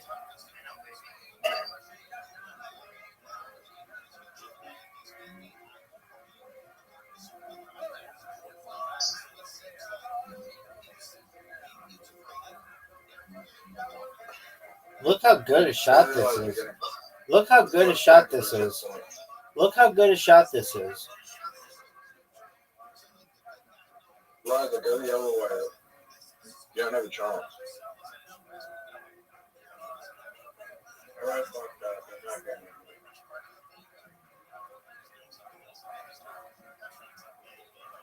Nope. You have to make the shot right there. This would be a big shot for Riser. Too bad he hit it too hard.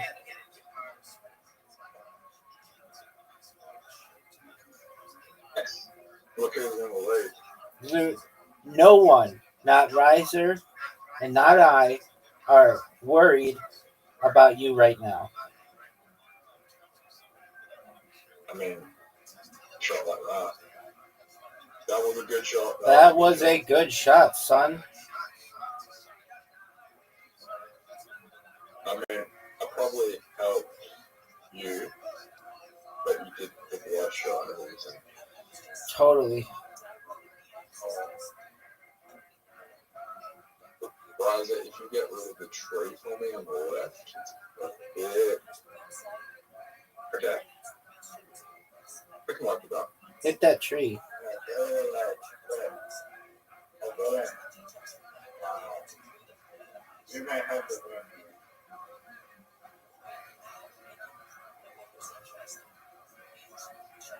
So,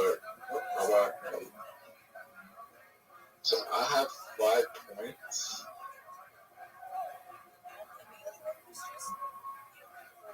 I have 5 points. WTF, dog? Maximum. Oh, thank you. You're done. You're gonna miss. I can already tell from here that's a miss. Easy miss. Okay. You have to make your shot if you want to perform. Yeah, you know this is in. Like one of the greatest shots. Fuck. I think Rabbi memorize it. When's the last time Zoot beat us? He hasn't won yet. It very well. He's even the worst fucking boat manageable. 4 working playing. Even if I don't score here, I'm still in the lead.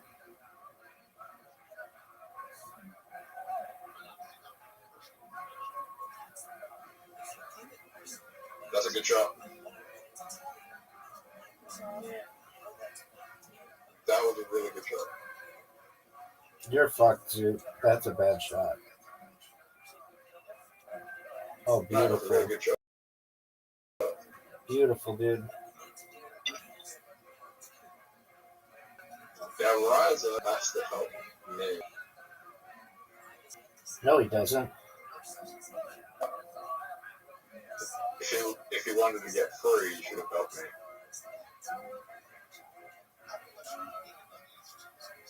Oh, Zoot.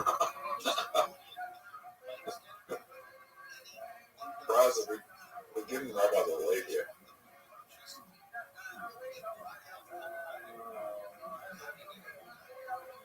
Yeah, a little bit.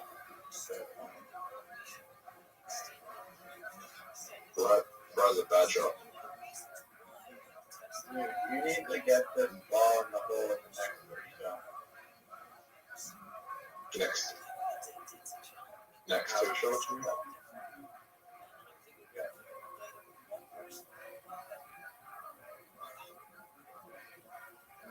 And I'm at 4-0.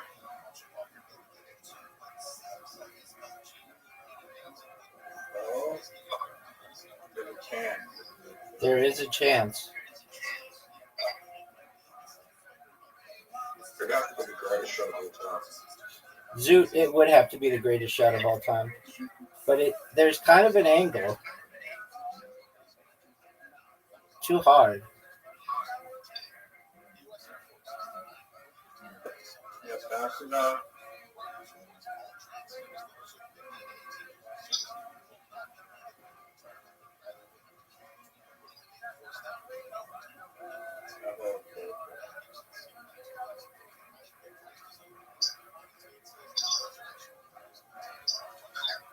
Dude, I saw this guy do this amazing shot one time on here not too long ago. He hit it all the way to the end and then went like diagonally. It was, I think, a phenomenal strategy. Are you going to try it? No.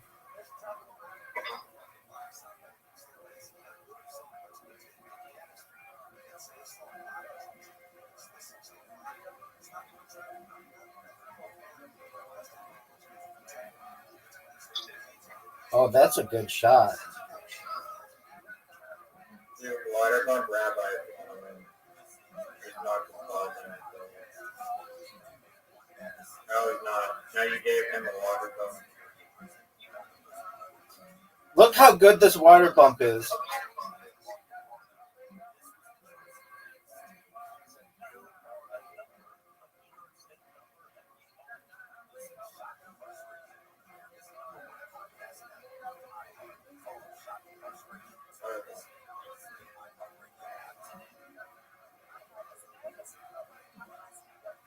That's in the water. IIQ. High IQ is right. Why would you do that? You're never going to win if you just keep water. You're the one who started it. Oh, what an amazing shot. Wait till you see my next shot. Come with James. Come with James.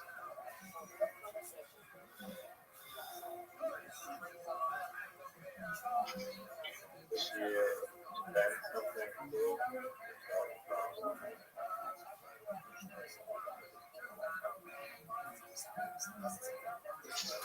That's water bumpable.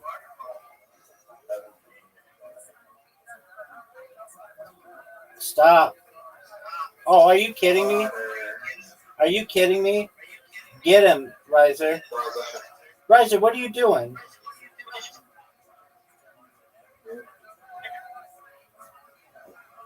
Roger, on our time. No, you're not. This one.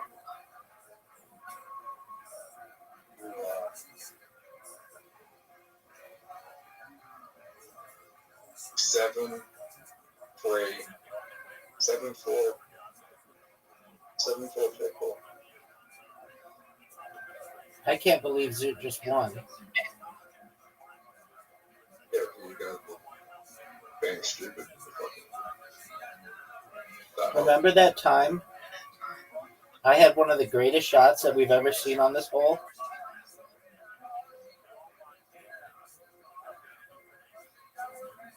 What are you going to do, Zoot? Yeah, but you're in the Zoot, what are you going to do? Zoot, what are you going to do? the hole. Zoot, what are you going to do? Yeah. It's definitely not there. Riser, what are you going to do? The hole went to make the bomb.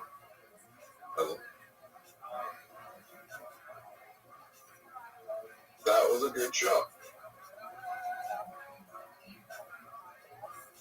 Now I'm in the best position out of anyone.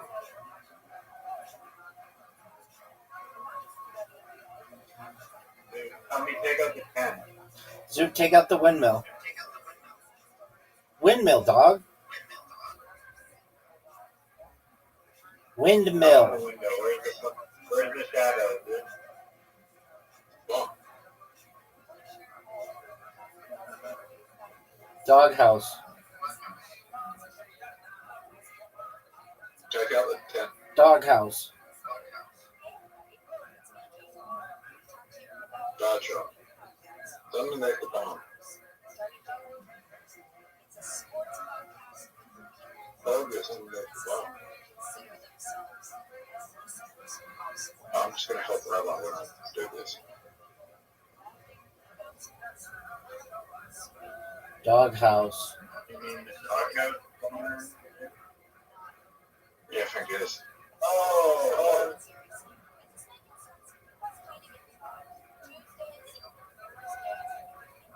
Rabbi's in the worst position. Even worse now. Make it.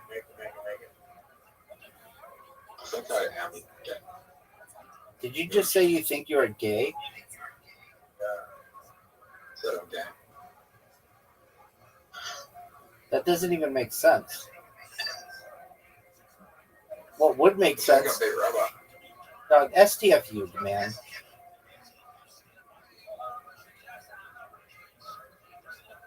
I am going to agree.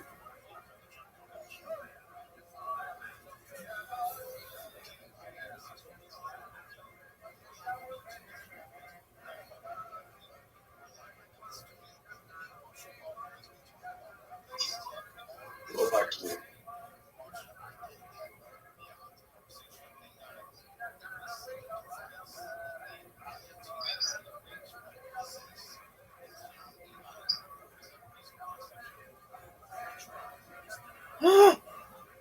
Oh, that was almost a really good shot.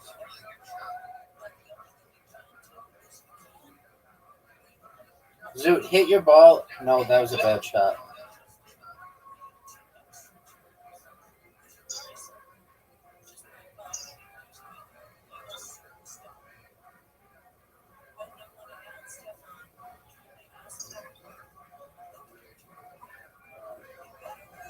Riser, what did you think of that shot?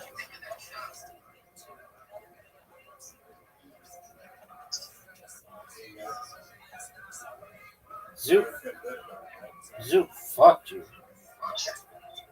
Hey, Riser, what did you think of the William Montgomery show this week?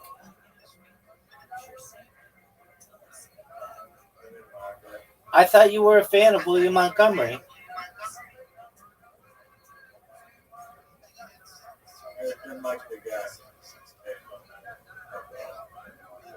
You have something against fat dudes?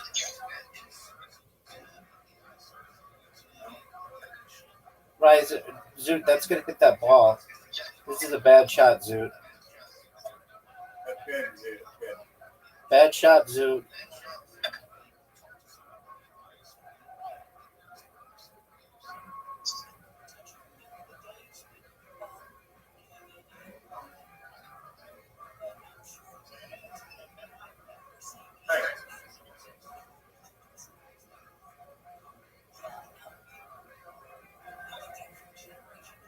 What'd you think of those angles, Riser?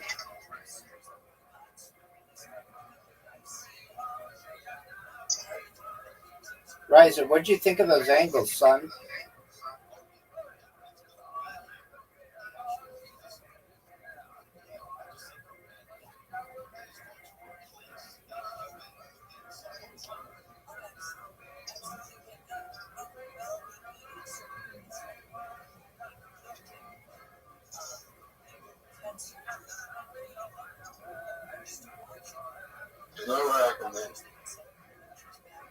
Why do you say that?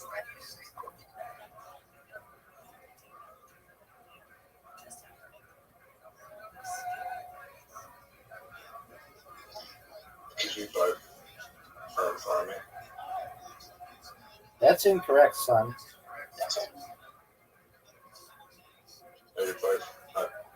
Get this shit before me. Oh, okay.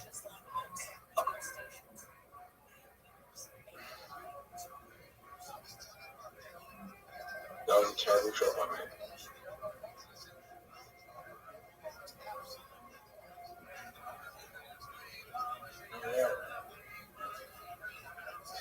Quit with that bullshit, Zoot.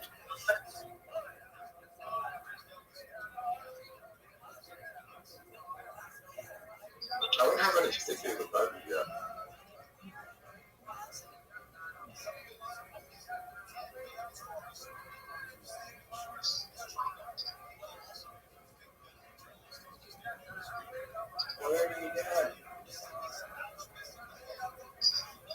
Are you gonna make this shot, Riser? Riser, that was garbage.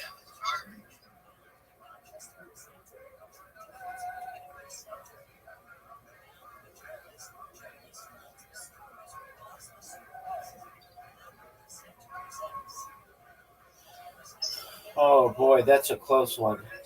Zoot, what are you gonna do, son?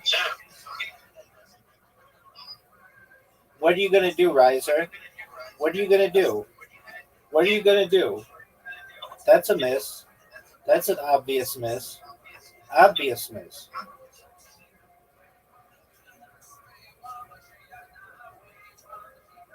Look how sick that shot is. Zoot, you have a big shot here. And you just missed it. Zoot's done. Zoot is done.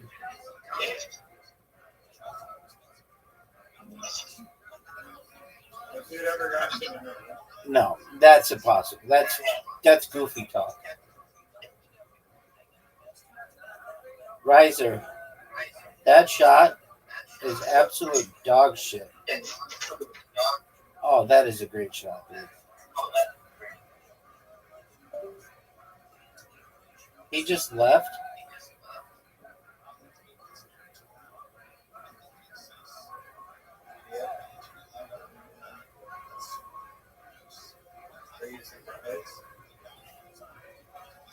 Look how good this shot is. Do you think that's one of the best shots you've ever seen?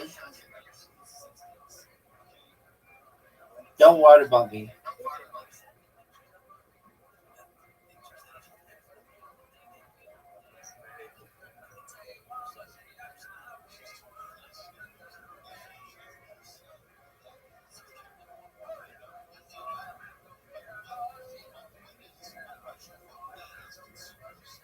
Look how sick this shot is.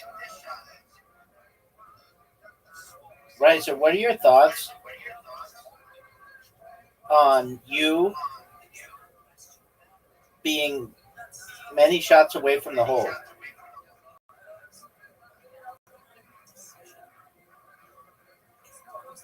In the water. In the water, son. Look how perfect that shot was. Dog, we're looking at one of the greatest comebacks in the history of this game. Oh, I have to go first? That's unfortunate.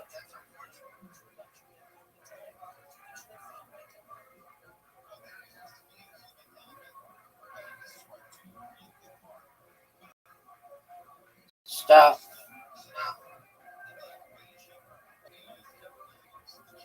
Are you going to water bump me?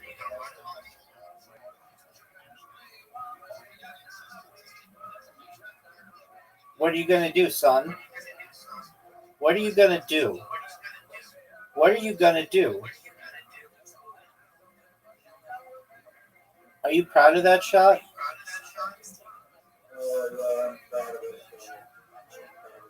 Oh, are you serious? Are you? No, I'm not.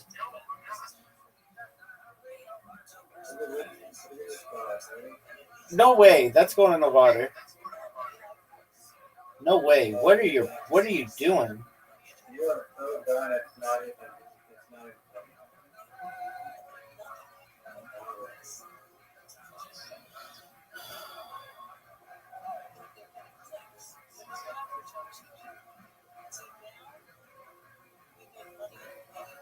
No way do you make this. Newfie as fuck, dude. Newfie as fuck.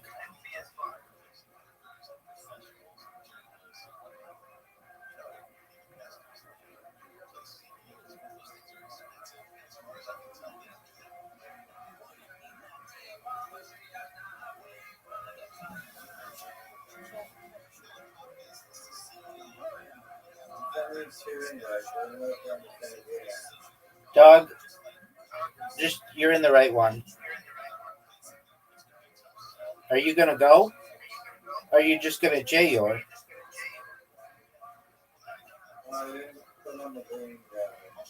Oh, well, it looks like you fucked up, son. You chose the red guy?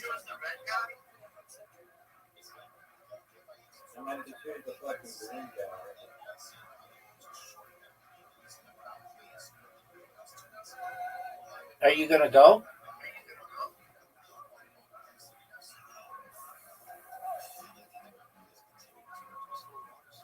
What a major miss.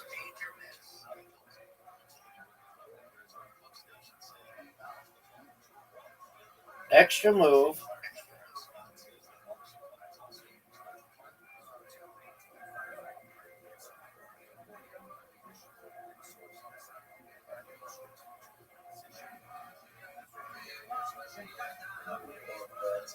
I don't think so.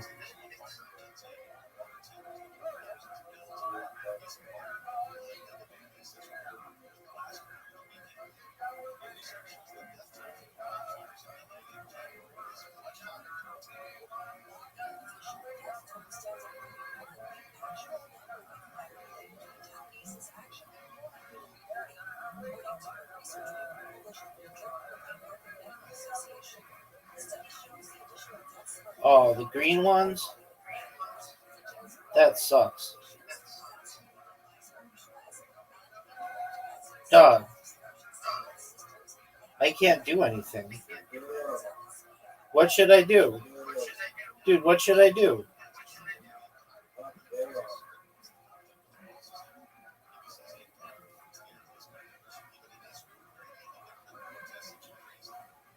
Are you gonna go?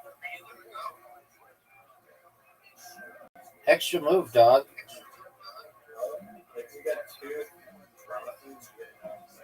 Yeah, you didn't know that? Same if you get an L, son. Well, why don't you figure it out? Play the game more. Did you know it's your turn?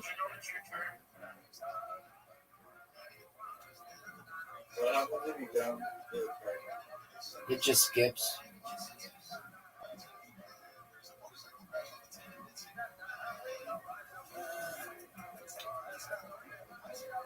Dog. Nothing is good here. Dog. I have a green one you can do it.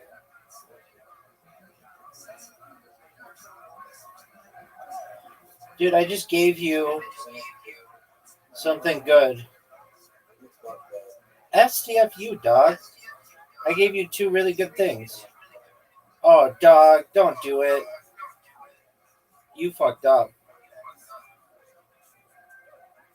What are you talking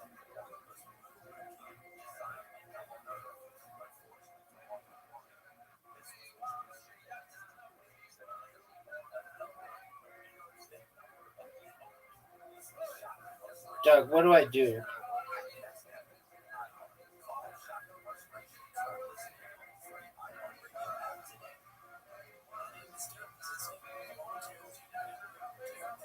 Why would you take more?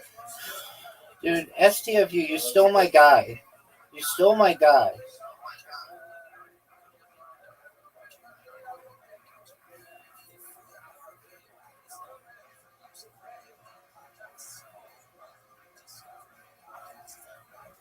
Doug, you evolved that guy? Yeah, because there's going to be less scratch coming on.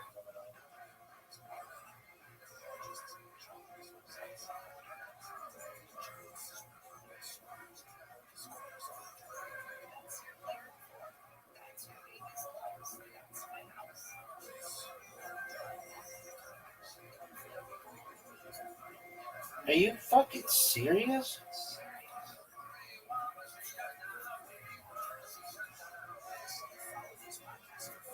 Dude, I just helped you. A lot. Are you gonna go? Or are you just gonna jail? Good job. The ice is there, dog.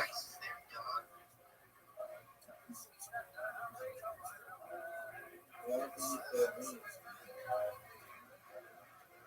Dude, what are you doing with this Hydro Rush bullshit?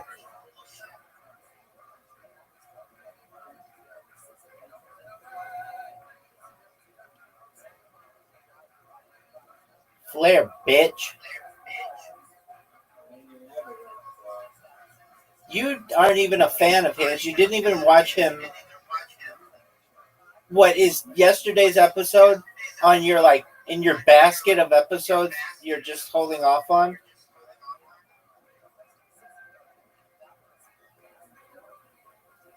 Yo, dog, I just asked you a question. Are you going to answer it, son?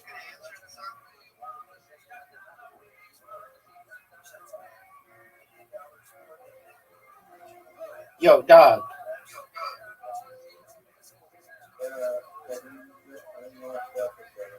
Why not? Why didn't you watch the episode?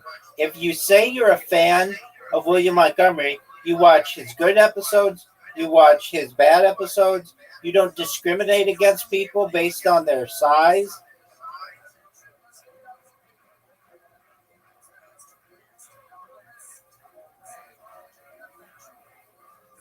What's the deal with you, bro?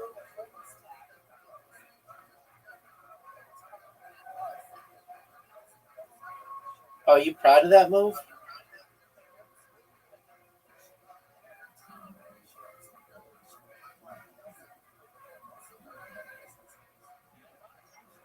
Look how sick this move is.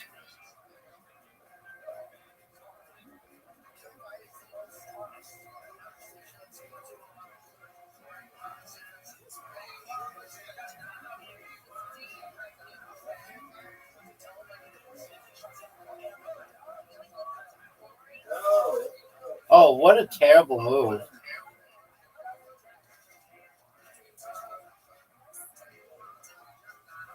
$20 damage.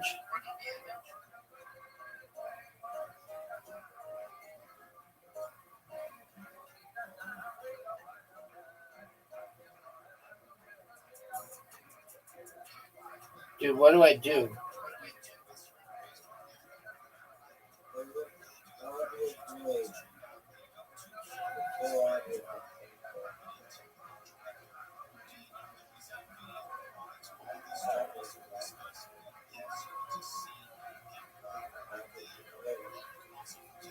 Are you gonna go?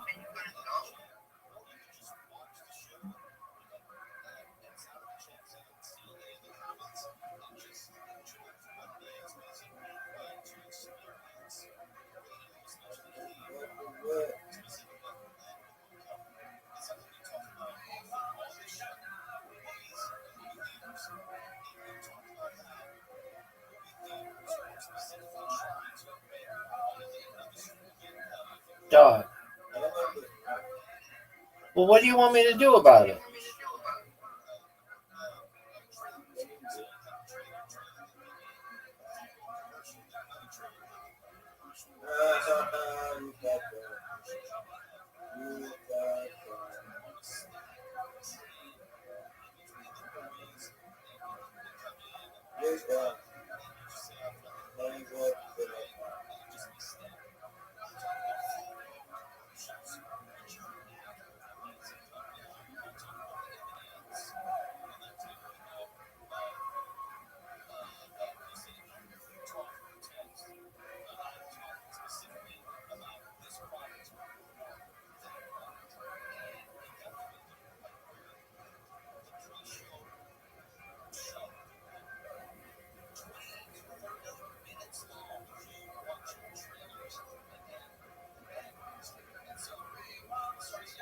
Look how sick this move is.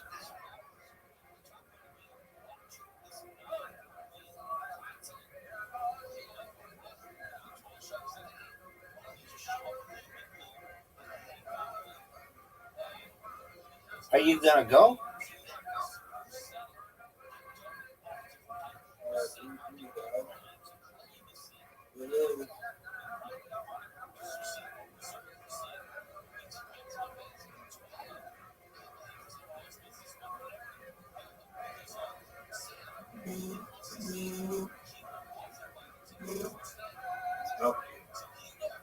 Shut the fuck up.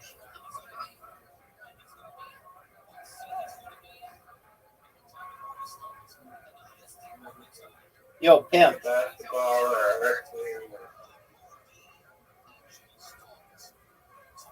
What, you feel like you should get to be able to request? You think you should fucking be able to request? Who the fuck do you think you is, baby? Who the fuck do you think you is?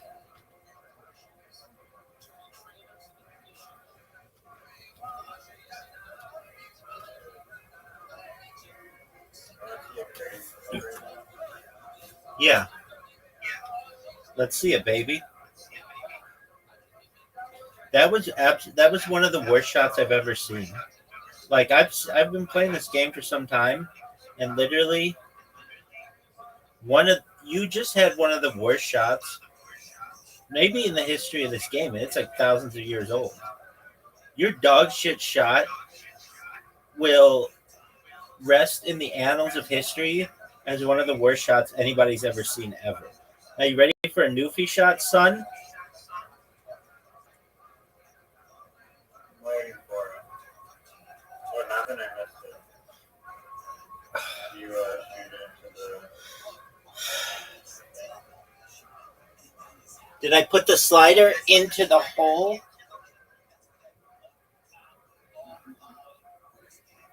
Did I put the slider in the pocket? Yeah, I did. Purposefully. To make you feel like you had a chance of winning. That's a terrible shot. No way, you could do the thing here. Get it, baby. I ain't mad at you. Are you gonna go? Are you gonna go?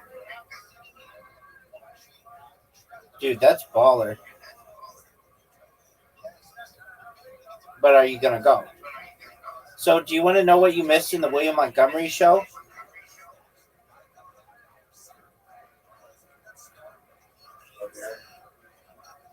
One of the greatest William Montgomery shows ever.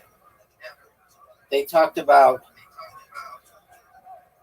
being redheads, and they talked about their dogs, and they talked about Las Vegas, and it was that fat guy, William Montgomery, and then their girlfriends off camera. And so you got to hear all of that goodness.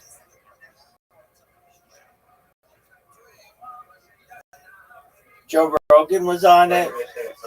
Did you just hear me? Joe Rogan was on it. Tony Hinchcliffe was on it. Madonna came on. They also had Enrique Iglesias. He made an appearance. And then they did call-ins. They had Ghislaine Maxwell call in. They had Donald Trump call in right after her. It's pretty amazing. Then they had Casey Rocket on. He called in. Then they had Brian Redband. He called in. They had Wayne Gretzky on. Wayne Gretzky actually devoted his career to William Montgomery, which I thought was really nice. Then they had on Ava Longoria. That was really neat. They had on Ed O'Neill. That was cool. They had the whole cast of Happy Gilmore 2 on. Everybody. Even that lady who died at the beginning. Then they had on... Well, I wouldn't say they necessarily had him on, but they had a tribute to Malcolm Jamal Warner. They also had a tribute to Ozzy Osbourne. They had a tribute to Hulk Hogan and Lonnie Anderson, which I thought was really touching that they would include Lonnie Anderson. I didn't know if they'd have time to do it, to have a tribute to her, but they did. And I really thought the tribute to Malcolm Jamal Warner was really tasteful. They had a highlight clip of his most famous times on the Cosby Show. So they had Gordon Gartrell on. They had the one where Stevie Wonder's on. Stevie Wonder showed up. I thought that was really cool. And it was a jam-packed William Montgomery show. They also had on Mario Andretti. They had on Michael Andretti.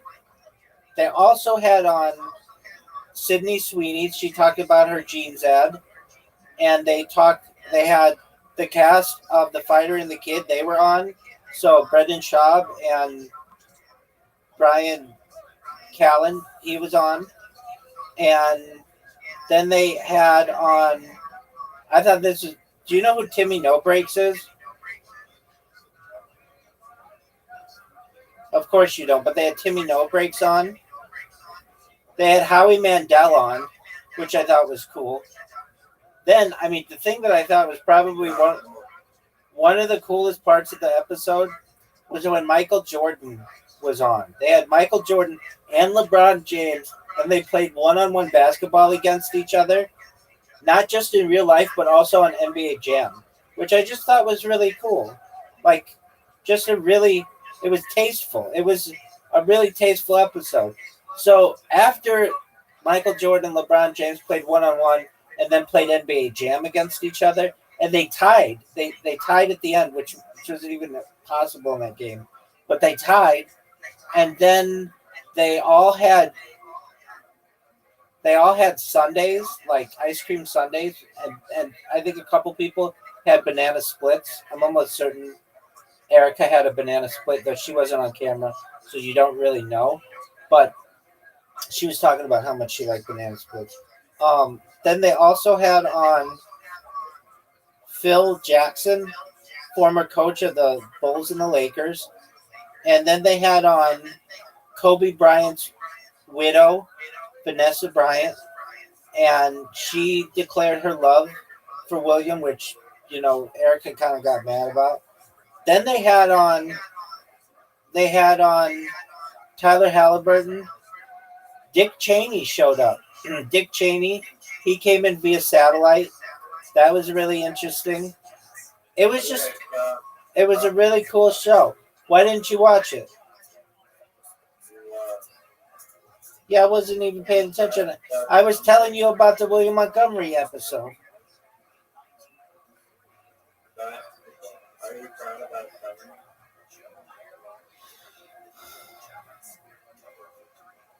Why do you like basketball so much? I thought you hate flick games. Basketball is only good for like For like what? basketball is only good for like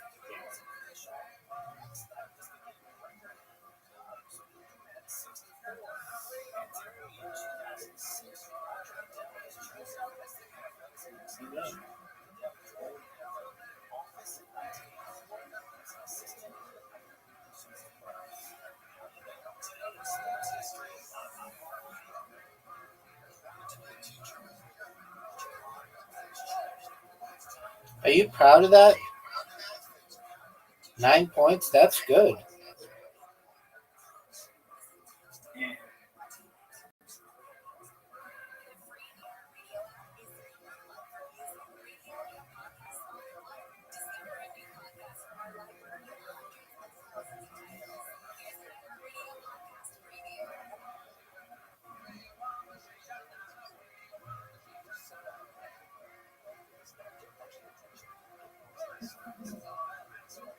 Do you want to hear who else was on the William Montgomery show?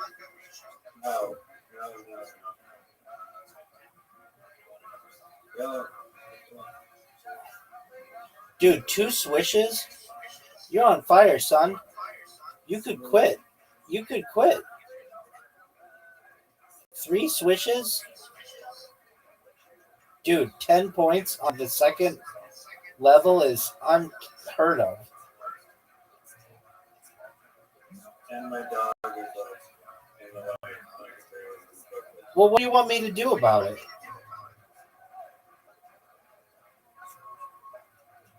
Carry the dog shelter. We will. We're going to call it the Rabbi Made a Comeback Dog Shelter in honor of Yellow. It all comes out of it. All right. Well, do you want to hear what's on the William Montgomery show or no? I don't. I made that extremely clear.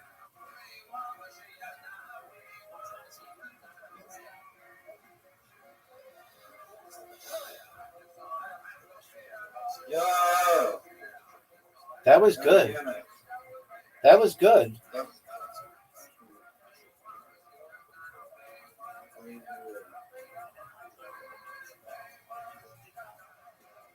It's over. It's over, son. No! What a comeback. Dog. What a comeback. What are your thoughts? Do you want to be interviewed? My daughter literally like my last name. Dog, what do you want me to do about it? Dog, what do you want me to do about it? I just did. I've realized that you have stolen all of my comebacks.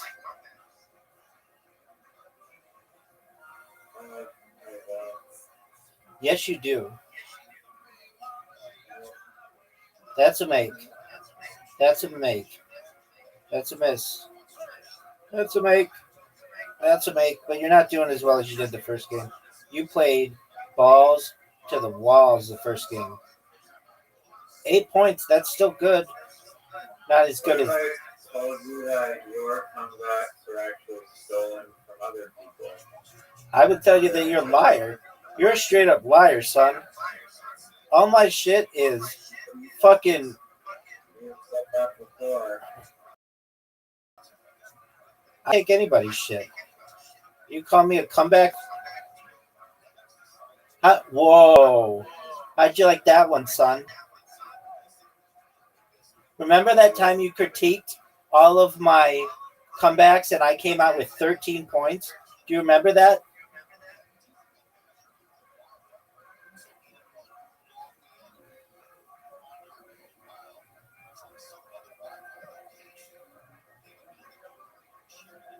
You're done. 17. Are you proud of that? I haven't even tried. I don't need stolen comebacks.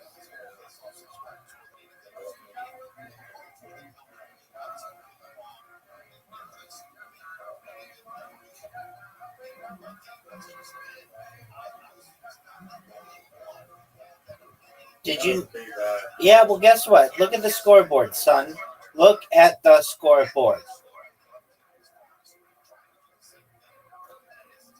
Perfect shot, dude. You're on fire, dog. Dog. Dog. Dog. Oh, Are you proud of that? Are you proud of that? I'm gonna lose by one again. Let's see it.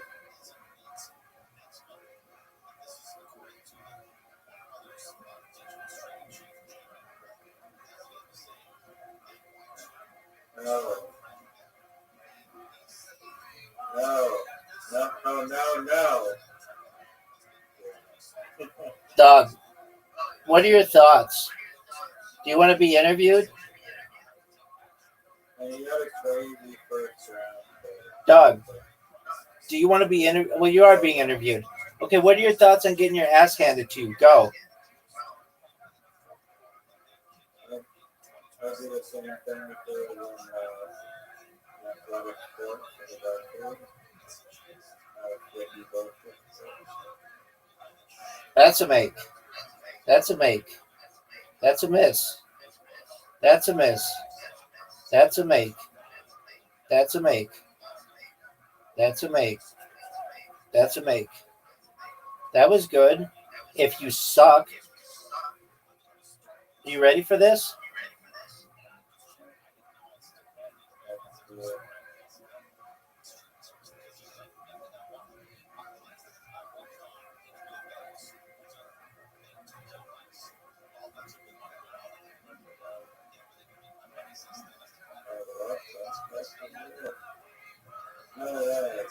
Dog. Dog, what are your thoughts? In the first round, I doubled you. Dog. Dog, what are your thoughts? That's a miss. Make. That's a miss. A big miss. That's a big swish. Are you going to be able to get 14 in the second round? Oh, look at you tying it up. Taking the lead.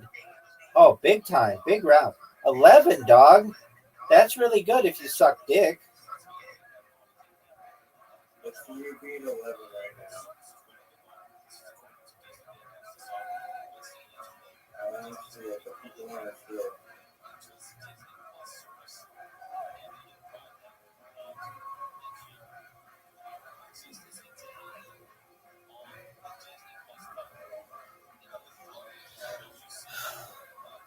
This might be a record sport with I mean, maybe. I'm not even trying.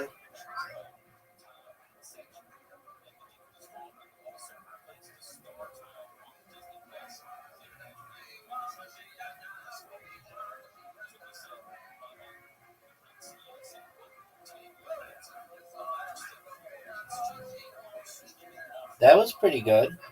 27. Are you ready for a record?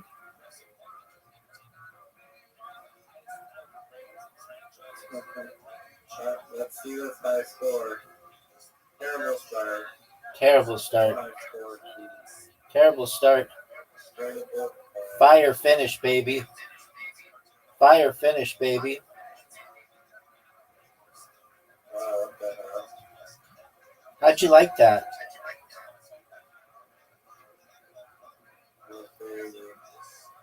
Riser, how'd you like that? Quick draw time. This sucks, and I have to go first. Now, don't distract me.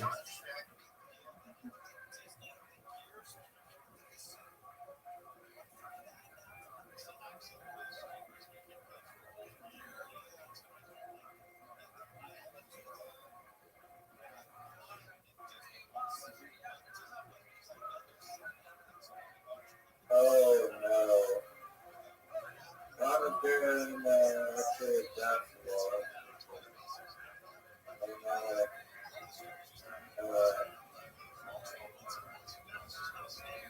Why is my target all doing this thing?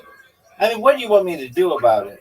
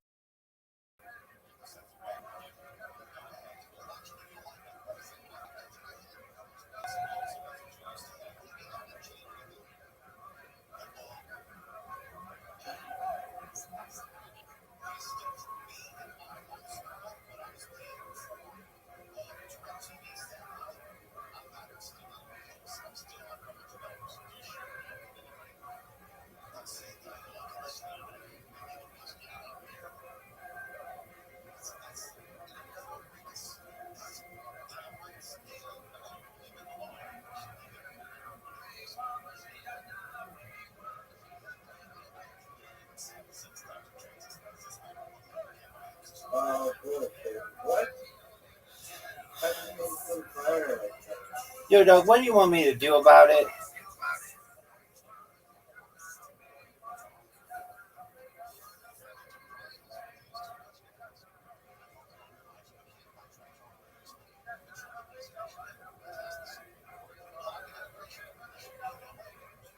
You need 2 bullseyes. That's 1. You need a second one here. A big shot for you, son. And he gets it. No way. Oh, what a bullshit thing at the end. What do you want me to do?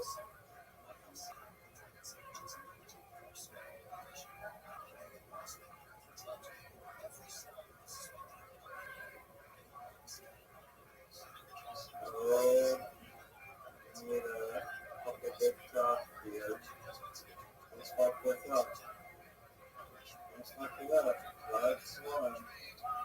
Let's this up.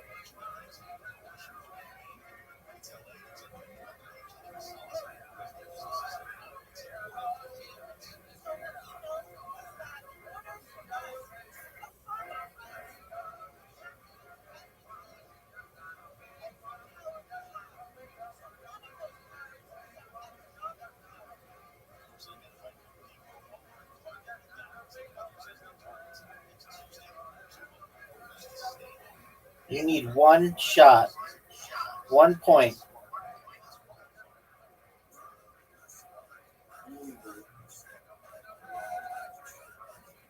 I don't know how I know it's saying that I got left shots on.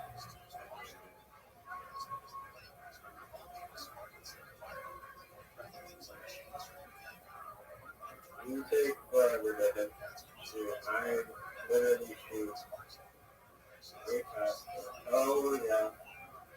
You can change the game mode for you can have infinite time practically. It's very Dude, how about you just go and you quit flapping your lip?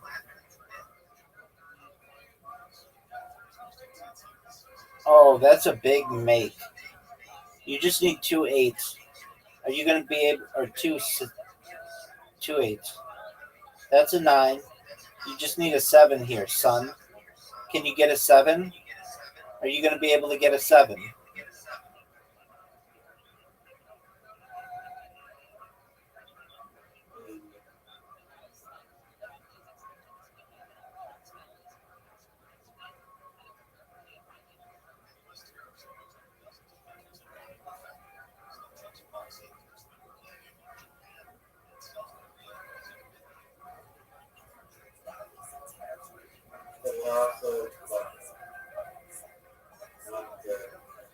Doug, I'll take that.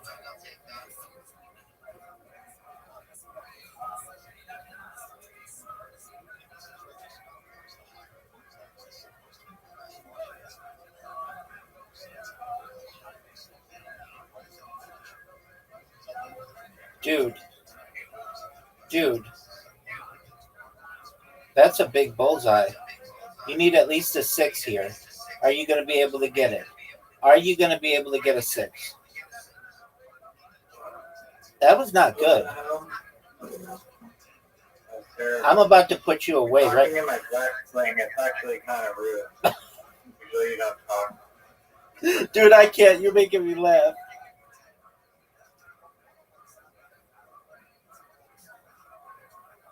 Usually, you got Discord computer concentrating on that. Dude, you're making me laugh. Shut the fuck up. Usually what happens is that... Dude, shut the fuck up. Dude, shut the fuck up. I can't believe that you want me to tell you more about the William Montgomery show from yesterday. You just need 2 7s, dog. Don't fuck up. Don't get a 6. Don't get a 6. Don't get a 6. And he just got a bullseye. All you need is a 4. Don't fuck this up. Like you did before. Yes, you did. Literally. Oh, it's over. You didn't get a single bullseye that game. Okay, well, what the fuck do you want me to do about it? I'm just saying that's fair. Now, you said something that I find very offensive, that I steal all of my comebacks. I want to know what comeback you think I've stolen, because all of my comebacks are organic, son.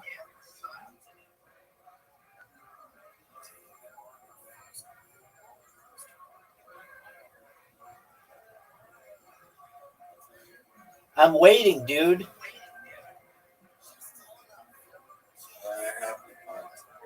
Doug, no one wants to hear your bullshit excuses.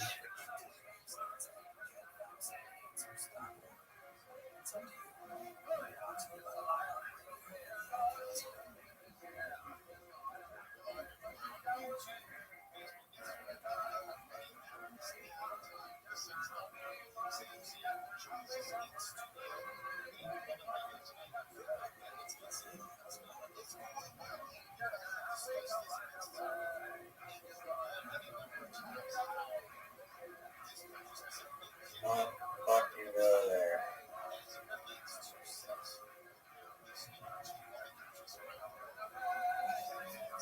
What do you want me to do about it, son?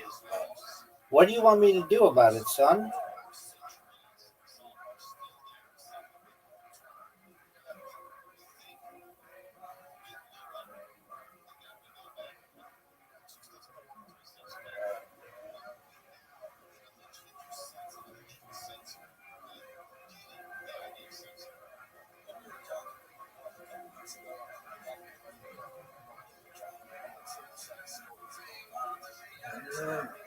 Doug, I can't believe how long you take.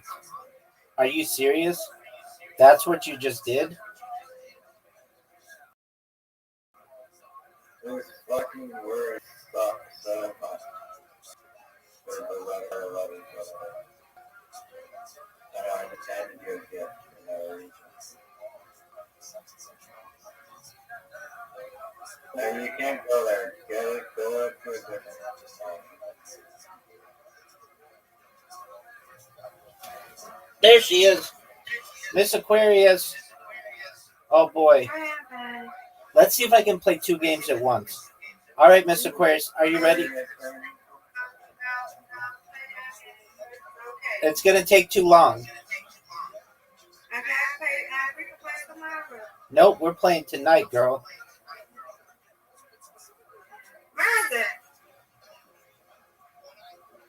Yo.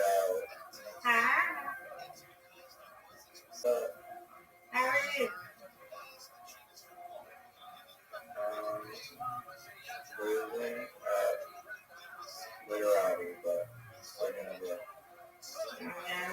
Good. Oh, there you go. Yay. Okay. All right, you can play 2 games. Let's go.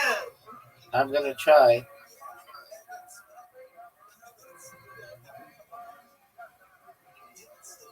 Can't understand.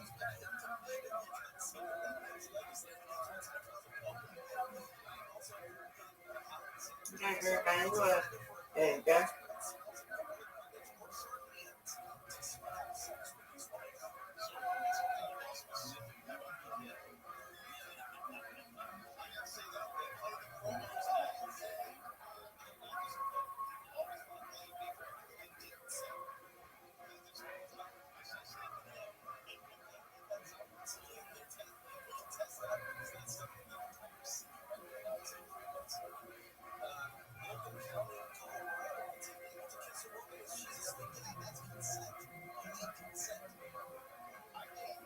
Go, Rabbi.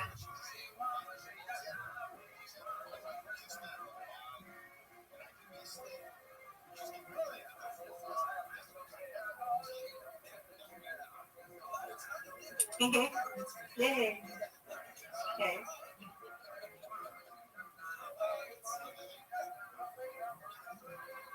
He multitask. I like that. I'm doing what I can, girl. Trying you.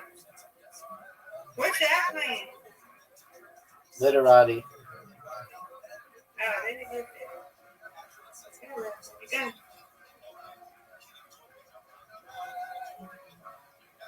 There, Rabbi. Can't don't do it.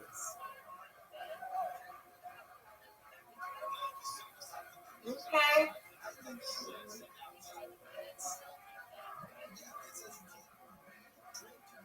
Good job.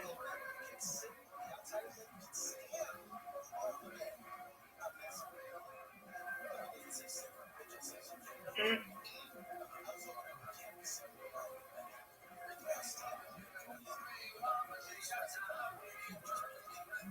Mm. Okay. Uh-huh. All right. Next.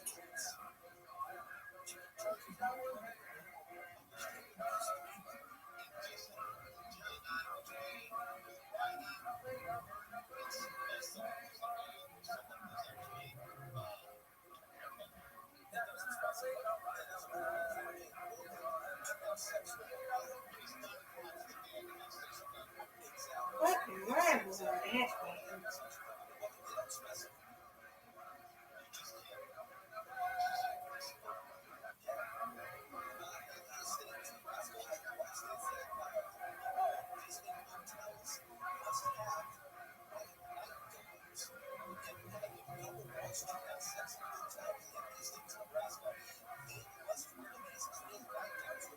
All right, Rabbi, next. Let's pray.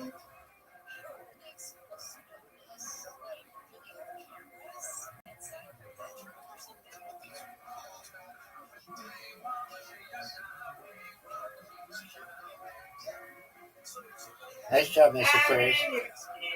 Thank you. You gonna do one more? Absolutely. Yeah. There we go. Let's go.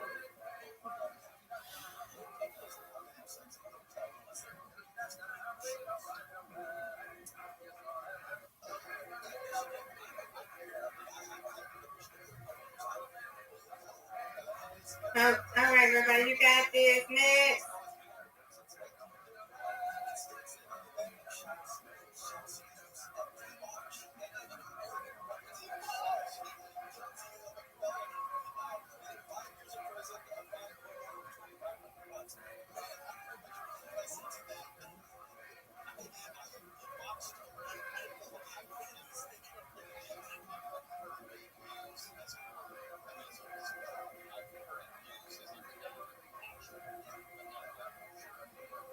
Oh, that was a good fit.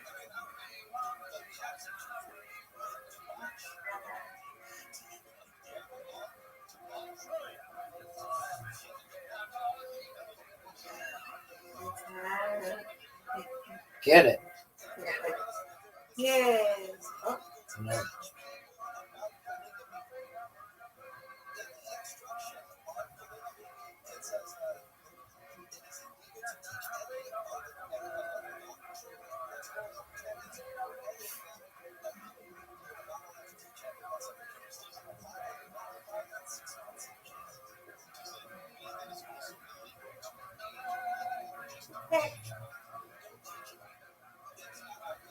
yay! Good strike. Thank you, ma'am.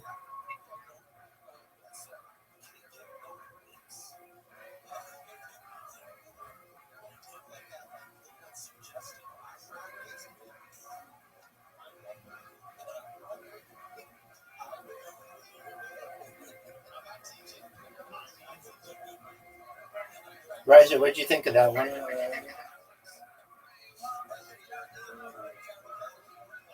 There you go. That is right. Let's go.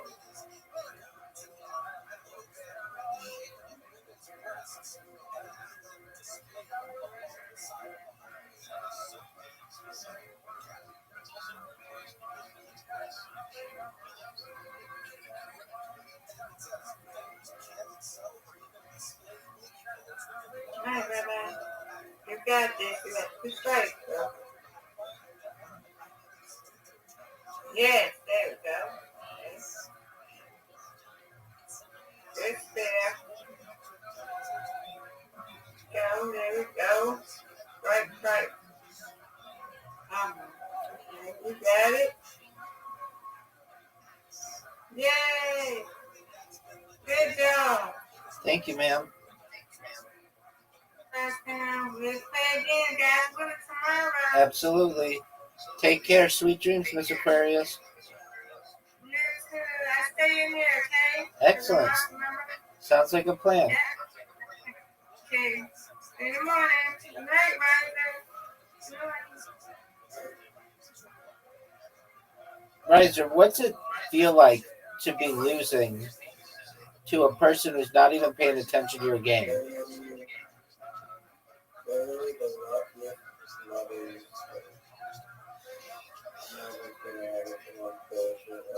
No, what do you want me to do about it?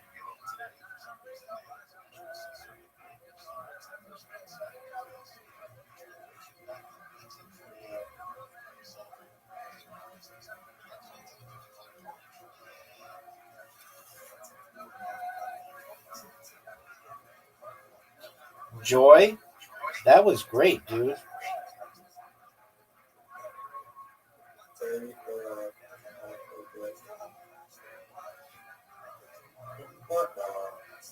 I mean, what do you want me to do? I mean, what do you want me to do about it?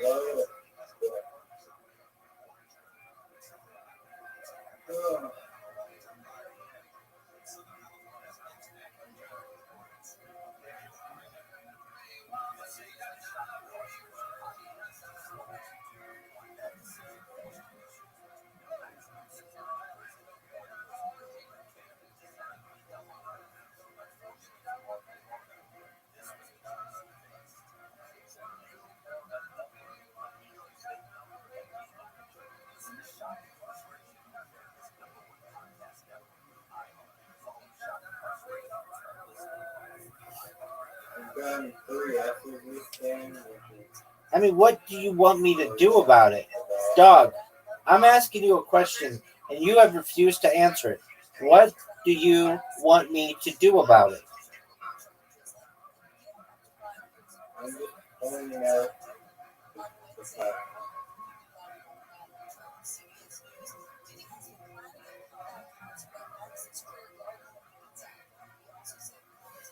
Did you know Diddy is planning a Madison Square Garden concert when he gets out?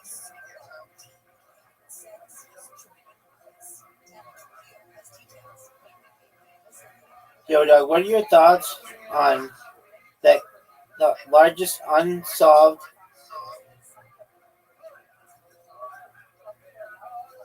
crime in Canadian history.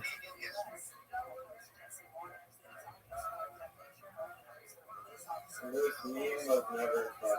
I don't know what they're making fun of a plane crash. That happened like 50 years ago. I don't think it's funny. I'm just asking you, what do you think of it? You didn't even know it existed. I had to educate you on it.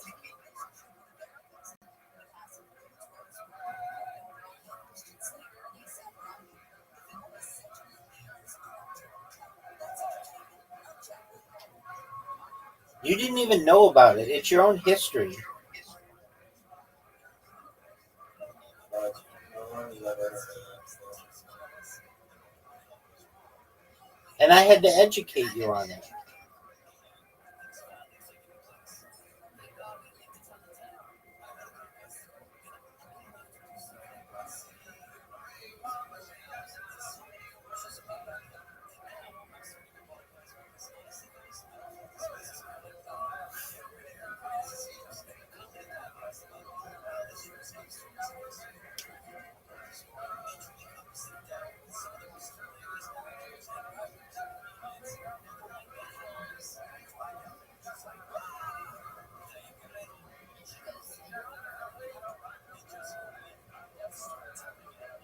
What the fuck is vow?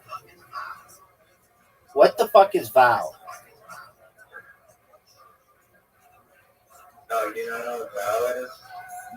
No, what is it? It's the sixth letter of the Hebrew alphabet. You should know that. Dude, okay, I know that, but that's not an English word. Well, that's how you spell it in English. I did not know that counts in this game. Considering it's another language. Yeah, Doug, what do you want me to do about it?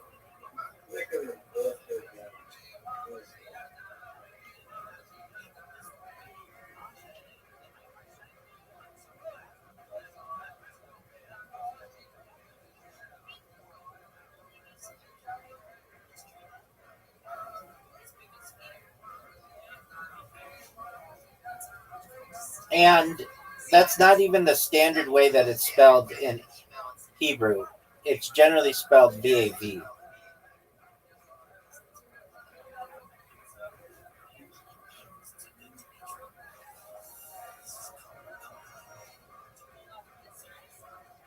Dog, how is it that you were beating me by so much, and then it's just like I went into another gear, and now I'm up by more than 70 points? How is that?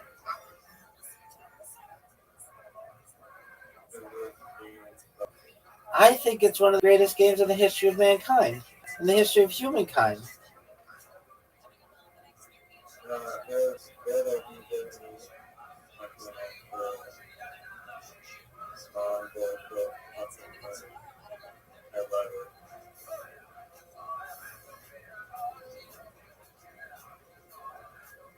You know what bomb means? I know what Vav means.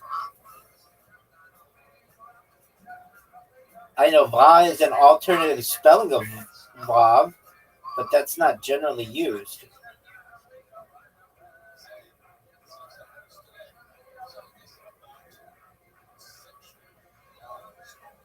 And it's another language, so I didn't think it would be allowed.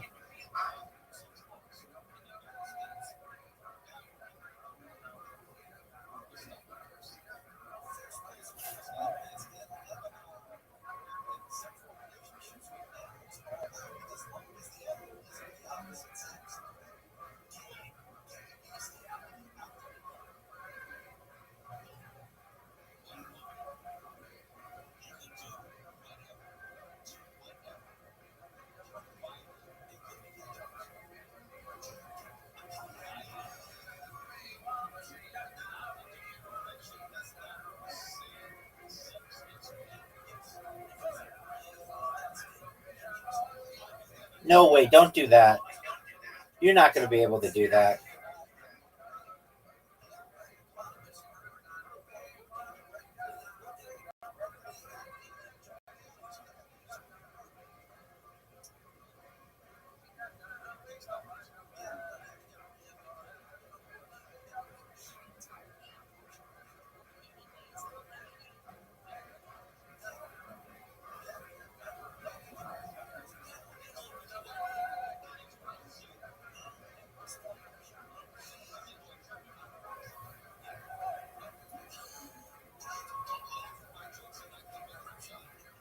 Maybe if I had more time, I could have done it.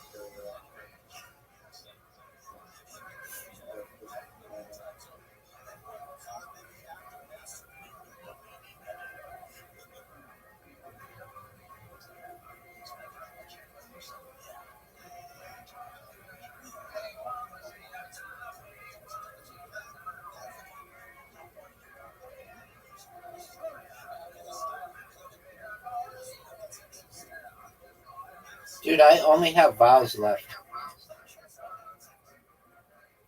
There's a chance you could win.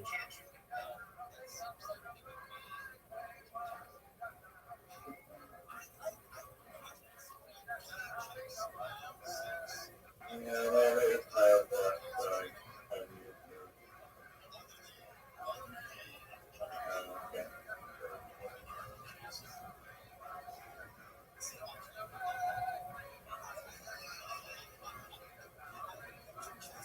Dude, you could make a comeback.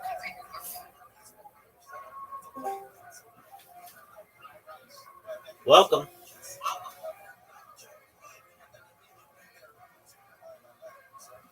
You said welcome to Yo, dog, you got to be 18 to be in here. How old are you? acting too. No, you're not. You need to leave. No. You need to leave, or I will ban you. You sound like a 40-year-old. I'm scared of alcohol. That's because I am a 40-year-old. I'm glad I saw my age. Just you're a pedophile. Get out of here, garbage. All right, here we go. Saying no pedophile. Get out of here, dude. No, dude.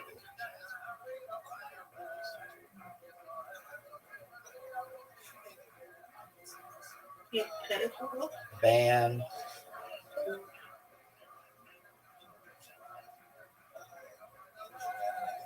People on Discord are so depressed.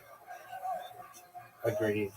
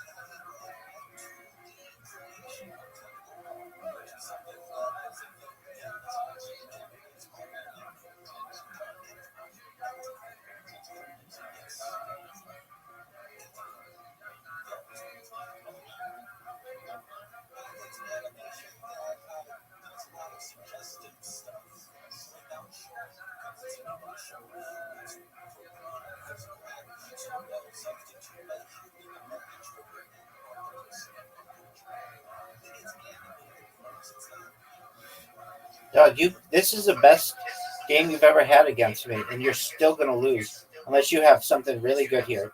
Oh, baby, he came back. That's what I like to see, baby. That's what I like to see. Are you gonna get to 300? Yeah. Wow, you literally stole my word. I mean, what do you want me to do about it? You stole my word like twice. Dog, what do you want me to do about it?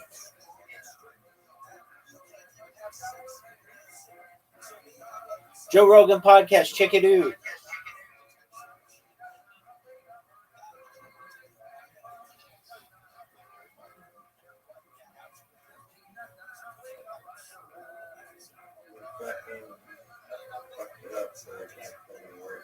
I mean, again, do you want to know what my opinion is on the matter? What do you want me to do about it, baby? I have a word, but I don't know if I can place it in there.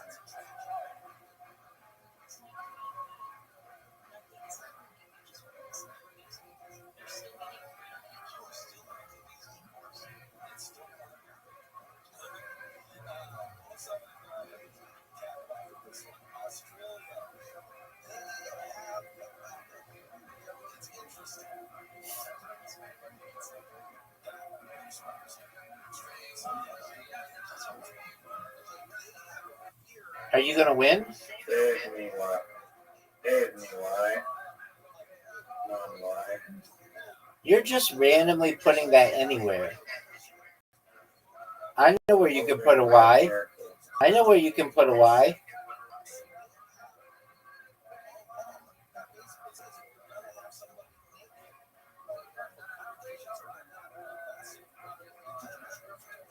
$300.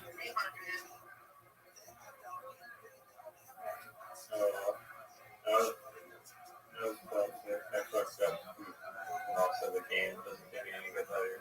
I mean, again, do you want to know what do you want me to do about it?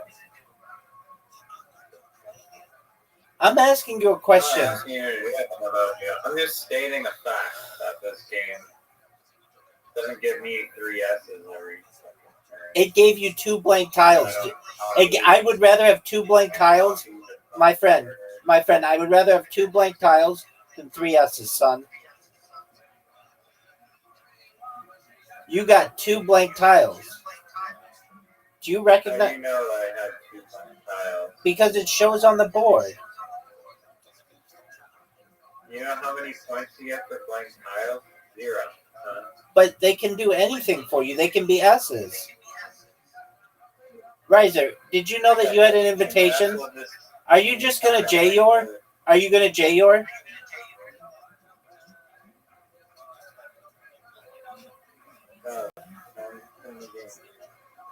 What game?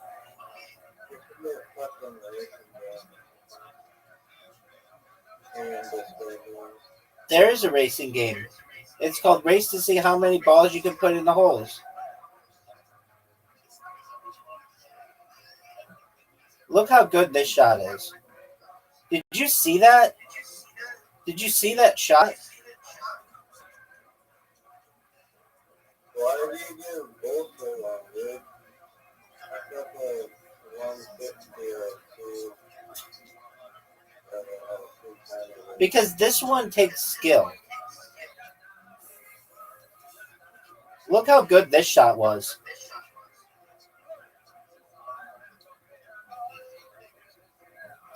Dog.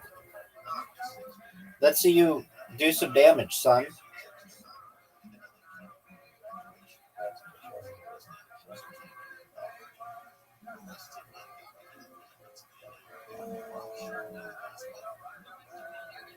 What are you going to do? Hit my ball.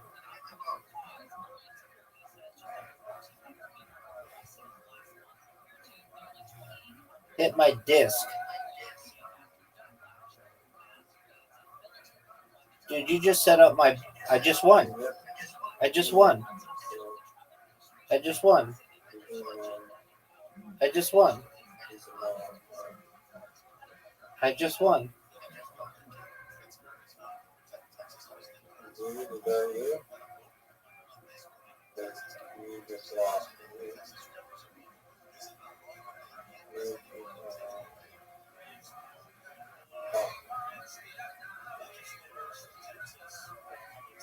How the hell did that happen? I was not there. I mean, again, what do you want me to do?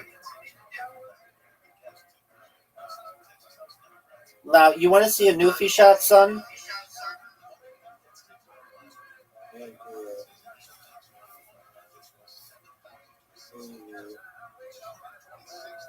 Are you proud of that shot? Are you trying to lose? What was that? Are you proud of that? I dedicate this shot to Zoot's comedy career. I dedicate this shot to Zoot's comedy career. This is kind of a hard shot. Psych. All right, I dedicate this to Zoot's comedy career.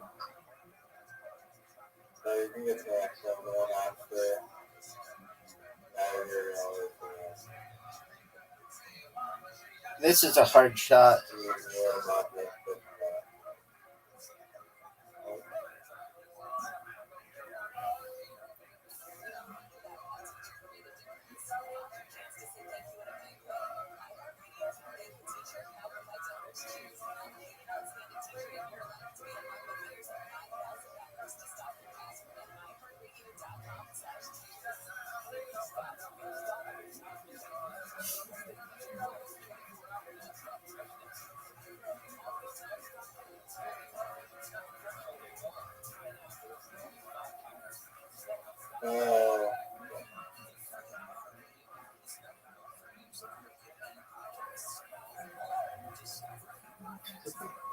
You're not going to pocket this. You're not getting this.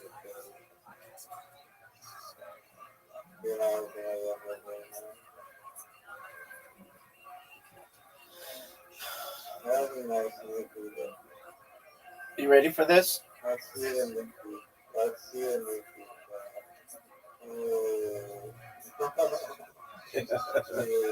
Oh, I lost. This is the easiest way to win in the history of this game. Risky. Why would you take such a risk? No. I could have gone the other way.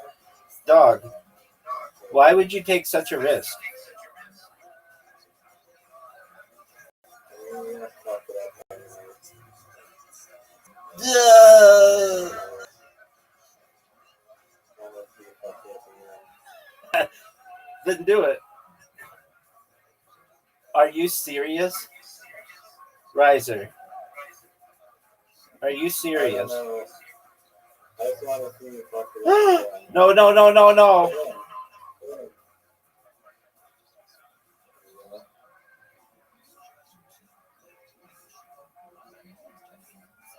Again.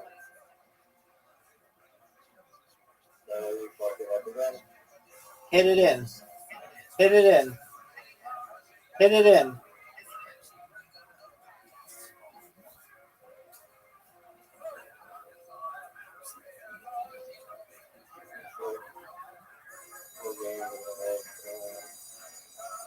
Oh, well, that's my college fund.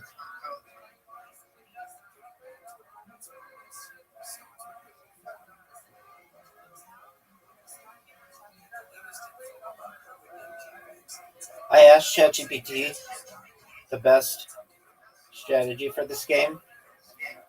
Now I'm unstoppable.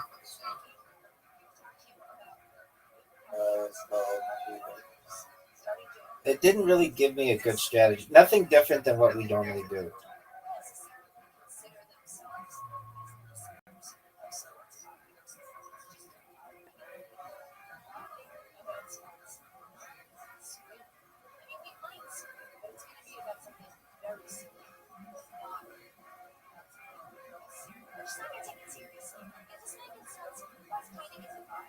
Oh, dude, that's a big one.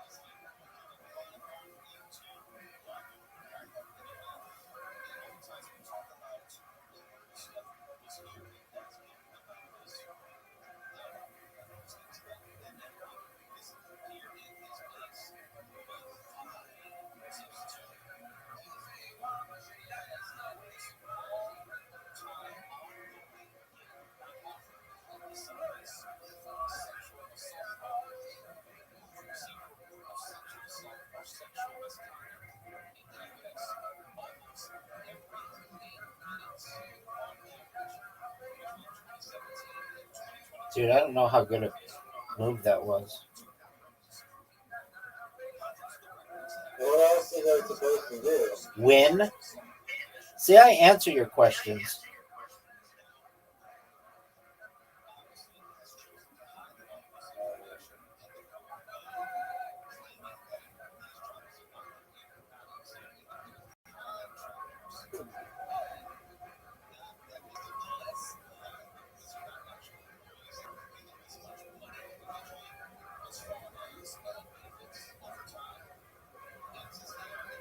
Fucking social fucking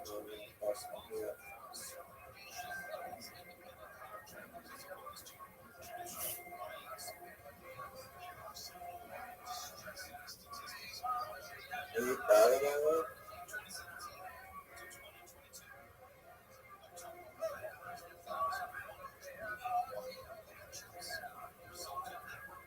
This might be the greatest comeback we've ever witnessed, folks. This might be the greatest comeback we have ever witnessed.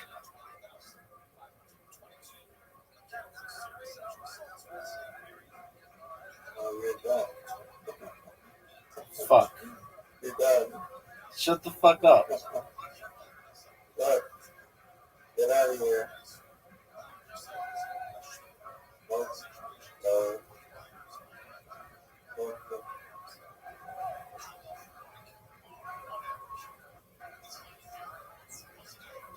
That's a win. One, get out of here.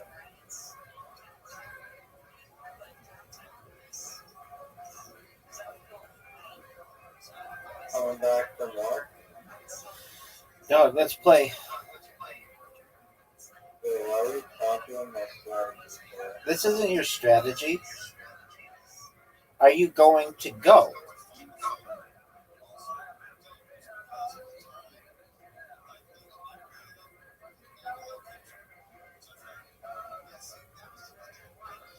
Ho ho! How'd you like that, son?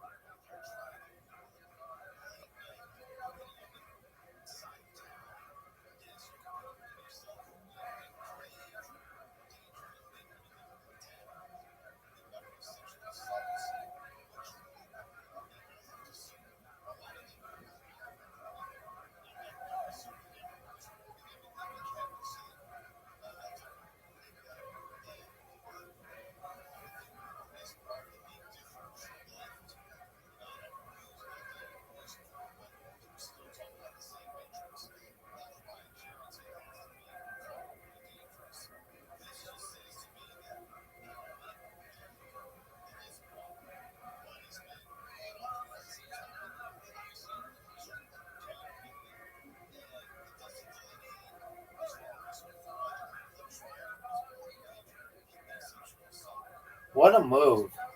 What a set of moves you just had the privilege of witnessing. Dog. Dog. Dog. Oh,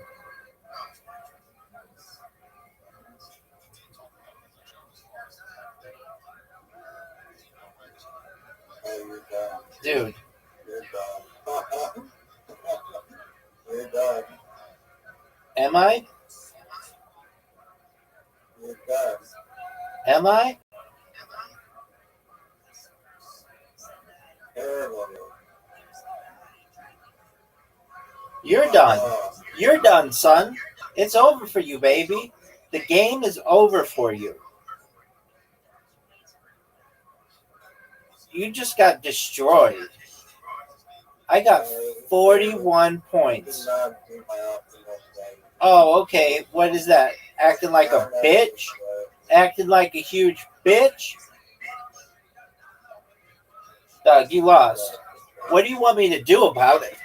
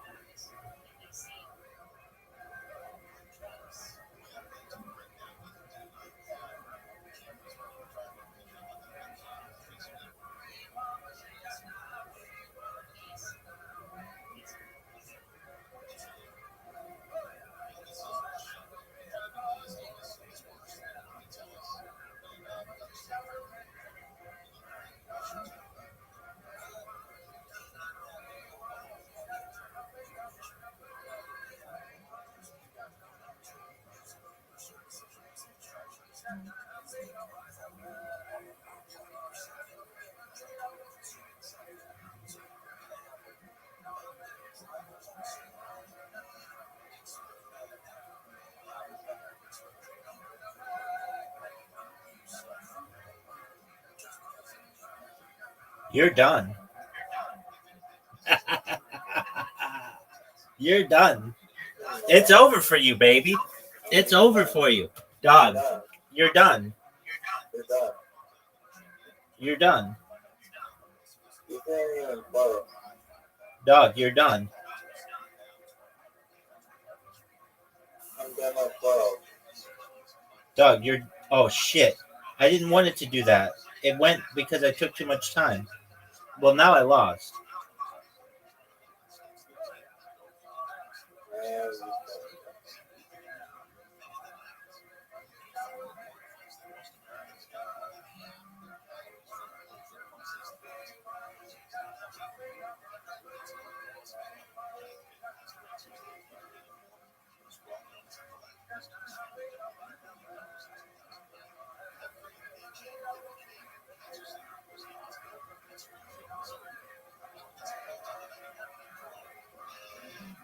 You're done.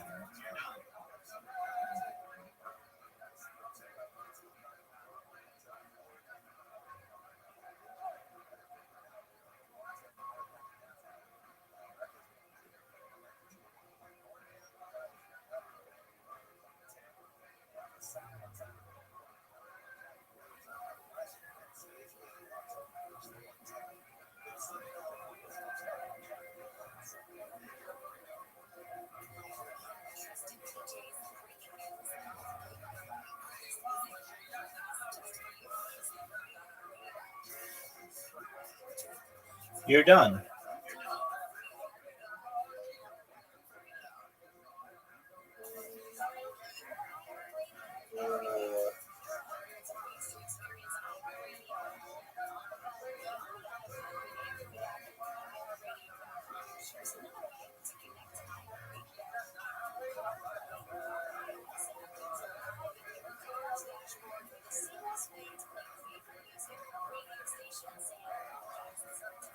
Fuck.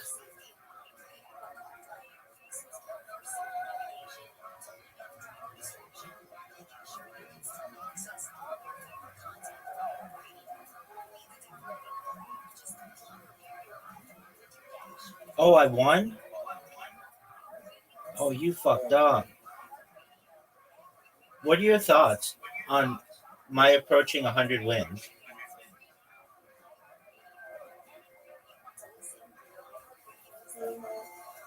Dog, I can't believe you just fucking fucked up like that. That was crazy.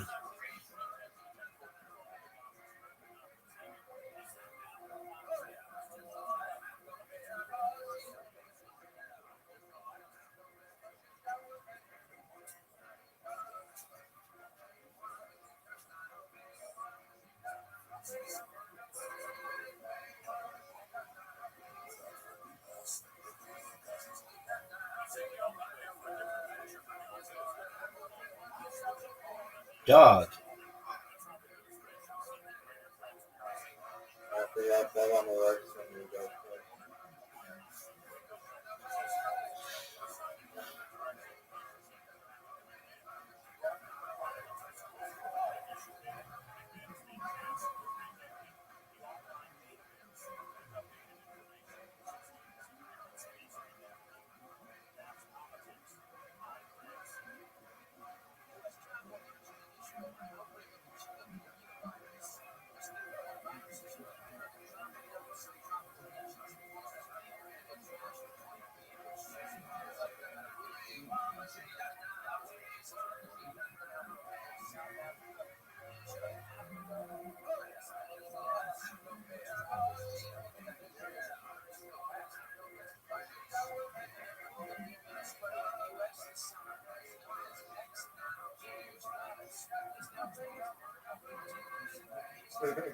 That 10 is gonna be a problem soon for you. I'm not worried about it.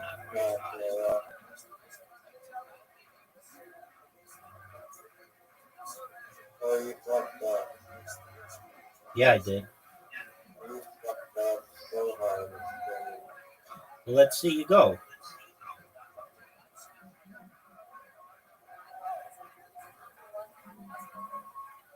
How'd you like that, son? Not even worry about it.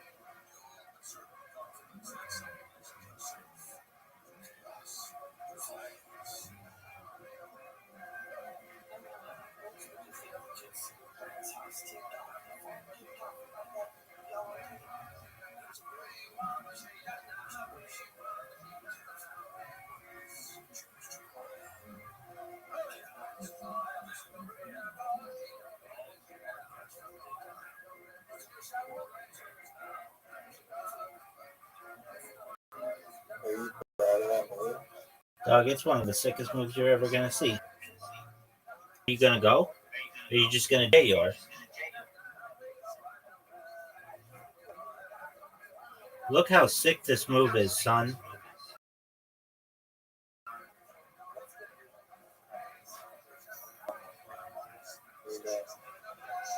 Fuck. Fuck.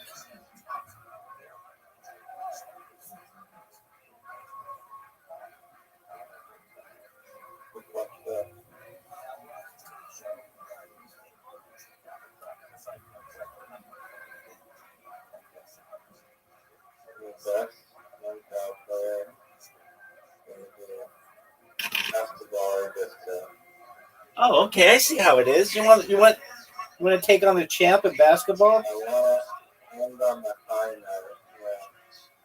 Yeah. I am going to win a basketball this time, so I'm still going to do it. You're terrible. You're absolute. Look, I'm gonna lay it to you straight. I don't have my dog attacking me, so are you going to send me an invite? 'Cause I am. people I am. I I am, but it says I have to wait 60 minutes to send it, or 60 seconds. So I'm going to run to the restroom, and I'll be right back.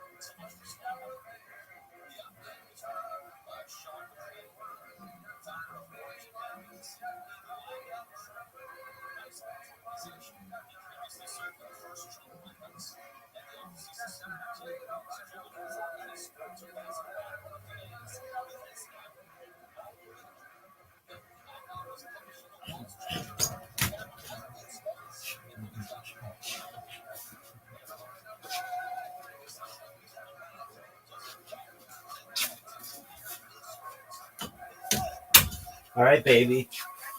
You ready for this heat? Big dog. Riser, you there? Riser. Riser. Yo, dog. You ready for this heat? This is going to be embarrassing.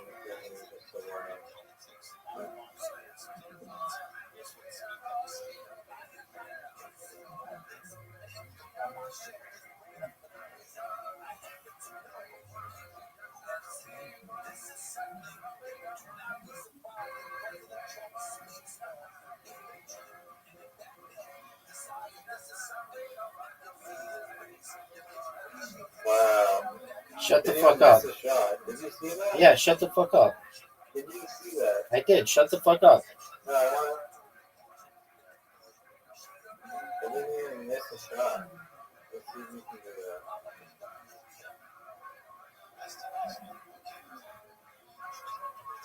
Oh, shit.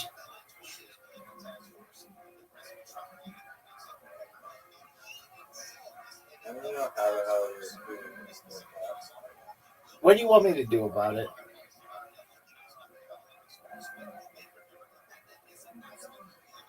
That's a miss. That's another miss. That's a miss. Oh, wow. Wow. Dog, you did well. 8 points. It's an acceptable score. You have another crazy fortune. I don't know how to fuck that.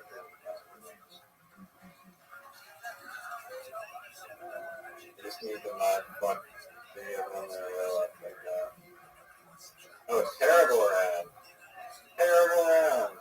mean, what do you want me to do about it? I've got the lead. That was a terrible answer. Hey, look at the scoreboard. Everyone That's a miss. That's a miss.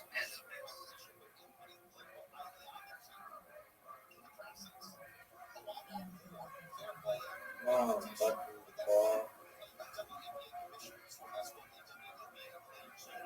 Not my best thing.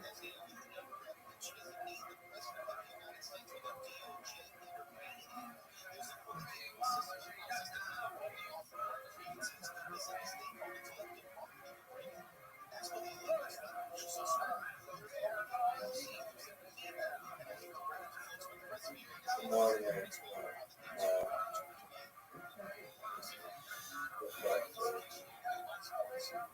how is it that every time you beat me by one time?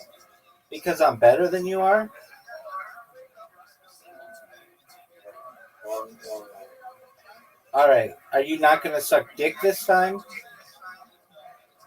I'm going to comment on all your shots. Here we go.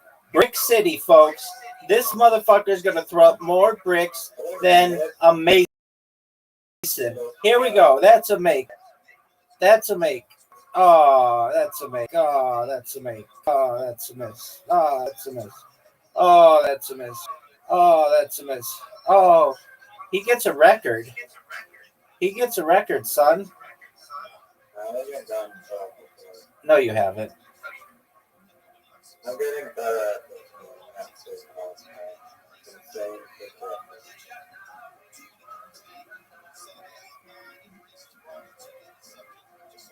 What the fuck is this? Bullshit.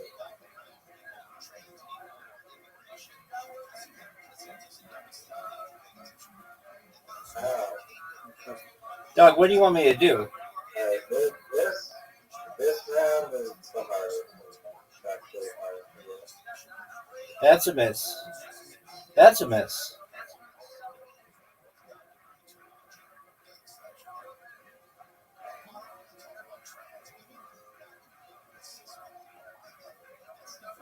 I tried the fucking right and fucking do it right. I don't know, that round.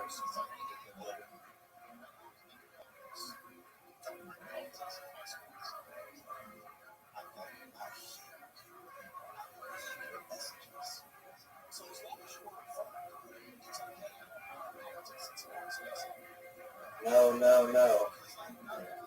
Doug, you're down 2 points. Are you going to be able to do it? I'm going to get in your head right now. I'm going to live in your head. I'm setting up a hammock in your head. I've got a head hammock. I'm in your head, baby. I'm in your head, and you're not. You're playing better than I've ever seen you play in this final round. You haven't missed. This motherfucker hasn't missed. Oh, dude, he set a record. He set a record. Oh, what are you gonna do, dog? 14 points. 33. You need to drop it down. You're not getting that. We all know. Just hang up the towel now. That ain't happening. Isn't it? What do you feel like isn't it, Rob? Bullshit. Everyone was bullshit. Give me an air ball. Oh, give me a 4-pointer. That's not happening. 9 points. You lose. There. You suck. You suck. 33. You're not even. Yeah, rage quit. I didn't rage quit. I didn't rage quit. The only game I had a chance on is bullshit fucking this. How many times have you ever beat? Just remind me, how many times have you ever beaten me in literati?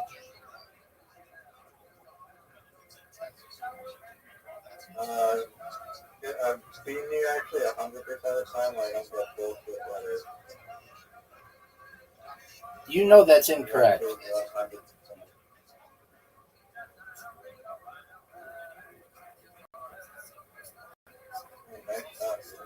Thanks, baby. Uh-oh, he's going to slam it. Hey. Good move.